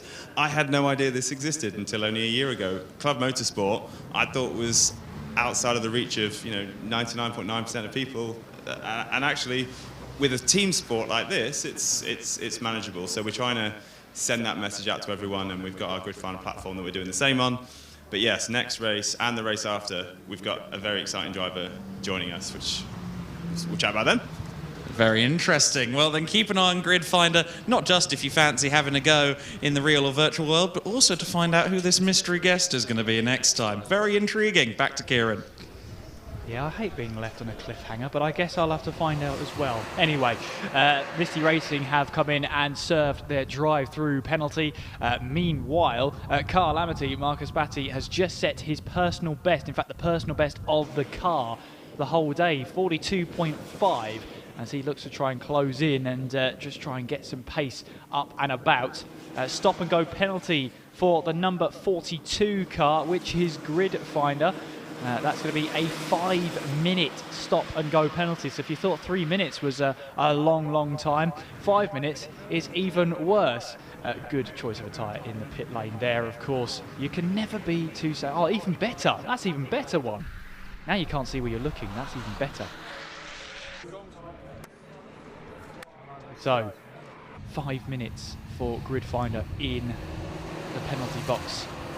That is going to send them all the way down. It could even bring Castrol Racing back into contention for them. That's what they've got to be careful about. Meanwhile then, we see Weingart Racing in the number 3, getting past the number 23. That's not for position, but for the case of the number 3 car in Bidgeway, he's able now to try and get a bit of clear air ahead of the number 23 PSR car. Tom Gilbert, I believe that is, behind the wheel. There's a debrief to be had there. I believe that's the number 18 garage there. Just a bit of a debrief to see what's going on. Oh, it's the number 2 garage, my apologies. That is the number 2 garage, and we've got one driver in, one driver out, as is so often the case. And, well, that's going to be, I think, the final pit stop. Am I right in saying that? Hopefully. And you, unlike a great many drivers, in fact, I think, do all 3 of you run open face helmets? It doesn't seem to be in fashion anymore. No, but I can get a bottle of water or something to my face. Or a beer. Now that you're out of the car, yes. And, well, there you go. So these guys, I think you found out what the In-Betweeners was on, Thursday, didn't you? Yeah, and I've actually watched one little bit of it, and I'm going to have to watch it all now. There you go. So they got their viewing sorted after the team decided to re-livery the car between events. You can see on the roof all manner of dents on the car. That is because they had, I think, most of the paddock stood on top of the Castrol racing machine last time out at the end of the Anglesey 24-hour, fully intending to send it off into a noble retirement. But the war wounds continue. As you can see, the car's a little bit taped up at this stage of the weekend, and they'll be sending it out for one last ride, perhaps, until next time when they take it out of retirement again. Excellent stuff, yeah. No, nothing like a bit of war wounds, nothing like a bit of memorabilia. What could be more memorable than having a couple of dents in the top because the entire paddock wanted to step on top of the car? It just works, it just makes sense. IP Racing then still leading the way, 18.8 seconds ahead of Axiat Metrics. Nigel Griffiths then putting in the mid 143s at the moment, lapping quicker than the VEC Motorsport car, although in fairness, Tom Cooper has just jumped into the car, so it takes a couple of laps to just get warmed up, and of course the car is stationary for 4 minutes, so all that heat you've built up into the tyres and brakes, you've then got to work back in as well. Carl Amity then we see there in your picture, just out of it now, into 4th place, and well, they are doing a superb job so far. Marcus Batty is currently 4th place, and there's only 2 drivers in their team as well, so they've got a phenomenal amount of driving time, that is for sure. As I see just below me, the 42 is now into the pit lane, so Gridfinder into the penalty box to serve their 5-minute penalty. That's going to be a huge amount then, and it's just going to be a lot of time just waiting there. That's pretty much a pit stop just out of there. That is it. So, oh, there's a bit of contact in the background there. That's the 56 Hard and Enthusiastic. They've pretty much just got the car mended and repaired once again, and that was the 734 Ferguson Motorsport car. I was incorrect about which Ferguson was going to be taking over. It's Daniel Ferguson in the car, so a bit of contact between them going in towards Wilson there. But hopefully they both come away just with a couple of bruises on the car, but that's about it. But it seemed to be a little bit of miscommunication at the speeds they're going, especially in towards Wilson. And well, a bit of a weird one, but everyone made it through okay, so I guess that's the most important thing. As a hard and enthusiastic team, they worked hard and enthusiastically to get that car back out onto the circuit. There's the Burton Power racing machine into the pits with a bit of fuel on board as well, driver change, and of course it could be Tom Valentine holding the extinguisher. It is Tom Valentine holding the extinguisher. It's normally the driver that hops out, then goes behind to actually hold the extinguisher, which is a very fluid motion there in order to make sure little time is lost, or as little time is lost as possible. So Parkin in the IP racing car sets another lap, 42.5 from Parkin last time around, as he chucks the car in through Riches here and then makes his way up towards Wilson hairpin, as we see the reverse angle, if you like, of the number 1. And I'm going to guess then the number 1 car has just been handed over by Mr. Tom Valentine. It'll be interesting to see who jumps into that car. So we're less than 90 minutes away from the checkered flag. And there is your race leader, IP Racing, Scott Parkin. Now 21.3 ahead of Axiometrics at this stage of the race. 3rd place is VEC Motorsport, with the 121 car Lamity in 4th place. The number 23 of PSR is in 5th, with the 734 Ferguson Motorsport car in 6th place. The 49 of LDR Performance Racing is in 7th place. 8th place is the number 3 Vicat Racing. 9th place is the number 28 VPEX Motorsport car. Rounding off the top 10, 192 Race Logic. 11th place, number 27 Semprini Racing. 12th place, the 114 KM Racing. 13th place, the number 88 Carmel Racing. 14th place, the number 41 Road Rage Motorsport. 15th place, the number 77 Racing. 16th place, the 72 Misty Racing. Number 42 in 17th place, Gridfinder, find themselves there. In 18th place is the number 2 Castrol Racing. 19th place and into the pit lane, the number 56 Hard and Enthusiastic, after their little bit of contact in towards Wilson. I'm sure they're just having a look and giving the car a once over. Number 20 in 20th place, sorry, number 1 Burton Power Racing. We're seeing them taking their pit stop right about now. The 736 Ferguson Motorsport car we haven't seen in quite some time, well over 2 hours since they came into the pits last time around. So well, for the last 90 minutes, if we see them again, it'll be fantastic. We know the number 64 Autotech Motorsport is out of the race.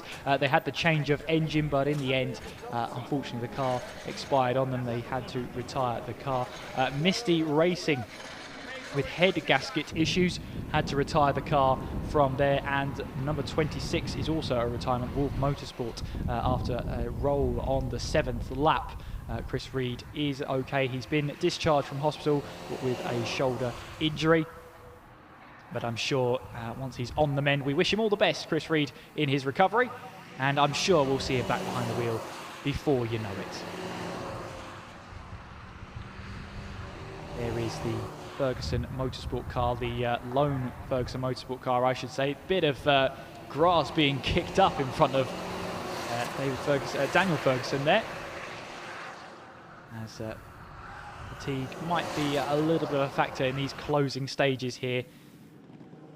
But these guys have been racing at Anglesey for 24 hours, so they know what fatigue is definitely like.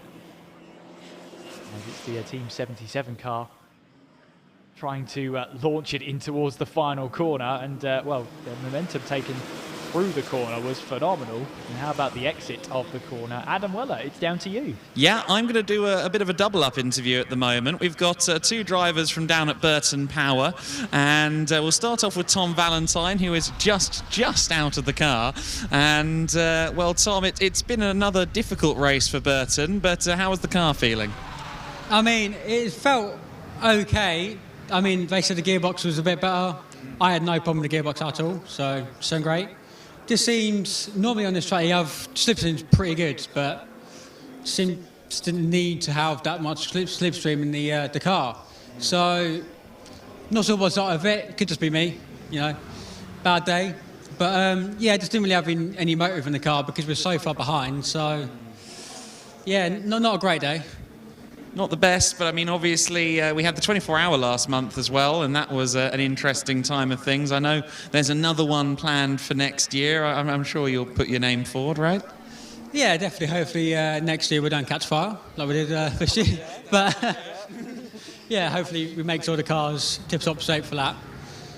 Speaking of being on fire, Colin French was in the car earlier on, perhaps for a bit too long, as it turned out in the postscript. I think it might have been your stint. But the Shine Automotive team, represented by you alone as part of Burton Power this weekend. I understand you were intending to enter and then unfortunately couldn't. Yeah, that was it, and we ended up jumping in board with Burton Power's car, and then obviously I broke everything today.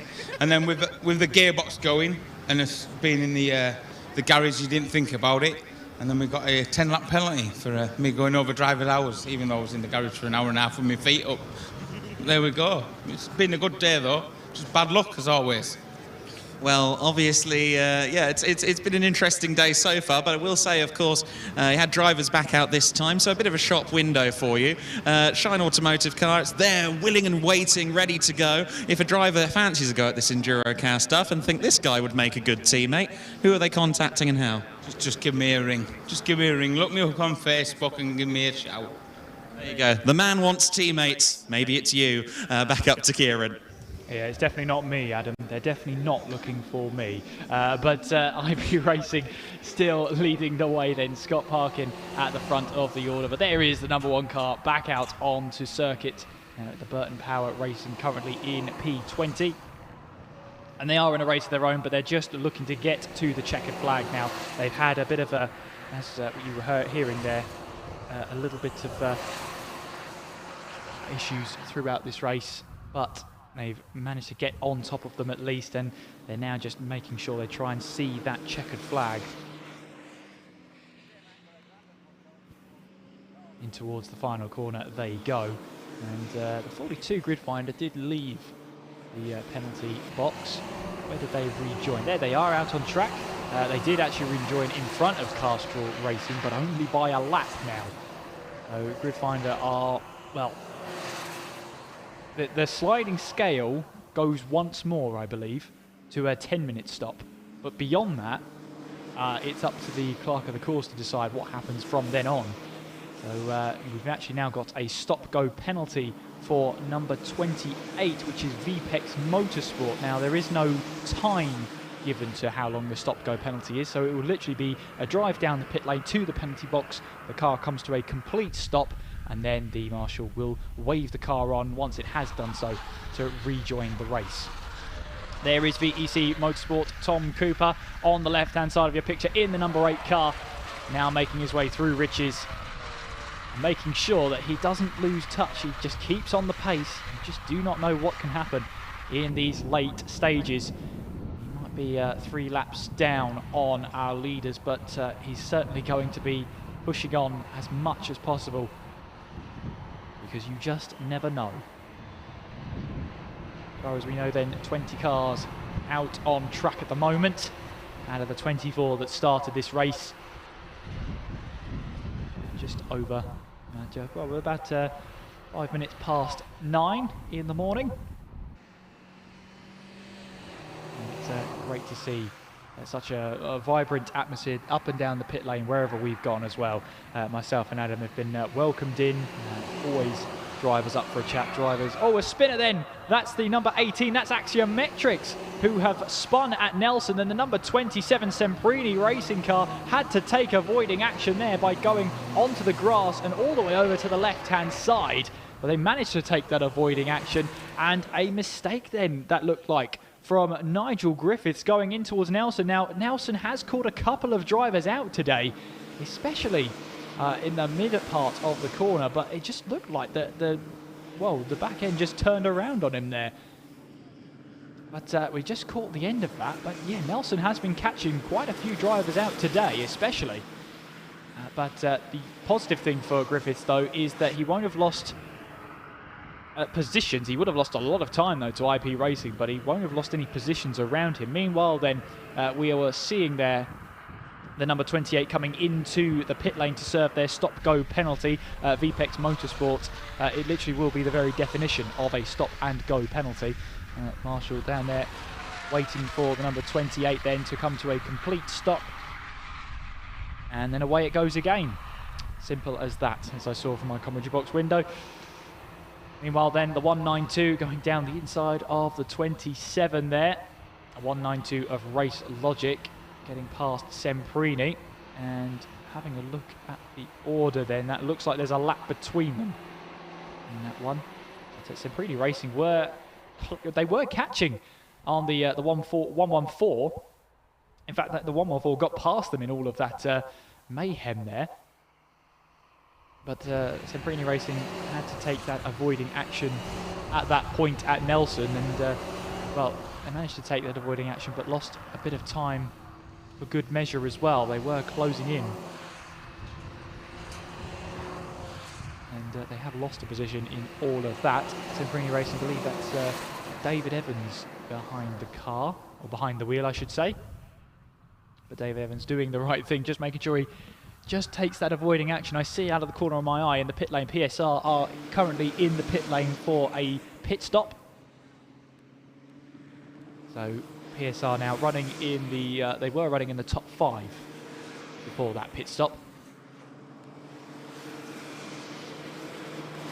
And Tom Gilbert has brought the car in, so I wonder, it'd be interesting to see who will be entrusted to take the checkered flag. With only 78 minutes left on the clock. Time flies when you're having fun, that is for sure. We see then Tom Cooper in the VEC Motorsport car, 3rd place at the moment, 2 laps behind the Axiometrics car.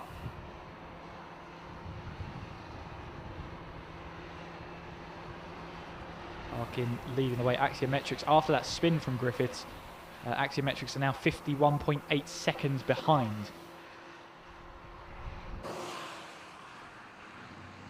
So the gap is almost towards that minute mark that we saw an hour ago, but in the favour of Axiometrics. Now it's not in their favour, as we watch the 77 racing machine make its way through Nelson.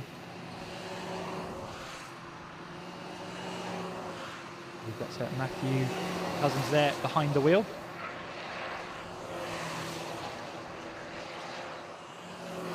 A lot of hard work, effort has gone into these cars, bring them up to speed, especially after 24 hours at Anglesey as well, to bring them now here to Snetterton, the Schweinerennen 9 hours.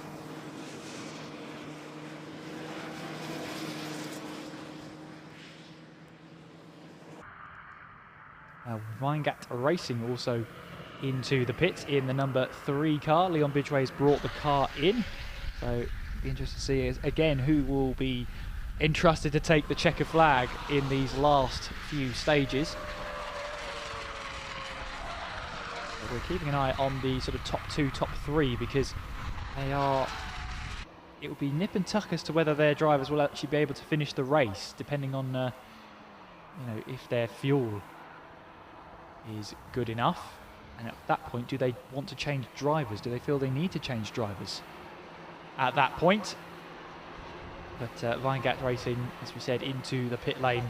And Vidgeway bringing it in. As we watch on the Bentley straight for cars to make their way down in towards Brundle and Nelson. As VPEX Motorsport now up into 7th place with PSR and Weingart Racing coming into the pit lane then. So Sam May moves the car up the order. He's a lap behind the next car, 49 LDR Performance Racing. But having a look at closest battles on the track, the closest one is Semprini Racing. And it's the fact that, well, David Evans had to take that avoiding action. And he lost out to that car there, the 114, in KM Racing. 114 at the moment being driven by Scott Thompson.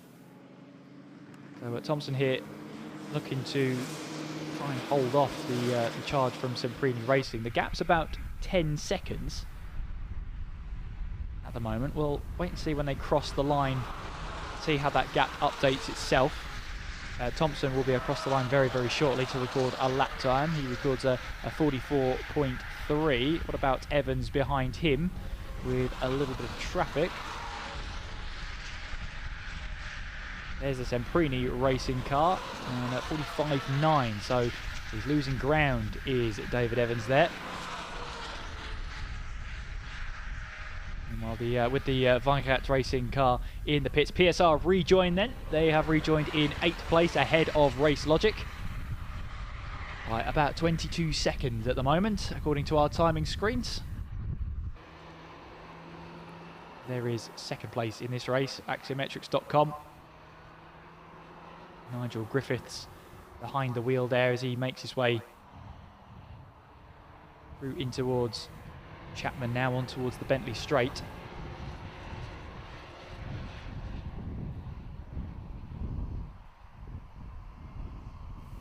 Carl Amity, Marcus Batty as well. 4th place at the moment in the Prancing Donkey. We call it the Prancing Donkey. If you're not familiar with this weekend, the very striking resemblance to a certain manufacturer, although replacing the horse is a donkey. Hence the name. Number 3 now leaving the pit lane. Weingart Racing was brought in by Leon Vidgeway. We'll wait for to tick over to see who will be driving the car for the last stint.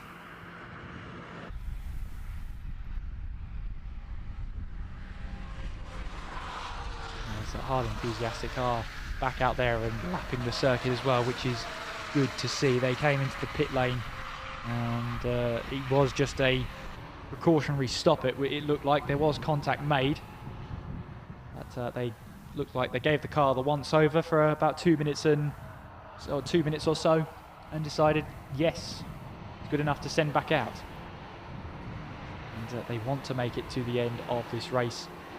It's a camera race just to make sure you get to the end of, for some drivers, some teams as well. Burton Power Racing, Hard and Enthusiastic, Castrol Racing, Grid Finder as well. They've had a multitude of penalties their way as well for track limits. Grid Finder, Misty Racing in the 72 also falling afoul of issues. As we see then Tom Cooper in the VEC Motorsport number 8 machine, past the 77 Racing. 77 Racing in 15th place, and there's quite a few laps between these two cars. But that's not going to stop Cousins from maybe having a look and maybe thinking about a battle, but I think the bigger picture theory comes into effect there.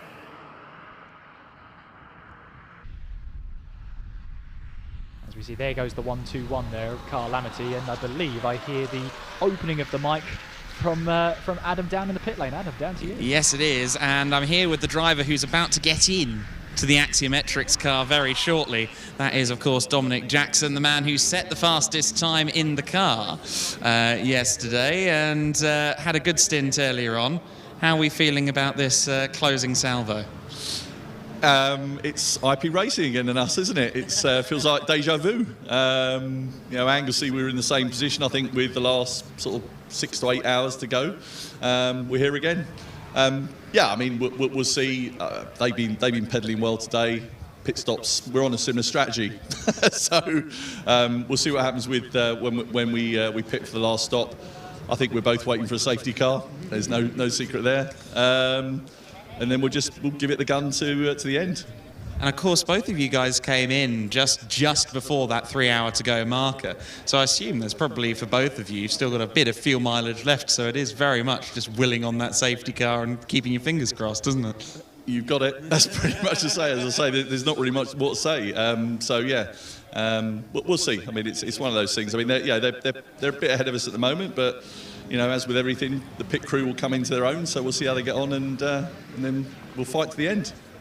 There you go. So 2/3 of the lead battle want a safety car, of course. VEC Motorsport probably don't, because they made their final pit stop under green flag conditions. All to play for then in those closing stages, as the number 734 has now got a 1 minute stop and go penalty. That's the Ferguson Motorsport for avoidable contact. Now that could be the avoidable contact, or at least the contact we saw up at Wilson. So that's not definitive, but I'm putting that together with the penalty and getting that result. There you can see the 734 just in the picture as we cut away to the number 88 Carmel Racing. So Daniel Ferguson then will have to stop the car for a minute down in the penalty box, with 70 minutes left to run in this race. And IP Racing have got themselves a bit of a healthy buffer at this moment in time, but as you said, Adam, down in the pit lane, 2/3 of the top three possibly want a safety car in these closing stages. Axiometrics behind IP Racing by nearly a full minute now, with 70 minutes to go. Meanwhile, VEC, Tom Cooper, 3 laps down at the moment, as it's saying on our timing screens. So maybe a safety car won't actually help Tom Cooper, but he's got a healthy lead over Carl Amity, Marcus Batty, by 2 laps. So I guess for a point of view for VEC is just making sure this car gets to the end and they'll be able to put their car on the podium. But of course, there's still 70 minutes to go before we see that checkered flag. There's Hard and Enthusiastic then at number 56. And at the moment, Martin Dilworth is behind the wheel of that car. And the grid finder at number 42. Heading its way through Bomb Hole, now through Coram. And the number 42 car then being driven by Jem Hepworth. As we see both the 88 and the 42 come into picture. This is not a battle for position. Again, you can try and tell them that, but these drivers might not listen to you. As the 734 below my commentary box window comes in to serve its penalty, 1 minute stop and go. And the stopwatch will be readied and deployed. Hopefully the marshal has stopped his start watch and started timing that one. I assume that was intentional. It was intentional, of course it was. Of course it was. I'm glad you picked up on it though. Still alert, my friend, still alert. Still alert, I love it, love it. 67 minutes left on the clock. There is the 734 Ferguson car in at the pit lane, and all eyes on that stopwatch, making sure that minute is full and served. We've got drive-through penalties now for Burton Power Racing in the number 1, and then the number 41 car, the number 41 being Row Rage Motorsport. So Row Rage are in 14th place, Burton Power are in 20th, and that is both of them for track limits. And away the Ferguson car can go.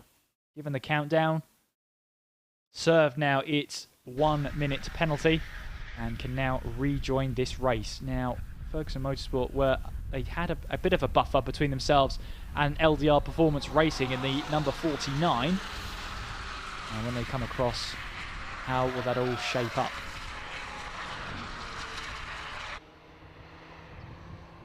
There's the familiar red liveries. It's the only red car on the grid as far as I can see. So you can see the 121 a mile off.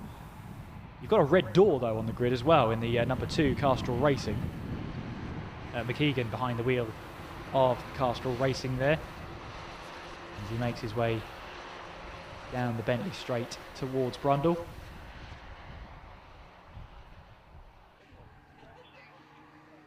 So Parkin again still leading the way and leading comfortably as well. 61 seconds now is the gap between IP Racing and Axiometrics, with VEC Motorsport rounding off the top 3. Tom Cooper behind the wheel there. Marcus Batty and Carl Amity in the 121. Currently in 4th place. Then it's Daniel Ferguson in 5th place in Ferguson Motorsport. 6th place, the number 49 car, the LDR Performance Racing car, with Ben Jenkins behind the wheel. And then we've got 7th place, the number 28 VPEX Motorsport Sam May behind the wheel. 8th place, the number 23 car, PSR, as driven by Russell Danzy. 9th place, the number 192 Race Logic car, Will Hilliard behind the wheel. And rounding off the top 10 is the number 3 Weincat Racing. Callum McDougall is back behind the wheel, and I'm sure entrusted to take the checkered flag. Obviously racing in Caterhams yesterday, took the first stint of today's Schreiner 9 hours of Snetterton, and entrusted of course to take the checkered flag and see what he can get up to there. It is a tiring long day, especially for IP Racing there. Tyres as a pillow is a new one in my book, but whatever works. Well, IP Racing though, we saw down there in the garage, looking relaxed at the moment, and they've got a 62-second lead with 64 minutes left on the clock.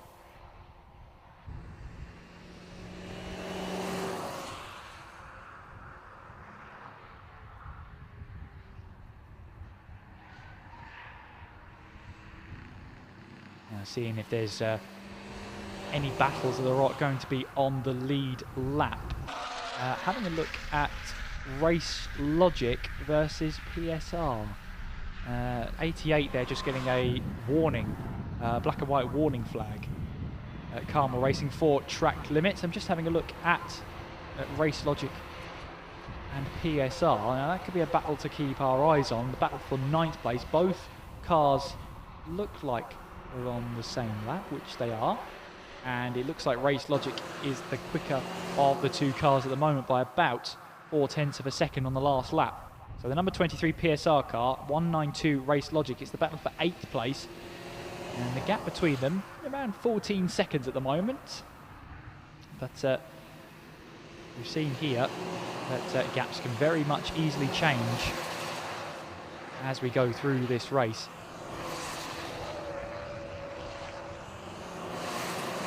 Other battles out on track include the KM Racing Semprini, but Semprini have been falling away over the last 10 to 15 minutes or so. David Evans had to take avoiding action. That allowed KM Racing through, and KM Racing have really not looked back. Scott Thompson trying to charge his way through as well. And is there a possibility of a top 10 finish? Perhaps. 24 seconds separates themselves and the number 3 Weincat Racing, Callum McDougall. Although Callum is quick behind the wheel, it's going to be tough to catch him. As we see the 88 Carmel Racing making its way through Riches under pressure from the Grid Finder car. And then down we go. Then the Grid Finder car just goes up the inside. Jem Hepworth, not for position of course, but just trying to make his way through. Axiometrics.com car in Nigel Griffiths also behind these battling duo. He's looking to try and make his way through, using a bit of tow just to boot as well. And the Burton Power racing car has been in the pit lane for a good 6 minutes now. As look at this, we're running 3 wide down the straight, all not for position, but Nigel Griffiths looking to go down the inside, going in towards Brundle here, and he gets it past the Carmel Racing. And then we He has the grid finder car now ahead. He looks to the inside there. Signal manoeuvre down the inside in towards bomb hole, and he does find his way through. And Adam Weller, it's down to you in the pit lane. Yeah, it's an all-Adam affair over here at the moment because Adam Blair is with me. We expect him to be in the car last. They're still playing it coy. It's like, yeah, well, we reckon it'll be Adam in last. The ever-quick Adam Blair. Obviously, you talked about your stint earlier on. You said that, well, I wasn't even aware that I wasn't leading at one point. As it stands, you're taking over the car in the race lead. Is it going to be an easy, shift home, or are you still going to be going for some fast laps? No, I'm going to bring it home. So we're slower in the pit stops than Axia. Don't know why, but we're probably going to lose 10 to 15 seconds in the pit stop. We've got a 10-second penalty as well. Don't know who got that, but yeah. So it should be comfortable. The only wild card is obviously if it rains. Right. So our tyres are not going to be new. Right. So unless, well, we're not planning to change tyres. So. But yeah, I think it'll be okay. You foresaw my next question. My next question was going to be whether you're afforded a fresh set of boots. Obviously, these Toyo tyres, they do seem to last. I mean, what's the kind of maximum life on these as a rule? Well, you can look down there and see the tyre that I finished on before. I think that had done about 5 hours, if I'm not mistaken. Yeah. So that was pretty much gone. But the funny thing is, you can still do laps just as fast on a tyre like that that's delaminating. Actually faster than on brand new ones. Yeah. So that's the good thing about these tyres. So we don't bother qualifying on new tyres now because it's just quicker without. There you go, they scrub in over time then. I have seen them go fully slick before. Once they run out of tread, they get a lot worse. But for now, Adam Blair is going to inherit the tyres from the current driver, Scott Parkin. The IP Racing team continue to lead. They do indeed. Over a minute now, the gap between themselves and Axiometrics. You saw in the background there the car, Lamity, car number 121 coming into the pit lane. Marcus Batty bringing the car in, and I assume he's going to hand the car over to Andrew Hinch for Andrew to take the checkered flag as their final stop of the day. We are into the final hour of racing here. We've had 8 hours. We're into the 9th and final hour now as we watch on for the number 2 car making its way through in towards Wilson, then in towards Chapman. And the PSR car is currently 8th place so far, the number 23 car, on the same lap as the VPEX Motorsport at Sam May. And once we see those final pit stops really starting to unwind, we'll wait and see how the order will be shuffled up for one final time. 77 Racing, though, going for it as well. And Matthew Cousins there looking to hold off the charging number 8 VEC Motorsport car. Tom Cooper, I don't think he's in too much of a hurry to get that move done either. It's not for position, as there you see the Castrol Racing number 2 car, Michael McKeegan, just putting a hand out the window to point where the other car can go, especially on the inside going in towards bomb hole. It's not really a place you want to go side by side if you can help it, especially if you're trying to let a faster car through.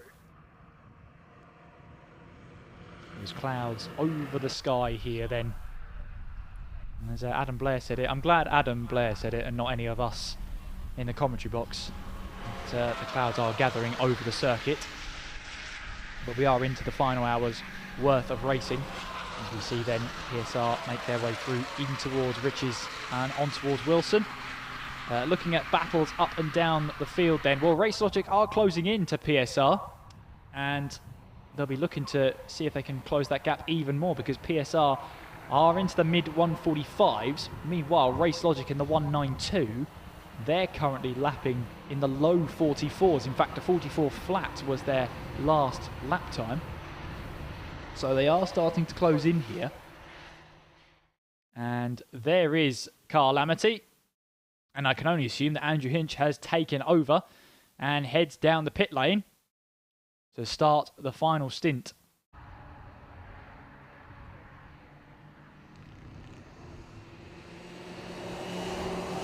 Then the number 41 machine, the Row Rage Motorsport, Jem Hancock behind the wheel.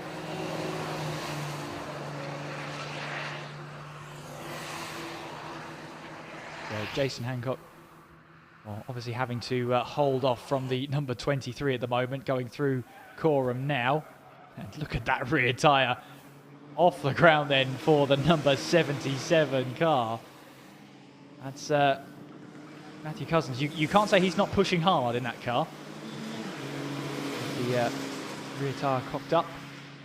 And meanwhile then, the PSR, Russell Danzy looks to try and find his way through on the car ahead. In front of your picture, Tom Cooper happy with the toe for now. And meanwhile, Russell Danzy looking to find his way through. That's the number 3 car. Minecat Racing, Callum McDougall into the garage here. And I wonder what the issue is. Through there, Adam Weller down in the pits. Yeah, just literally heard it out of Callum McDougall's mouth. We've lost first and third gears. They were struggling for gears anyway. I heard Callum complaining about it over the radio they've got in the garage over the last couple of laps. So obviously, I mean, it's a 5-speed gearbox. They've lost 2 of them, and usually once a couple go, the rest follow. So they might be calling an early bath here. I'm sure they'll try and get it across the line. Hopefully we see the car back out there for the checkered flag at least. And that's a terrible, terrible shame. And I wonder, Adam, if you can have a quick chat to him, I wonder. See what's going on there. But yeah, didn't look too happy, unfortunately, for McDougall. He's had a good weekend. He had a very good opening stint as well, battling away in 3rd place as well, and was getting, as his usual self, frustrated that people didn't want to work with him to try and close in on what was the 1-2 of the Ferguson Motorsport cars. In the meantime as well, we see Matthew Cousins still getting that rear tyre up in the air, pushing hard, and trying to get the most out of that car, wring the performance out of the machinery underneath him. Why not? He's setting the 43.9s at the moment, and in terms of pace, he would be up there with the sort of battle for a podium place. So he's really wringing the car for performance. Looking at the last lap times then, Cousins then 44.1, and yeah, matching Tom Cooper, although I think Tom Cooper's just happy to sit behind at the moment, and perhaps even use that opportunity to save a little bit of fuel where possible. He doesn't feel like he's being held up too much. He knows there's a 2-lap buffer to a car behind. He might just be happy to, well, not put the car in any jeopardy, any untoward jeopardy. Checking in with PSR, Russell Danzy, and Race Logic. Will Hilliard is catching. The gap is now under 10 seconds. The 192 Race Logic closing on the 23 of PSR. That's going to be the battle for 8th place to keep our eyes on in these closing stages. And there's the 72 car. And Adam Weller, I hear the mic is open. Down to you. Yes, well, I think it would be remiss if we didn't go speak to who we call the prancing donkeys because of some of the decals on the car. Marcus Batty, of course, with me at the moment. The only team here braving out the 9 hours with 2 drivers. It's been a long old shift for you so far. How are you guys feeling at this stage? 2 hours is quite a long time in the car, but there again, 2 hours is quite a long time to recover. So that has worked. We've done 2 hours each, and then I've thrown Andrew in to do a splash and dash to the end. So we're currently 4th. There's a bit of a gap to the guys behind. Fingers crossed, we'll finish 4th, as we have finished in every single race this year. Well, there you go. Consistency, I suppose, is key. Obviously, you guys have supported the series all season long so far. 4th place every time thus far. Still a little way to go, though, so we don't know. Are there any circuits left on this calendar that maybe you think that could be where the podium comes? Well, Alton is a very technical track, and we've done quite a few miles there, so that's an opportunity to maybe overcome our fear of heights and get onto the podium. And Brands is a great, fun, bizarre weather in November lottery, which we look forward to every year. Yeah, Brands is always good for these. If you can attend the November meeting for the EnduroKA, I would definitely recommend you do so. But thank you, Marcus, for talking to us, and fingers crossed for those closing stints now. Fingers crossed indeed. Thank you. Thank you. Okay, so we are expecting IP Racing in very shortly. They're preparing for their stop as well. So keep posted, guys. 75 seconds is the gap now between IP Racing and Axia Metrics at the moment. And if we are expecting them to come into the pits soon, we'll be expecting them to just put that splash and dash in the tank as well, just to make sure that car will make it to the end of the race. It's a pretty mute point to really come across there, but Axiometrics have the opportunity to get themselves slightly in touch there. You never know, if they stay on the lead lap, there's every chance that they have. So VEC Motorsport then in 3rd place. And they're about 3 laps behind the number 18 car. Carl Amity, we heard from Carl Amity there just with Adam. And talking about 4th place so far, very consistent the Prancing Donkey is. The 734 Ferguson, Daniel Ferguson in 5th place. Then it's the number 49 car, LDR Performance Racing in 6th. Then number 28 is the VPEX Motorsport car in 7th place. 8th place is the number 23 PSR car. Race Logic is in 9th. And we have a drive-through penalty for the number 1 car, Burton Power Racing, for track limits. So again, they have fallen afoul of the track limits there. Not as much as most, but still, they have unfortunately got themselves that drive-through penalty. We have just 50 minutes left to run in this race, and with Wyandotte Racing into the pits, it's allowed the likes of Carmel Racing, Road Rage as well, who have climbed up a position due to that. Race Logic though, 9.1 seconds behind PSR for that battle for 8th place. Number 23 managing to hold the ground at the moment, and there is IP Racing, Scott Parkin, chucking it there in towards Wilson before they turn, or he turns left at Chapman, and then bringing it onto the Bentley straight, and he'll be looking very shortly to bring the car in for Adam Blair to take over for the final stint. And they have been on pole once this season so far. They've always had the pace, but as I spoke to Adam Blair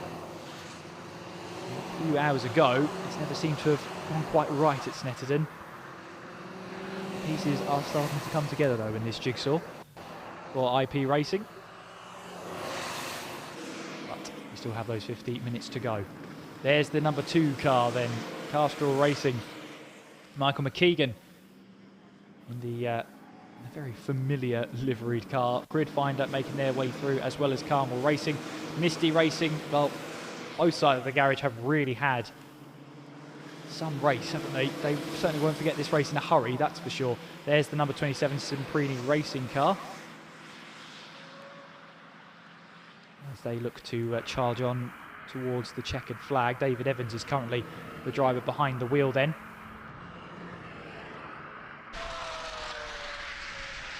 There's Simprini Racing, there is IP Racing, Scott Parkin leading this one, going in towards Riches.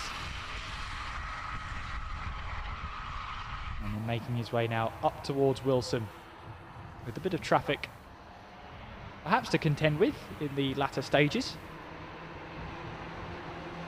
Nevertheless, he will ensure deal with the cards that are handed to him in these closing stages. Will Hilliard is still closing on Russell Danzy in the battle for 8th place between the number 23 PSR and the number 192 Race Logic team. Gap is 8.6, with Hilliard taking around about 0.5 of a second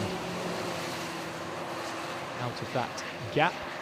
And you see then a lot of these cars have bruises, dents, missing parts on the car, missing bits of bodywork. As such, in an endurance, if you have a clean car at the end of it, you'll be very, very lucky. The 72 Misty Racing car coming now in towards the final corner at Murray's, with Adam Bonham behind the wheel. Martin here making his way now into the pit lane. So IP Racing coming now into the pits, making sure they slow that car down then. Scott Parkin comes into the pits there, the very first pit box here. Yeah. Actually, they're the first pit stop box here, but what they've done is they've inherited kind of the little pit box that exists just beyond the garages. So they're here at the moment. It's going to be Adam Blair that takes over for the final stint of the race. Refueling commences now, of course. All hands off deck when it comes to the refueling period. And Adam Blair will be behind the wheel for the final stint of this race. And, well, they've got a couple of jugs ready to go. So we'll have to see quite how much fuel they're going to need for this final stint. Of course, they pitted with 3 hours and 2 minutes there or thereabouts left to run in the race. So we'll have to see how much is left. These little cars are quite frugal, and we're not far away from home. So let's see if they've got their maths right. Stop and go penalty as well for the number 72 Misty Racing for track limits, but that again, no time awarded to that one. So that is literally just bringing the car to a stop and then allowing the car to go again. As IP Racing then bring the car in. I wonder what the response that is from AxiaMetrics.com. Nigel Griffiths was 1 minute 21 behind at the last point of action, or the last timing line at the very least. Just trying to see if I can spot a number 18 car. I can spot an 18 car. Here it comes down the start-finish straight. So Axiometrics then do take over the lead of the race then. But for how long? They've got 45 minutes left on the clock. Adam Blair getting back into the car then. So the gap won't be too bad going. Yeah. Adam, down to you. Adam Blair getting into the car now. They're strapping him in. You say there the 18 car has taken over the lead, so let's see what Adam Blair can do. He's going to go hunting, and they are just belting him in now. I think it's at this point in the pit stop that I can maybe say they've got 4 tyres there. You'll note, new tyres. That's because they knew they were being watched. They never had any intention of changing the tyres, but they wanted to give their rivals, you know who, the impression that perhaps they needed 4 tyres. They don't. They have 2 jugs of fuel there, but they only needed 1. Adam Blair is off with a slightly strategic play on that pit stop. Oh, absolutely. Well, it's all the mind games there, of course, and if it works, it works.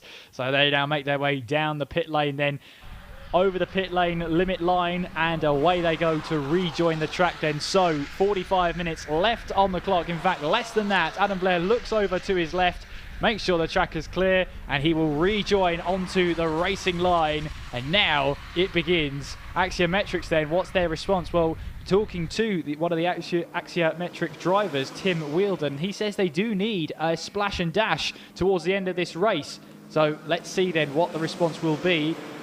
Moving over to the right-hand side, and they are coming into the pits then. So Axiometrics then into the pits, a lap after IP Racing. Let's see if this truly is a splash and dash. Making their way through the pit lane now. Again, they're one of the early stops, early boxes as well, Adam. Yeah, they are. Myself and Jeremy are on the run to go and see what's going on here. Final pit stops then for Axiometrics. They were taking a keen interest in that pit stop, and for good reason, because they knew they had to make another, seemingly. So the Axiometrics car is in. Dominic Jackson is getting ready to take the car over, to my understanding. And, well, let's see what happens here. Axiometrics and IP Racing last pitted on the same lap under the most recent safety car, so it's very little surprise that now they are pitting so close together once again. That man, Dominic Jackson, who we interviewed earlier, is the driver getting in. Let's see where they come out relative to IP Racing. Absolutely, can't wait for this one. Can't wait to see how it all unfolds into these closing stages. The fuel is being taken on board the Axiometrics car. There is the IP Racing machine. Adam Blair then will take back the race lead then for IP Racing as he makes his way past the start-finish line with 42 minutes left on the clock. So Nigel Griffiths obviously handed over the car. Adam Blair then looking to put another lap on the hard enthusiastic team there in the number 56, who they're running in 19th at the moment. And Tom Cooper as well. Now, I'm kind of expecting Tom Cooper to come into the pits because, well, he's got nothing to lose by pitting in. And the waiting game is still ongoing for the fuel in the car. How much fuel do you put in? How much fuel is enough to get you to the end? That's what's going through the minds of these drivers. Dominic Jackson looking over, making sure he's ready to take over the car. Yeah, just a few moments away, I think, from getting this going. They do have to change tyres down here at axiometrics.com. They've got the car on the jacks at the moment, so they are having to switch tyres. They've decided maybe getting some new rubber on so Dominic Jackson can push. Jackson was the man who set the fast time in the car during qualifying, of course, so perhaps he is their best hope of beating IP Racing and Adam Blair, the two hot shoes in both of the top two cars for the final stint of the race. This is going to be a grandstand finish. They've sent Dom Jackson out. It's going to be a compelling watch, this. It is, it really is. Both of the hot shots in the cars now. Let's see how it all unfolds in these closing stages then. There's a bit of a gap in the favour of IP Racing, but, well, never rule anything out. As they now do rejoin then. There we go then. Axiometrics rejoining onto the track now, as I believe Adam Blair has just crossed the line to start another lap. So that's how big the gap is. We might be able to see the IP Racing car in the same shot very shortly.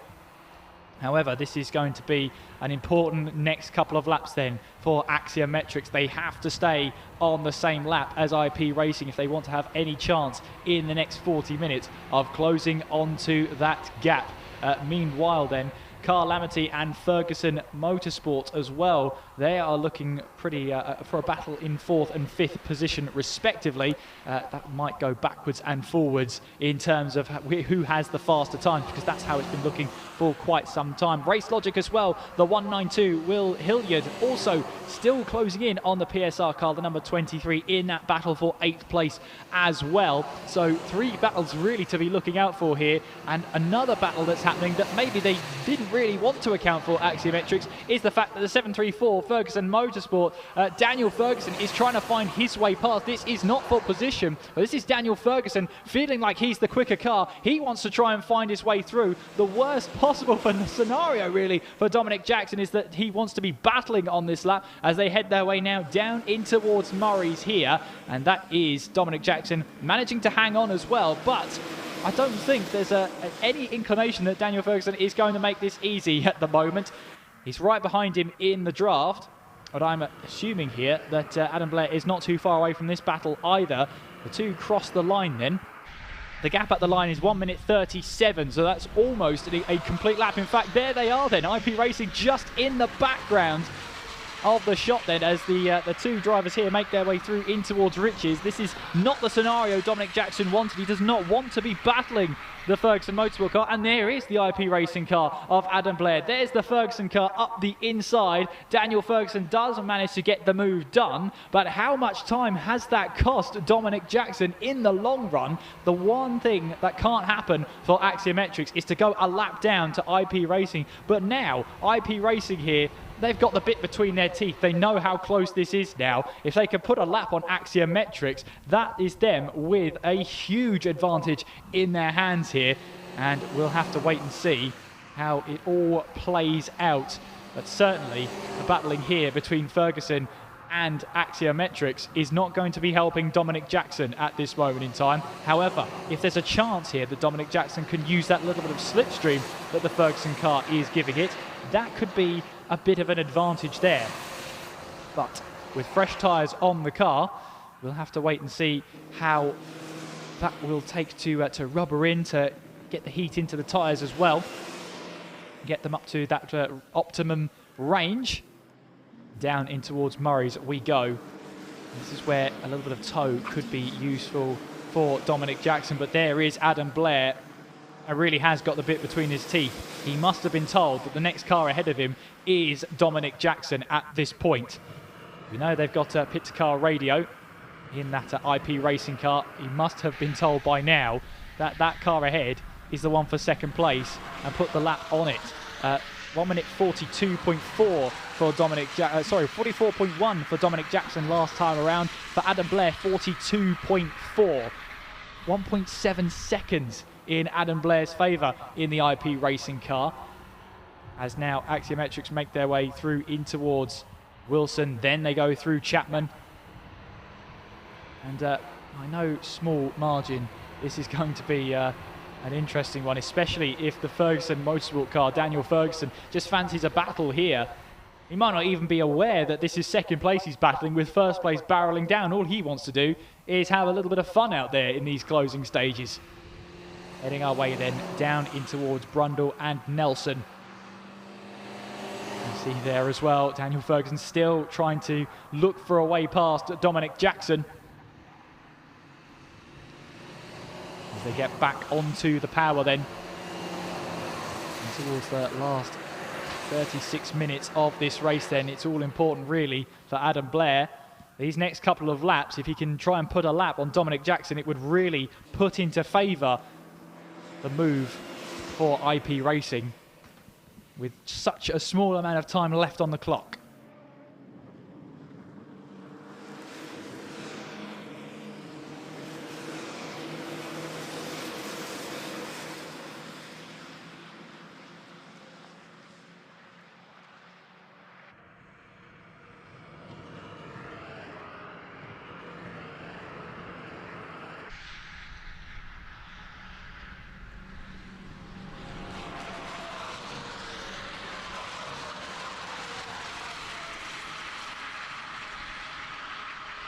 Thus commences lap 280 of the race here then, the EnduroKA category, providing stellar entertainment once again on your screen with 35 minutes left to go.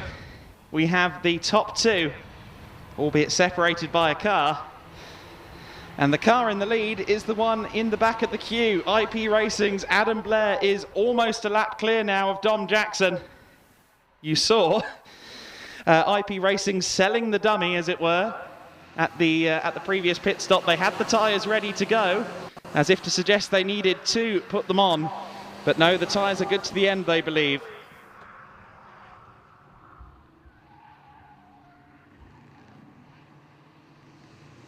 So for the final half hour of this race, myself, Adam Weller and Kieran McGinley bringing you the action. Kieran will be down there for the podiums. At the end of this one, he will be talking to the winning driver. The question, of course, is who is it? And at the moment, it could still go either way. We've got a long way to go still in this race. But things surely ever in the favour of IP Racing right now.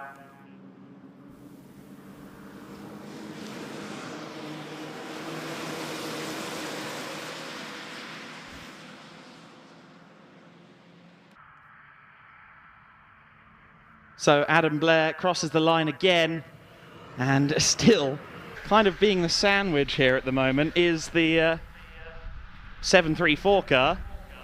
That is the very competitive Ferguson Motorsport entry, currently with Dan Ferguson at the wheel as well. So Dan has proven himself to be a quick peddler, and he's almost into the back of Dom Jackson there, very late on the brakes, going through the Wilson hairpin and out into Chapman.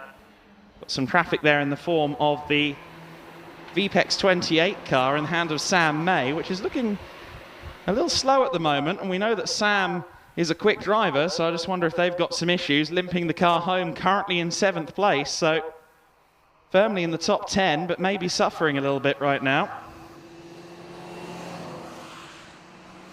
And there goes the 18 car, still under threat from the Ferguson Motorsport car behind. The 734 car wants into this battle, even though they're several laps down, trying to unlap themselves on the second place car. So the Axiometrics 18 car, I remind you, is our second place car in the race at the moment. The car that leads is the Napa number 36 of the IP Racing car driven by Adam Blair that leads the way on the timing screen, albeit with the second place car and the fourth place car both directly ahead of him at the moment. And Dom Jackson will be putting quali laps in here, trying not to go a lap down. And they would dearly love to try and stay on the lead lap. In the case of maybe a last minute safety car or something like that, they would be very keen on staying on the lead lap. However, Adam Blair is hunting, isn't he? And surely Dominic Jackson will be fuming. He'll be furious at some of the driving that's going on behind him, because Dan Ferguson fancies getting his hands dirty, even up on the sausage curb. seemingly trying to get involved in this lead battle, and now he was blocking Adam Blair there for a minute, and Blair, I think, may now be getting past Ferguson. Looks like he is. The run off the corner, off of Wilson and into Chapman, was compromised for Dan Ferguson. Ferguson, who is still seemingly keen on going on the offensive, even though he's laps down. As we said, he's still up the order. He's in 5th place, and the reason Ferguson will be keen to push is because he's only a dozen seconds or so behind the Calamity car. So you can understand why he's pushing. Here comes Adam Blair, though. Is he about to put Jackson a lap down? No, not yet.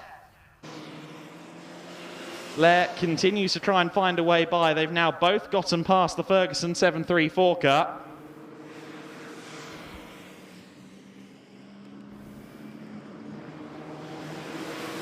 And the Ferguson Motorsport machine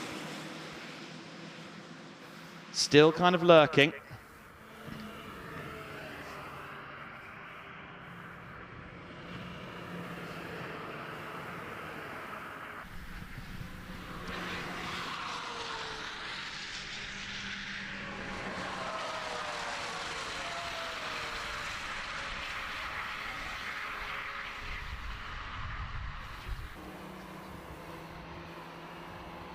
So then the fight, not for the lead, but to stay on the lead lap, is still ongoing, and Dan Ferguson is still pushing. But as I was saying, he has all the motive in the world to keep pushing because the number 121 car is only a dozen seconds up the road in the hands of Andrew Hinch. Now, Hinch's gap is extending at the moment over Dan Ferguson. So while Ferguson, I'm sure, will be acutely aware of the blue flags that have been for him, he will also be aware that he could get 4th place out of this race, and that will be the more important thing for him right now. But still studying this scrap as Dominic Jackson tries to stay on the lead lap up against Adam Blair. I said it as Jackson headed out onto the circuit, the 2 hot shoes of these respective lineups. 2 very capable driver lineups across the board, of course, but these were the 2 guys that set the fastest laps in qualifying. They are traditionally the fastest 2 drivers in the teams. And how interesting it is to see them running together here in the closing salvo of the race. And still just about on the lead lap then is Dominic Jackson. He's having to fight every inch of the way. Of course, he was having to fight the 734 car of Ferguson before that. And now he's got Adam Blair behind him. He has indeed. I mean, this is so important here for Dominic Jackson to pretty much stay ahead of Adam Blair. What a great battle this would have been, but there's a lap between them if Adam Blair can find his way up the inside here as they make their way now up towards Wilson for another time, fighting their way through then. Dominic Jackson staying ahead at the moment. It's hard to believe this is second versus first rather than the other way around, but the important thing here for IP Racing, if they can get the lap on Axiometrics, that is going to pretty much put an advantage in their back pocket. Yeah, heartily agree. I think part of what we're seeing right now may come back to what Adam Blair said during the interview I had with him just before he got in the car. And that was, hey, look, at the end of the day, I'm just trying to get it home. I know he's looking a bit racy, but I don't think he's going to take any undue risks just for the sake of lapping Dominic Jackson. Last thing he wants to do is try and do that, make contact, and that car come off worse. So Adam Blair, I think, may be chilling out behind Dominic Jackson to an extent, with a little bit of intent. And you look at the timing screen as well, 1:42.8 last time by for Blair. We know he's capable of mid-41s. He did a few 41s in a row during his last stint. We know what he's capable of, and I just think he might be driving at 90% right now so as to not try anything silly just to lap a car. Yeah, I mean, it's a wise decision just to make sure the car gets to the end. Meanwhile, then, the 72 car, Misty Racing, stop and go 1 minute penalty for track limits. Here comes Adam Blair then in the slipstream of Dominic Jackson then. IP Racing looking to try and get that lap on Axiometrics then. Up towards Riches they will go. Meanwhile then, the 734 Ferguson Motorsport, Daniel Ferguson, he's not done with them either. Adam Blair then looking to take the title line through. It's got him a good run here up towards Wilson. He'll have the inside line in towards Wilson. He's later on the brakes as well. Adam Blair in IP Racing does get the lap then on Axiometrics. Dominic Jackson goes behind. He's not done with the battle yet though. He gets a better run coming out of Chapman, and now down the Bentley straight. They're going to be running side by side here, and more importantly for Dominic Jackson, he has the inside line as they head their way in towards Brundle, but he'll put himself on the outside of Nelson if he can't get the move done now. Yeah, it's going to be interesting to see what happens here, isn't it? He had the momentum. Of course, Dominic Jackson, a very, very tall man, built like a rugby player. Adam Blair built like a jockey, two different sportsmen at the moment. And Jackson, though, still managed to out-drag the number 36 car. However, Adam Blair hasn't given up on it yet, side by side through the bomb hole. Oh, goodness me. I think they just about managed to stay away from each other there. They're still side by side as they run through Coram, the long, sweeping right-hand bend, and we wait with bated breath to see whether or not they're going to find a way to both go through Murray's side-by-side, because they've done half the lap already, and yes, they do, albeit with Adam Blair going off track, and Dan Ferguson fancies a bit of it too. 3 wide as they run down the centre straight. None of these cars are even on the same lap right now, but still compelling viewing. IP Racing's Adam Blair on the inside line then, and is officially speaking a lap ahead by about 1/10 of a car as they run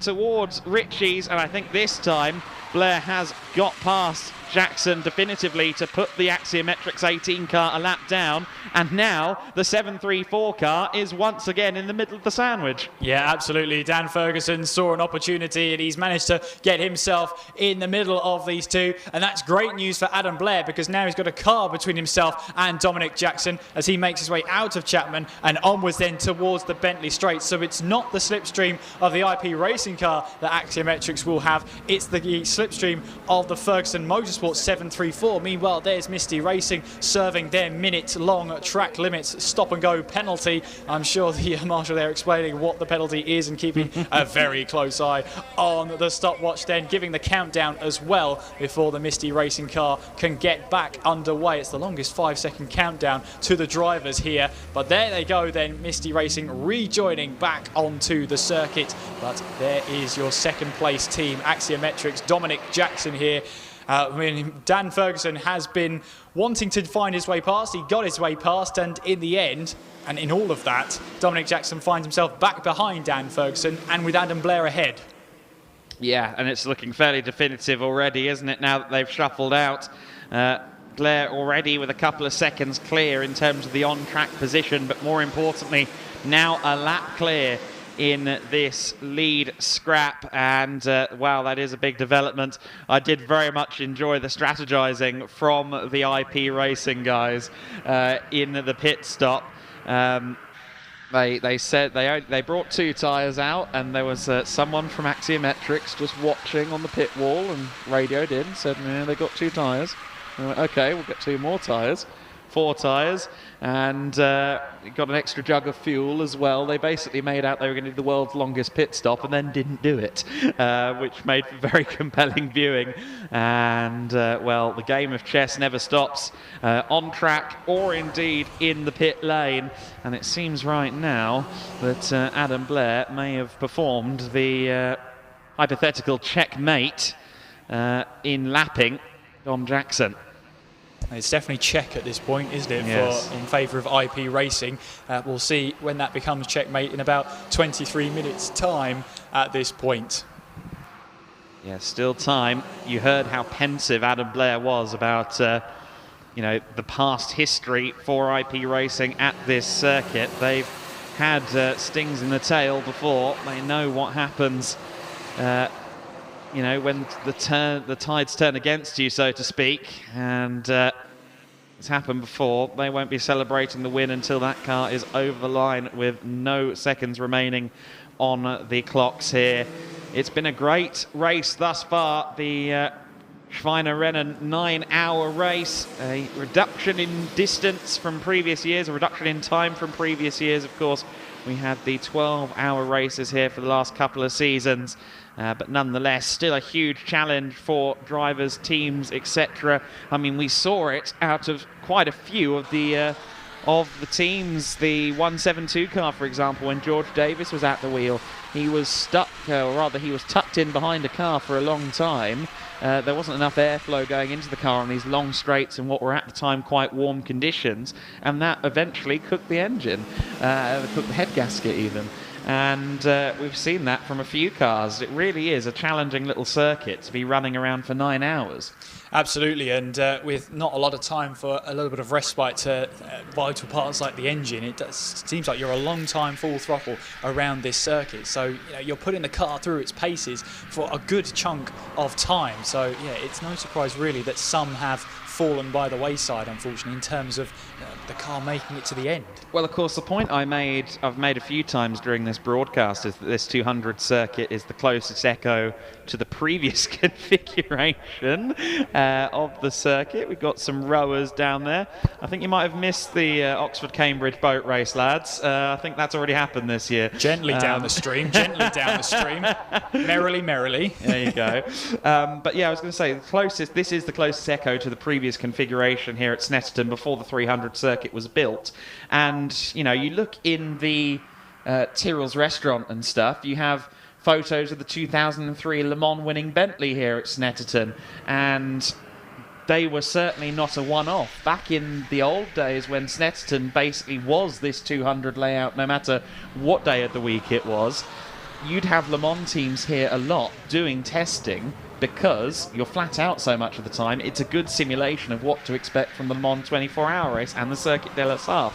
Those were purpose-built LMP1 and GT cars. These are Ford KAs, so you can only imagine what they go through over the course of 9 hours. Oh, absolutely. I mean, if it's such a tough task of endurance as well, just to make sure these cars make it to the end. So, yeah, fair credit to everyone involved, the mechanics, the drivers as well, all the teams as well as the marshals we saw there.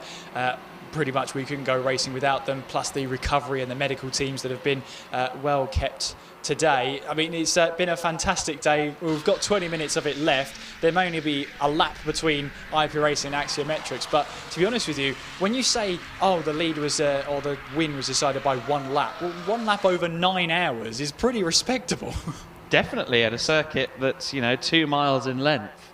That'd be a quarter lap of La Sarthe, It would be a very, very close Le Mans. Now that's the 192 getting past the number 23. That is for position. So Race Logic then have managed to get themselves past and up into 8th place. Meanwhile then, VPEX Motorsport have just picked themselves up a stop and go 1 minute penalty for track limits. Now, where does that leave them, I wonder? Well, that could be a position game for both Race Logic and PSR. I think so. I think that Sam may end up, about 5 seconds behind these two. So very interesting times indeed then. What we see here at the moment is the battle for 8th overall with the 192 Race Logic car just ahead. It is Will Hilliard just ahead of PSR's Danzy, the 23 car of Russell Danzy. And what is the gap? What was the lap times between them last time? It was actually 2/10 in favour of Danzy last time. Were you saying that Race Logic were behind previously? Yeah, okay, so interesting. So the overtakes happened, but Danzy absolutely hasn't given up. Stop-go penalty of 1 minute, though, for the number 28 car. So a 1 minute stop-go, that's potentially going to put them out of this scrap completely then. I thought it was just going to be a literal stop and go for a moment. I got my wires crossed. So a 1 minute stop go for the Sam May driven 28 VPEX car is going to bring them out of, or completely discount them from that 7th place battle. And that means extra emphasis then on Russell Danzy to challenge Will Hilliard again. Absolutely. And in these last 17 minutes of the race, I mean, This has been coming. Will Hilliard has been on the pace, trying to close in on Russell Dansey for the last 40 minutes or so. He's been consistently quicker. He's now got the move done, and he might be able to get ahead of the VPEX Motorsport car once Sam May brings the car in to serve its 1 minute stop and go penalty. So with all that hard work for Will Hilliard, he might get himself up to 7th place yet. Could well happen, absolutely. We've also had a switch on the last lap for 77 Racing. Matthew Cousins has got up into 13th place. You see some of the wildlife spotting going on there. Very beautiful little birdie chilling out on the Armco on the outside of Ritchie's. But the 77 Racing car up into 13th position then at the expense of Row Rage Motorsport and the 41 car driven by Jason Hancock. We watch at the moment the IP Racing car of Adam Blair. It's not quite going to break the 300 lap marker though, is it? Because we've got 60 minutes and 30 to go. I think we might end up on 2.98 or 2.99. Achingly close to a nice round number. And here is that stop-go penalty we're discussing. So the 28 car getting the minute penalty, and that's going to drop them 2 positions. Quite a painful pen this will be. It will indeed, and Sam May, given the instruction, thumbs up from Sam May as well, as he now has to wait out the rest of his 1 minute stop and go penalty for those track limits. And yep, Race Logic PSR have indeed gone through and are well clear with just under 60 minutes left on the clock. As we see then come into view, there's the 3rd place car, the VEC Motorsport, Tom Cooper. He has been in a race of his own as of late. He's a lap behind the Axiometrics car, but he's 4 laps clear of Calamity, the number 121. So there's a case for Tom Cooper here. He could try and press on and push on, but he's in a bit of traffic at the moment, and I'm kind of siding with him not to take too many risks at this point. Yeah, at this stage of the race, unless you're in the midst of a battle for a really significant position, it's so much more important for everyone in the garage that you just get the car back safely. Bubble wrap it if you have to. The 28 car back out onto the circuit, so Sam May has returned to track. Here's Tom Cooper. I think he was trying to go the long way around at Coram there as he picks his way around. Was that the 77 car? I think it might have been. The 77 car is held strong. So the 3rd place machine driven by Tom Cooper at the moment remains behind the 77 on the road. But more importantly, of course, remains in 3rd place. And they've really ended up on their own island. And I feel like I remember myself saying the exact same thing at last month at Anglesey as well. Tom Cooper has 2 laps, or rather 1 lap between himself and the Axiometrics number 18 car, and 3 laps between himself and the Calamity 121 machine. So we are a rather lonely time out there. He is at the moment, but he knows the job in hand. He knows to make sure he gets the car to the end. If he does that with very little dramas, or the least dramas possible, there's a podium within his reach. So he just has to make sure that car gets to the end. We have a yellow flag. We do have a yellow flag. I thought we saw a car stranded just as we were looking at that shot going between turns 1 and 2. And we do. Camera is panning. Will we be able to see the car? Not quite. It's blocked by the Armco, but there is a car stopped between turns 1 and 2 out there on circuit. I'm so glad it corroborated that, because I was worried I really lost it. I can tell you it's a car with a red roof. I can't tell you much more because of the Armco that is in the way. This car is situated halfway between turn 1 and turn 2. Not an ideal place for a car to come to a halt. Of course, if we do go to safety car, it'll be an extra kick in the teeth for Dom Jackson going a lap down. Yeah, absolutely. Well, we'll have to wait and see, as that's the number 28 coming back into the pit lane after its stop-go penalty. That may have been the instruction that was being fed to Sam May, of course, prior to, or during, I should say, the 1 minute stop-go. So the refueling gets underway then for a quick... I think it might be the Calamity car. The 121 car has just dropped down to 4th place. 5th place, sorry. Now, have they come through? I know that Ferguson Motorsport were only a dozen or seconds or so behind the Hinch-driven Calamity 121 about 20 minutes ago, and they are a car with a red roof. So potentially the 121 car now dropping down to 6th place. I think it is the 121 car that was in 4th place, holding strong in 4th place. We heard the optimism from Marcus Batty at the time of the interview I had with him earlier on, and it looks like they may have fallen at almost the very final hurdle. That's heartbreaking for Carl Amity. You can just see it in, can we see it? Yeah, there's the recovery going on in the back of shot. So that is the Carl Amity 121 car, it seems, that has come to a halt between turn 1 and 2. You can see the pickup truck was parked there, recovering the 121, and that is a huge, huge shame to fall potentially out of the top 10. I mean, unless they can get it recovered and get it back out there right now, it's going to be a 3-lap penalty for recovery, of course, as well. That means that the Calamity car is more than likely out of the top 10 completely, and that's such a shame. Yeah, I mean, the recovery as well will take some time, because where they're positioned on the circuit, whether they take it to the inside or the outside of the circuit, if you like the infield, might take a bit less time recovery. But if they've recovered it to the left-hand side on the run up towards the hairpin, it's a bit of a longer time to make sure you get yourself around. So, and actually, I'm not sure if there's a rule in this where in the last half hour you can't. It is. There you go. Your suspicions were absolutely confirmed correct then, Mr. Weller. Yes, I'm also not sure whether they're actually able to do a recovery and rejoin in the closing stages of the race. I know that quite a lot of series don't allow that, but it is the Carl Amity car. I thought I saw a car stopped. I didn't realise quite how serious it was until it started dropping through the order, though. The 121 car that was on the fringes of the podium and sat there in 4th place has now started falling through the top 10, and how cruel is this for them? I think, though, that car, just looking at it, I think they have already towed it away from harm's way. I think the yellow flags are back in, so I think the car is now out of harm's way, and they're just going to get it up on the flatbed. No need for a safety car or anything like that, because the car doesn't appear to be on the track anymore. So that's a positive at least, but still a huge shame for the 121 crew. Yeah, and a little bit of a streak of 4th places unfortunately comes to a bitter end with, well, less than 15 minutes left to run.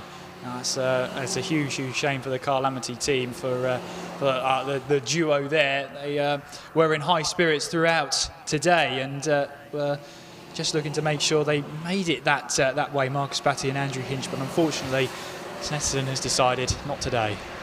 Yeah, it is a huge shame. There was optimism for the season ahead as well, but this is a big blow for the Carl Amity crew, and they will more than likely fall completely away from the top 15 even. I think they may still get classified being this close to the finish, but still not the result they were hoping to walk away from Snetterton with.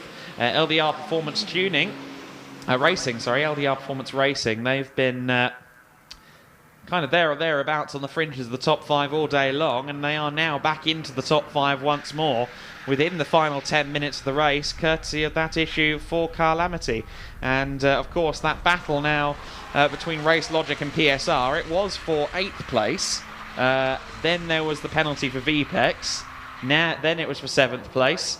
Now that we've got the Carl Amity car ground to a halt, suddenly Race Logic and PSR fighting for 6th and 7th places out there on the circuit. Yeah, Will Hilliard has done well, because he's extended the gap to about 3.5 seconds at the last point, and there is the number 28 VPEX Motorsport car around. That's at I believe that's onwards Nelson. From Nelson. Yes, you're right. So not great for the number 28 car. I'm not sure whether we didn't see who jumped back in. Was that Sam May that jumped back into the car for the splash and dash? Yeah, well, it still says Sam May on the graphics right now. We were expecting him to take the flag, but perhaps it could update.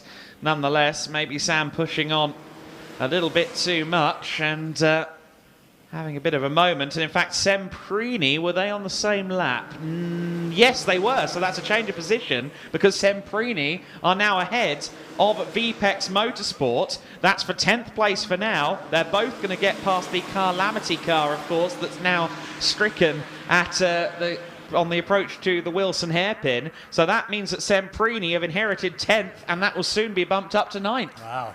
A huge move for Evans there. Yeah, and well, one he would have loved to have as well. He's had a tough afternoon as Evans, but that would have been 2 positions just like that. Would have absolutely perked him up just a little bit, up to 9th place now. 8th place now for KM Racing. So Yes, that's sorry, Semprini up to 10th place. It will soon be 9th place as well in a lap's time, so they've got that to look forward to as well. Yeah, great stuff for Semprini Racing and for current driver David Evans. Of course, Jeremy was at the wheel of the car earlier on as well. 2 good days, I'd say, for Jeremy Evans if things continue as they are after his solid run to 3rd place via 9th place, starting 4th in the Track Day Championship yesterday here on the Snetterton 300 circuit. And well, I talked about it with yourself and cameraman Jeremy at the very start of the day. You know, the first couple of hours are always pants on fire racing on track, and then there's always something in the last few moments of the race. The last hour, there's always a last-minute decision to add a bit more seasoning to the race before we put it in the oven and consign it to history. And sure enough, Calamity, with that last-minute failure, have added a good bit of spice, and there's still the small matter of that fight for 6th place as well, with the Race Logic 192 car of Will Hilliard and Russell Downsey behind in the 23 for PSR. Still 3.8 seconds between them. Yes, gradually Will Hilliard is building the gap, but who knows? Yeah, you can never rule out, can you? You can never, ever rule out in these stages. I mean, we've had a lot happen in the last half an hour alone, let alone the rest of the 8.5 hours. But IP Racing still leading the way then. Adam Blair behind the wheel, and then it's Axiometrics.com in 2nd place. Dominic Jackson behind the wheel. VEC Motorsports rounding off the top 3. Tom Cooper is rounding off our podium positions at the moment with just over 5 minutes to go. The checkered flag is almost there, Adam. Time flies when you're having fun.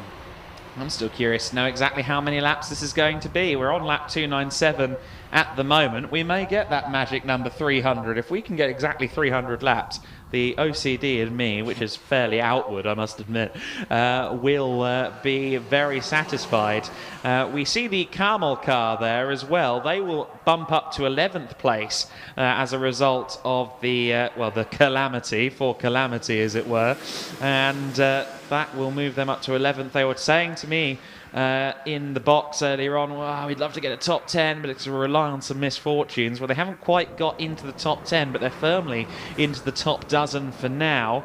Also bumping up to the top dozen will be the 77 racing car, of course, that being driven in this late stage by Matthew Cousins. So they will bump up to 12th position.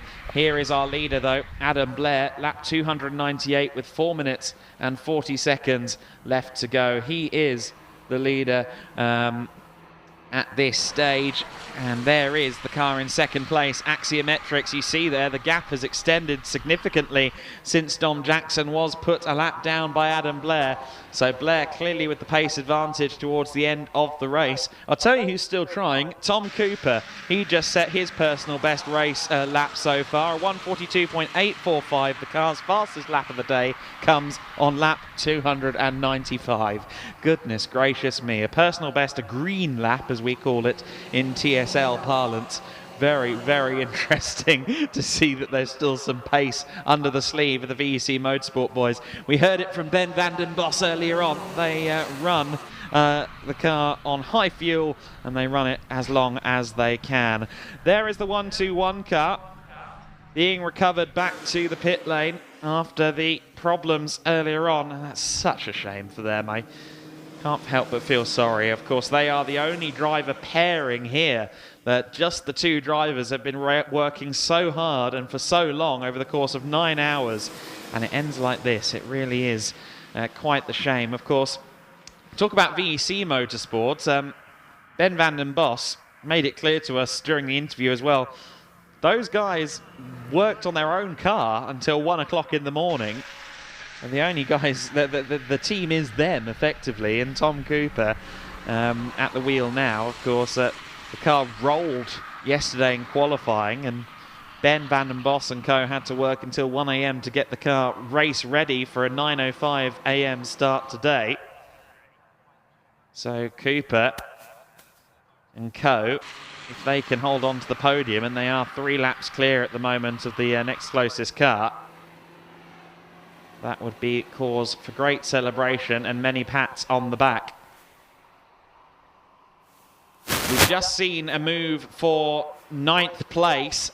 We talked about Sam May having his spin and that allowing David Evans into 9th place. Well, it's now back down to 10th for David Evans because Sam May has once again gotten past in the VPEX 28 car. Those two that were fighting several hours ago at this stage, they're still close together on track, and VPEX Motorsports number 28 car is back into 9th place now. So David Evans demoted down to 10th place, but of course being back in the top 10 at all will be of great satisfaction to everyone at Semprini.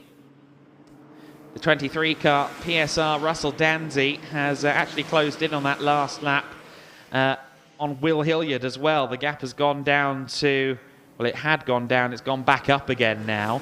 It's kind of shifting lap on lap, but the gap's currently at 3.2 seconds between Race Logic and PSR in the battle for 6th overall. There is the Semprini car that's just dropped back down to 10th place. Got a brief look at that there. Sam May already long into the distance and back up into 9th for his VPEX Motorsport team. They'll be relieved to be back in the top 10 and now back into 9th position. But, oh, and I say that, Sam May spun it again. Sam May spinning again at Murray's. And that has allowed the 27 car of Semprini Racing back into 9th position in the final minute of the race. A second spin in the final half hour for Sam May. Oh, goodness me. Young Sam pressing on, the young 17-year-old. And unfortunately, he's looped the car there in the final moments of the race, and that may have granted David Evans P9 after all.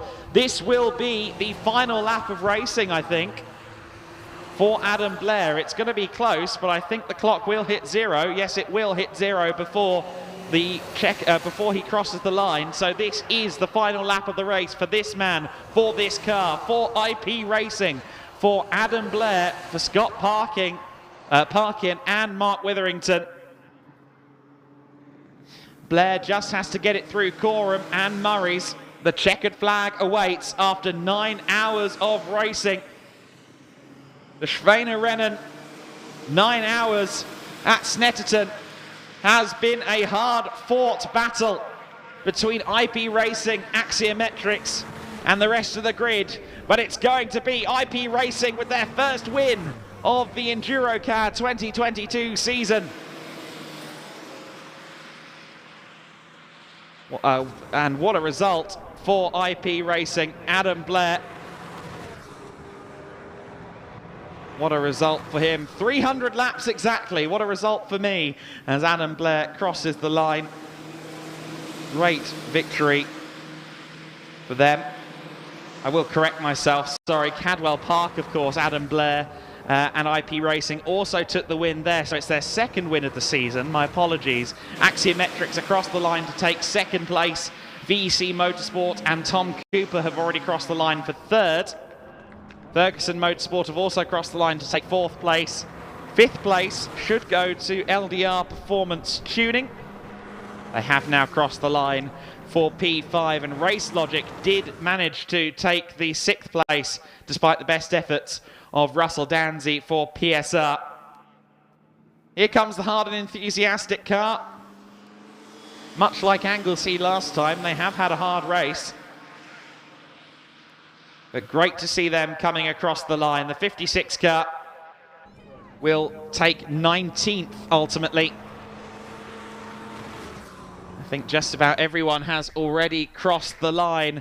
IP Racing and Adam Blair for the second time this season have taken a victory then after their earlier result at Cadwell Park.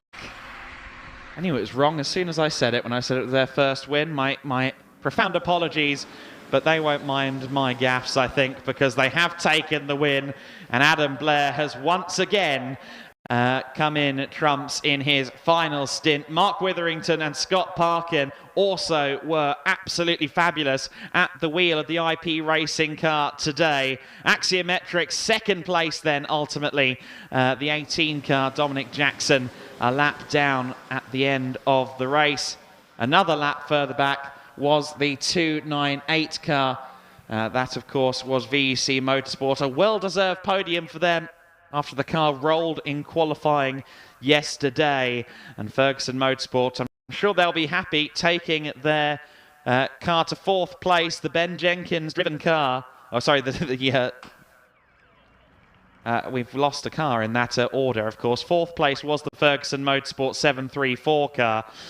So that car took 4th place, and what a result for them. With the new build machine as well, I should say. LDR Performance Tuning taking 5th place. 6th place going to Will Hilliard and the Race Logic team, the 192. The 23 PSR car takes 7th. KM Racing 8th. 9th place for Semprini. And 10th place, ultimately, for Sam May. Of course, that spin at the very end costing them 9th place. They'll still be happy with a top 10. The Camel Racing car taking 11th place, the 88 machine. 12th place was the Calamity car. I believe they will be classified despite not taking the flag there in 12th place. 77 Racing taking 13th. Row Rage Motorsport taking 14th. Misty Racing in 15th place. 16th going to the 42 Grid Finder car, finished by Jem Hepworth. The number 2 Castrol Racing car taking 17th. Windgat Racing, I don't think they did take the flag eventually, sadly, but classified 18th. Hard and Enthusiastic 19th. Burton Power Racing in 20th. Ferguson Motorsport 736, the 64 Autotech Motorsport car, Misty Racing 172, and Wolf Motorsport 26, all unfortunately failing to take the finish. Adam Blair is out of his car, so it shouldn't be too long before we hear from our race winner. And Adam Blair out of the 36 car, and I believe we will hear from him with Kieran McGinley in just a few moments' time. They are still readying up, so I will wait to hear from Kieran as and when he's ready to go, but keen to hear from our race-winning driver, the man who took the flag for the first time at Snetterton. Absolutely, and I'm here with him, Adam Blair, taking the checkered flag for IP Racing. Adam, the Snetterton curse is over. You've got the win. How are you feeling? Relieved, I would say. Was just really, not paranoid, but I was just being uber cautious for the last 10, 15 minutes. I thought the guys would kill me if I, make a mistake or tangle with a lapped car or something like that, or break the car. So yeah, just cruising really. It's like driving to work. Well, you had a battle there with Dominic towards the end. It was a shame there was a lap between you two, but you had that car there, the 734, also for close company. I mean, talk us through those last half an hour then. Well, the boys wanted me to put a lap on them, probably not quite understanding how difficult that is to do. So we had a bit of body rub. It was all good, but we had a bit of body rub at Coram, at the bomb hole, and then I think we touched a little bit at Coram as well. And I thought, is this really what I should be doing with 30 minutes to go in a 9-hour race? But they wanted me to put a lap on them just in case there was a safety car, so I did. Absolutely, 9 hours, 300 laps exactly you clocked up. I mean, talk to us. I mean, for the three of you, finally the Snetterton curse is over. You must be mightily relieved, and it's your second win of the season as the team. Yeah, is it only second? I thought we've done more than that, but yeah, no, you're right. Yeah, I mean, the guys are great. It's just a really good team. Really great driver lineup. Mark's, I think this is his first race win. He's been on the podium a few times before, but he's a real solid, quick driver. It's what you want in an endurance team. And Scott obviously wins every race he does, so, as you know. As I know, absolutely. Adam, it's been a pleasure to talk to you. Congratulations to yourself and IP Racing on the victory, and big congratulations to you again. Thanks very much. Cheers, Karen. Thank you very much, Adam. And I believe we do have our second place driver in Dominic Jackson, just giving a little bit of a handshake there. Let's see if we can try and grab Dominic in the axiometrics.com car. Dominic Jackson. Dominic, second place for you and your team. I mean, talk to us about that race. What a race you had. Yeah, it was swings and roundabouts, wasn't it? Yeah, we had a good strategy. The funny thing was, I was talking to Scott about halfway through the race, and we were on exactly the same strategy. So it was kind of, okay, how quick can we be on track? How quick can we do the pit stops? And it was nip and tuck all the way. But to be fair, they had the edge on us today with pace. So fair play to them. They did really well. Same at Anglesey, but reverse to Anglesey. We got the jump on them. So no, it's really good, really good. Fun racing, but tough. It's a shame in those final half an hour that there was a lap between you in the end, but you had a good battle with Adam and also the 734 Ferguson car. I mean, talk to us about that last half an hour, because that looked a bit hectic. Yeah, I got a little nerf from the Ferguson car coming through the bomb hole. And I thought, actually, the team said, well, look, we're already a lap ahead of third, and we're a lap behind IP. So I actually backed off a bit at the end. I was driving at 9/10, I guess. So, but do you know what? We've done really good. I mean, the pit crew have been fantastic again. LDR Performance Racing, fantastic. So really pleased with that. And you know, we, as pedallers, we all did our bit. And it's second place for you after the highs of Anglesey. I mean, that's some good form you're building here for the season. Yeah, it is. We were second at Cadwell, the second race, one at Anglesey, second here. So we'll see what happens at Alton. Can we reverse it again? Go to first. We'll see. Absolutely, Dominic. It's been a pleasure to chat to you. Congratulations to yourself and the team on second place. Look forward to seeing you at Alton Park. Thank you very much. Thank you very much to Dominic there of axiometrics.com. And I believe we do have VEC Motorsport in Tom Cooper. He's just making his way around the corner here. Tom Cooper. Tom, third place for you. You look like you had a bit of a lonely race towards the end there. There's a lap ahead of you, 4 laps behind you. But talk to us about that race, because you've secured the podium. It did feel a little bit lonely throughout my second stint, but you know, it doesn't really matter too much because we managed to get it on the podium. This is our first podium, so we're super chuffed. And especially considering yesterday we ended up rolling it in qualifying. So yeah, we're more than happy to be walking away with a podium position. Absolutely, and obviously working hard to make sure the car's righted and also were in working order after the roll yesterday. I mean, how sort of nip and tuck was that going towards the race? Yeah, well, preparing the car after it rolled, we was in the garages until 1 a.m. this morning. So we didn't really get much sleep, and then we was actually doing long stints. So our first driver was doing just under 3 hours in the car after little sleep. So that was a great effort. And then same with our other guy as well. So it was just three drivers just pushing to the maximum.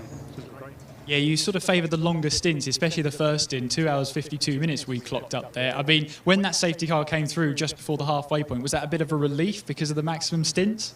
That was a relief for me, yes, because I would have actually been doing the same 2 hours 50 minute stint as well. So I was quite happy to see a bit of a break in my day. But that's our strategy through most of these events. We tend to go long. We try to push it like on an absolute full tank of fuel. And it seems to work out quite well for us. Yeah, so we're happy. We're really happy. Well, congratulations, Tom, to you and the team on the podium, and look forward to seeing you at Alton Park. Thank you very much. Cheers. Bye. And that does it then for the pit lane. 3 happy drivers, 3 happy teams for this one in a very, very dramatic 9 hours here of Snetterton. The pig race is over, and Adam, from myself, Kieran McGinley, is back to you in the box. Thank you very much, Kieran. Fabulous racing all day long. He could hardly believe it, Adam Blair, that he's only won twice so far this season in EnduroKA. But it is true.